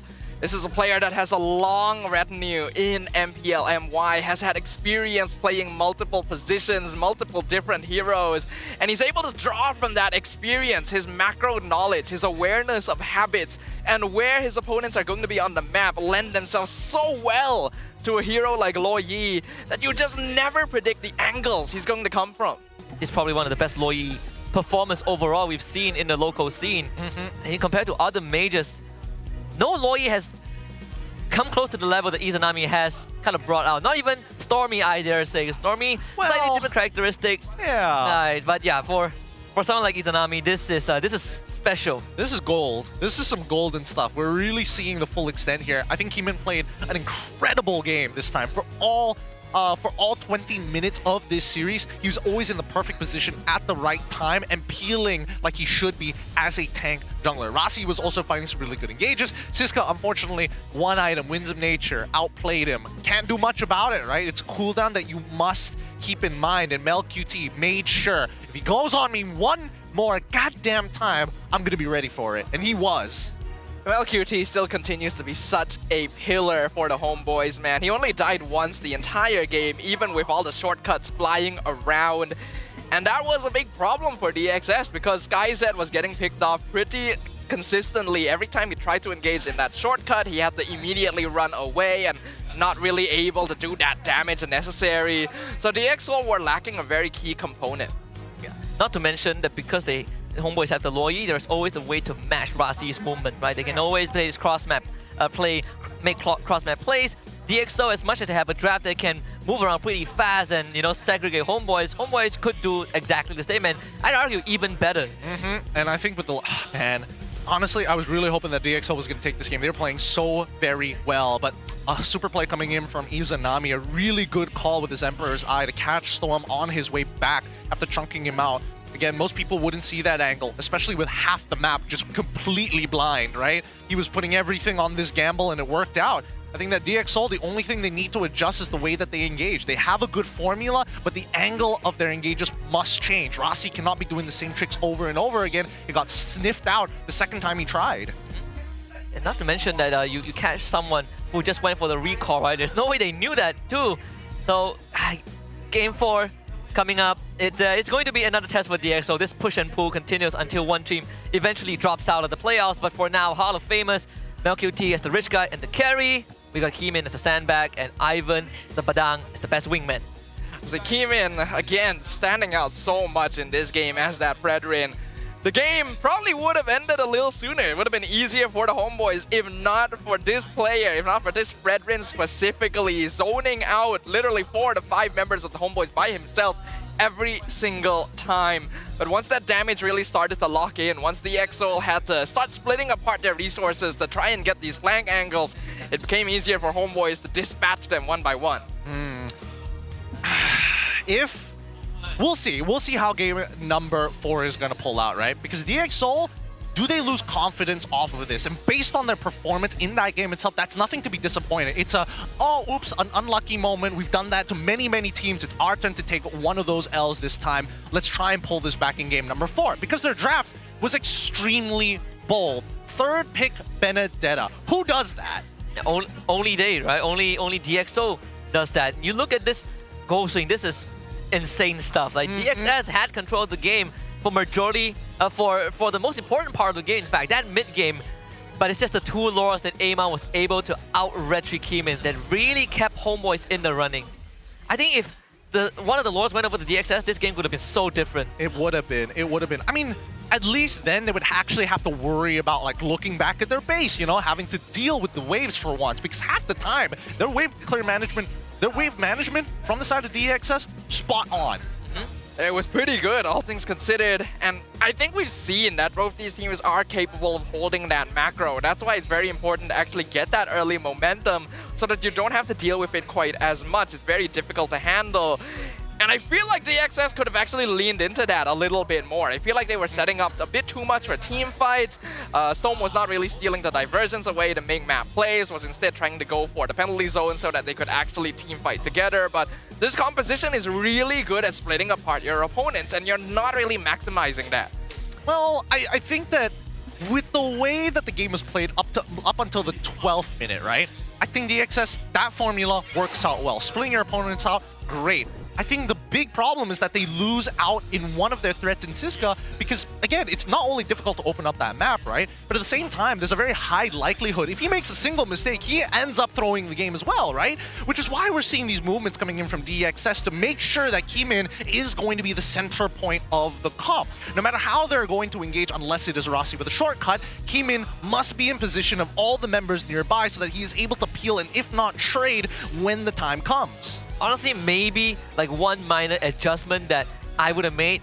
Maybe instead of Airtel, it's a Moscow, but it's a very small detail, right? It could have worked out either way. It's more of these off-tempo plays, these diversion that is really making life for DXO hard, making them check the side mirror every single time. This was a defining moment. If Siska killed on MelQT, it would have been lights out for HomeBois. I think DXO would have gotten lore off of this and probably ran down one lane. Yeah, that would have been so crazy. Man, look at this pick, right? They finally get a little bit of space. They see that Keemin is positioned completely on the opposite side, and that's when they find the big punish. So well done.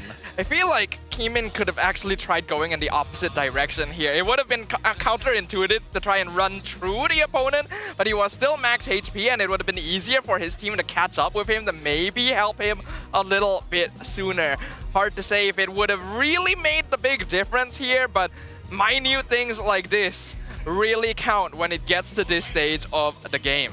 Maybe. I think the only thing he didn't know was that Rossi's passive was up to actually close the distance really quick. I think that wasn't communicated because he was too busy in the middle of that fight. If not, I think that might have been the way to go. Run it down the opposite way and then pincer them with the shortcut to try to get the SkyZ back into the fight. But then at that point, we did see that Vel was kind of like getting in his face as well, on top of everything else. Yeah, SkyZ didn't want to take the portal because he would die, and he ate a penalty zone at the end. So yeah, pretty tough, but second time that Loyi has fooled or outplayed DXS. Let's see if they can learn anything from that going into game number 4. But here we want to remind you guys that the MSD 2025 Tournament Pass tickets are officially on sale. Get your pass for knockout stage and grand finals now at webook.com to watch the world's best clash in Riyadh, Saudi Arabia. Don't miss your seat. Be part of the moment. Remember, it starts from 31st July 2025 to 2nd August 2025 in Riyadh, Saudi Arabia. Webook.com, get your tickets. It's going to be a whole month of esports perfection.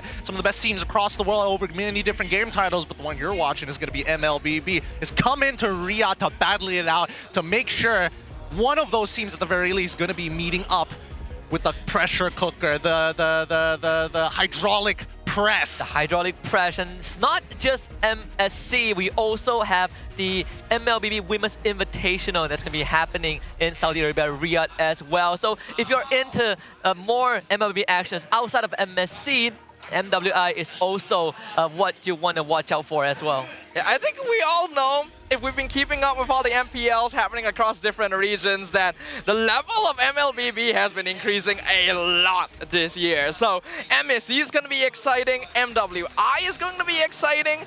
Not to mention, if I remember correctly, MWI is going to be free entry. So if you get your tickets for MSC, you'll probably have a chance to go and catch that as well. Yeah, it's back-to-back-to-back action, right? MSC wildcards, then MWI, then MSC group stage, MSC playouts. You can spend a 1 month holiday in Riyadh and watch the best MLBB teams clash. It's a festival, it's a celebration. Who wants to go on a holiday? Who wants to come to the Boulevard? Hey, the Boulevard's a pretty cool place now that it's completely furnished. Everything has been set in place. Woo! Woo! Good times, good times. Now, coming back into this, we still need to see who books in that ticket because HomeBois, match point, 1 more win away against DXS. Is this where we finally see DXS completely deflate? Or, I don't know, considering how full the arena is right now, is this more motivation? I mean, they played with a slightly lesser crowd early on, but now it seems like they're more motivated, right? Again, like Siddhartha said early on, it doesn't feel like they are fatigued at all. In fact, it feels like the bigger the stakes, the better they play. Well, I mean, we'll see about that. We'll see about that. I did see a couple of yawns at the beginning of the drafting phase earlier. Apparently, it wasn't, you know, their fatigue at all in that game. We'll see whether or not in the drafting phase, what their faces, how they're looking, how motivated can we see the fire in those eyes. Maybe they're just bored of what Coach Steele is saying. Another push-up, all right. Oh, man, another game. We're going to go to Game 5 again. Oh, man. Already preparing for the full series, but they really do have to lock in. While we said initially that no matter what the result is, DXS should be very, very proud when you're this close to that MSC ticket, to that key sitting right there in the middle of the stadium. Surely you do not want it to end here. Yeah, surely. I think you can say the same for HomeBois too. Like one of the key figures that we just saw on screen, right? Daddy Hood also been through his portion of the lowest of lows. This is also his redemption arc. This is also, something that he built from the ground up. He has been to M5. He's been to the Philippines. We got grouped, all right? HomeBois got grouped, and then afterwards it was a downhill. They went to MSC, lost to Team Flash. Right now he can go back there and make it all right. And on the back of Izanami and Amao, who both played in Season 14 when HomeBois were at their lowest, and right now is one game away from making it to MSC, chances are pretty good. Yep, the culmination of 3 years worth of putting an esports team in as a esports organization is a very, very tough deal. It costs a lot more money than these stats put together. So, looking at the stats, right, Izanami has always been a stable player, but Amal was a big question mark. And I think that Amal finally gets a team that actually allows him to play the game. Similar to Sutsujin when he came back to RRQ. He just needed the right components to make him pop off. It's no longer the Mr. Wrong Team guy, right? Like Amal has had that moniker for such a long time. And then last season we were like, okay, we're given the benefit of doubt. Clearly that HomeBois roster wasn't exactly a team. Season 15, he's proven that this is the right team. It really is an all eyes on him situation because both Amal and Izanami have been in the position where people believe they have the potential and just haven't been able to reach it. In comparison, Izanami has won a championship before, so people tend to gravitate a bit towards him more, especially since he's a more consistent player. And a lot of us were doubting Amal when this season started. Is he the right piece for this HomeBois lineup? He has proved us all wrong. He has shown that he is capable, that he can be the linchpin for the HomeBois. Let's see if they can close it out. All right, Coach Steele back on blue side again. This time Erpang bans out the Loyi, and if we do go to Game 5, and if Tio goes onto the red side, please ban that Loyi. Clearly, it is doing good for the team that bans it. Well, I mean, HomeBois still lost Game 2, but at least you don't have Loyi, We'll take what we get. We'll take what we get. Ooh, see the 1-1 ban for Erpang to kind of change things up. Do we get the chip first pick coming in from Theo, or nah? We're going for Kimmy. We're going for something in your face, something with high damage in the earlier stages of the game. There's a lot of good first picks open. The Phoveus is there. The Harith, the Kimmy. Kalea. Yep, the Kalea, the Joy as well. Chip is open too. Chip would be so good. I mean, Rossi played a strong chip, but I don't know whether he's got any more tricks up his sleeve. With the Phoveus, I don't know if the Phoveus opening would be that great. Considering Vel's hero pool, I think he has a lot of ways to deal with it, or at least at the bare minimum sandbag it, right? I literally invented Okay, Masha is open. But is Erpang crazy enough to pick the Masha? Just blind pick it? Just blind picks a second. I mean, most of the time it's a blind pick. Most of the time, I say. I think not yet. I think you still have a buffer game even if you drop this. I think you play standard for now before you whip out that Masha. Because right now, I think you need to see what exactly DXS is going to lock in for SkyZ, right? Previous game, you and me both agree Moscow probably would have been a better shot there. At least then against the Assassins, you feel a little bit better. All penalties don't knock you back. Things like that. Okay, let's see what's gonna be. Wow, they do! They do blind pick it with no global presence on their side. They still go for the Masha first pick alongside Badang. That is insane. I thought they would have at least considered a Masha. So, look! He agrees! Even the fans! Even, see, he agrees! Ban Loyi, please! Also, that is very nice font. It is very. He has good handwriting. I could never write like that. It's his anniversary gift if the EXO wins. I would say, a part of me was thinking maybe HomeBois would just go Masha Matilda.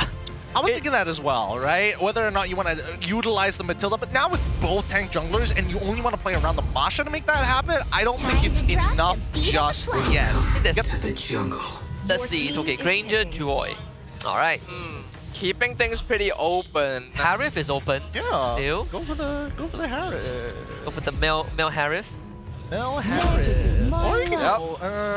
That's a Harif, alright. I mean, why not?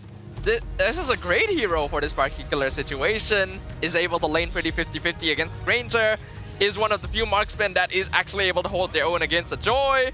And if he gets jumped on with a shortcut, actually has ways of getting out if he has his cooldowns. Hey, don't play Truant, alright? Don't skip class. You have class on Sunday? Saturday? That's why he said it was extra class. Ooh, thank God. One of those like replacement day nonsense ones. Alright, good on you, right? But that means he probably missed the day to need a replacement class. I mean, he's missing the day where they just sit around and do nothing and have extra PE. That's true. Class is temporary, alright? This BO5 MPL is eternal. We might not get this ever again. At least not this matchup. I mean, he's getting full bang for buck, to be fair. Yeah. It's not like he's come here, it's a full sweep, everybody walks out, it's like, well, I go back to school, I guess. Yeah, missing one day of class is not gonna stop you from earning that 10 ringgit back, okay? You will still have that skill. Firearm is banned out. Firearm is banned out. They want the glue. So they want glue then. Where do they put the glue? Good point. They put it on Very good point. Who jungles? Harif? I guess the Faramis is just to make sure there isn't an extra health bar to eat the Thunderclap. I guess. I mean, sure. I suppose. I don't know. This is a really tough call. It opens up glue for DXS. It does. It does open up glue for DXS. Never mind. Okay, well, no, not anymore. That is kind of funny. Dang it, Erpang. Erpang's like, nah, I'm not gonna let you have Erpang best Faramis and realized that, wait, we cannot pick glue, so... Imagine if Erpang gives Izanami Valentina to steal shortcut. It's something that I could see Izanami doing. Yeah. He could steal Death Sonata. He could as well. I mean, do they have any better peel here other than just the Badang? Wow. Oh, it's already set in stone, right? With Badang as well as Masha. You could ban another jungler, but... If you're Masha EXP though, you ideally want a tankier jungle. Alpha... Export? Export's not good anymore. Yeah, not good anymore here, not here. Wow, okay, Alright. Just in case. Absolutely. Just in case. Cover their bases. Can't believe it. Can't believe it. Is it even good to go Kimmy here? I feel like no matter what, you're kind of in a really awkward spot. Can't really get the Masha in these fights very effectively. I wonder if there are any other delivery system. Hylos is... Okay, I want to say Hylos, but there's no space for Hylos. Exactly, right? Because you've already kind of taken up the two most important slots that kind of get you into that delivery system. And then even the jungle is like a big question mark. Where do you kind of go with this, right? It feels bad if you go into like Suyo, especially if you get caught out by yourself, unless you're able to make something happen in the mid game. But again, the laning phase is kind of pretty set in stone for Granger. Yeah. BTR's game 5 against Alter Ego 4 pick Barat. Okay, so they're gonna go with Zushin first. I think Zushin super safe. I'm down. I'm all down for it. Yes, it does struggle a little bit against the Joy, but that's why you got the Badang to buy you that bit of time. Do you take Yif? I mean, Yif outranges Tusin. Yeah, you just go. Oh wait, hold on. He's still a bit tricky though. I want to say yes, but Masha is still a bit of an issue. Okay, I'm surprised Phobia's made it this far, actually. That is Phobia's. I mean, Masha. Once again, Masha. Okay, alright. Go back for the Kimmy. Alright, standard. It's a very solid composition from DXS, actually. A lot of damage, good amount of mobility. Granger and Kimmy will have trouble taking the shortcut because it puts them in a really risky position. But otherwise, I do like what DXS is playing here. Hanzo lane. Yeah, with Susan mid, you can actually afford to go for a damage jungle. Okay. Okay, so they do somewhere in between. I actually don't like this. I really don't, because it now is very dependent on the side laners creating opportunities, if not winning out their lanes. For the most part of it, Amal, I mean, I guess he could farm, but if he gets caught out by Chip even once, he's in a lot of trouble. Zushin as well must protect herself in a lot of these scenarios, right? But at least can open up the map in case Chip tries to go for these big flicker engagements. Either way, man, it's a tough call to say whose composition is better. I think there's just a couple more tools for DXS, but I think that HomeBois, if they start to snowball, they must snowball extremely quick. I agree. I think there's going to be a phase in the game, especially that mid-game, where that power dips a little bit. Yes. And then you have to wait for the Marsha and Harris to start farming up again, hit the last item before you overpower DXS. Could be a very important timing because that's about when Chip starts to be really annoying as well. So there are definitely dynamics that both these teams can play around here. But this is game number 4. Match point. MSC point for the HomeBois. Can the Dark Horses pull it out one final time? Or will this be the end of their Cinderella story? It's a damn good Cinderella story, even if it ends here.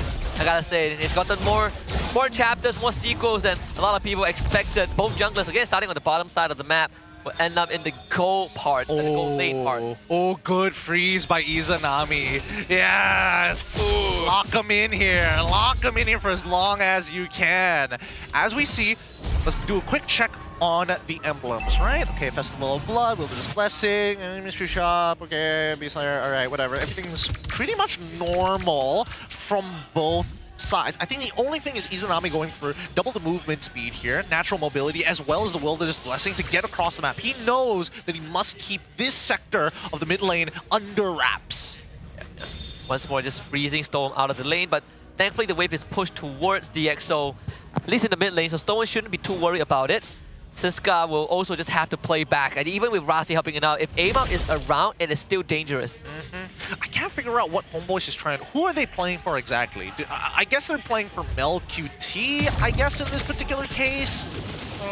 MelQT is definitely the end goal. Val could also be quite the threat. We've already seen a Matcha Savage earlier today in hands of Siska, so the heroes can still be pretty dangerous. Rasi in some trouble here potentially. Spear of Alpha comes in, locks him down, forces the flicker back to safety. Very patient from Rasi, really holding it until the very last second. Ivan would take control of that bush just in case if DXO wants to back up that XP lane, and now Siska will be under pressure. Yeah, I think Emal should be able to take this away if he tries to rush it. Came in unfortunately a little slow on his clear. Oh, that reset. Okay, alright, came in, should hit level 5 more time. HomeBois still holding the bottom side of the pit. Traction Pulse gonna be used to back Izanami off a little bit here. It's still gonna be mainly a 4v4. So this guy gonna get picked up right into Val with Thunderclap. Dark Wave knocks up 2. This guy going ham with the Infernal Pursuit. Actually still alive. Eventually falls, but he's the one who picks up first blood. Amal also gets traded away. It is 1-4-2 in favor of DXO. Siska basically took on the entirety of HomeBois minus MelQT. Sure, he went down, but this is a well worth it trade. Keemin will get the turtle, no problem. There it is. Gets the turtle. Might go for more. They get the stun. Izanami Flicker isn't able to get over the wall here. He's in trouble. Siska crushes him. And here comes Vel once again. Looks like they've learned from their mistake. They're not going to challenge the purple man this time. So much value. Siska gets a kill, comes back to life, shortcut, gets another kill, and now they threaten the purple buff. They won't get it, but it slows down AMOUT. And that full plating mid, look at that. Stoa cashing in on gold. Yeah, I don't know. It's not like they have the best burst damage in the world in the first place. I'm surprised they even opted to even try to go onto Siska. He's not exactly like a priority target. And the fact that he got a Dark Wave onto 3 as well, I mean, HomeBois, they gotta open their minds, you know? They have to take their time with a lot of these engagements because when it comes down to raw scaling, they win out that scaling game. So every minute they spend in this game against DXO is actually a big bonus point for HomeBois. Also, how is MelQT 1 full level behind SkyZ? That's what I'm trying to figure out as well. Like, what happened? I guess Guys has just been controlling the lane well enough. He did also get some EXP from that 1 kill he was able to pick up. Oh, that's true. Right now, a 2.5k lead for DXO. Ooh, wow. Nice ultimate to get away. Spear of Alpha misses Rasi. Amal not able to push him into the tower. Yeah. More than enough. Force the Crimson Beacon out. High cooldown at early levels. Yeah, but then this could be a gank on the top side. Rasi takes the White Walk into the shortcut. You're not getting out of it this time, MelQT. That is going to be a pickoff. Oh, they take the portal through. Val comes in and bursts down Stone using their own weapon against them. That is so unlucky. The portal, the portal was on its last legs. If that turret destroyed slightly earlier, maybe DXO would have gotten away.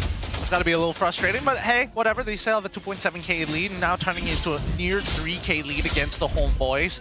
At this point, with the next turtle available, they know that Rossi doesn't have the ult. Shortcut, nothing to do. Amal can basically hold this turtle for as long as he wants to, as Izanami and more importantly, MelQT can actually absorb the farm. If you're HomeBois, Val's gonna take that recall first. DxO can't really rush down the turtle anyway. Storm with the Traction Pulse forces another Crimson Beacon out from Izanami, so he's not gonna have it for this next fight. Take his time. Izanami gonna slowly try and open up this map here, but I think that should be an argument for Little Wander. Wait, hold on. Ivan gonna enter 1v1 with Siska, and Izanami gonna zone down. Lantern player picks up Rasi. Amal secures the turtle. DxO not really interested in contesting. Keeman is in the bot lane. Very honest default coming in from the HomeBois, right? Don't need to press the advantage onto... Oh! Fist break, fist crack combo. Rasi getting melted down with the Summon Force, but he's able to drop the shield in time. He gets the shield. He survives. 2-man Dark Wave knocked up into the Traction Pulse. Spirit of Alpha pushes him backwards, but Siska's still alive. MelQT gets knocked up. It's a double kill. It's a triple kill. The DX Sniper is going to be able to pick up 2. And 1 more goes to Storm as well, because why not? Oh my goodness. What a really great call from DxO. Everybody was ready for that TP. Everybody was ready for that shortcut. They made sure that there was no way, because they made the mistake before. I dropped down the Home Beacon, summoned down the shortcut to get everybody, and then all of a sudden HomeBois take the portal afterwards after finding their initial kill. So this time, DxO, side laner, Siska, making sure, hey, I am in a bush right now. He cannot see when this TP comes out. He has no idea whether or not he'll find it. But in the meantime, while he's confused, I can make things happen. The fact that Rasi survived, recalls, goes bottom and disrupts Vel, right? So many things happening. And it's another fight that Izanami does not have the Crimson Beacon because it got forced out very early on. And now bot tier 1, side lanes open up. DxO almost a 6k gold lead in under 7 minutes. This is the biggest goal lead that either of these teams has ever gotten in the series so far. Oh boy, this is a nerve-wracking one. It's going to be such an emotional win for either one of these teams, especially securing their slot into EWC's MSC. At this point, 18 more seconds until the next neutral objective spawning on the top side of the map. It's scary to even see Storm by himself, right? But he knows that the HomeBois must clump up. The only person who's technically allowed to be by himself is Vel. And Rasi is there to see him, to catch him. So Val can't really move around. And that's kind of one of the main problems all of us pointed out, right? No Matilda, no Chip, no Loi. Where's the delivery system? He's just got to sense it. He has to walk. He's got to feel the force. He's got to detect them. That's a very, very tall order considering the state of the game right now. Next turtle gonna be controlled. Holy Crystal completed from Keemin. Conceal comes in, Rasi. Not gonna try and go for a flank play this time. They've already zoned out. Crimson Beacon forced out again. But the turtle, Dark Wave knocked up. Amal gonna be able to secure it, but Short comes out, stuns everyone. Summon Force doing a lot of damage. Siska dropping in the Eternal Pursuit. Vel is in the backline, down to his last HP bar, but he's able to flicker out. There's no casualties, but the Exol still looking strong. Dude, that was kind of scary. Almost got ugly there. If Vel kills SkyZ, that would be a massive goal swing. And it's already quite a goal swing. Almost 1,000 over the HomeBois off of that interaction. Not to mention that Izanami pulled Rasi back into his team knowing that he still had the shortcut available, and that stun almost making the difference to a certain degree, but at least HomeBois, they disengage out of it well. They don't want anything to do with the Exalt, they just want to scale. And I hope SkyZ tells the team that, guys, we cannot let this Masha slip past like that. Because he has no flicker for the next 75 seconds. Like, please. Please. Masha goes through like that one more time, he is straight up dead. I swear to God, the amount of push-ups I'll make Coach give you. This guy's it's worth a lot right now. He cannot afford to go down to Vel like this. This is a dangerous hero once he's got some items under his belt. And Granger is 4-0. It's a great spot for SkyZ to be. He cannot give up that momentum. They take their time and they wait. MelQT. Every bit of farm is going to be useful for him, but he also can't really show himself without the convoy. DxO, you can see how nervous they are. Moving around the map, they don't want to accidentally just blow up the Vel. They can start breaking down. Even HomeBois have slowed down. You have to pray, right? Take control over these portals. They got to know. They got to know when he takes it. The fact that they have no info on Rasi and Keemin, it's pretty scary. Look at like Ivan is protecting Mel. And is hiding in the bush, and Mel is not even willing to push past the tier 1. To be fair, he is pretty far down. What, 1.7k behind, 1.6k now? Sky Zed in a very good position, right? He's got 30 stacks in the Sky Piercer. He's already got some extra gold. Very close to getting that Sea Halberd as well. Rusty's just chilling. He can always show up when he needs to. And HomeBois, they're gonna check. They are not covering the portal bush.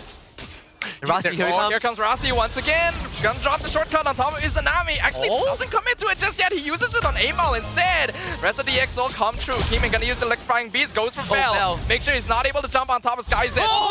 Being split completely. It's a killing spree for Keeman. They go in. Rossi will sacrifice his life. But this guy is not able to land the final hit on Ivan. He's able to back off. That means it is a 1-for-2 trade. And HomeBois gain control over the Lord. Not bad. Izanami, ice in his veins, literally trying to see whether or not Rossi was going to drop the shortcut on top of him, whether he needed Lantern Flare out of there. Held it. Once more, Vel making the difference. He slips past the front line, and DxO were not able to commit to the fight. And HomeBois getting the first Lord of the game. This could be the turning point. That goal lead that DxO worked so hard for in the first few minutes, starting to dissipate into the wind. This is the pace that we want DxO to start playing fast before HomeBois hit critical mass, but HomeBois have been able to stop it.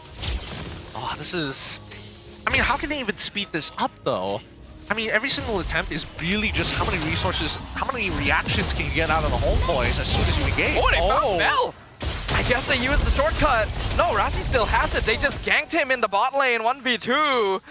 They'll lose their mid-tier 1, but it's pretty worth it at this point. Yeah. They get a bot on tier 2 in return, too.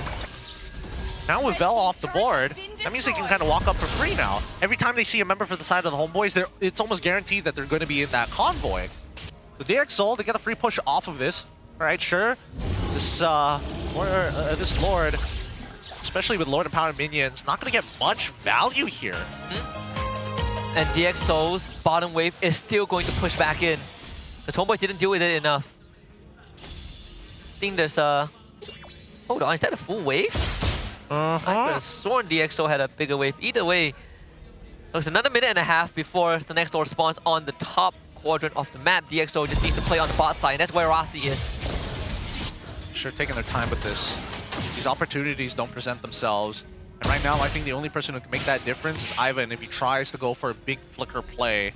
Anybody else would probably be Vel at that point, but for DxO, right, they've got playmakers of their own. Storm so far hasn't been throwing out those traction beams as a means to scout their opponents. He understands it's such a valuable resource, especially when you're up against people like Amal on Alpha, the Masha as well. You have a natural peel tool for yourself. There we go, the Wishing Lantern complete inside of Keeman as well. That's going to help a lot in dealing with some of these bigger tanks, especially if he's only going to play touch and go.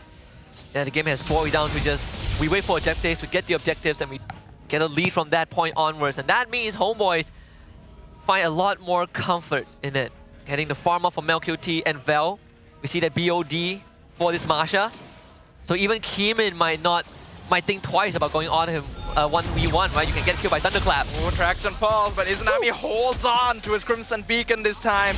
He's learned from past mistakes. Rossi goes in with the conceal, pops the shortcut, but MelQT is able to dash away. They use the distraction for Keeman to get a free tier 2 top. Wow, the fact that Izanami used nothing and walks out of there.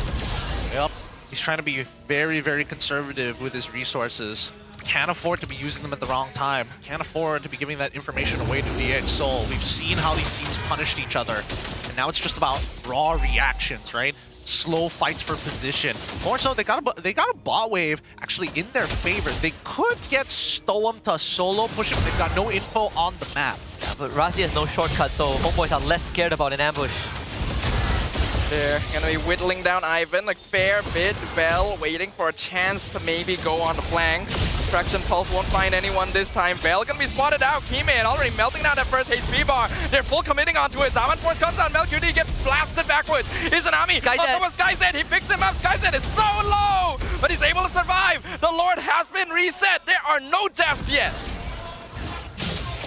What a team fight. A two-pronged attack. a fight on two fronts, and unfortunately, none of which walk away with an initial kill. And I think HomeBois, yes, they got chunked pretty hard, but not as hard as DxO. This just goes to show how dependent this engagement from Rasi actually is. Like, DxO hardly committed anything, right? No battle spells, no ultimates except for a shortcut. They could do it again. Vel is bot side. Correction Pulse gonna be used yet again. Doesn't quite connect, but Storm gonna chase down his Tsunami! He's blasted! Unstoppable 3 gets a double kill for Skyset! They also found Valkyrie! Unstoppable for Kimin! They lose their marksman, but Amal is all alone and they will pick him off! DxO have a free pathway directly into the base! Bel's trying to get a split push in, but he is all by himself. He has to go back and hold the base to make sure that HomeBois do not drop game number 4. But can he do it all by his lonesome? He is 1v4. He goes in. The crystal is wide open. I think they're doing it. Ladies and gentlemen, we are going to game number 5. Kimin with the flank onto Izanami. My God. DxO always pulls something out of the hat when push comes to shove. Game 5 it is then. A battle to the death to see who goes to Riyadh. That's what I'm talking about, man. Adjusting even the slightest angles of your engagement in these wars, in these fights, makes all the difference. Izanami, the one thing that he didn't consider was the extended range of which Joy can actually get on top of him with the help of that mid-wave. That's not something he was thinking about, and unfortunately that costed him this game. Oh, we are getting the full experience in the MPL Stadium today, ladies and gentlemen. 2 best-of-5s, all 10 games. The Dark Horses are not ready to go without a fight. Not gonna lie, I think I woke up early for this and it was worth it, for sure. Well, DXS flipped the script again, and I wonder how they feel knowing that they forced a game number 5. Boleh. Okay, nice. I have one, guys. Yes, double. Last one, guys. No minute. Last one, guys. Take me. Tahu. Tahu. After a minute. Alhamdulillah. Come on. Dude, this team is so calm. This thing's something else. Yeah, right? How are they so calm? What happened to Coach Theo scolding them? Why are we overhyping, you know? Why are we getting too ahead of ourselves after game number 1? This is a very toned down, a very mature looking team right now. Very stoic. Yeah, very stoic. Because of that, Coach Theo is probably the most hyped one. I think he's allowed to be the only hype one there, to be fair. So let me take over your hype. I will do it for you. Just focus on the game. They are 1 game away from earning that right. That's for sure. 1 more game. Oh, I can't believe this. It's these kind of moments that make you think to yourself, maybe DS can do it. Dude, how many times have we asked this question? Too many times, to be fair, actually. Let's quickly go into the backstage and have a look. Who's the MVP of our game? Come on, show it to him. Show it to him. Yeah. Mog the camera, spin on the chair. Take a breather. This man, there's a reason why he's sitting down. He's had 8 long games today. 9 actually. Oh, 9 actually. You're right. Dang. Oh. They're going to have 10. Deathless. This is he didn't die this game. Great. Insane. He was nasty with it. And he was running down Vel. Literally one of the most dangerous heroes on the map. Could one-shot anyone. And Kimin's just saying, fight me, bro. Try me again. Try one more Thunderclap, I dare you. One more is all I can ask for. Even so, he's showing off, right? At this point, we haven't seen any missed mechanics coming in from him. Something that was very evident in the earlier stages of his career. But now, especially in front of a huge crowd, he knows how to put on one hell of a show. I think the most important improvement for him is that the confidence, right? In regular season, there were clearly moments in the early stages where he loses a game, and you can see that confidence just dips, right? He keeps making more and more mistakes. He's just not confident in his pocket picks anymore. We see very subpar performance on heroes that he was known for, like, Ling, Hanzo, Suyo. But right now, this is the epitome of just peak performance. DxO beating HomeBois in a pretty dominant fashion. Could have been more dominant for sure, but that's also because HomeBois clapped back accordingly. Oh yeah, I mean, both sides are throwing punches. This is a very technical boxing match. It's not just a slugfest between two teams. It really is starting to become an art form. It took them this long to get to this stage, and it's great to see. I hope that a lot of other teams here in MPL MY can follow their example. But that's just MPL MY playoffs. It could just be one of those things where it's just like, it's just a regular season, and then come playoffs is where we actually play the video game. That is true. That's always a possibility. You never know with some of the players around here, but I will say I am very happy. I am very proud with what some of these players have been able to achieve this season. This has been one of the most satisfying matches that we have seen, not just because of the gameplay, but because of the history of the players involved as well. DX Seoul are now one game away from potentially denying HomeBois. HomeBois are one game away from fulfilling a legacy that they've been waiting for so many years. I just cannot wait to see what happens. I don't know. I don't want to give... Maybe we should go into a tech pause, you know? Like, before the 5th game starts, you know, just get some more time to recollect our thoughts, because you look, DxO, for some of these rookies, right, we say that this is their first MPL season, but they've been competing in Tier 2, Tier 3 for way longer than most people would have imagined. Keemin and Siska, no brothers in arms for what, 4 or 5 years? Yep. Only after that they make it to MPL. And here they are, one game away from EWC. One game away. Fun fact about Siska, you know he holds and plays MLBB, similar to Diablo. Literally same holding position. 3 fingers on the back with the palm, 3 fingers on the back with the palm, and he's just playing with like 2 fingers like this. Oh. It's really weird. It's really weird. Most people do the L, which is like just that. Interesting. 3 on the bottom. I mean, he does play heroes that Diablo plays. You know, Venedetta. Fulvia. Maybe that's the key.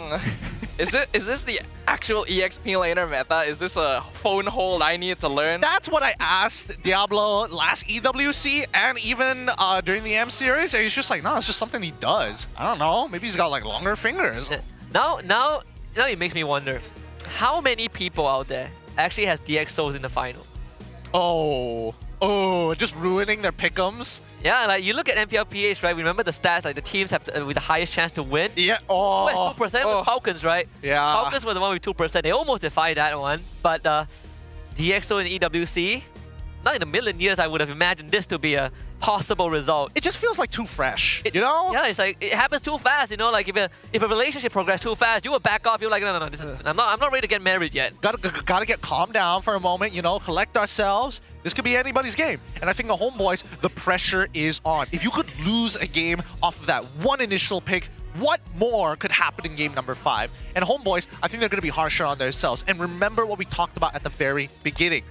Are they going to overthink the draft? And is that going to be the big advantage that DX Seoul achieve here in game number 5 to close things out? That's the win condition, right? Yeah. The potential win condition that Gideon said, if we get to game 5, is Coach Erpan going to overthink? And if he does, is this it for DXS? The thing is, I feel like we're already seeing a little bit of that here in game number 4, where I think all of us were a little bit confused about the draft. Weren't really sure whether this was the right play. They picked up the Masha very early on just to deny it away. Then they went for the Alpha last pick, which doesn't really provide anything specific that you're looking for in this particular position. And I feel like that resulted in really awkward interactions in a lot of the team fights. I totally agree with you there. I think that their draft this time around is very dependent on like Bell and Mel QT to get something done. And I think unfortunately you can't ask of them so much when you don't have the set for it. I think a lot of it just really boiled down to whether Ivan can actually find the engagement in the first place. But when you have Chip on the table, there's too big of a clapback to guarantee something. You're only as efficient as the tools you're given, right? You're only as strong as your weakest link. And in this case, HomeBois have a very limited way of, they were not able to unleash the full potential of the picks they were given due to, again, the lack of cogs in the machine. And DxO this time, they had like 1-2 fights where HomeBois were able to, you know, outmaneuver them a little bit, but aside from that, it was almost picture perfect for DxO. Here's the thing, right? That's why I'm curious to know whether was Vel just not wanting to play, didn't want to actually go for the Badang, or did they have to be like, it's got to be a very obvious EXP pick to kind of influence the way the draft progressed? We haven't seen this eat like the whole series. Yeah, right? exactly. That was one of the picks that I thought HomeBois might pull out. According to the pattern, High chance Erpang goes back to blue side. And I hope to God Theo bans Loi. Please do. Just ban Loi. It introduces two men. He won't. Ban Loi, man. Come on, please. Like in the last game. What better trade can he offer Coach Erpang for Erpang to not pick Loi first? I don't think there's any. They wouldn't even bite on chip, to be fair. Yeah. If they're not willing to bite on chip, what are they willing to bite on? I feel like Loi is the top pick. I don't think there's any other pick that you could bargain with Coach Erpang and he'd be like, hey, you take this, I take Loi. Baxia.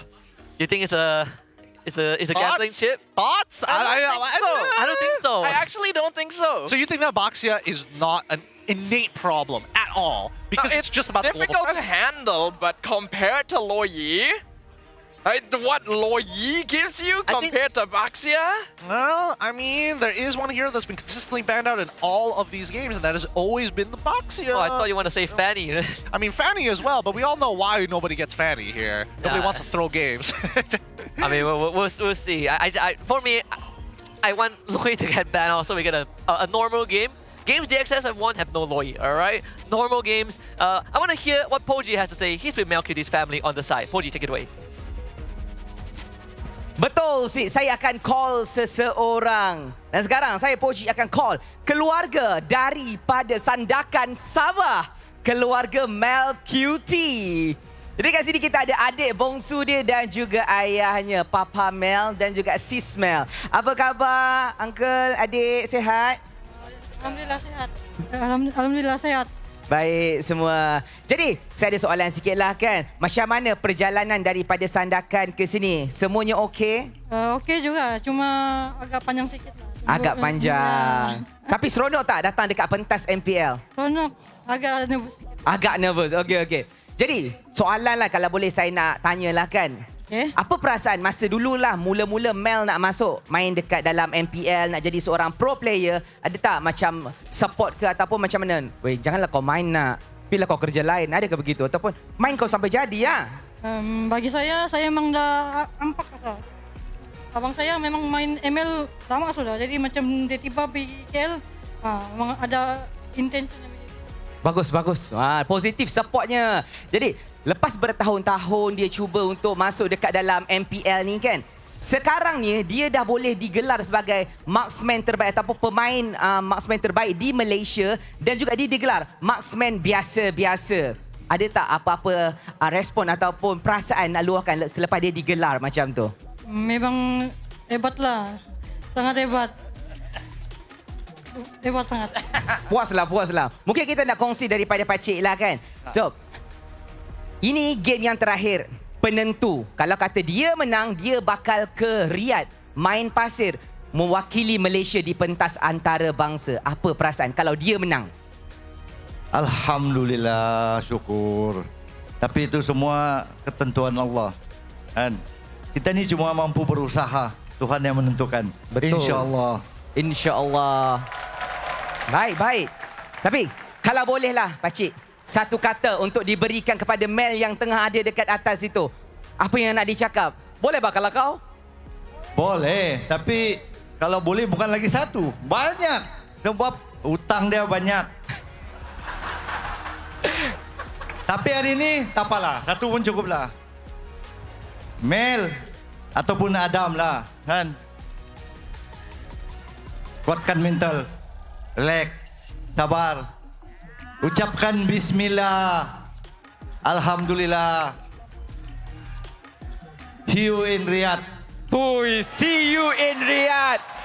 Inilah semangat yang kita mahu. Dan insya-Allah doa seorang ahli keluarga, doa seluruh penyokong yang ada di sini. Tapi kita doakan kejayaan untuk mana-mana sahaja kerana sesiapa sahaja yang menang bakal mewakili Malaysia ke pentas dunia EWC Riyadh. Dan tanpa kita melengahkan masa, korang semua dah ready ke?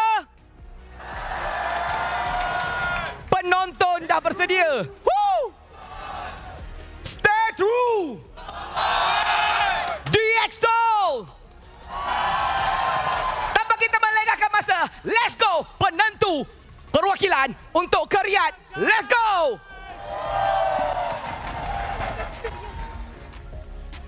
Thank you, Poji.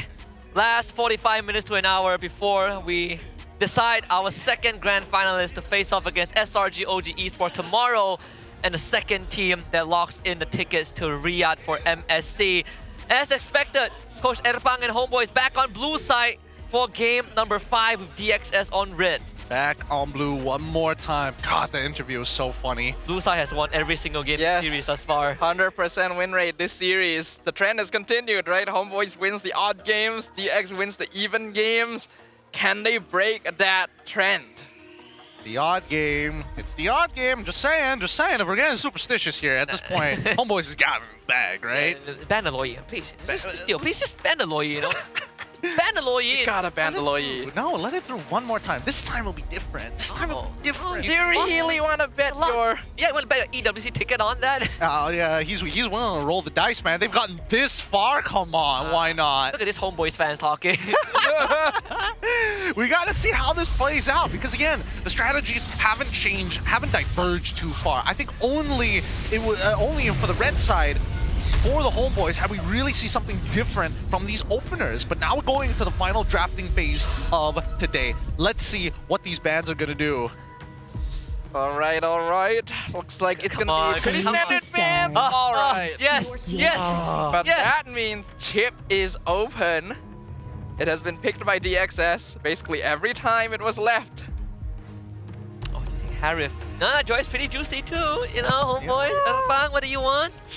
Joy, Harif. It's all good. It's all the good stuff. Yeah, not the one that picks Phoveus first too. Hey. Oh boy, how do they go on with this? They go, you take chip. Assuming you take chip, the excess then goes what? Let there be rock. So they go for the Fredrin. Yeah, Ooh. Fredrin. So remember what I was saying that both Coach Teo and Erpang almost look identical? Huh, when you point it out. Older and younger brother. Basically, yes. It very much does look like a Mario Luigi situation. Why is everyone's handwriting so nice? Yeah, how is everybody getting their lines so symmetrical? Is this going to be a chip +1? I feel like it's going to be a chip +1. The question is why not, right? I think the last time we saw the mistake come out from the side of DXS was the fact that they didn't have any natural peel in their marksman, right? So it was difficult to get in on the fights. But that's because Loi kept getting into their backline, which goes to show that at least SkyZ does have a preference when it comes down to the marksmans.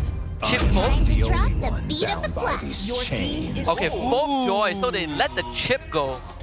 They let the chip go, they let the Harif go as well, willing to play a fairly risky game here. I will say, the few times when HomeBois picks Fredrin very, very early, it is more likely going to be a Vel pick than an AWOL pick. That's the thing. I'm not too sure this time. Also, the Kalea is still open. Another bargaining chip, Kimmy, still up.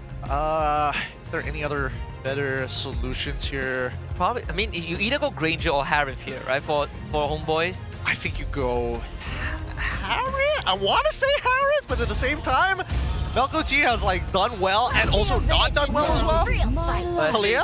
Kalea Harif. Okay, yeah. So very, very basic opening. Okay. Classic for HomeBois. Erpang's keeping it simple here. Looks like he hasn't deteriorated just yet. He's trying to keep up. I think he knows you can't really risk anything too unusual, especially in the first phase. If he's gonna pull out something a little bit stranger, second phase is where you have to do it because you can't afford to be outdrafted at this point. All right. So we completely ignore the chip. Okay.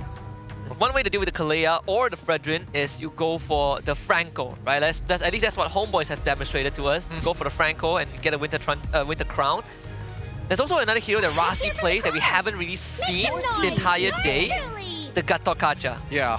I was waiting to see whether or not Gatot Kacha might just be a ban for the side of Erpang because I think Theo is going to be focused mainly on making sure that Siska actually has a good time with that Phoveus, right? I think it's going to boil down to Phoveus versus Edith because they're going to ban out that glue alongside with the CC unless Siska is more comfortable with dealing with the glue, which is totally fine.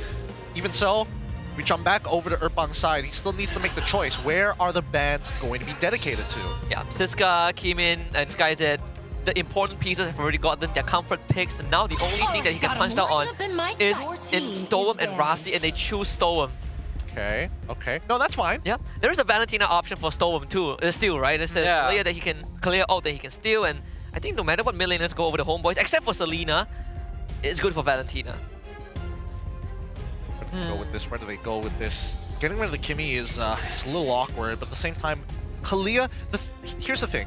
If they do decide to go for like, oh, I want to go for Zushin, I'm able to kind of peel that focus away, maybe I can be the anchor for the team, you run out of burst, because Fredrin as well as Kalia, not exactly very burst-oriented. They need people to either have hard sustain, can dish out damage over long periods of time and consistently, and can drop a fight at a time. But most importantly, just having a nice burst to work with the Tsunami Slam should be good enough. But dang, man. I feel like they're relying, they might put a lot of the eggs in the Mel basket right now, right? Mid laner, there's no more Farsa. There it is. I thought, Been a while, but this is the perfect game to play it. Is the counter to the Kalea. Already a classic answer to the Harif as well with that AOG. So this is very, very good. Oh. The crowd going wild right now. You can see the support in the stadium for this very new team is honestly impressive. They may be surrounded by HomeBois fans in the crowd, but their hearts still stay true. Gotta keep the Park Boys alive. Yeah, surrounded by HomeBois, but they are at home anyways, right? Family members, you know, relatives, the whole residential area coming down to the stadium. You don't get that often. They made banners for them, I remember. Oh, they did? Yeah, they still have them. They're still up there. They've had those banners the whole season, actually. It is impressive. But all right. Oh, Zusin Khalid for HomeBois. Even Indonesian fans are here for Rasi. Yeah. Oh, I don't know about this one. I don't know about the Khalid. No. Like Zusin, we've already addressed that. There's no burst. Khalid also no burst. I mean, he kind of has burst, I guess. But even then, I don't think it's enough. And I think it's an even worse matchup to deal with against the Phoveus. Now the question is, where is Kalea going? Right? Is he still going to go roam? Or is he going to go XP? And then you have Khalid that's moving faster in the roam position. And even then, it doesn't solve the core issue that this is a Mel basket game, right? This is everything on Mel QT, and that Faramis that Erpang banned out 2 games ago finally got picked up. Oh boy. I love the XS strat. Yeah, same. I really like what the XS has locked in here. The team fight is good. They have a lot of solutions, and they're able to keep fights going with this Faramis. Is it fair to say that we all agree this is the first draft and the only draft this entire series where it feels very lopsided? I'm trying to... I mean, game 4 was a bit weird. What's great about it is that you can punish Rasi, right? You can punish anybody who tries to kind of fall within your zone. But at the same time, with the lack of damage, that means they are truly putting all the eggs into one basket, and that's going to be Harith here. Everybody else is a supplement to this strategy. It doesn't matter if Vel ends up losing his lane as long as he clears it. It means that they are relying on a single linchpin, a single pillar, a single game, a single victory is all that stands between both these teams. HomeBois and the EXO enter the final game of the lower bracket finals for one final ticket to MSC. Right off the bat, Harith with the flicker, MelQT, full confidence given to him, full confidence required from him. The ordinary marksman has to play the extraordinary game of his career. Once more is the Miska close to him. Dangerous. Oh, Ivan literally at the last second! And Ivan is on 1-8. That's ridiculous. This is game 5, baby. Very dangerous. Let's do one last emblem check because Vel, full damage. He's gonna have the rupture. He's going to have the Master Assassin on top of lethal ignition. He wants to chunk Siska out hard, but is that really the way? You're up against a Phoveus. He trades pretty good overall, and most importantly, he can stop your combo midway and just walk away from it. I believe the Stone will survive because he took Quantum Charge. Right? That's the difference. That's the difference. And your Desert Tornado helps Siska. Yeah, it is not the most ideal matchup. When you pick a lead, you really want to win out your lane hard. So maybe HomeBois are looking to put a little bit more pressure there? I mean, I guess, but it's not like Vel is getting these Desert Tornadoes onto Siska anyways. Ideally, you get it onto the waves as well as your opponent and do both at the same time, but it's just Siska, he understands how to play it. Oh, the Nighthold Strike knockup. Rasi gonna survive quite a lot of it, but these 4 members of the HomeBois, they're wailing down. Rasi falls, first blood to the HomeBois. Kimin just barely escapes with his life intact. Ivan still holding the front line, gets pulled back with Shadows and P and Siska. Ooh. He's not able to chase him, he dashes away. The passive was a fraction of a second late. Kimi surviving is good enough, honestly. All things considered. Oh, ooh!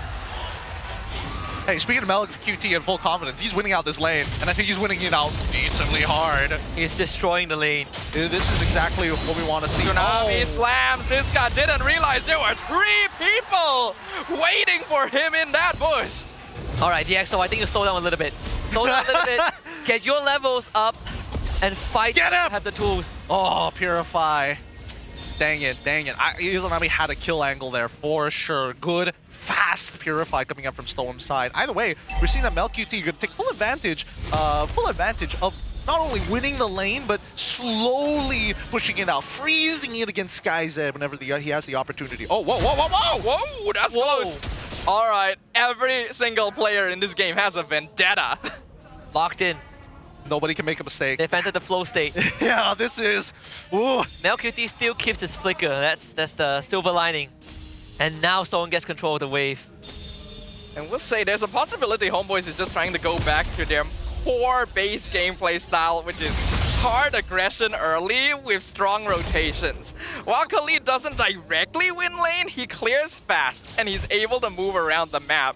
And so far that's been working out. Hey, with the 2 assists and the fact that he got to the lane first before Siska does mean that he puts himself at a level lead. Oh, here's Kimi, but what is that going to matter? It's just going to clear the way path to unlock Siska out of here. Oh, flicker title strike into the Tsunami slam, picks up Teemin, and here comes the rest of the HomeBois, and Tsunami slays the joy. Beautiful punish from Ivan and Vel.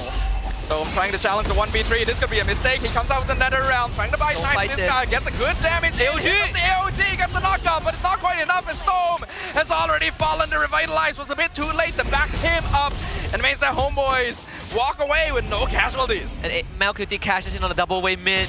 Guys are in danger. They can't be doing this. DxO cannot be falling for things like this anymore. It doesn't matter whether or not Vel gets ahead or not. He's just going to play off the Tsunami Slam coming in from Ivan. So, hit Ivan, force him to use his Gerasi position to AOG.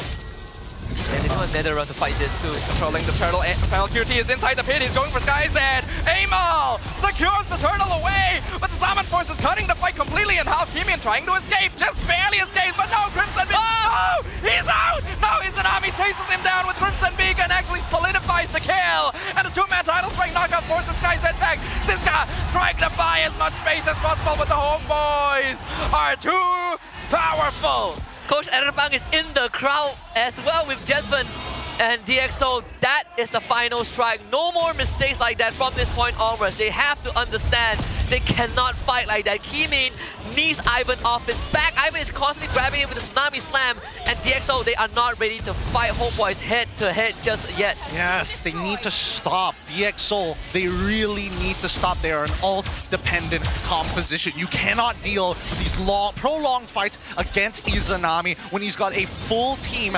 designed to not only sustain, but to hold you hostage for long periods of time. This 4K lead is not the worst in the world. We've seen DX come back from a lot worse.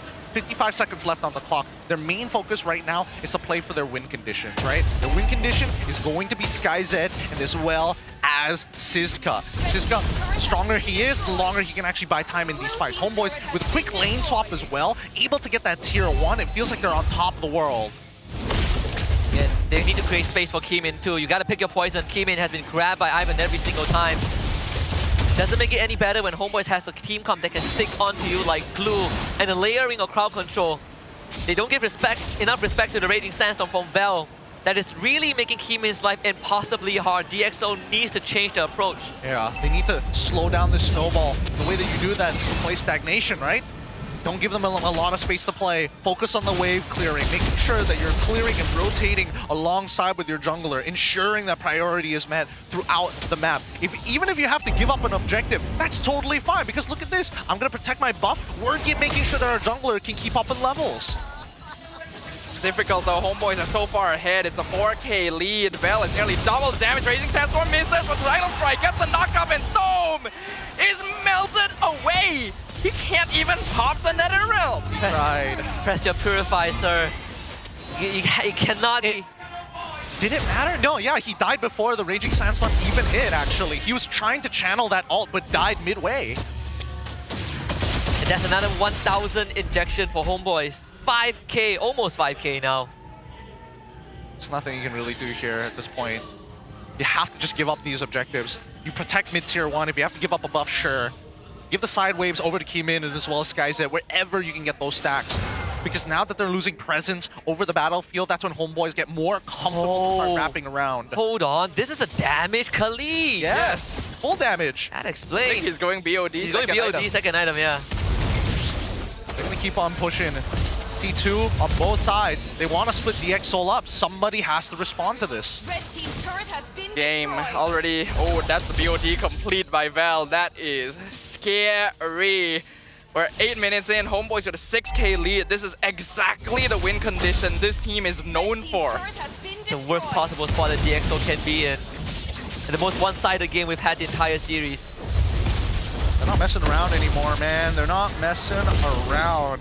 Especially after losing off of one mistake from the side of DX against DX Soul. They want to make them feel the same.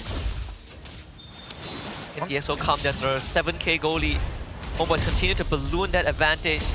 And sadly, the wave play isn't there for DXO. At least it's not the best. They still keep the tier 2 up. But the main problem actually arises when that lore spawns. How is DXO even going to deal with it? They've got a hostage rotation right now. This guy just gets taunted. He gets pulled into another country altogether. There is nothing he can do to respond. He's just dead. Man, I can confidently say that Coach Dale gave DXO the right tools, but they're not using it properly. And now, this game is spiraled out of control. Why Farmis? That's what I can't figure out. Why did they have to go for Farmis in this position? They could have gone for Yve, a way to kind of like guarantee that Bell was going to use the Raging Sandstorm. Even Valentina would have been a great choice. Even Valentina would have been great here. It works really, really well. Oh, I don't know. When you're up against the Zushin, it kind of sucks. But other than that, these team fights, he could provide a lot of value. Yes, I was pretty okay with the Nether Realm, because DX Soul would be able to prolong a lot of these team fights, right? HomeBois already play a slower composition. If you have to deal with an extra bar of HP when you only have one source of DPS, then it makes sense. I agree, but they've thrown this early game pretty hard, having to like force fights without the right ultimate. Tidal Strike goes in, Purify on the Tsunami Slam, so Stone is fine, but he's not gonna have his Purify anymore. And Keymin clears out the proxies at the top and middle wave just to stall out this Lord push. So DXO are still trying to salvage this game, taking protocols, making sure that HomeBois doesn't deal critical damage to the base. If they lose an inhibitor now, I think it might be just game over for DXO. I agree with you. But right now, dude, they've got top side basically. They can, there's no holy shielding for it. They can start sieging it right now and force Verasi to use the AOG clear. Honestly, they're so far ahead that HomeBois could even look for the end game with this very first Lord push. That holy defense is something DXO needs to preserve. Bell actually dropping real low. He pops a quicksand guard. Keymin cannot finish off the Khalid. But it is enough time bot to clear out the Lord. HomeBois will try to get the mid inhibitor at least. Tidal Strike goes in, Tsunami Slam picks up the Phobius, AOG cuts them off in between. Nether Realm comes out as well. Zaman Force doing a good amount of damage. The X-Bolt trying to survive with the Revitalize, but is it enough? They're actually surviving. Tsunami picks up killing. Keymin! With the shutdown and double kill! Get out! The X-Soul have turned it around! They have wiped out the HomeBois! Once more, DXO pulls off the impossible. And all they needed is to wait. Be disciplined. Another realm that we agreed that has huge impact, paid off big time. Keymin finds the backline. First of all, takes away Vel's important resources in the top lane. And now this wipeout swings the goal in 5,000 in DX's favor. Izanami, I can't believe he died there.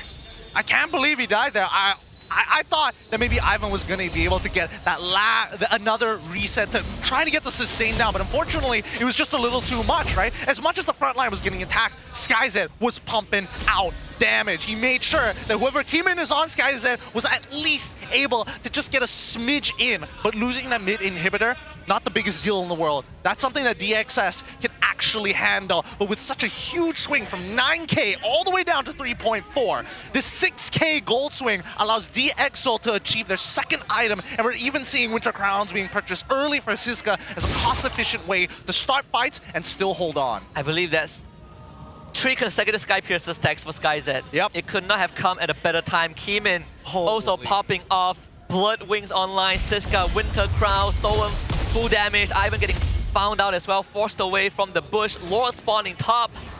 DXO, they just need to remember the formula that allowed them to win that team fight. Do it one more time and they'll be in control. They gotta quickly start rushing to clear this bot wave, mid wave, and then start moving towards that top side. As much as you see Bell at the very end there, just set up that push. And honestly, I think they should have full cleared it here to almost guarantee that Bell will have to start resetting and doing it all over again. Because right now, Amal, he's right on top of Lord, and DXO have no idea. They will now. This guy's walking forward. Slowly go over. Conceal. It's gonna be used, but HomeBois do not want to risk it anymore. They do not have the lead they had before. They're not able to just rush at DXO the same way. This requires finesse. So smart for HomeBois. They see the Pyramis and now they try to look for Rasi. Wow! Tidal Strike actually missed there. That would have been pretty big. Oh, the Flicker, Dark Wave. Siska trying to engage on this. They're trying to look for the fight in return, maybe contest the Lord. But HomeBois is not fighting on the bait. They're still clearing up the mid wave. DXO have to be careful, actually. A split push can happen. I don't think they can contest this. Yeah, they have to give it. They have to give it. The mid is getting pushed out too hard, and Bell's... Oh! AOG comes in, gets one knocked off. DXO is going all 5. The base! Bell is in the base! The crystal is wide open! HomeBois are just gonna hold them in place! And that is going to be one! Wait! No! Oh my god! What? Are you kidding me? That was dead! Are you kidding me? How does this happen? Oh my god, it's one hit. It's literally one hit away. The minion was out of range. It pushed them out of here. Wait, do they have anything? They still have Izanami, Ivan, as well as Amal. They could look to recover this position, but no. Just give it up. Give up that Lord. Amal needs to steal this Lord. If he wants to contest, he needs to steal the Lord no matter what. It's not worth it. It's not worth dying for at this point. Just give it over. You can wave clear. You can defend this. It is better than risking it for the biscuit one more time. I cannot believe it. Oh my god. You saw Bell. He even altered the wave. But they were 3 waves of catapult because they spawned at the midnight hour to take down that one last siege minion from HomeBois and made the difference. Say what you may, but those minions are here to win the game for DXS. Oh, I cannot believe this. My the net worth lead is gone. Oh my, so, back to the question, what are the odds? Look, the odds have been reset at this point. Let's see how much DXO is going to get off of this, right? Because if they even the tides, taking away 2 inhibitors, because keep in mind, HomeBois don't have the best wave clear. Bell, he can kind of wave clear, but without majority of the tank items, sure, he's going to have to work with Mel QT to get an efficient clear. And we see DXO, I think they have overpowered HomeBois. I think the numbers are not in HomeBois' favor anymore. I mean, they can try. They can still try, but keep in mind, they cannot group too close together because when they do, Stolman's going to get so much value from the Ghostbursters. 2 Winter Crowns. One on Stolen, one on Keeman, one on Siska. Here we go. The Lord's pushing in. Mid inhibitor will definitely fall here. DXO, they have a lot of siege potential. Rasi will walk in first. Tsunami gonna pull him backwards. He loses immortality. NetherRealm comes out to keep him alive. The crystal is open. Raging Sandstorm comes in. Bell lands the back line, but he is still going. It is moving more. The Lord is still alive, but the dead.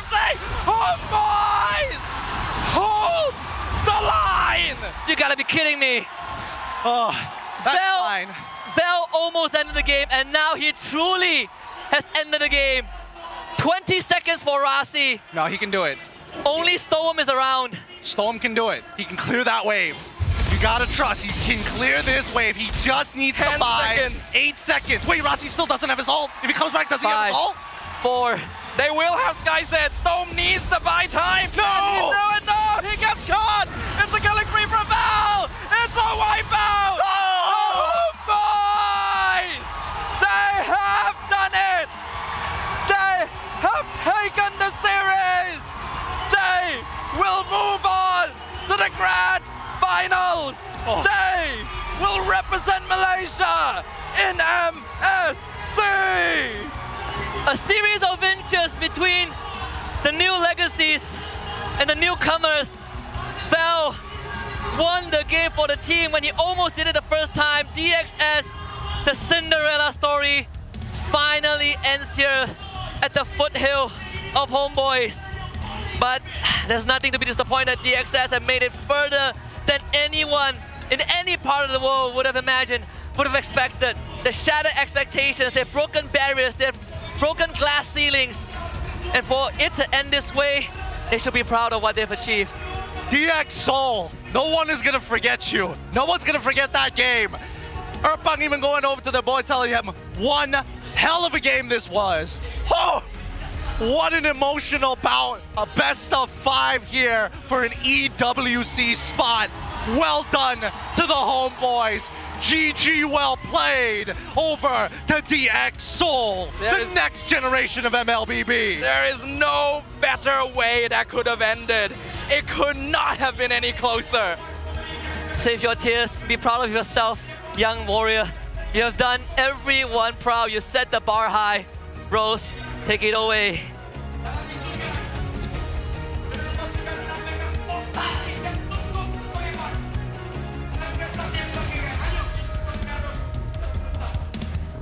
DX Seoul terlepas peluang ke Grand Finals dan MSC 2025.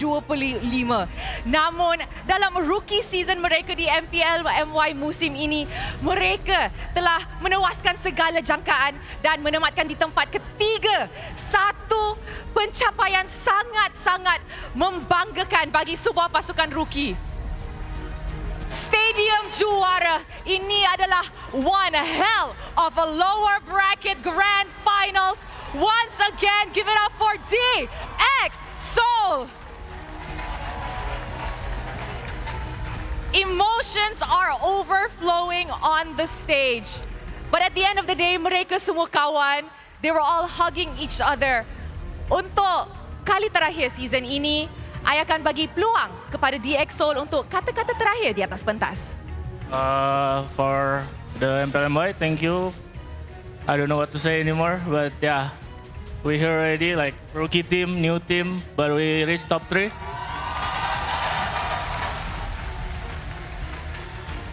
Maybe just bad luck for us, yeah, and I don't know. Apa? Thank you for the support, like family of DX. Like the fans, new fans, thank you so much. Good luck untuk SRG dan HomeBois di EWC. Semoga kalian buat yang terbaik. Yeah, thank you MPL MY. I honestly think it is not bad luck. They've come a long way. They've written their own Cinderella story this season. And you know what? Dorang tunjuk kepada semua orang, rookie pun boleh pergi jauh. And kita semua tahu, di musim ke depan, DX Seoul akan kembali dengan semangat yang baru. Once again, ladies and gentlemen, give it up for your third place this season, DX Seoul.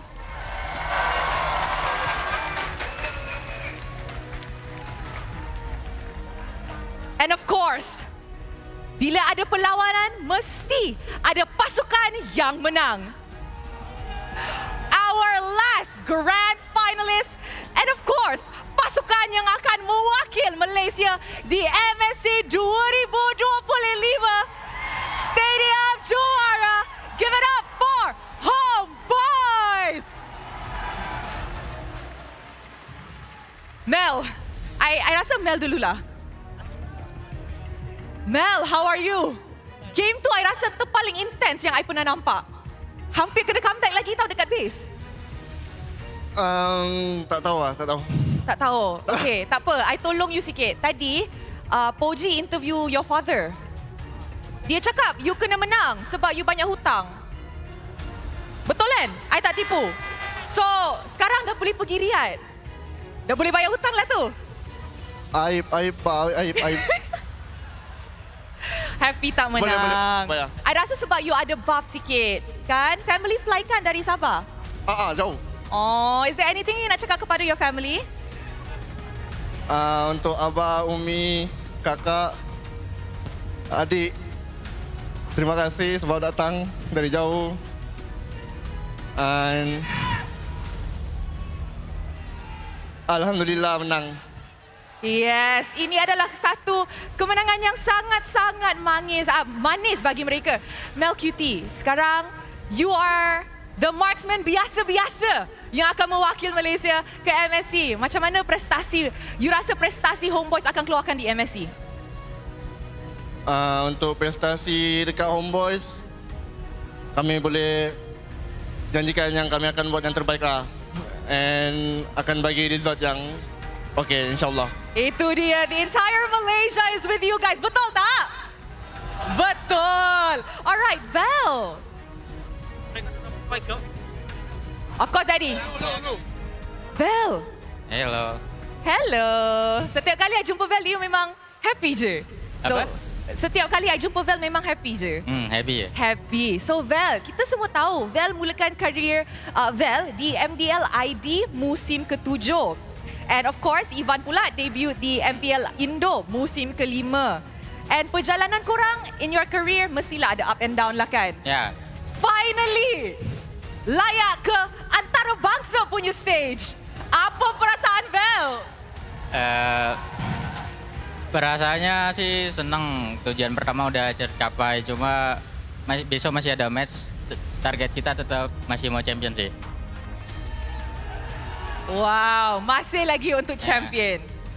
So, is there anything yang you nak cakap kepada mungkin your Indonesian fans or your family watching online? Itu family saya. Oh, your family flew. Hello. Oh, comel. Is there anything you nak cakap kepada your family? Thank you semuanya yang udah datang, terus udah support dari awal. Terus besok jangan lupa datang lagi, support HomeBois lagi lah. Oh, this is so nice. So many family came down to watch and support their kids. And of course, tadi ada mention kan, Ivan? Ivan pula. Mula journey Ivan di MPL Indo musim ke-5. Dah 10 season. Dah 10 musim yang Ivan main. Sekarang finally layak ke level antarabangsa dah. Ke pentas antarabangsa. Ivan, how are you feeling? I'm sure overwhelmed with emotions. Tapi deep inside, are you proud of yourself finally? Yalah, aku bersyukur sama Tuhan juga. Berterima kasih sama timku juga lah. Makanya yang pasti kita senang lah. Now Ivan, kita tahu that actually outside, a lot of teams yang korang pernah play in, a lot of them don't really show your potential lah kan. How do you feel like finally finding home? Aku feel-nya udah pasti kayak apa ya, nggak expect sih. Sama ya kayak terima kasih juga lah untuk mereka yang mau nerima gue juga. Dan gue juga trust sama mereka lah. Oh, that's so cute. Oh my God, it's so heartwarming tonight, guys. And I'm pretty sure everybody yang tengah tengok live stream ni memang setuju. Tapi perlawanan yang intense macam tu, and I rasa satu match yang one of the most intense match. So, siapa yang MVP korang?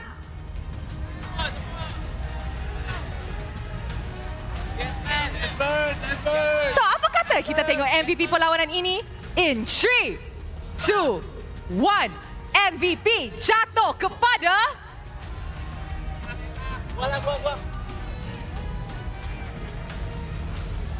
the Prince of Mage, Izanami.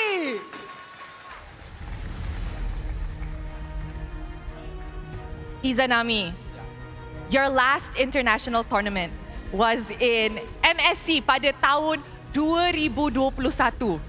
Dah lama tu. Ya, betul. Sekarang kembali dengan tim baru, nafas baru, semangat baru. How do you think HomeBois akan perform dengan lineup ini and apa you rasa prestasi HomeBois akan keluarkan di MSC? Apa yang saya boleh kata, kami akan pergi saingan lah dekat MSC ini sebab saya pun tegas dengan tim saya sekarang ni, diorang the best lah. So thank you team. Oh, they're giving credits to everybody. Now, Izanami, kita tahu Izanami dah lama main di MPL MY and of course, Izanami pun banyak fans, betul tak? Banyak fans daripada Izanami dekat RSG MY sampailah sekarang. Is there anything that you want to tell your fans? Kepada semua fans-fans saya yang sentiasa support walaupun saya ada turun naik, thank you sebab support. And of course, this will not be an interview kalau kita tak interview coach lah kan? So coach, siapa yang nak cakap? Coach Jasmine ke Coach Erpang? Siapa-siapa je lah. Oh. Apa? Okay, now coach, we know that lineup ni korang yang decide, korang yang build lah kan? Bukan aku. Bukan. Okay, tapi Just one. both of you guys, right? It's a Just one doang. Jasmine je. Jasmine je. Okay, tak apa. So, coach, as a coach yang finally team is going to represent Malaysia in MSC. Macam mana you guys actually keluarkan potential of these players? Apa yang korang buat dekat gaming house? Makan hakim. Apa? Makan mama maksudnya, makan mama. Oh, makan mama. Oh, makan. Memang makannya hari ni? Hakim tu restoran Hakim. Okay. Faham? Sorry. Tak apa. It's okay. And of course, coach, apa perasaan? You guys are going to Riyadh. Your team that you guys worked very hard on this entire season.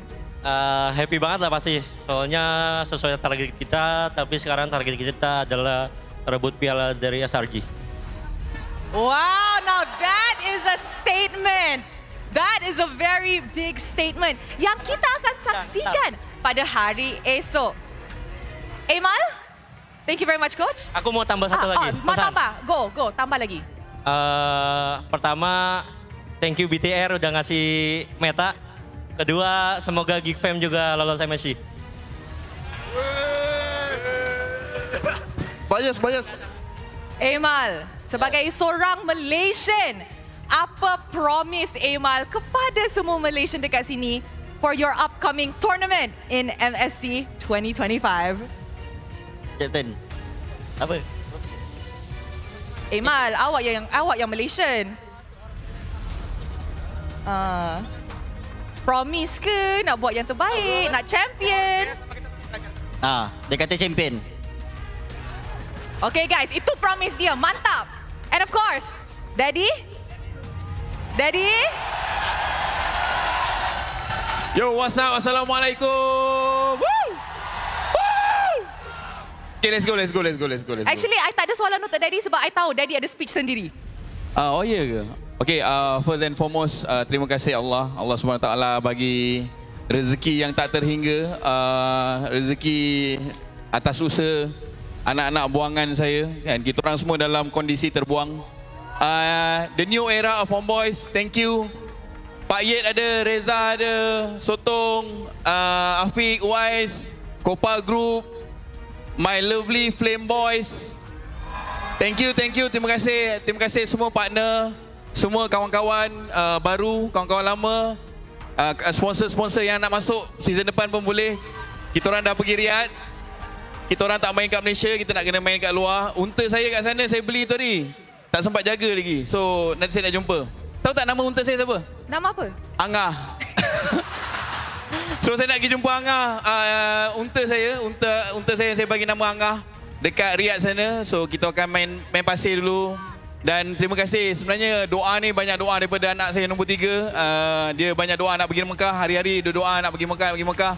Walaupun dia speech delay, walaupun dia ada kekurangan, tapi Ian, thank you Ian. Daddy love you Ian.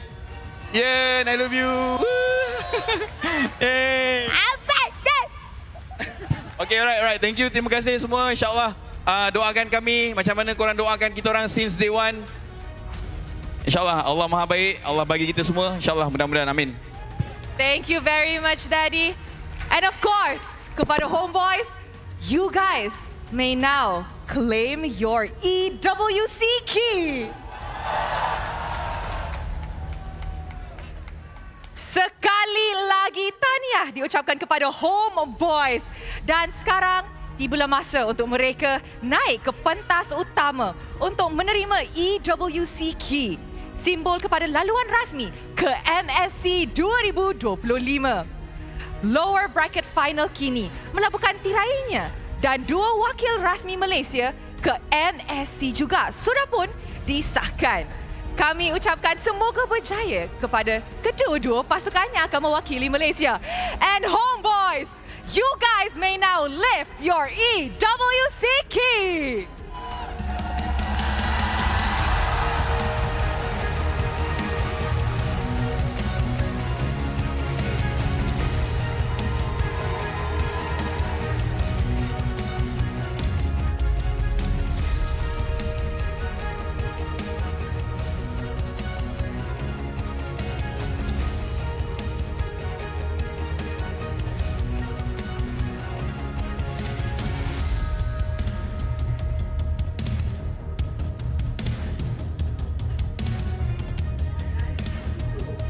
pada hari esok, kita akan tahu siapakah yang akan menjadi juara untuk MPL Malaysia musim ke-15. Tapi sebelum tu, marilah show it back to the casters to analyse apa yang jadi in that best of 5 series. Casters, back to you guys.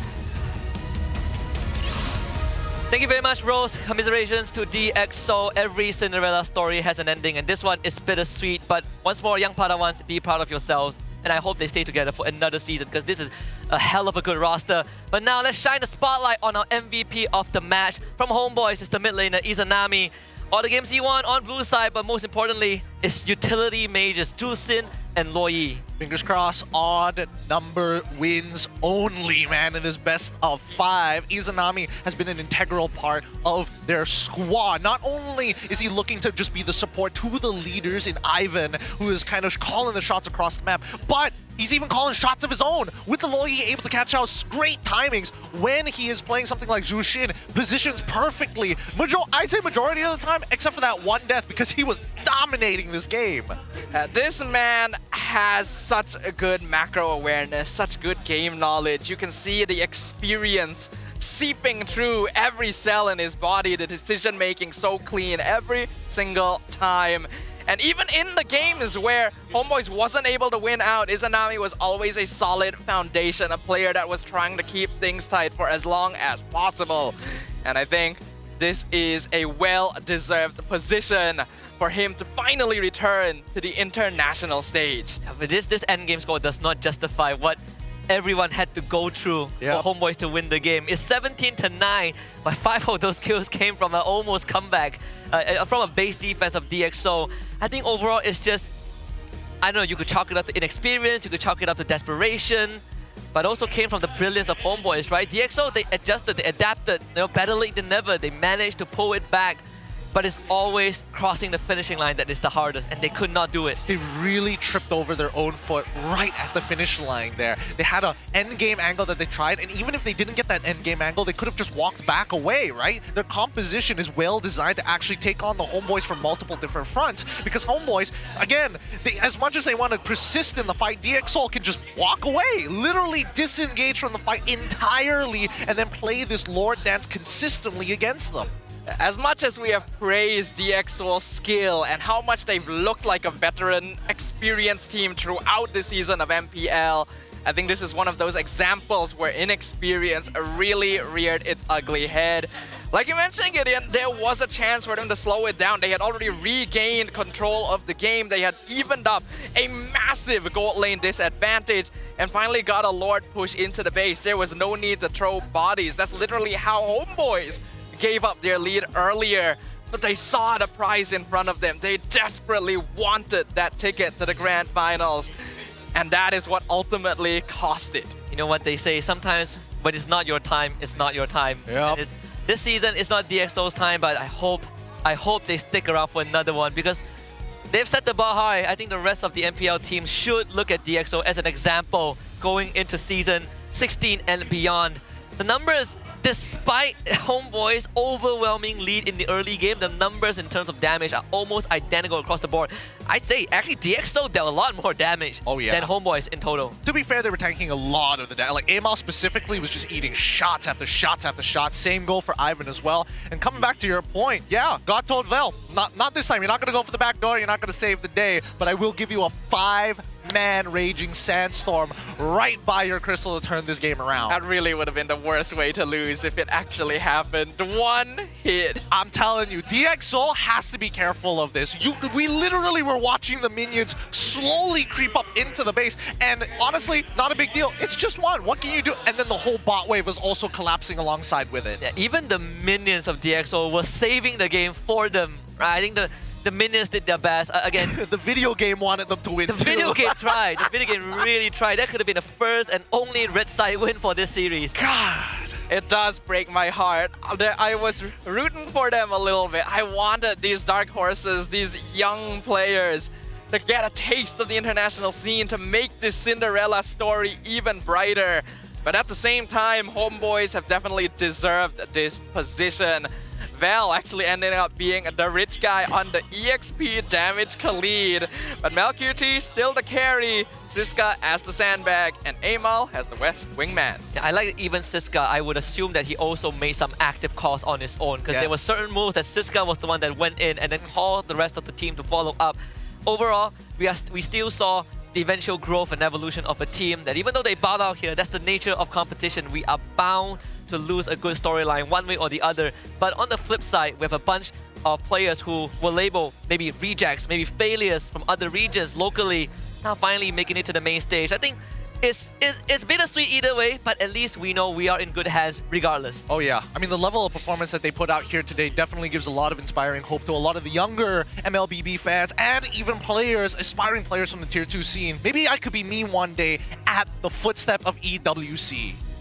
And it was such a close match, the whole series as well. Again, one of the best lower bracket finals we've had in MPL Malaysia for many, many seasons.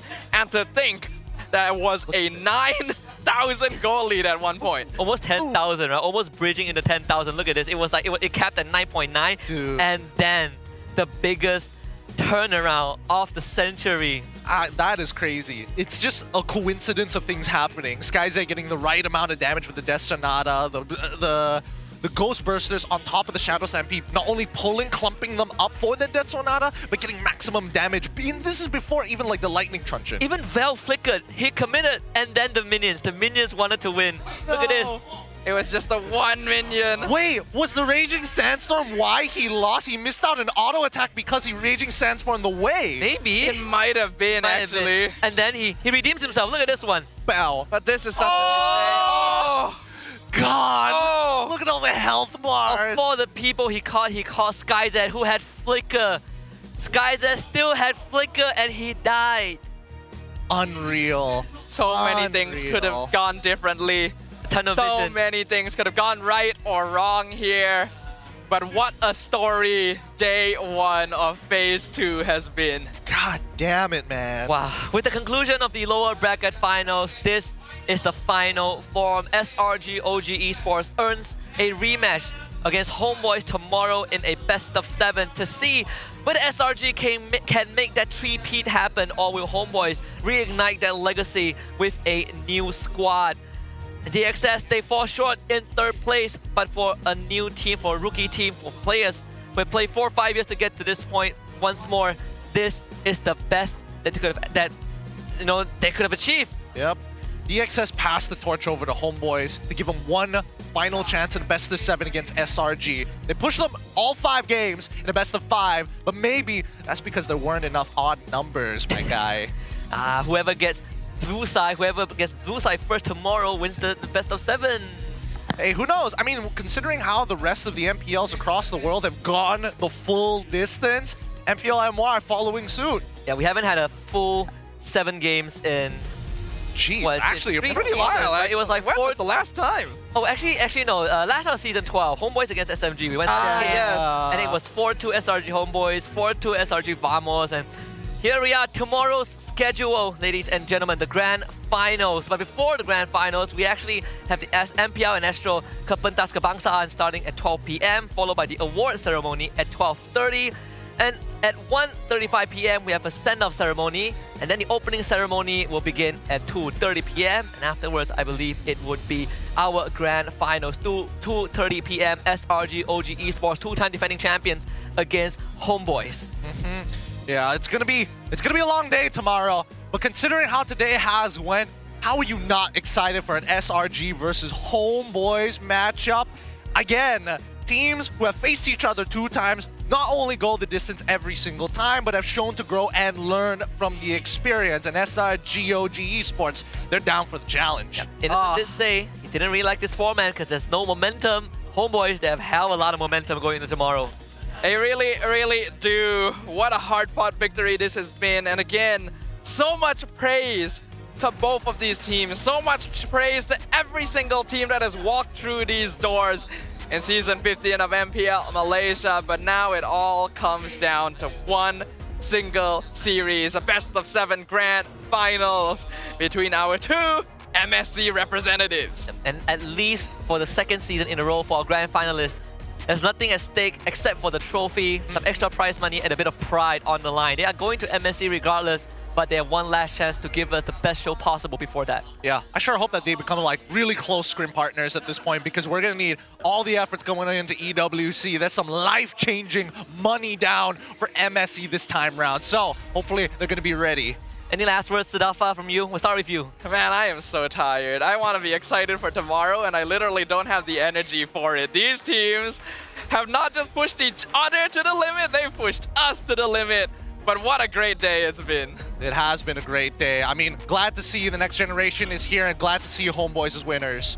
Yeah, and of course, we want to remind you guys that you can have your own opinions heard by scanning the QR code and give us your feedback and what you think of MPL MY Season 15. Could be anything. The decor, the lighting, the game, the players, the team, more imports, less import, are we keras or not chopped? I don't know.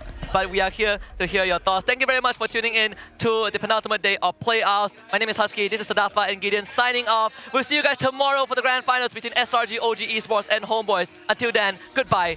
Have a good night. Granger. Move aja. Keikat dua orang. Nah, mati. Rata. Nice, aman. Ya. Ayo, sini ikut aja, Mal. Nah. Itu lo, bro. Gua, bro. Aman. Ada dulu, guys. Ya, di luar harus pasti TV, bro.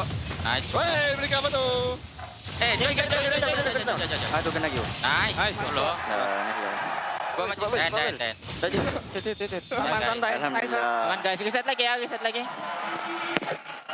Let's go. Sini. Ayo, tiga. Play. Aku cakap. Tarik. Klik.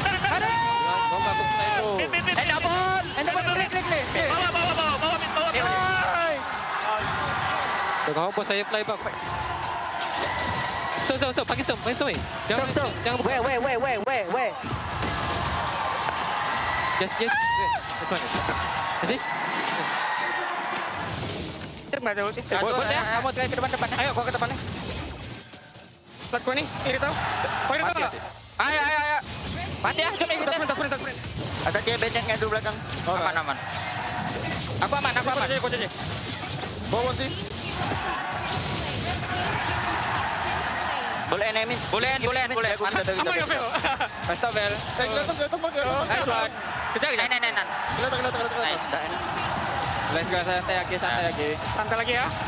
Nice. Nice, Mel. Itu Mel. Susin. Go. Mobilize. Nice one. Tarik. No masya. Mid. Masya kanan. Aku aja. Itu batan. Double tap. Tahu. Taruh. Step minute. Kabida. Coba, mau. Sini. Balik aja. Kau tarik kasarnya. Makan ini. Ulti kak. Pelan. Tengok aku. Santai. Aku mati. Rata. Aku mati. Gua aman. Mati. Santai, guys. Ini. Nice. Santai. Let's go. Tiga taruh. Terus. Dia mau tahan minion. Dia Bikin. Pesan Alin.